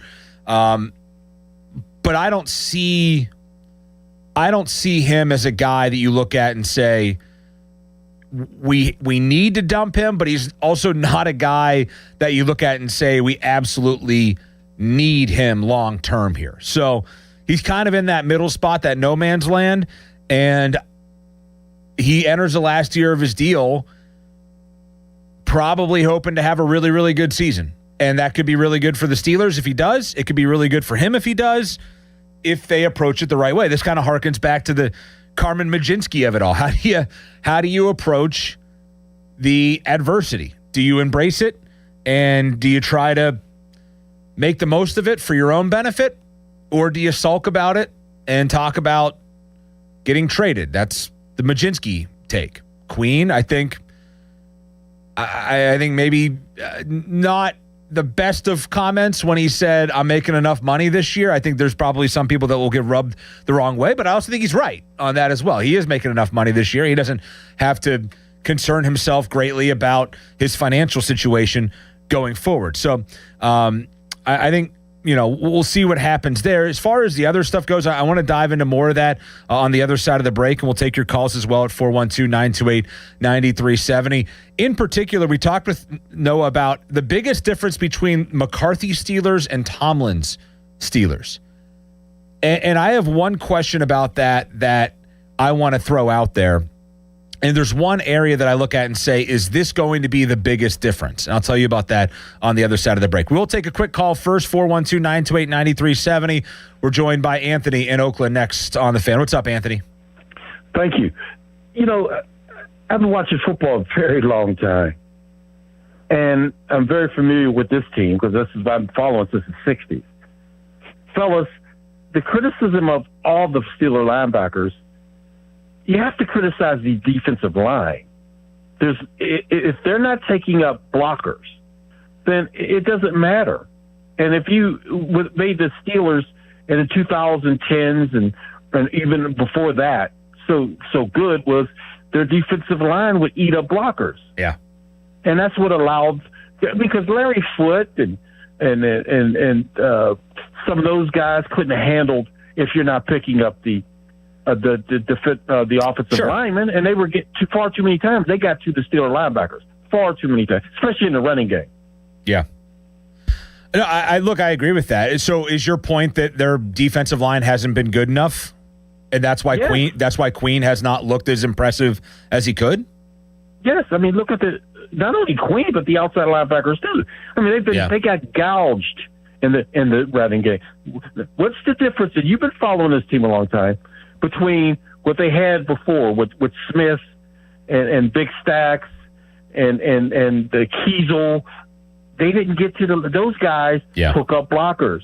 Yeah. So they made the outside and inside linebackers look fantastic. Yeah, no, it works. Right. No, it's a good point, Anthony, and appreciate the call. I mean, if you look back at the Aaron Smith, who everybody agrees is the most underrated Pittsburgh Steeler player maybe of the last 30 years. And I don't know, maybe at some point if everybody agrees that you're underrated, you're not underrated anymore. But Aaron Smith was a phenomenal player. Casey Hampton was a phenomenal player.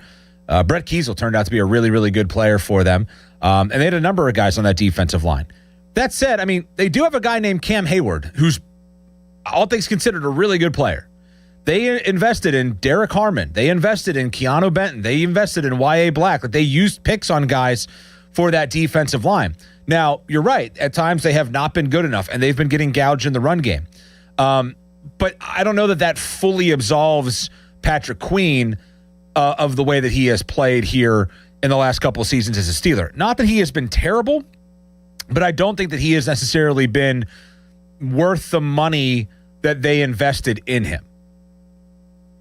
And maybe part of that looks a little bit closer to the value if the defensive line and the outside linebackers are better, if the secondary is better, maybe a coaching staff that is not lacking communication in the way that we have heard about.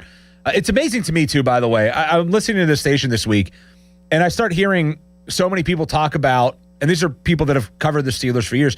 Well, the communication was so bad under Mike Tomlin, and Mike Tomlin was, changing things up, and he was doing this and that. Where was all this when Mike Tomlin was actually coaching?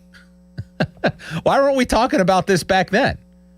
I mean, if Mike Tomlin was such a detriment to this defense, where was this back then? I'm not throwing anybody under the bus here, but I'm just, if all of a sudden now a lot of the Steelers' issues are centered around Mike Tomlin, their defensive issues over the last few years, and I don't disagree with that necessarily. I just find it odd that now it's like, well, everything will be remedied here because Mike Tomlin's no longer involved in the defense. I don't know that that's necessarily going to be true. I think Mike Tomlin did good things for that defense. I think there was probably some situations where he did some things that were detrimental as well. It's just curious that now all of a sudden it's like, well, this group's good enough and they'll be better that they have new coaching. I don't know that that's necessarily going to be true. 412-928-9370 if you want to hop in on the conversation. I just mentioned this a minute ago. The biggest difference between McCarthy's Steelers and Tomlin's Steelers, I'll tell you what I think it's going to be when we come back. If you want to hop in, 412-928-9370. What's your thoughts on just that? Fan Twitter brought to you by South Hills Chrysler Dodge Jeep Ram Route 19 in Peters Township. I'm Josh Roundtree. This is Sports Radio 93.7 The Fan. Now, Fan Headlines, powered by Bowser Chevrolet.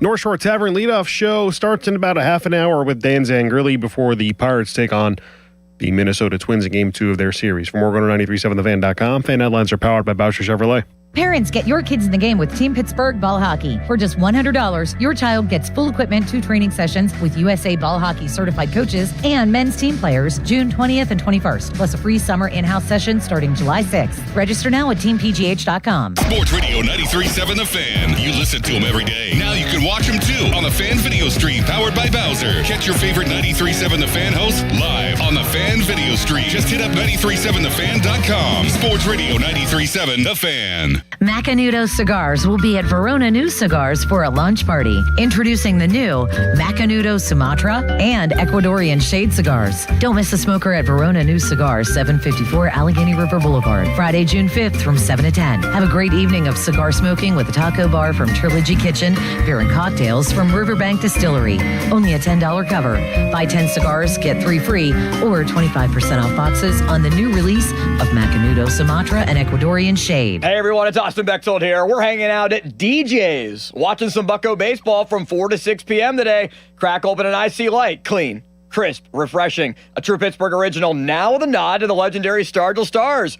From the first pitch to the last call, we show up, we stand up, and we raise it up. Raise an IC Light for the hits, the homers, and the hometown pride. IC Light, always a good call. Enjoy 16-ounce drafts for just $3 during Pirates games at DJ's. Come say hi during the game. Make your downtime fun time. It's time to play on the BetParx online casino and sportsbook app, where there's always another way to win. Right now, new casino users can get up to a $500 casino bonus back, plus 250 bonus spins on the new game Gold Trio Soccer. Play classic casino games for real money and bet on all your favorite sports right on your phone. The BetParx online casino and sportsbook app, where there's always another way to win. Must be 21 and in Pennsylvania, New Jersey, Michigan, or Maryland. New users only. See BetParx.com for T's and C's. Casino bonus must be wagered. Gambling problem? Call 1-800-GAMBLER. I need a little range, step to the range, come on, meet me at the range. Introducing the new Chick-fil-A Jalapeno Ranch Club Sandwich. With that juicy Chick-fil-A chicken on a buttermilk ranch bun, jalapeno ranch sauce, and pickled jalapenos, it's a little ranch with a lot of kick. The new Chick-fil-A Jalapeno Ranch Club with original spicy or grilled filet. Available for a limited time only. Order ahead on the Chick-fil-A app. A cool and crisp Modelo tastes good. But you know what tastes even better? That survived the evening rush Modelo. That post-12-hour shift Modelo. That fought for every rebound Modelo. That just clocked out on a Friday Modelo. That Modelo you earned is just better. That Modelo is the markable fighter. Drink responsibly. Beer imported by Crown Imports, Chicago, Illinois. SchultzFord.com. SchultzFord.com. SchultzFord.com. SchultzFord.com. I'm Larry Kelly from the injury firm of LGKG. When our fellow Western Pennsylvanians suffer terrible injuries, tragic losses, and immense financial hardships through no fault of their own, who fights for them, Joe? We do, Larry. That's where LGKG comes in, holding the negligent accountable for the pain and suffering they cause. History, trust, and results. And success. More than 200 million recovered and over 10,000 clients served. That's the LGKG story. At LGKG, we stop at nothing for justice. At LGKG, we try cases, and insurance companies know it. Here's Sports Radio 93.7 The Fan's Fan About Town. The Fan 5 Alarm, presented by Allegiant Community Federal Credit Union, will take place at Wexford Volunteer Fire Company on June 17th and Robinson Town Center June 18th. Get your commemorative Fan 5 Alarm shirts at KeystoneCustomApparel.com. Presented by Glick Fire Equipment and Junk Luggers. Baseball season is in full swing, and 93.7 The Fan has all your coverage before and after every Bucks game. Listen to the Og, Murphy, and Perkowski reaction show immediately after the final out. The Og, Murphy, and Perkowski reaction show is presented by Panhandle Cleaning and Restoration and brought to you by Pillman Electric and Pella Windows. Family-owned D'Amelio Heating and Cooling. D'Amelio's services heating, cooling, commercial refrigeration, and tap beer systems. They service all brands and provide 24-hour service. D'Amelio's is a Carrier Factory certified dealer. For more information, visit 937thefan.com. I keep seeing celebrities post me in the 90s versus now. Well, the person staring at me in the mirror is definitely not the same person that could pull off bootcut jeans. Time creeps up on us so slowly. You don't see it until suddenly you do. Same thing goes for your bills. $1 here, an uptick there. It's a slow burn until one day you realize the price you're paying now is way higher than when you signed up. But at T-Mobile, customers had the lowest wireless bills versus Verizon and AT&T over the past 5 years. And with T-Mobile on their experience plans, you get a 5-year price guarantee, so you know exactly what your plan price will be for the next 5 years. So at least that's one thing that won't change over time. I can't guarantee you'll still look good with frosted tips, but T-Mobile can give you a clear guarantee on your wireless plan. Lower bills based on HarrisX billing snapshots from Q3 21 to Q4 25 compared to average AT&T and Verizon bills. Comparison excludes discounts, credits, and optional charges. Price guarantee on talk, text, and data. Exclusions like taxes and fees apply. See T-Mobile.com. Have you noticed that every service company these days is owned by some giant corporation with zero personality and no personal touch? Yeah, no thanks. Gherkin Roofing is still family-owned, truly local, and when you call, a human answers. One with a pulse and probably a Pittsburgh accent. They do roofing, siding, gutters, and win awards year after year for their customer service. So if you want a contractor that picks up the phone, shows up, and treats you like a neighbor, because they are one, call The Pickle. Gherkin Roofing, always local and friendly, 724-515-5551. Pony and Muller here. Mike at Mike's Beer Bar is a big fan of us. In fact, he gave us our own beer. Okay, well, kind of. Each month, Mike picks a local beer that we call the Fan Beer of the Month. The Fan Beer of the Month for May is Lincoln Avenue Brewing's Jalapeno Machete Cream Ale. And the charity sales will benefit Save Our Strays Pittsburgh, an organization dedicated to rescuing abandoned, neglected, at-risk cats. And if you don't like the Fan Beer of the Month, Mike has 4 other beers on tap that you can select, and he will make a donation to the charity. Check out the Fan Beer of the Month at Mike's Beer Bar. Meet me at Mike's. I'm John Morgan of Morgan & Morgan. Last year, more clients hired Morgan & Morgan than ever before. We now have more offices, more staff, and more lawyers than any other injury firm in the world. Protecting America. Fighting for you. Visit forthepeople.com for an office near you. Mike Rowe here with another random fact. Those cracks on your walls aren't just cosmetic. They could mean your home is sinking. Whether it's drywall cracks, exterior cracks, or sticking doors or windows, do yourself a favor. Call Groundworks. I spent some time working with these guys, and they're the real deal. Their people are trained and certified to stabilize your foundation. Baker's Waterproofing is now Groundworks. Schedule a free inspection. Licensed in all states where work is performed. See website for details. It's Memorial Day all month long at Jim Shorkey Mitsubishi North Hills. Stand proud and save big with stars, stripes, and offers you can't miss on our lineup of new Outlander. Featuring premium interior, advanced safety technology, and affordable third row seating like the new 2026 Mitsubishi Outlander. Drive one home today for 0% APR for 72 months. And every new Mitsubishi includes 2 years of limited maintenance standard. Your deal. Your way. What a great day. At Jim Shorkey Mitsubishi in the North Hills. Call 412-453-8035 for offer details. Text Text us on the Edgar Snyder and Associates text line at 412-928-9370. Edgar Snyder and Associates reminds you to text responsibly. 93.7 The Fan is cleared by aquickdrain.com. Live from the ShoreKeyMitsubishi.com studios, North Huntington and North Hills.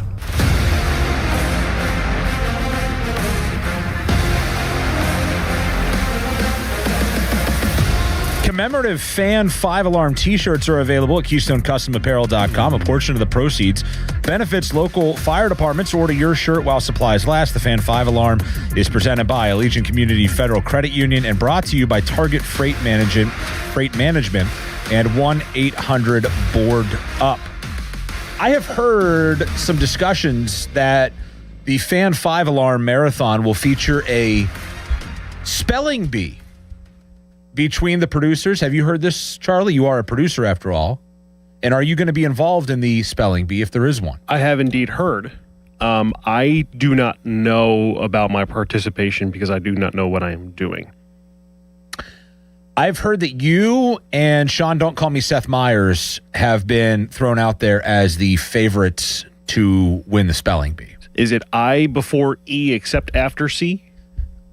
I don't know. Okay. Yes, I think so. Okay. Once upon a time, we did a hot dog eating contest. A different crop of favorites certainly were established to win that.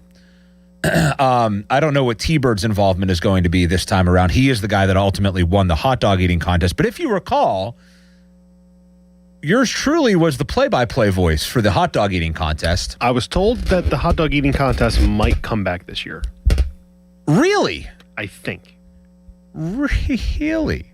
So here's the thing. I still have the hat that I bought.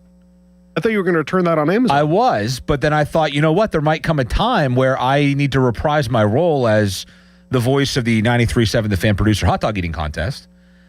And it is, it's in my closet. And I've heard discussions that is coming back, but I don't know if I would. All I'm saying is, I'm just throwing my hat in the ring. I'd be happy to reprise my role. Also, I felt like that was maybe the best bit of broadcasting I've ever done in my life. And I have won both national and local statewide awards. Congratulations on all your Thank you. But I felt like and I'm honestly not kidding about this either.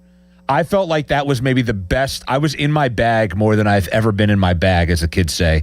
That was maybe the best piece of broadcasting that I've ever done. It was pretty good because I was in here running the board for it. So Yeah. I didn't have a front row seat. I think I called somebody the magician of pork missiles. I think at one point.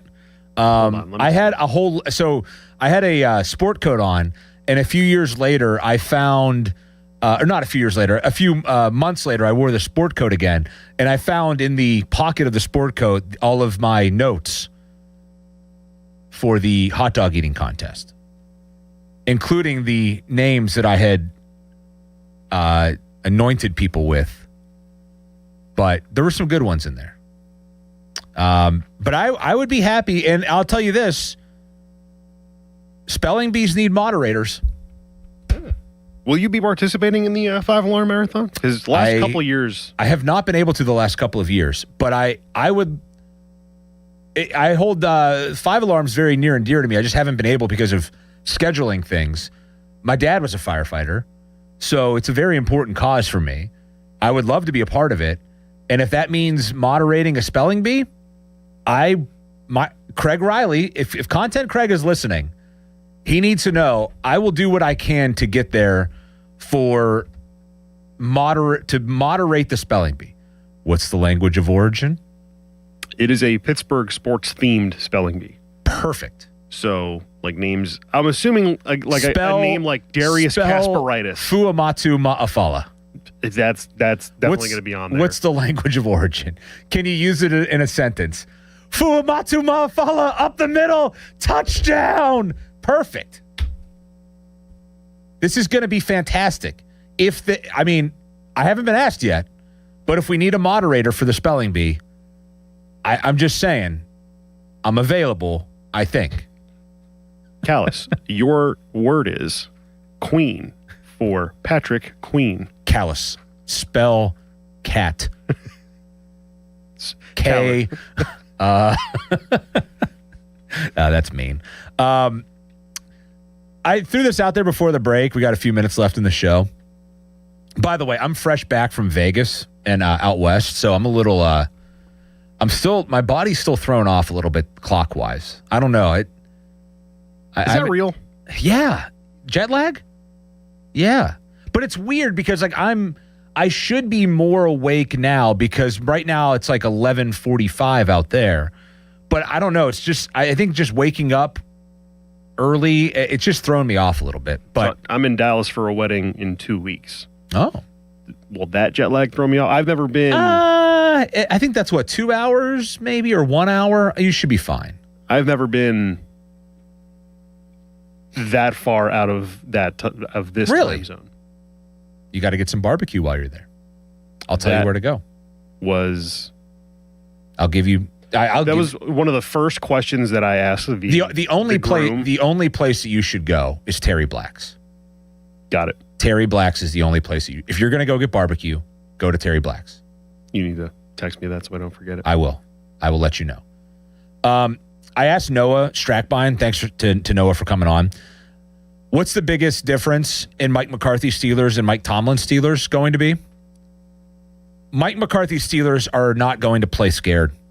They are not going to live in their fears, as Mike Tomlin's Steelers, oddly enough, so often did. Mike Tomlin's Steelers never wanted to be risk takers. They were risk adverse.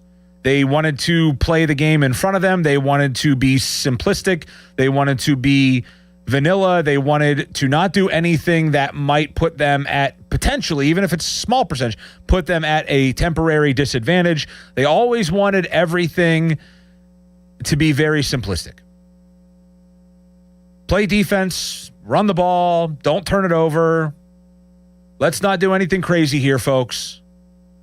That was Mike Tomlin's Steelers. And you know what? To Mike Tomlin's credit, he won a lot of football games being like that, but he failed to win a lot of football games being like that.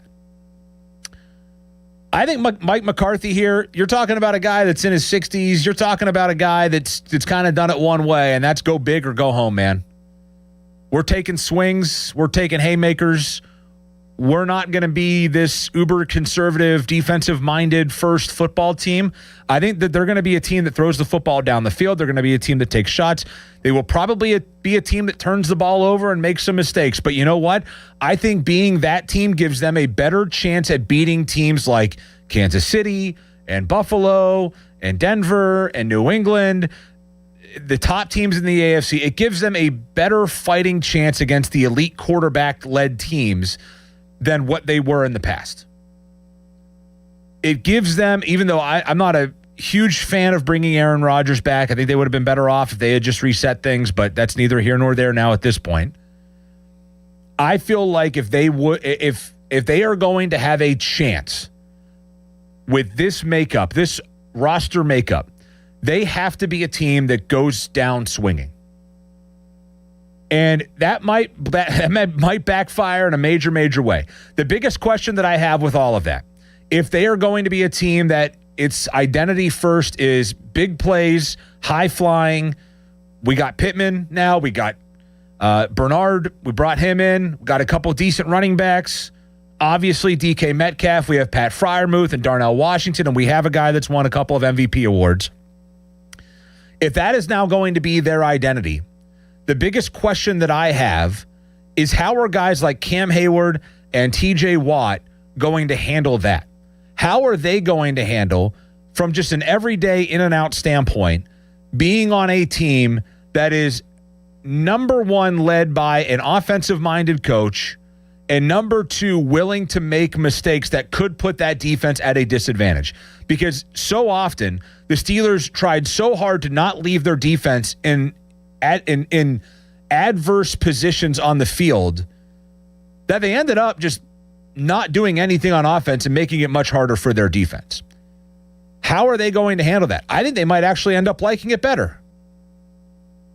If your defense, if you have all this money wrapped up in your defense and you think your defense is going to be so good, then you should be willing to take shots. And that's what the Steelers lacked the last couple years. Mike Tomlin relied on his comfort. Defense. Win tight, low-scoring games. That's what Mike Tomlin wanted to be. That's what Mike Tomlin wanted his team to be. That's how he wanted to win. Tight, low-scoring, edge-it-out kind of games. I think Mike McCarthy is going to have no problem winning a game 34-31. He ain't going to blink twice at that. And I hope that they are. I would rather watch a team that goes out there swinging big than watch a team that tries to grind out low-scoring games. Because I know at this point that the team that tries to grind out low-scoring games, the 16-13 finals, your field goal contest football games, those are the teams that are not going to win in the playoffs. And that's where I want to see the Steelers win.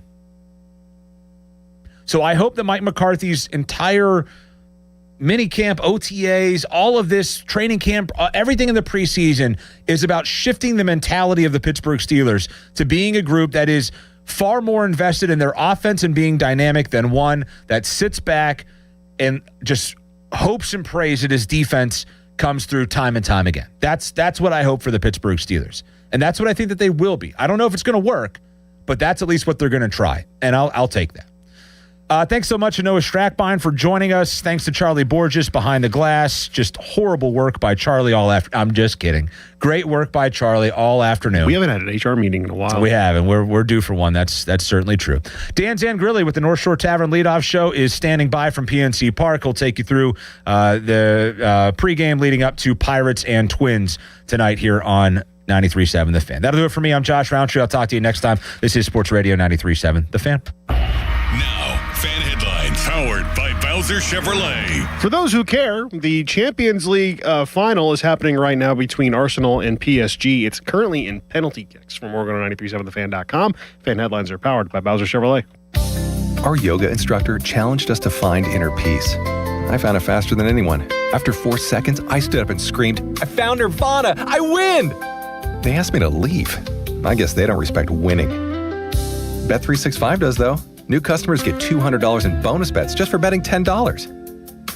Namaste, losers. Bet365. Winning is everything. Gambling problem? Call 1-800-GAMBLER. 21 plus only. Must be physically located in Pennsylvania. T&Cs apply. In-app only. My dad passed away unexpectedly. Of course, it was awful in every way, but we are very grateful that he had life insurance. So even after he was gone, he was still able to provide for us. And that's why I have life insurance for my family. Ethos.com. They make it fast and easy to get covered. It's 100% online. You get a quote in seconds, and you can apply in minutes. You get covered the same day. Get your free quote at ethos.com/protect. That's ethos.com/protect. Paid spokesperson. Time spent on application may vary. Online health questions required. Rates may vary. Get in the zone, AutoZone. Welcome to Markdowns for Miles at AutoZone. Got any markdowns on oil? We've got many markdowns on oil. How about on that new STP Any Mileage? You'll save $5 when you buy 5 quarts of STP Any Mileage with an oil filter and get up to 5,000 miles of protection. Heck of a markdown for quite a lot of miles. At AutoZone.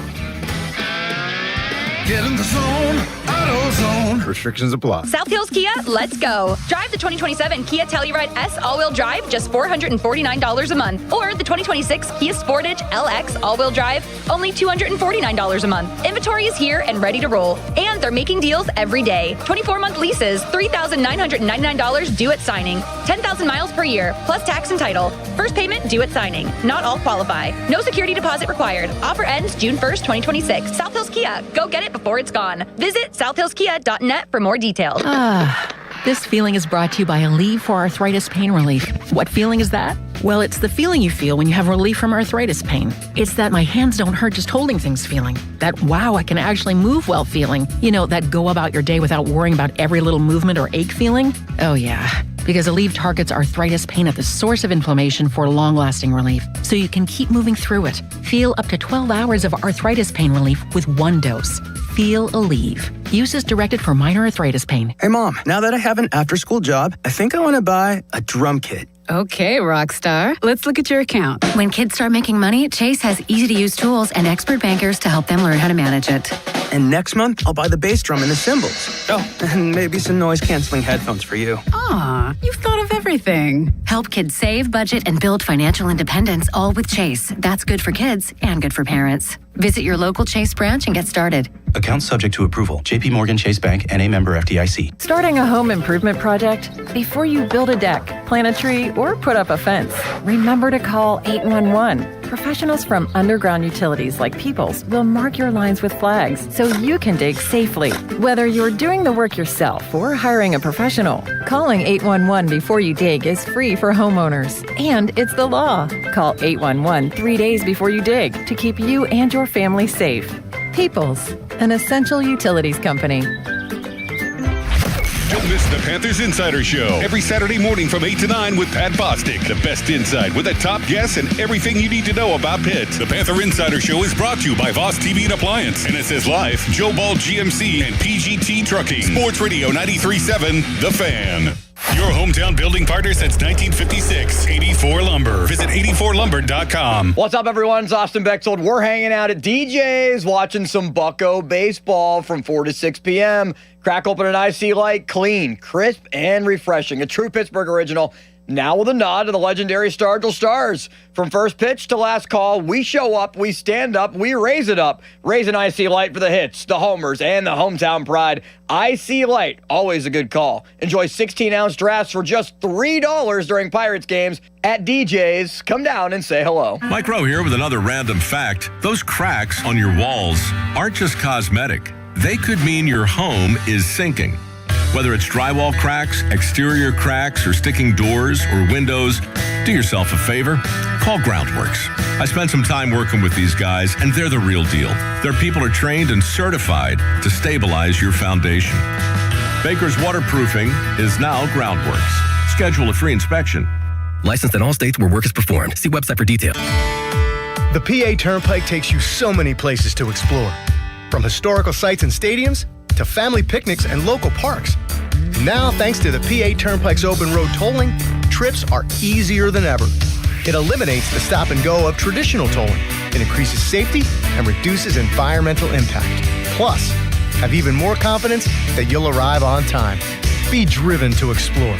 Visit paturnpike.com/ORT. Hey, Pittsburgh. Join us at Public Lands in Cranberry for a Bike Gear Up event happening May 30th and 31st from 11 a.m. to 3 p.m. Check out top bike brands like Nishiki, Giro, Camelback, and more. Don't miss incredible deals on select styles, like up to $350 off adult and kids Nishiki mountain bikes, and up to $300 off Soar electric bikes. Plus, enjoy prizes, giveaways, bike fittings, and more. Gear up and get ready to ride at Public Lands, your Pittsburgh bike destination. Visit publiclands.com to learn more. Hey, it's Pony. What if you had the most reliable fiber-powered Wi-Fi and the price didn't change for 5 years? Thanks to Xfinity's summer savings event, you don't have to worry about that part of your future. Now through June 15th, get gig Wi-Fi for just $50 a month for 5 years with equipment and unlimited data included. No strings, no commitments. And get online in minutes with same-day Wi-Fi. You're guaranteed 5 years of Wi-Fi that finds and fixes problems before you even notice them. Like super intelligent Wi-Fi that keeps you protected from online threats. Plus, you can even try Xfinity Mobile free for a year. Lock in your price and unlock the possibilities during the Xfinity Summer Savings event. Get it now at Xfinity.com. Xfinity, imagine that. Restrictions apply. Requires paperless billing and auto pay with stored bank account. Taxes and fees extra. After 12 months, regular rates apply to Mobile Select. Xfinity Internet required. Speeds vary. Use of fiber, coaxial cable. Spreadsheets, clunky software, 100 different logins just to run your business? There's a better way. Odoo. One simple, connected platform that handles sales, inventory, accounting, and more, so you can focus on growing, not juggling. Make the switch today at odoo.com. That's ODOO.com. Get everything you need for the entire job delivered. From lumber to drywall, flooring, and fixtures, get it all delivered from the Home Depot. With same day, next day, or any day delivery. Staying on track and on time is crucial to your job. That's why it's our job to get you what you need when you need it. We deliver the supplies. You deliver the results. Brought to you by the Home Depot. HD1 Pittsburgh, an Odyssey sports station. Live from the Jim Shorkey Mitsubishi.com studios, North Huntington and North Hills. Always live and even free on the Odyssey app.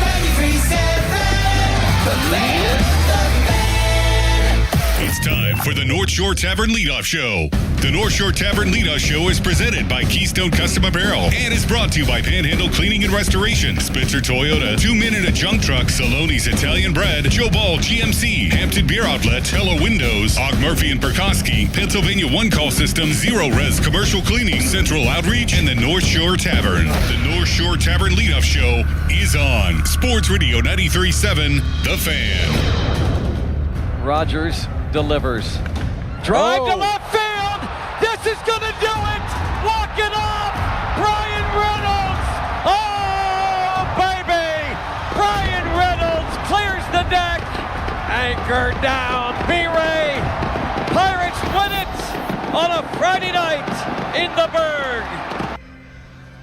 Yeah, that was a memorable one. One of the better ones we've had at PNC Park in quite some time. And what it meant, I think, for the Pirates at this particular moment in their 2026 season may not necessarily be known at this particular juncture.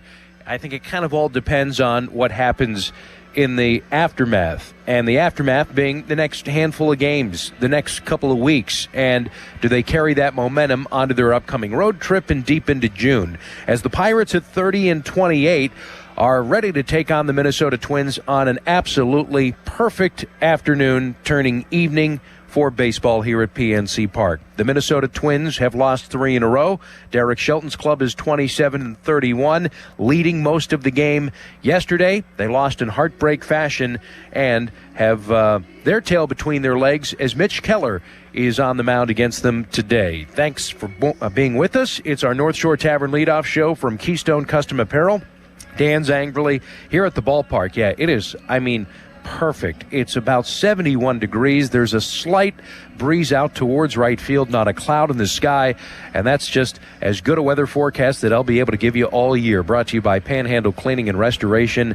When disaster strikes, call Panhandle Cleaning and Restoration. Yeah, and disaster struck for the Twins last night as Brian Reynolds continues his tear of pitching. Of opposing pitchers. He's 12 of 24 with 6 extra base hits over a 7-game hit streak, and he continues to be an absolute force here at PNC Park, where this year he's hitting .330. So, what's been getting into this here, Brian Reynolds, the Pirates right fielder today, 3rd spot at the batting order, who is posted up in each and every one of the Pirates' 58 games this year. It's something that I had an opportunity to chat with Don Kelly about, and here's what he said.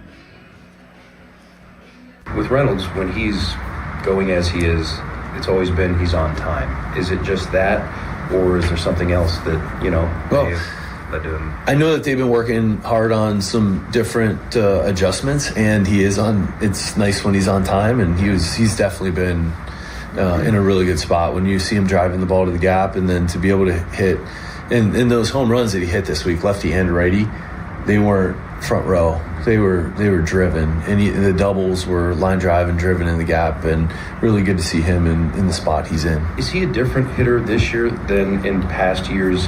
And I ask that primarily from the on-base perspective, number of pitches. He's always been a pretty solid front-to-back hitter, but it seems like the on-base is really ticking up too. Yeah, he is, and I think when pairing the two, where he's at right now, of being able to get deeper in the count, and if they then pitch around him isn't maybe a good word. If he doesn't get the pitches that he wants and their balls, he's a really good hitter and can take the walks. And we've seen this week when he does get a pitch to handle, to be able to drive it in the gap and drive it out of the ballpark. He's got the ability to do that as well.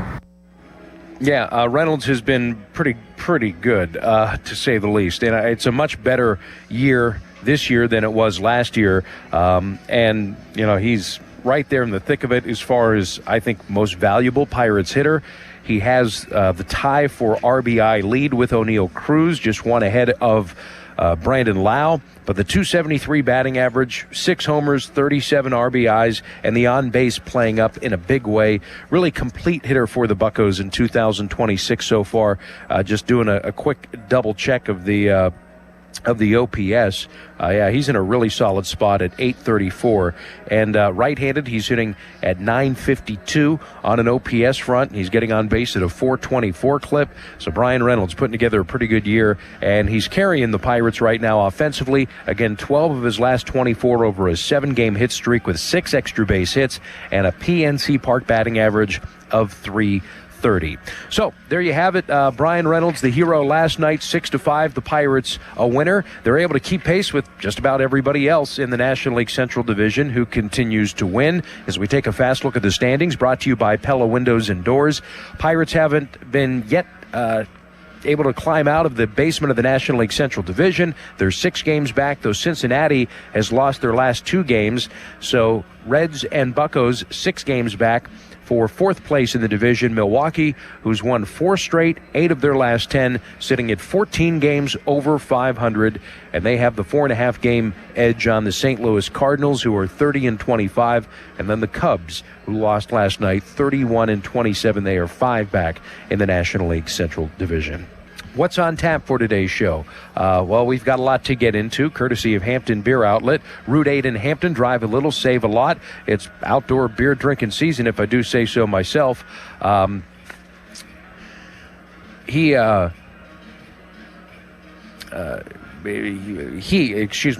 Keller. I was thinking of who's on the mound tonight. It's Keller, who's 5-2 with a .364 earned run average. He is off to a terrific start, and I'd say the best start in his 2026 in his career. I do beg your pardon here. I'll get this thing back on track, and I want to get into what is different for Keller and where he's really shown some improvement, because if you look at Mitch and just the overall win-loss record and the earned run average, it's not necessarily something that is un-Mitch Keller-like, especially the first half of the year. But there are some things that I think are really encouraging from Keller that have allowed him to take his game to the next level. And we'll dive into that coming up. Bailey Ober, pretty formidable mound opponent at 6-2 with a .392 earned run average. Pirates haven't seen the tall right-hander. He's 6'9", in a couple of years. So some good numbers, the first and only time that they've seen Bailey Ober. A lot of news and notes, some encouraging stuff on our injury front. We told you yesterday that Ryan O'Hearn is trending well. He ran the bases, took batting practice. In fact, we're learning that he could come off the injured list as early as tomorrow. Now, Connor Griffin in the starting lineup yet again as the designated hitter. He's been on a bit of a throwing moratorium because of a slight and minor right forearm strain. Took ground balls, didn't throw around today, but could he be back at shortstop as early as tomorrow? If not, and O'Hearn is activated from the injured list, we've learned that O'Hearn is probably not going to be able to play the field for quite some time. So is Griffin able and ready to start throwing a baseball as early as tomorrow? I don't know. I didn't see him throwing one today. So you've got 3 guys that need that DH spot. O'Hearn, apparently, and now Griffin, at least temporarily. And you could say what you want about his production, and maybe he's slowly but surely being relegated to a part-time, maybe even platoon role in Marcell Ozuna. Not ideal. So 3 guys, 1 DH spot, and it says nothing of what you would like to use the DH spot for to get maybe O'Neal Cruz off his feet or even Bryan Reynolds off his feet from time to time. As I told you just a moment ago, Reynolds has played in all 58 games. I think he's DH'd, if I'm not mistaken, just 1 time all year. So with the way that he's going and the hot bat in the lineup, they're putting some mileage on Reynolds for sure rapidly. And you would love to free that DH spot up, but now they've got a logjam here with a couple of injured guys that need that spot. So that's something that we'll sift through with Don Kelly. You'll hear about that coming up. Jared Jones made his 2026 debut, took the mound yesterday for the first time in over 600 days. The Pirates have placed Jones strategically in the rotation. What do I mean by that? And the explanation of it from Don Kelly is coming up here in just a moment. But I want to continue reliving last night for a moment if we could, right? The Bryan Reynolds 6-5 win, walk-off, trailing 5-4, heading into that bottom of the 9th inning. We just heard from Don Kelly what has had Reynolds just out of his mind of late. But let's listen in to, I think, the happiest form of Bryan Reynolds that we have maybe ever heard in a Pirates uniform since he debuted over 7 years ago here in Pittsburgh. Post-game with reporters after what he would describe as a little kid moment where he blacked out running the bases after winning things in the bottom of the ninth for Pittsburgh. Inclination that was gone? No, I thought I flew out. No, I got every bit of it. Yeah. What was it like to put an inning on that kind of a game? That was sick. Yeah, I mean, we were kind of grinding for most of the game after the first couple innings, and Spencer had a good at bat, left on left there, got on base, and did that, so it was cool. Ryan, can you describe the feeling rounding the bases when that happens? Shoot, I don't know. It's kind of, I don't know. It's like a movie. Yeah, I don't know. It's pretty sick. It looked like Spence had something to say to you when you were on the on-deck circle. Did he maybe give you a little bit of advice going into that at-bat? Yeah, I mean, he just saw a bunch of pitches from him, so he was trying to, help me out and give me an idea of what the pitches were looking like. With the way Jared started the game and the way you ended that game, was a pretty significant bookmark. So what was it like to punctuate it that way? Say that again. So with the way Jared started the game, throwing 100 every pitch, and then you finishing it that way, what was it just like to have those type of bookends? Yeah, a lot of velo in the beginning and end. Jared, I mean, he's good down and back. He was throwing smoke. So, yes, we got a win there at the end. It's pretty cool. I think it was 8 hits in the Cup Series, and then obviously that hit today. Just what are you kind of seeing right now at the plate that's working for you? I've had some good drill work the last 3-4 days, so just building on that and getting good pitches to hit. As somebody who saw Jared in 2024, how good was it to see him back on the mound and see that velo be there like it was? Yeah, I mean, he's electric tonight. It's been a really long time since he's been on a big league mound and handled himself well, and he's a bulldog out there. So we saw that shot from O'Neill into the river. Do you ever get surprised at some of the things that he's able to do? No, never. I was surprised that he only hit it 111. So, yeah. What was your view on that home run? Cruz? Yeah. Just the ball flying out of the stadium. I don't get the on-deck look of it, but he's got stupid pop. Yeah, by the way, and swept under the carpet was the 7th river on a fly ball off the bat of O'Neill Cruz. 450 feet. He golfed the thing in the 3rd inning to pull the Pirates within 1. That's as close as they would come until the 9th inning and the Reynolds heroics. So a couple of homers, big time for the Buccos. I believe the Reynolds shot was 422 feet off of Taylor Rogers, the left-handed reliever. And then before that, in the 3rd inning, O'Neill Cruz, the 450-foot tank, 7th all-time to go in the Allegheny on a splash. By the way, O'Neill Cruz is pacing to 34 home runs and 47 stolen bases at 258 right now with a dozen homers and 37 RBIs. We invite you to stay tuned. Coming up next, we'll dive into the pitching matchup. But, some news and notes coming out of the Bucco skipper's office. Don Kelly giving us a little bit of insight as to how the DH spot is going to go, but more so updates on Connor Griffin. Is he going to be able to throw a baseball here before too long? Ryan O'Hearn.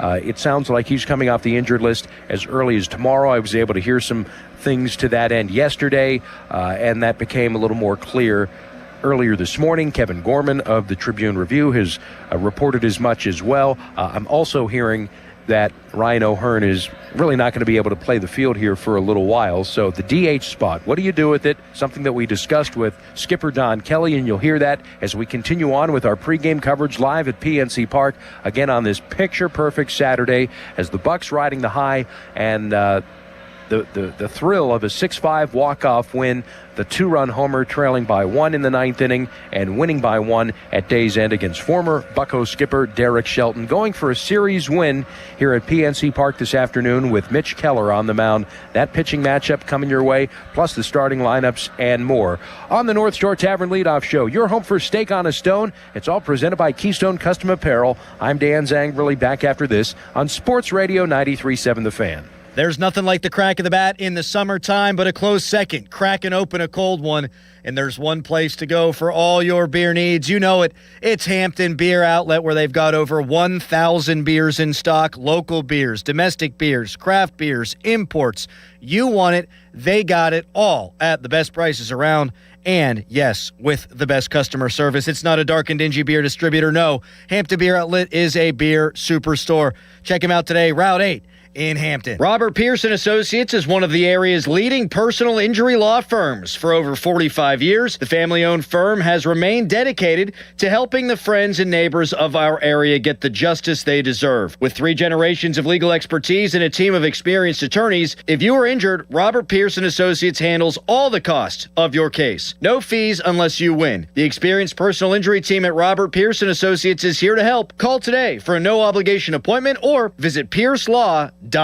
Chuck McDowell here with Red Pocket Mobile. How long have you been stuck with the same phone plan? 2 years? 5? 10? Are you tired of surprise fees and confusing bills that never match what you thought you were paying? Cut the nonsense. Right now at redpocket.com, new and existing customers adding a line can get our premium 5G plan for just $5 a month. That's only $60 a year. And here's the kicker. Red Pocket Mobile gives you access to all 3 5G networks. You pick the one that works best where you live or work, or switch anytime for better coverage. And with Red Pocket, you keep your phone and your number. Why in the world would you not switch? Red Pocket Mobile, your new ultimate cell carrier. Celebrate Memorial Day with big savings from Red Pocket Mobile. Right now, new and existing customers can get our premium 5G plan for just $5 a month. Just $60 a year, and choose from all 3 major 5G networks with one locked-in low price at redpocket.com. That's redpocket.com. redpocket.com. When disaster strikes your home or business, Panhandle Cleaning and Restoration of Pittsburgh is ready to help.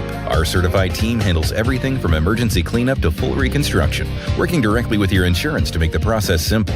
Available 24/7, we respond fast and restore your property with care, honesty, and experience you can trust. Visit panhandlecr.com. Panhandle Cleaning and Restoration, restoring Pittsburgh's peace of mind. Panhandle Cleaning and Restoration, and we're gonna save you.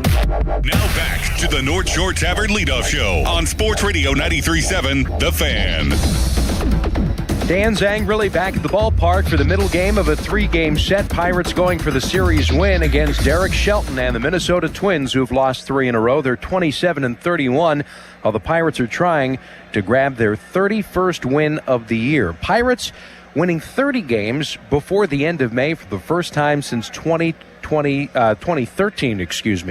I was surprised to read that, went back and checked it, and I thought to myself, there's no way that note is correct because, well, the 2015 Pirates won 98 games, and it was absolutely wild to me that going into June 1, back in the 2015 campaign, they were just 26-24. So even though the Pirates are 6 games back in the National League Central Division, tied for 4th with the Cincinnati Reds, it's a pretty good lesson, I think. Going into June 1, they were just 2 games over 500, and then they really picked up steam and then ripped off 98 wins 11 years ago. So you look at what the club is doing, run differential, ERA, strikeouts, the pitching, and the bullpen. It's been well documented here, has been the clear Achilles heel for this club. But, there is time for water to find its own level, and maybe that's the tide rising as opposed to receding. Because you look at the run differential, and that's a decent indicator now that we're more than a third of the way through the year. It's the second best in the National League Central Division. The Pirates are at plus 24, better than the Cubs, though still a ways to go when you talk about the Milwaukee Brewers. They are plus 79, but still, it's pretty respectable. And the Pirates have scored the 5th most runs in the majors this year. They have 282 runs scored behind some really good clubs. The Nationals, at least from an offensive perspective, they've got a ton of talent. The Braves, the Dodgers, and the New York Yankees being the other 3. So the strikeout numbers are really good. The starter ERA, largely very good. But the bullpen, the Achilles heel with the 4 losses after leading through 6 innings. That's where the Pirates' Achilles heel is, and I think you'd feel a lot different about the ball club if they were a 33 or 34 win team, if they did have not necessarily an airtight bullpen, but one with a little less turbulence. And I think after seeing yesterday Wilbur Dotel do what he did, and now that Carmen Mlodzinski is there in the pen, I would think that he would be available today, though Pirates may not need him, with Mitch Keller being able to chew up the innings as he has over the course of not only this year but his career. That maybe Mlodzinski can be reserved perhaps for a shorter stint, or do they want to do that tomorrow with Braxton Ashcraft starting to curtail some of his workload, because he's a top 10 innings eater in the National League. He's scheduled to pitch Game 3 against Zebby Matthews in the 135 game. But here it is Keller on the mound opposite of Ober. We get into that pitching matchup here in just a moment. But first, let's go ahead and dive into, I think, some really important news and notes as it pertains to the Pirates, and that's centered around the Robert Pearson Associates injury report. Robert Pearson Associates is Pittsburgh's premier injury attorney. We've learned that Ryan O'Hearn most likely to come off the injured list tomorrow. That's well ahead of schedule. We were originally told when he sustained the right quad injury that it would be almost a month, better part of 4 weeks. O'Hearn went on the injured list on the 17th, so to have him back in less than 2 weeks, 12 games, is really something else. This will be the 13th game that the Pirates are playing without O'Hearn today, and the Bucs are 6-6 in his absence. So he's not going to be able to play the field, I've been told, really with any sort of frequency, and I don't think it's going to be at all right out of the chute. Well, now, recent development here over the last couple of days, for those that haven't heard, Connor Griffin, a minor right forearm strain. Each of the last 2 games, today included, he's been serving as the DH. The Pirates stayed away from him a couple of nights ago on Thursday. Griffin didn't play at all. So, Griffin, the DH, is necessary for him to keep his bat in the lineup. O'Hearn isn't going to be able to play in the field perhaps as early as tomorrow. Griffin was taking ground balls earlier today, but while he was going through all the work, it was just more so keeping the hands and feet sharp. I watched very closely, and maybe I missed one. Did he unleash any throws? Not that I could have, not that I saw. And that included even to second base, let alone across the diamond. So would he be ready to go in the field and start throwing a baseball as early as tomorrow? Oh, I'm not sure. But let's listen into what Don Kelly had to say about it all, because now you factor in Ozuna, or maybe you don't.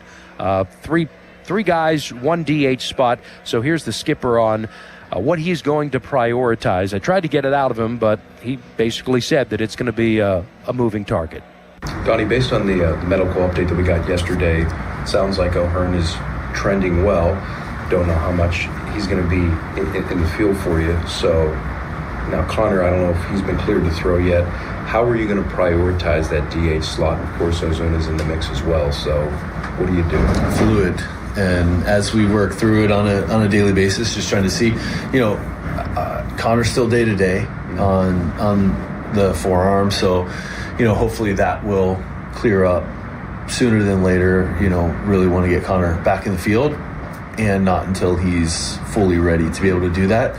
Really pumped to hear the news on O'Hearn trending positively, and seems to be a lot quicker than what we anticipated at the beginning, which is a great thing. Do you prioritize matchups when you have 3 guys in one spot? Is that how it goes? We will take everything into account when we're looking at who will fill that. Is Ozuna a consideration in the outfield at all? Not right now. With O'Hearn, are there any final boxes he has to check off as he gets closer to return, or what are you hoping to see from him? Yeah, I don't think so. I think it's just the recovery. Yesterday was a pretty good day.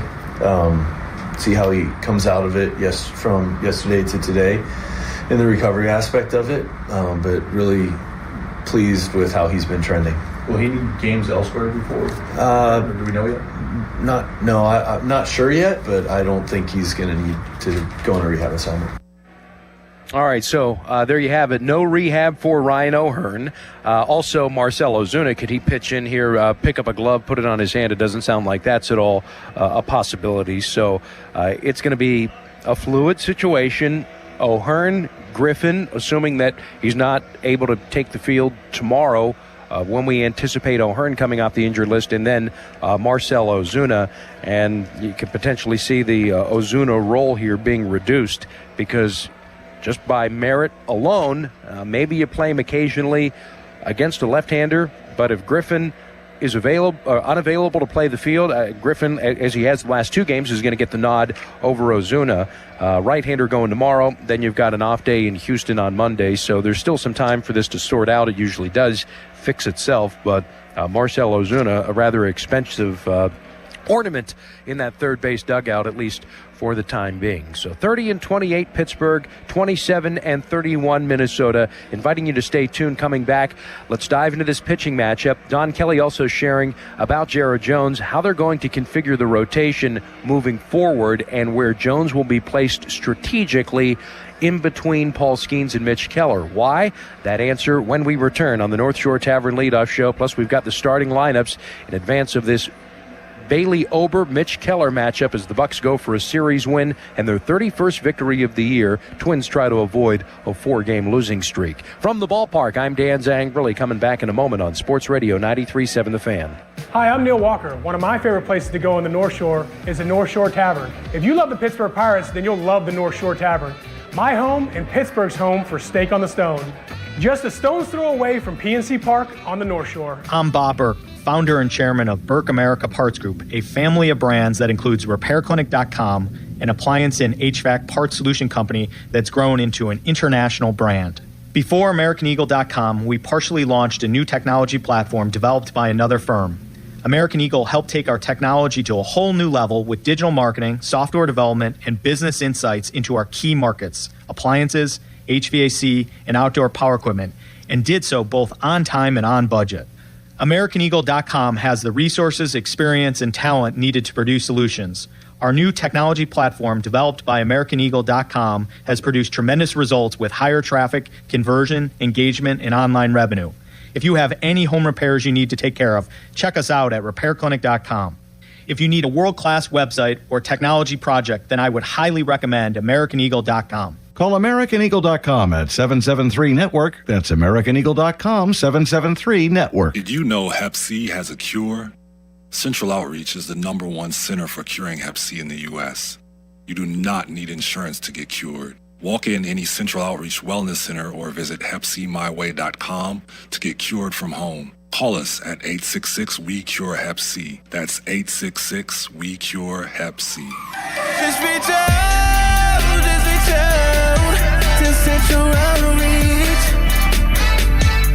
Norton here to tell you about the huge success of the Keystone Custom Apparel Fan Club T-shirt fundraiser. Each player gets a custom shirt with the names of their supporters printed on the back. Supporters go online, donate $20, type their name, and pick the player they want to support, and that's it. No order forms or money collection required. Keystone Custom Apparel handles everything. More than a dozen local organizations have raised over $65,000 with Keystone Custom Apparel. Want in on this? Then I highly recommend getting started at KeystoneCustomApparel.com. Get in the zone, AutoZone. Welcome to Markdowns for Miles at AutoZone. Thanks. Is oil marked down? Save up to $15 when you buy 5 quarts and a filter. And fuel treatment? 2 for $9 on Lucas. Brake pads? Marked down to free. Free? Get free Duralast brake pads when you buy 2 Duralast rotors. That's several markdowns. For many more miles. Get in the zone, AutoZone. Restrictions apply. Now back to the North Shore Tavern Leadoff Show on Sports Radio 93.7 The Fan. Hey, folks, would like you to mark your calendar for this Wednesday. You could join Pomp and Joe at Allegiant Community Federal Credit Union in Wexford Wednesday for their show from 10 in the morning until 2 in the afternoon. And there you can get your commemorative Fan 5-alarm T-shirts for just a $20 donation, with all proceeds going directly to the cause. Allegiant Community Federal Credit Union branch on Brant School Road in Wexford, Wednesday, June 3rd from 10 until 2. Usually Bob Walk stops by because he lives right around the corner, and he buys up all the T-shirts. So you are going to have to beat Walkie to the punch and fill the boot with Pomp and Joe at the Allegiant Community Federal Credit Union Brant School Road branch. It's right up there in Wexford, easy to get to. Would love to see you. I'll be there with the guys as well for the great cause, and that is our Fan 5-alarm fundraiser, which will take place now over 2 days in 2 locations, one in the north and one in the West Hills, if you will, coming up on the 17th and 18th, Wednesday into Thursday. So one of our marquee events. It's so cool. If you have no idea what it takes to run a volunteer fire department outfit in your community, I'd urge you to just do a little bit of research on it, go down the rabbit hole.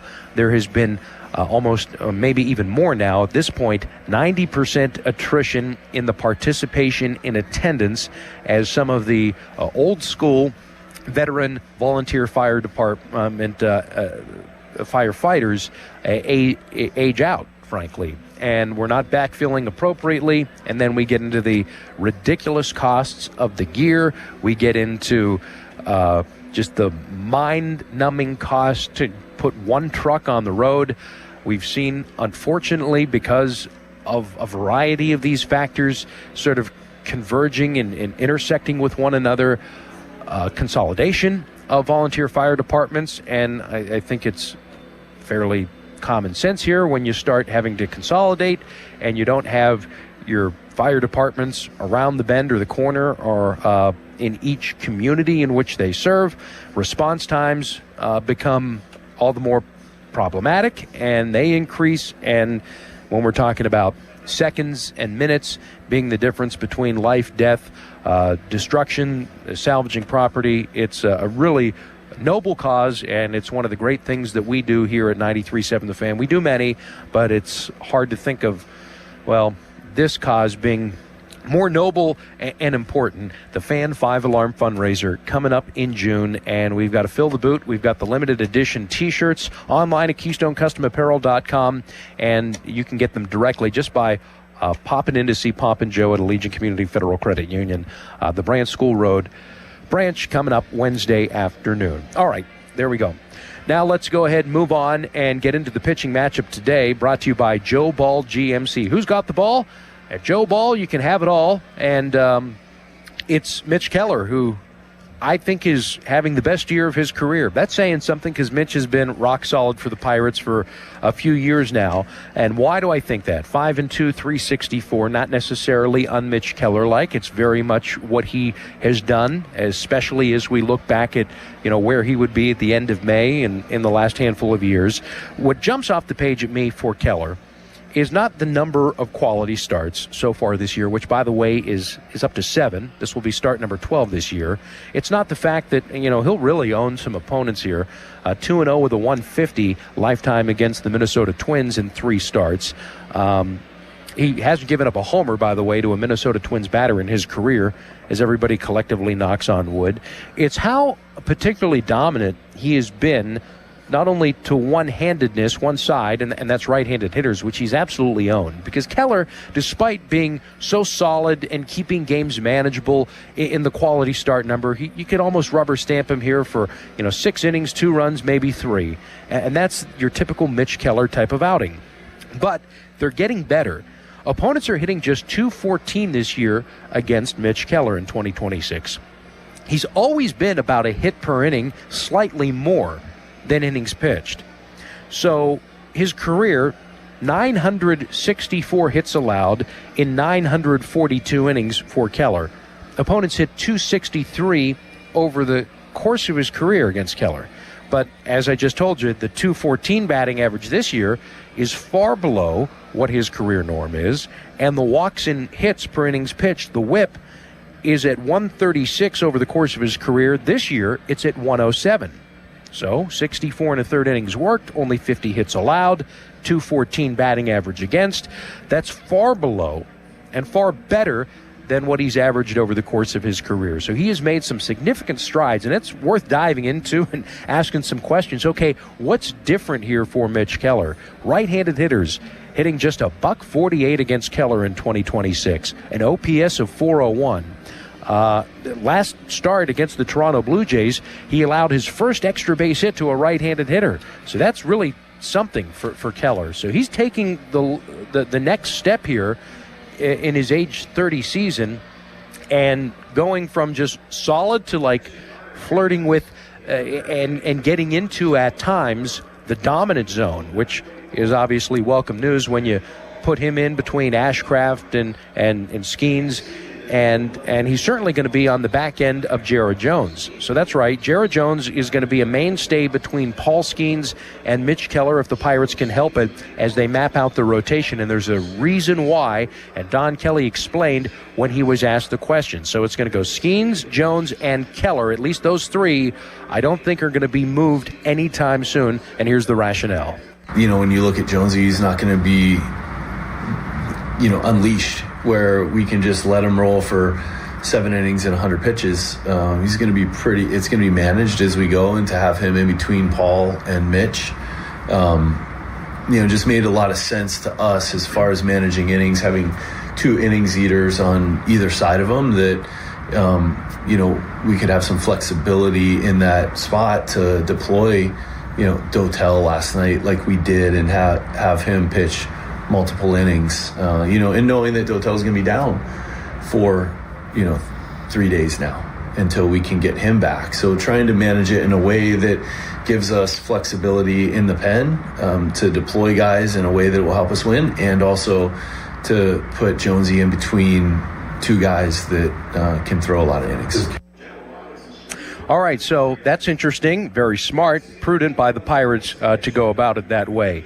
Keller facing off against Bailey Ober. Home road splits, they're drastic. On the road, a .630 earned run average. This will be his 5th road start of the year. At home, he's at 5-0 with a .279 ERA. He's 6'9", and his sweeper is spectacular. Opponents hitting .080 against it. The bingo numbers 2 out of 25. He does have a complete game shutout that would make Greg Maddux even blush. That was against the Marlins. 9 innings of 2 hit ball where he didn't walk anybody. He struck out 7. He did it on just 89 pitches. He's been uber efficient. He's been a very good strike thrower routinely. 70% strike rates in some of his outings. So that's Bailey Ober. A key to victory today for the Pirates, brought to you by Spitzer Toyota in Monroeville, is Keller against Josh Bell, who's 6 of 14 against him, is hitting third at first base. He's got a homer and a double. And against Orlando Arcia, the third baseman today for Derek Shelton's Twins, 5 of 10 lifetime against Keller. Who's my pick to click and a prediction that you could lock in stone? I want to go with Reynolds. I have the last couple of nights. Perhaps I should on this 7-game hit streak, hitting 500 in his last 24 at-bats. But I think I'll go with Spencer Horwitz, 329 with 15 RBIs in May, and he hasn't struck out in his last 32 plate appearances, the longest such streak in Major League Baseball. Rest of the Pirates lineup, by the way, that lock in stone is brought to you by Precision Pointing and Restoration at brickpointingpittsburgh.net. Rest of the Pirates lineup: Horwitz, first base; Lau at second; Reynolds in right, with Gonzalez at third base; Cruz, who's pacing, as I told you, to the 34-homer, 47 stolen base mark, is in center, hitting 5th. Griffin again DHing, ND again catching. Mangaman left, and Triolo is at shortstop. The Central Outreach Wellness Center starting lineups. You can cure your Hep C, no insurance necessary for care. Coming up next, Brownie and Waukee on the Pennsylvania One Call System. Call of the game, know what's below, and contact 811 before you dig. Dan Zangrelli signing off the North Shore Tavern leadoff show.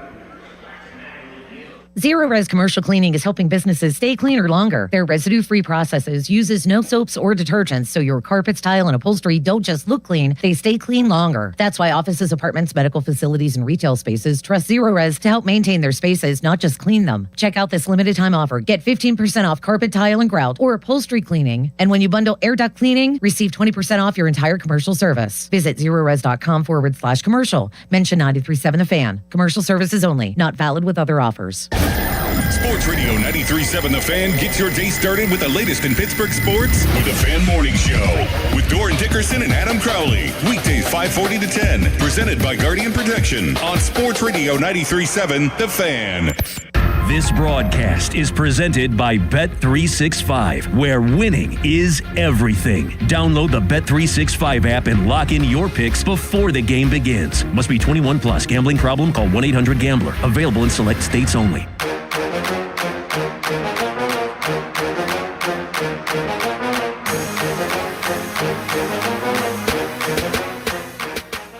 Broadcast commencing in 3. This ball is gone. 2. Swing and a miss. He struck him out. 1.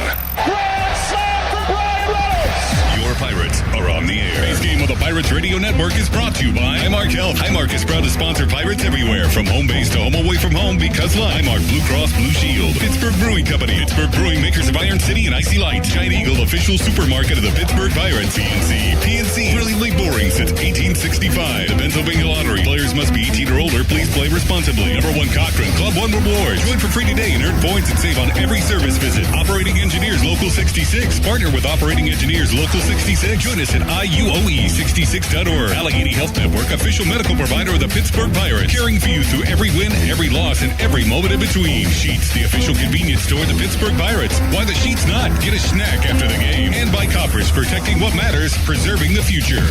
This is Pirates Baseball on the Pirates Radio Network. And good afternoon. We're coming your way from PNC Park in Pittsburgh, PA, where today the Pirates host the Minnesota Twins in the second game of their 3-game interleague series. And what a game last night in front of a big crowd, over 27,000. Beautiful night once again here in Pittsburgh. And it was even more beautiful when Bryan Reynolds hit a 1-out, 2-run homer in the bottom of the 9th inning off veteran Taylor Rogers. And the Pirates walked off the Twins as Reynolds hit a 422-foot shot over the left field wall on a 2-2 pitch, his 6th home run of the season. And Reynolds has homered in back-to-back games. And the Pirates defeat the Twins by the final score of 6-5. So the Pirates now 30-28 on the year. The Twins dropped to 27-31. Greg Brown, Bob Walk with you here on our pregame show. In just a few moments, Joe Block will chat with the Pirates skipper Don Kelly, talk about last night's win and about today's matchup with Mitch Keller on the mound for the Bucks, making his 12th start of the year. He'll be opposed by the tall righty Bailey Ober. Like Keller, among the league leaders in winning percentage. Ober is 6-2 in 11 starts. The American League right-hander for the Twins with a 3.92 ERA. Keller is 5-2 in 11 starts with a 3.64 earned run average. And again, it's Keller versus Ober in game 2 of this 3-game series. This homestand will conclude tomorrow afternoon on a Kids Sunday with Braxton Ashcraft on the mound for Pittsburgh against Zebby Matthews. So a big one here today. You like Ashcraft on the mound anytime, but especially if the Pirates could come away with a W and a chance perhaps to sweep the Twins. But first, you got to win this one today.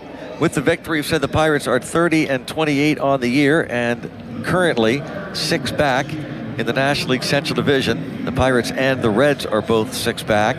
The Cubs are 5 off the pace, and the Brewers lead the National League Central Division by 4.5 games over the St. Louis Cardinals.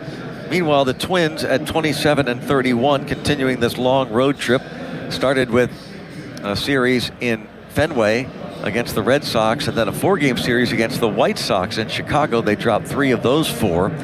They, with their 27-31 record, are 6.5 back in the American League Central Division. The Cleveland Guardians are 3 up on the White Sox. The Royals 11 games back, and the Detroit Tigers, disappointing season for them, 11.5 games off the pace. We'll check some of the games that are in progress, and we'll also preview some of the upcoming contests in Major League Baseball. By the way, interesting note, the walk-off home run by Bryan Reynolds, one of 4 walk-off home runs last night in Major League Baseball. And Reynolds, Miguel Vargas, MJ Melendez, Ezequiel Tovar, all with walk-off home runs last night. Second most in a single day in Major League history. 5 is the record back on May 28, 2004. But Reynolds joining Miguel Vargas, MJ Melendez, Ezequiel Tovar with the hero homers last night. Coming up, we'll be hearing from the Pirates skipper, Don Kelly. Pirates Twins next on the Pirates Baseball Network. Looking for extra power? Koppers. Need someone to bring the heat? Koppers. How about calling up the right player at the right time? When it comes to a great utility player, you need someone who can play lots of roles. Luckily, in Pittsburgh, you can always call on Koppers. That's because we protect and preserve critical infrastructure that supports utilities around the country. Power, reliability, connection, speed. We're your ultimate utility player. Koppers, you're up. Protecting what matters. Preserving the future. Koppers. 93.7 The Fan. The Fan Morning Show with Doran Dickerson and Adam Crowley. My eyes were going, so I had to get the glasses. He looks good. Adulthood. Thank you, Doran. Yeah. You never go Look, back. Shaved his beard last week, glasses this week. It's a new Adam. It is. Ladies and gentlemen, it's a new Adam. Well, I'm trying to keep things fresh in the marriage. So that's why you got your eyes checked? Well, listen. She should get her eyes checked. There's... Boom. Dang. The Fan Morning Show on Sports Radio 93.7 The Fan. Pirates fans, listen up. If you're in the military, we want to give you the PNC Park experience for less. As a show of our appreciation for your service and sacrifice to this country, members of the military and their families can save big on their seats at select home games all season long. Visit pirates.com/military for details. Let's go, Bucks! At Giant Eagle, we're focused on quality, freshness, and all your favorites. Because meals bring us together. Because recipes keep traditions alive. Because the right ingredients make it or break it. Because being part of the neighborhood matters. Because what we pick up at the store is what we bring into our lives. At Giant Eagle, we're always going for better to bring you the best. Because it matters.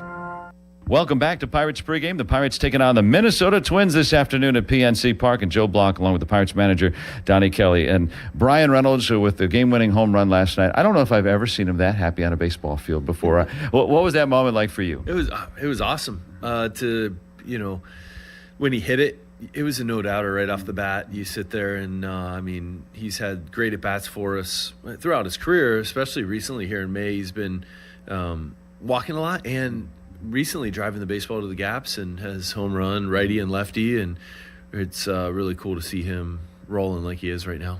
He's rarely the star that's out in front, up on stage. That's not his personality anyway, but clearly when you hit a walk-off home run, you are. It was the second of his career. But for you, being around him for most of his major league career, what has he meant as a Pirate? No, the consistency, how he goes about it.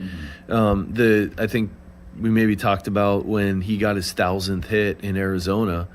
I was up in the box in the game I was suspended and got to watch from a different angle. We were down 9-0 in I think it was 8th inning. He hit a ground ball to second base, routine ground ball, and he was busting it down the line, which is the way that we want to play baseball and get after it every day, and that's what Brian Reynolds leads in how he goes after it, how he works, how he competes every single day, and he gives it everything he's got every single time he's out there. Yeah, I'm glad you said that. It can go unnoticed, but and he's played every game this year too, talking about Brian Reynolds. And sometimes in the midst of a long season, especially after you get off the newness of the new calendar, kind of need a game like that once in a while, right? To just rejuvenate guys, get that camaraderie going again. Did you feel that way? Oh, no doubt. Yeah. And when a big hit like that, you see everybody jumping around, smiling. It was a great team win. A lot of Brian ended it, but a lot of great things that happened throughout starting with Jonesy on the mound. Yeah, tell us what you saw from Jerry Jones in that first return start. A lot of fastballs, a lot of heat. Throwing it up to 101, 102. I thought that he really got into a rhythm there as the game went on in the third, fourth, fifth inning. Fastball and mixing in the changeups and the breaking balls. Excited to have him back and looking forward to him continuing to get out there. Yeah, there's definitely something to it when he is on the hill. He carries a little bit of, magnificence, I think, is sometimes the case there. And the same, I would think, in O'Neill Cruz's home run, when he can hit them, even baseball men who have been around for decades, I think, are in admiration of what he can do. There's no doubt. And to hit that ball, all the way on the fly to the river, what they say, 7, is it? Seventh. And just the power that he's got, the ability, the talent, and it's fun to see him continuing to get better and put it all together. And he's always capable of doing that every single time he comes up. But his first at bat, you got a runner at third, less than 2 outs, he pulls a ground ball. I think sometimes when we see him doing things like that, it leads me to believe at least that he's focused. He's doing the right things out in the box and helping the team win. Yeah, no doubt. And he's been good this year. Yeah. And against lefties, he worked really hard this offseason, and he's continued to have good at-bats. Went through a stretch there for a little while that seemed like, swing was off and he wasn't himself, and good to see him this last week start to get out of that. Yeah, he's been on a roll too. And how about Wilbur Dotel? Just a handful of Major League games. He started spring training. The first pitch of spring training was thrown by Wilbur Dotel, and sometimes those guys disappear, and sometimes they become big parts of the team. And so far in May, he's been a big part of this team. He has been a big part. 2 games this week, 6 innings. Yeah. The 1-1 game on Monday, did a phenomenal job. And then last night to come in and keep that game right there gave us a chance to come back and win. How about Evan Sisk, too? The left-hander, he throws 90, 92 miles an hour, but that's so different these days. And the look that he gives you, is that what's needed in the bullpens, too, is some variety? Yeah, variety, and Evan did a nice job coming in after Jones and got 2 big outs for us and set Dotel up pretty good to kick it off there in the 6th inning. Sisk has, when he's throwing strikes and in the strike zone, both righties and lefties have a hard time because of the uniqueness of the arm. And Gregory Soto ends up getting the win. He's been so reliable, especially lately. For Connor Griffin, I want to ask you, first off, 2 more steals yesterday. Is he getting to the point where he can steal against anybody? You know what? He's got that kind of speed, and I think that, as he continues to learn what teams are going to do against him, not just on the bases, but in the batter's box and in his preparation and how in his recovery, how he's just continuing to get better every single day. How's he doing physically with the forearm? He's hanging in there. Still day to day on that. He'll be back at DH today. And we'll see. We want to make sure that he's ready when he gets back out to short. Playing the Twins, of course, Derek Shelton, the manager of the Twins, were there any moments last night where you thought you might know what he's going to do, having been so close to him on the bench, or I'm sure the other way around too? Were there any moments like that for you? You know what? I guess as you go through the game, you kind of anticipate things that they're going to do, and not just, with Shelty, and also with when you're facing any team. And just trying to make sure that we're prepared and taking care of our side. And today it's going to be Mitch Keller, and for him, he's been so good overall this year. What is the thing that really stands out to you most so far 2 months into this season about him? Just the consistency in how he goes about it. He's had 2, really probably 2 of the bigger starts for us. The one against Tampa, I thought was a huge start. And, I think that he's played stopper at times, where he's had some big starts and moments that we need him to, and that's the veteran presence that he brings when he gets out there. Yeah, the old man of the staff at 30 for Mitch Keller. And then Bailey Ober is going to go from Minnesota today. 6'9". He throws about 89 miles an hour. It's a unique look, I guess. How did the Pirates get to him today? Unique look, yeah. And it's funky. There's extension. It plays up. We just have to. We got to be stringent in our approach. We've talked about it a lot with a lot of these guys. And when we have been, we've had really good at-bats and put up some runs. So looking forward to doing that again today. So it doesn't matter who's on that mound. As long as the Pirates do what they do, they're going to win this game here today. Donnie Kelly. I wish I could say that, Joe. That's what we... something like that. All right, well, we're firing ourselves up here on a Saturday. Donnie, thanks for some time. Good luck today. Try to make it 2 in a row. Thanks, Joe. All right, that's Pirates manager Donnie Kelly. Greg Brown and Bob Walk on the other side of this break here on the Pirates Radio Network, presented by Iron City and IC Light.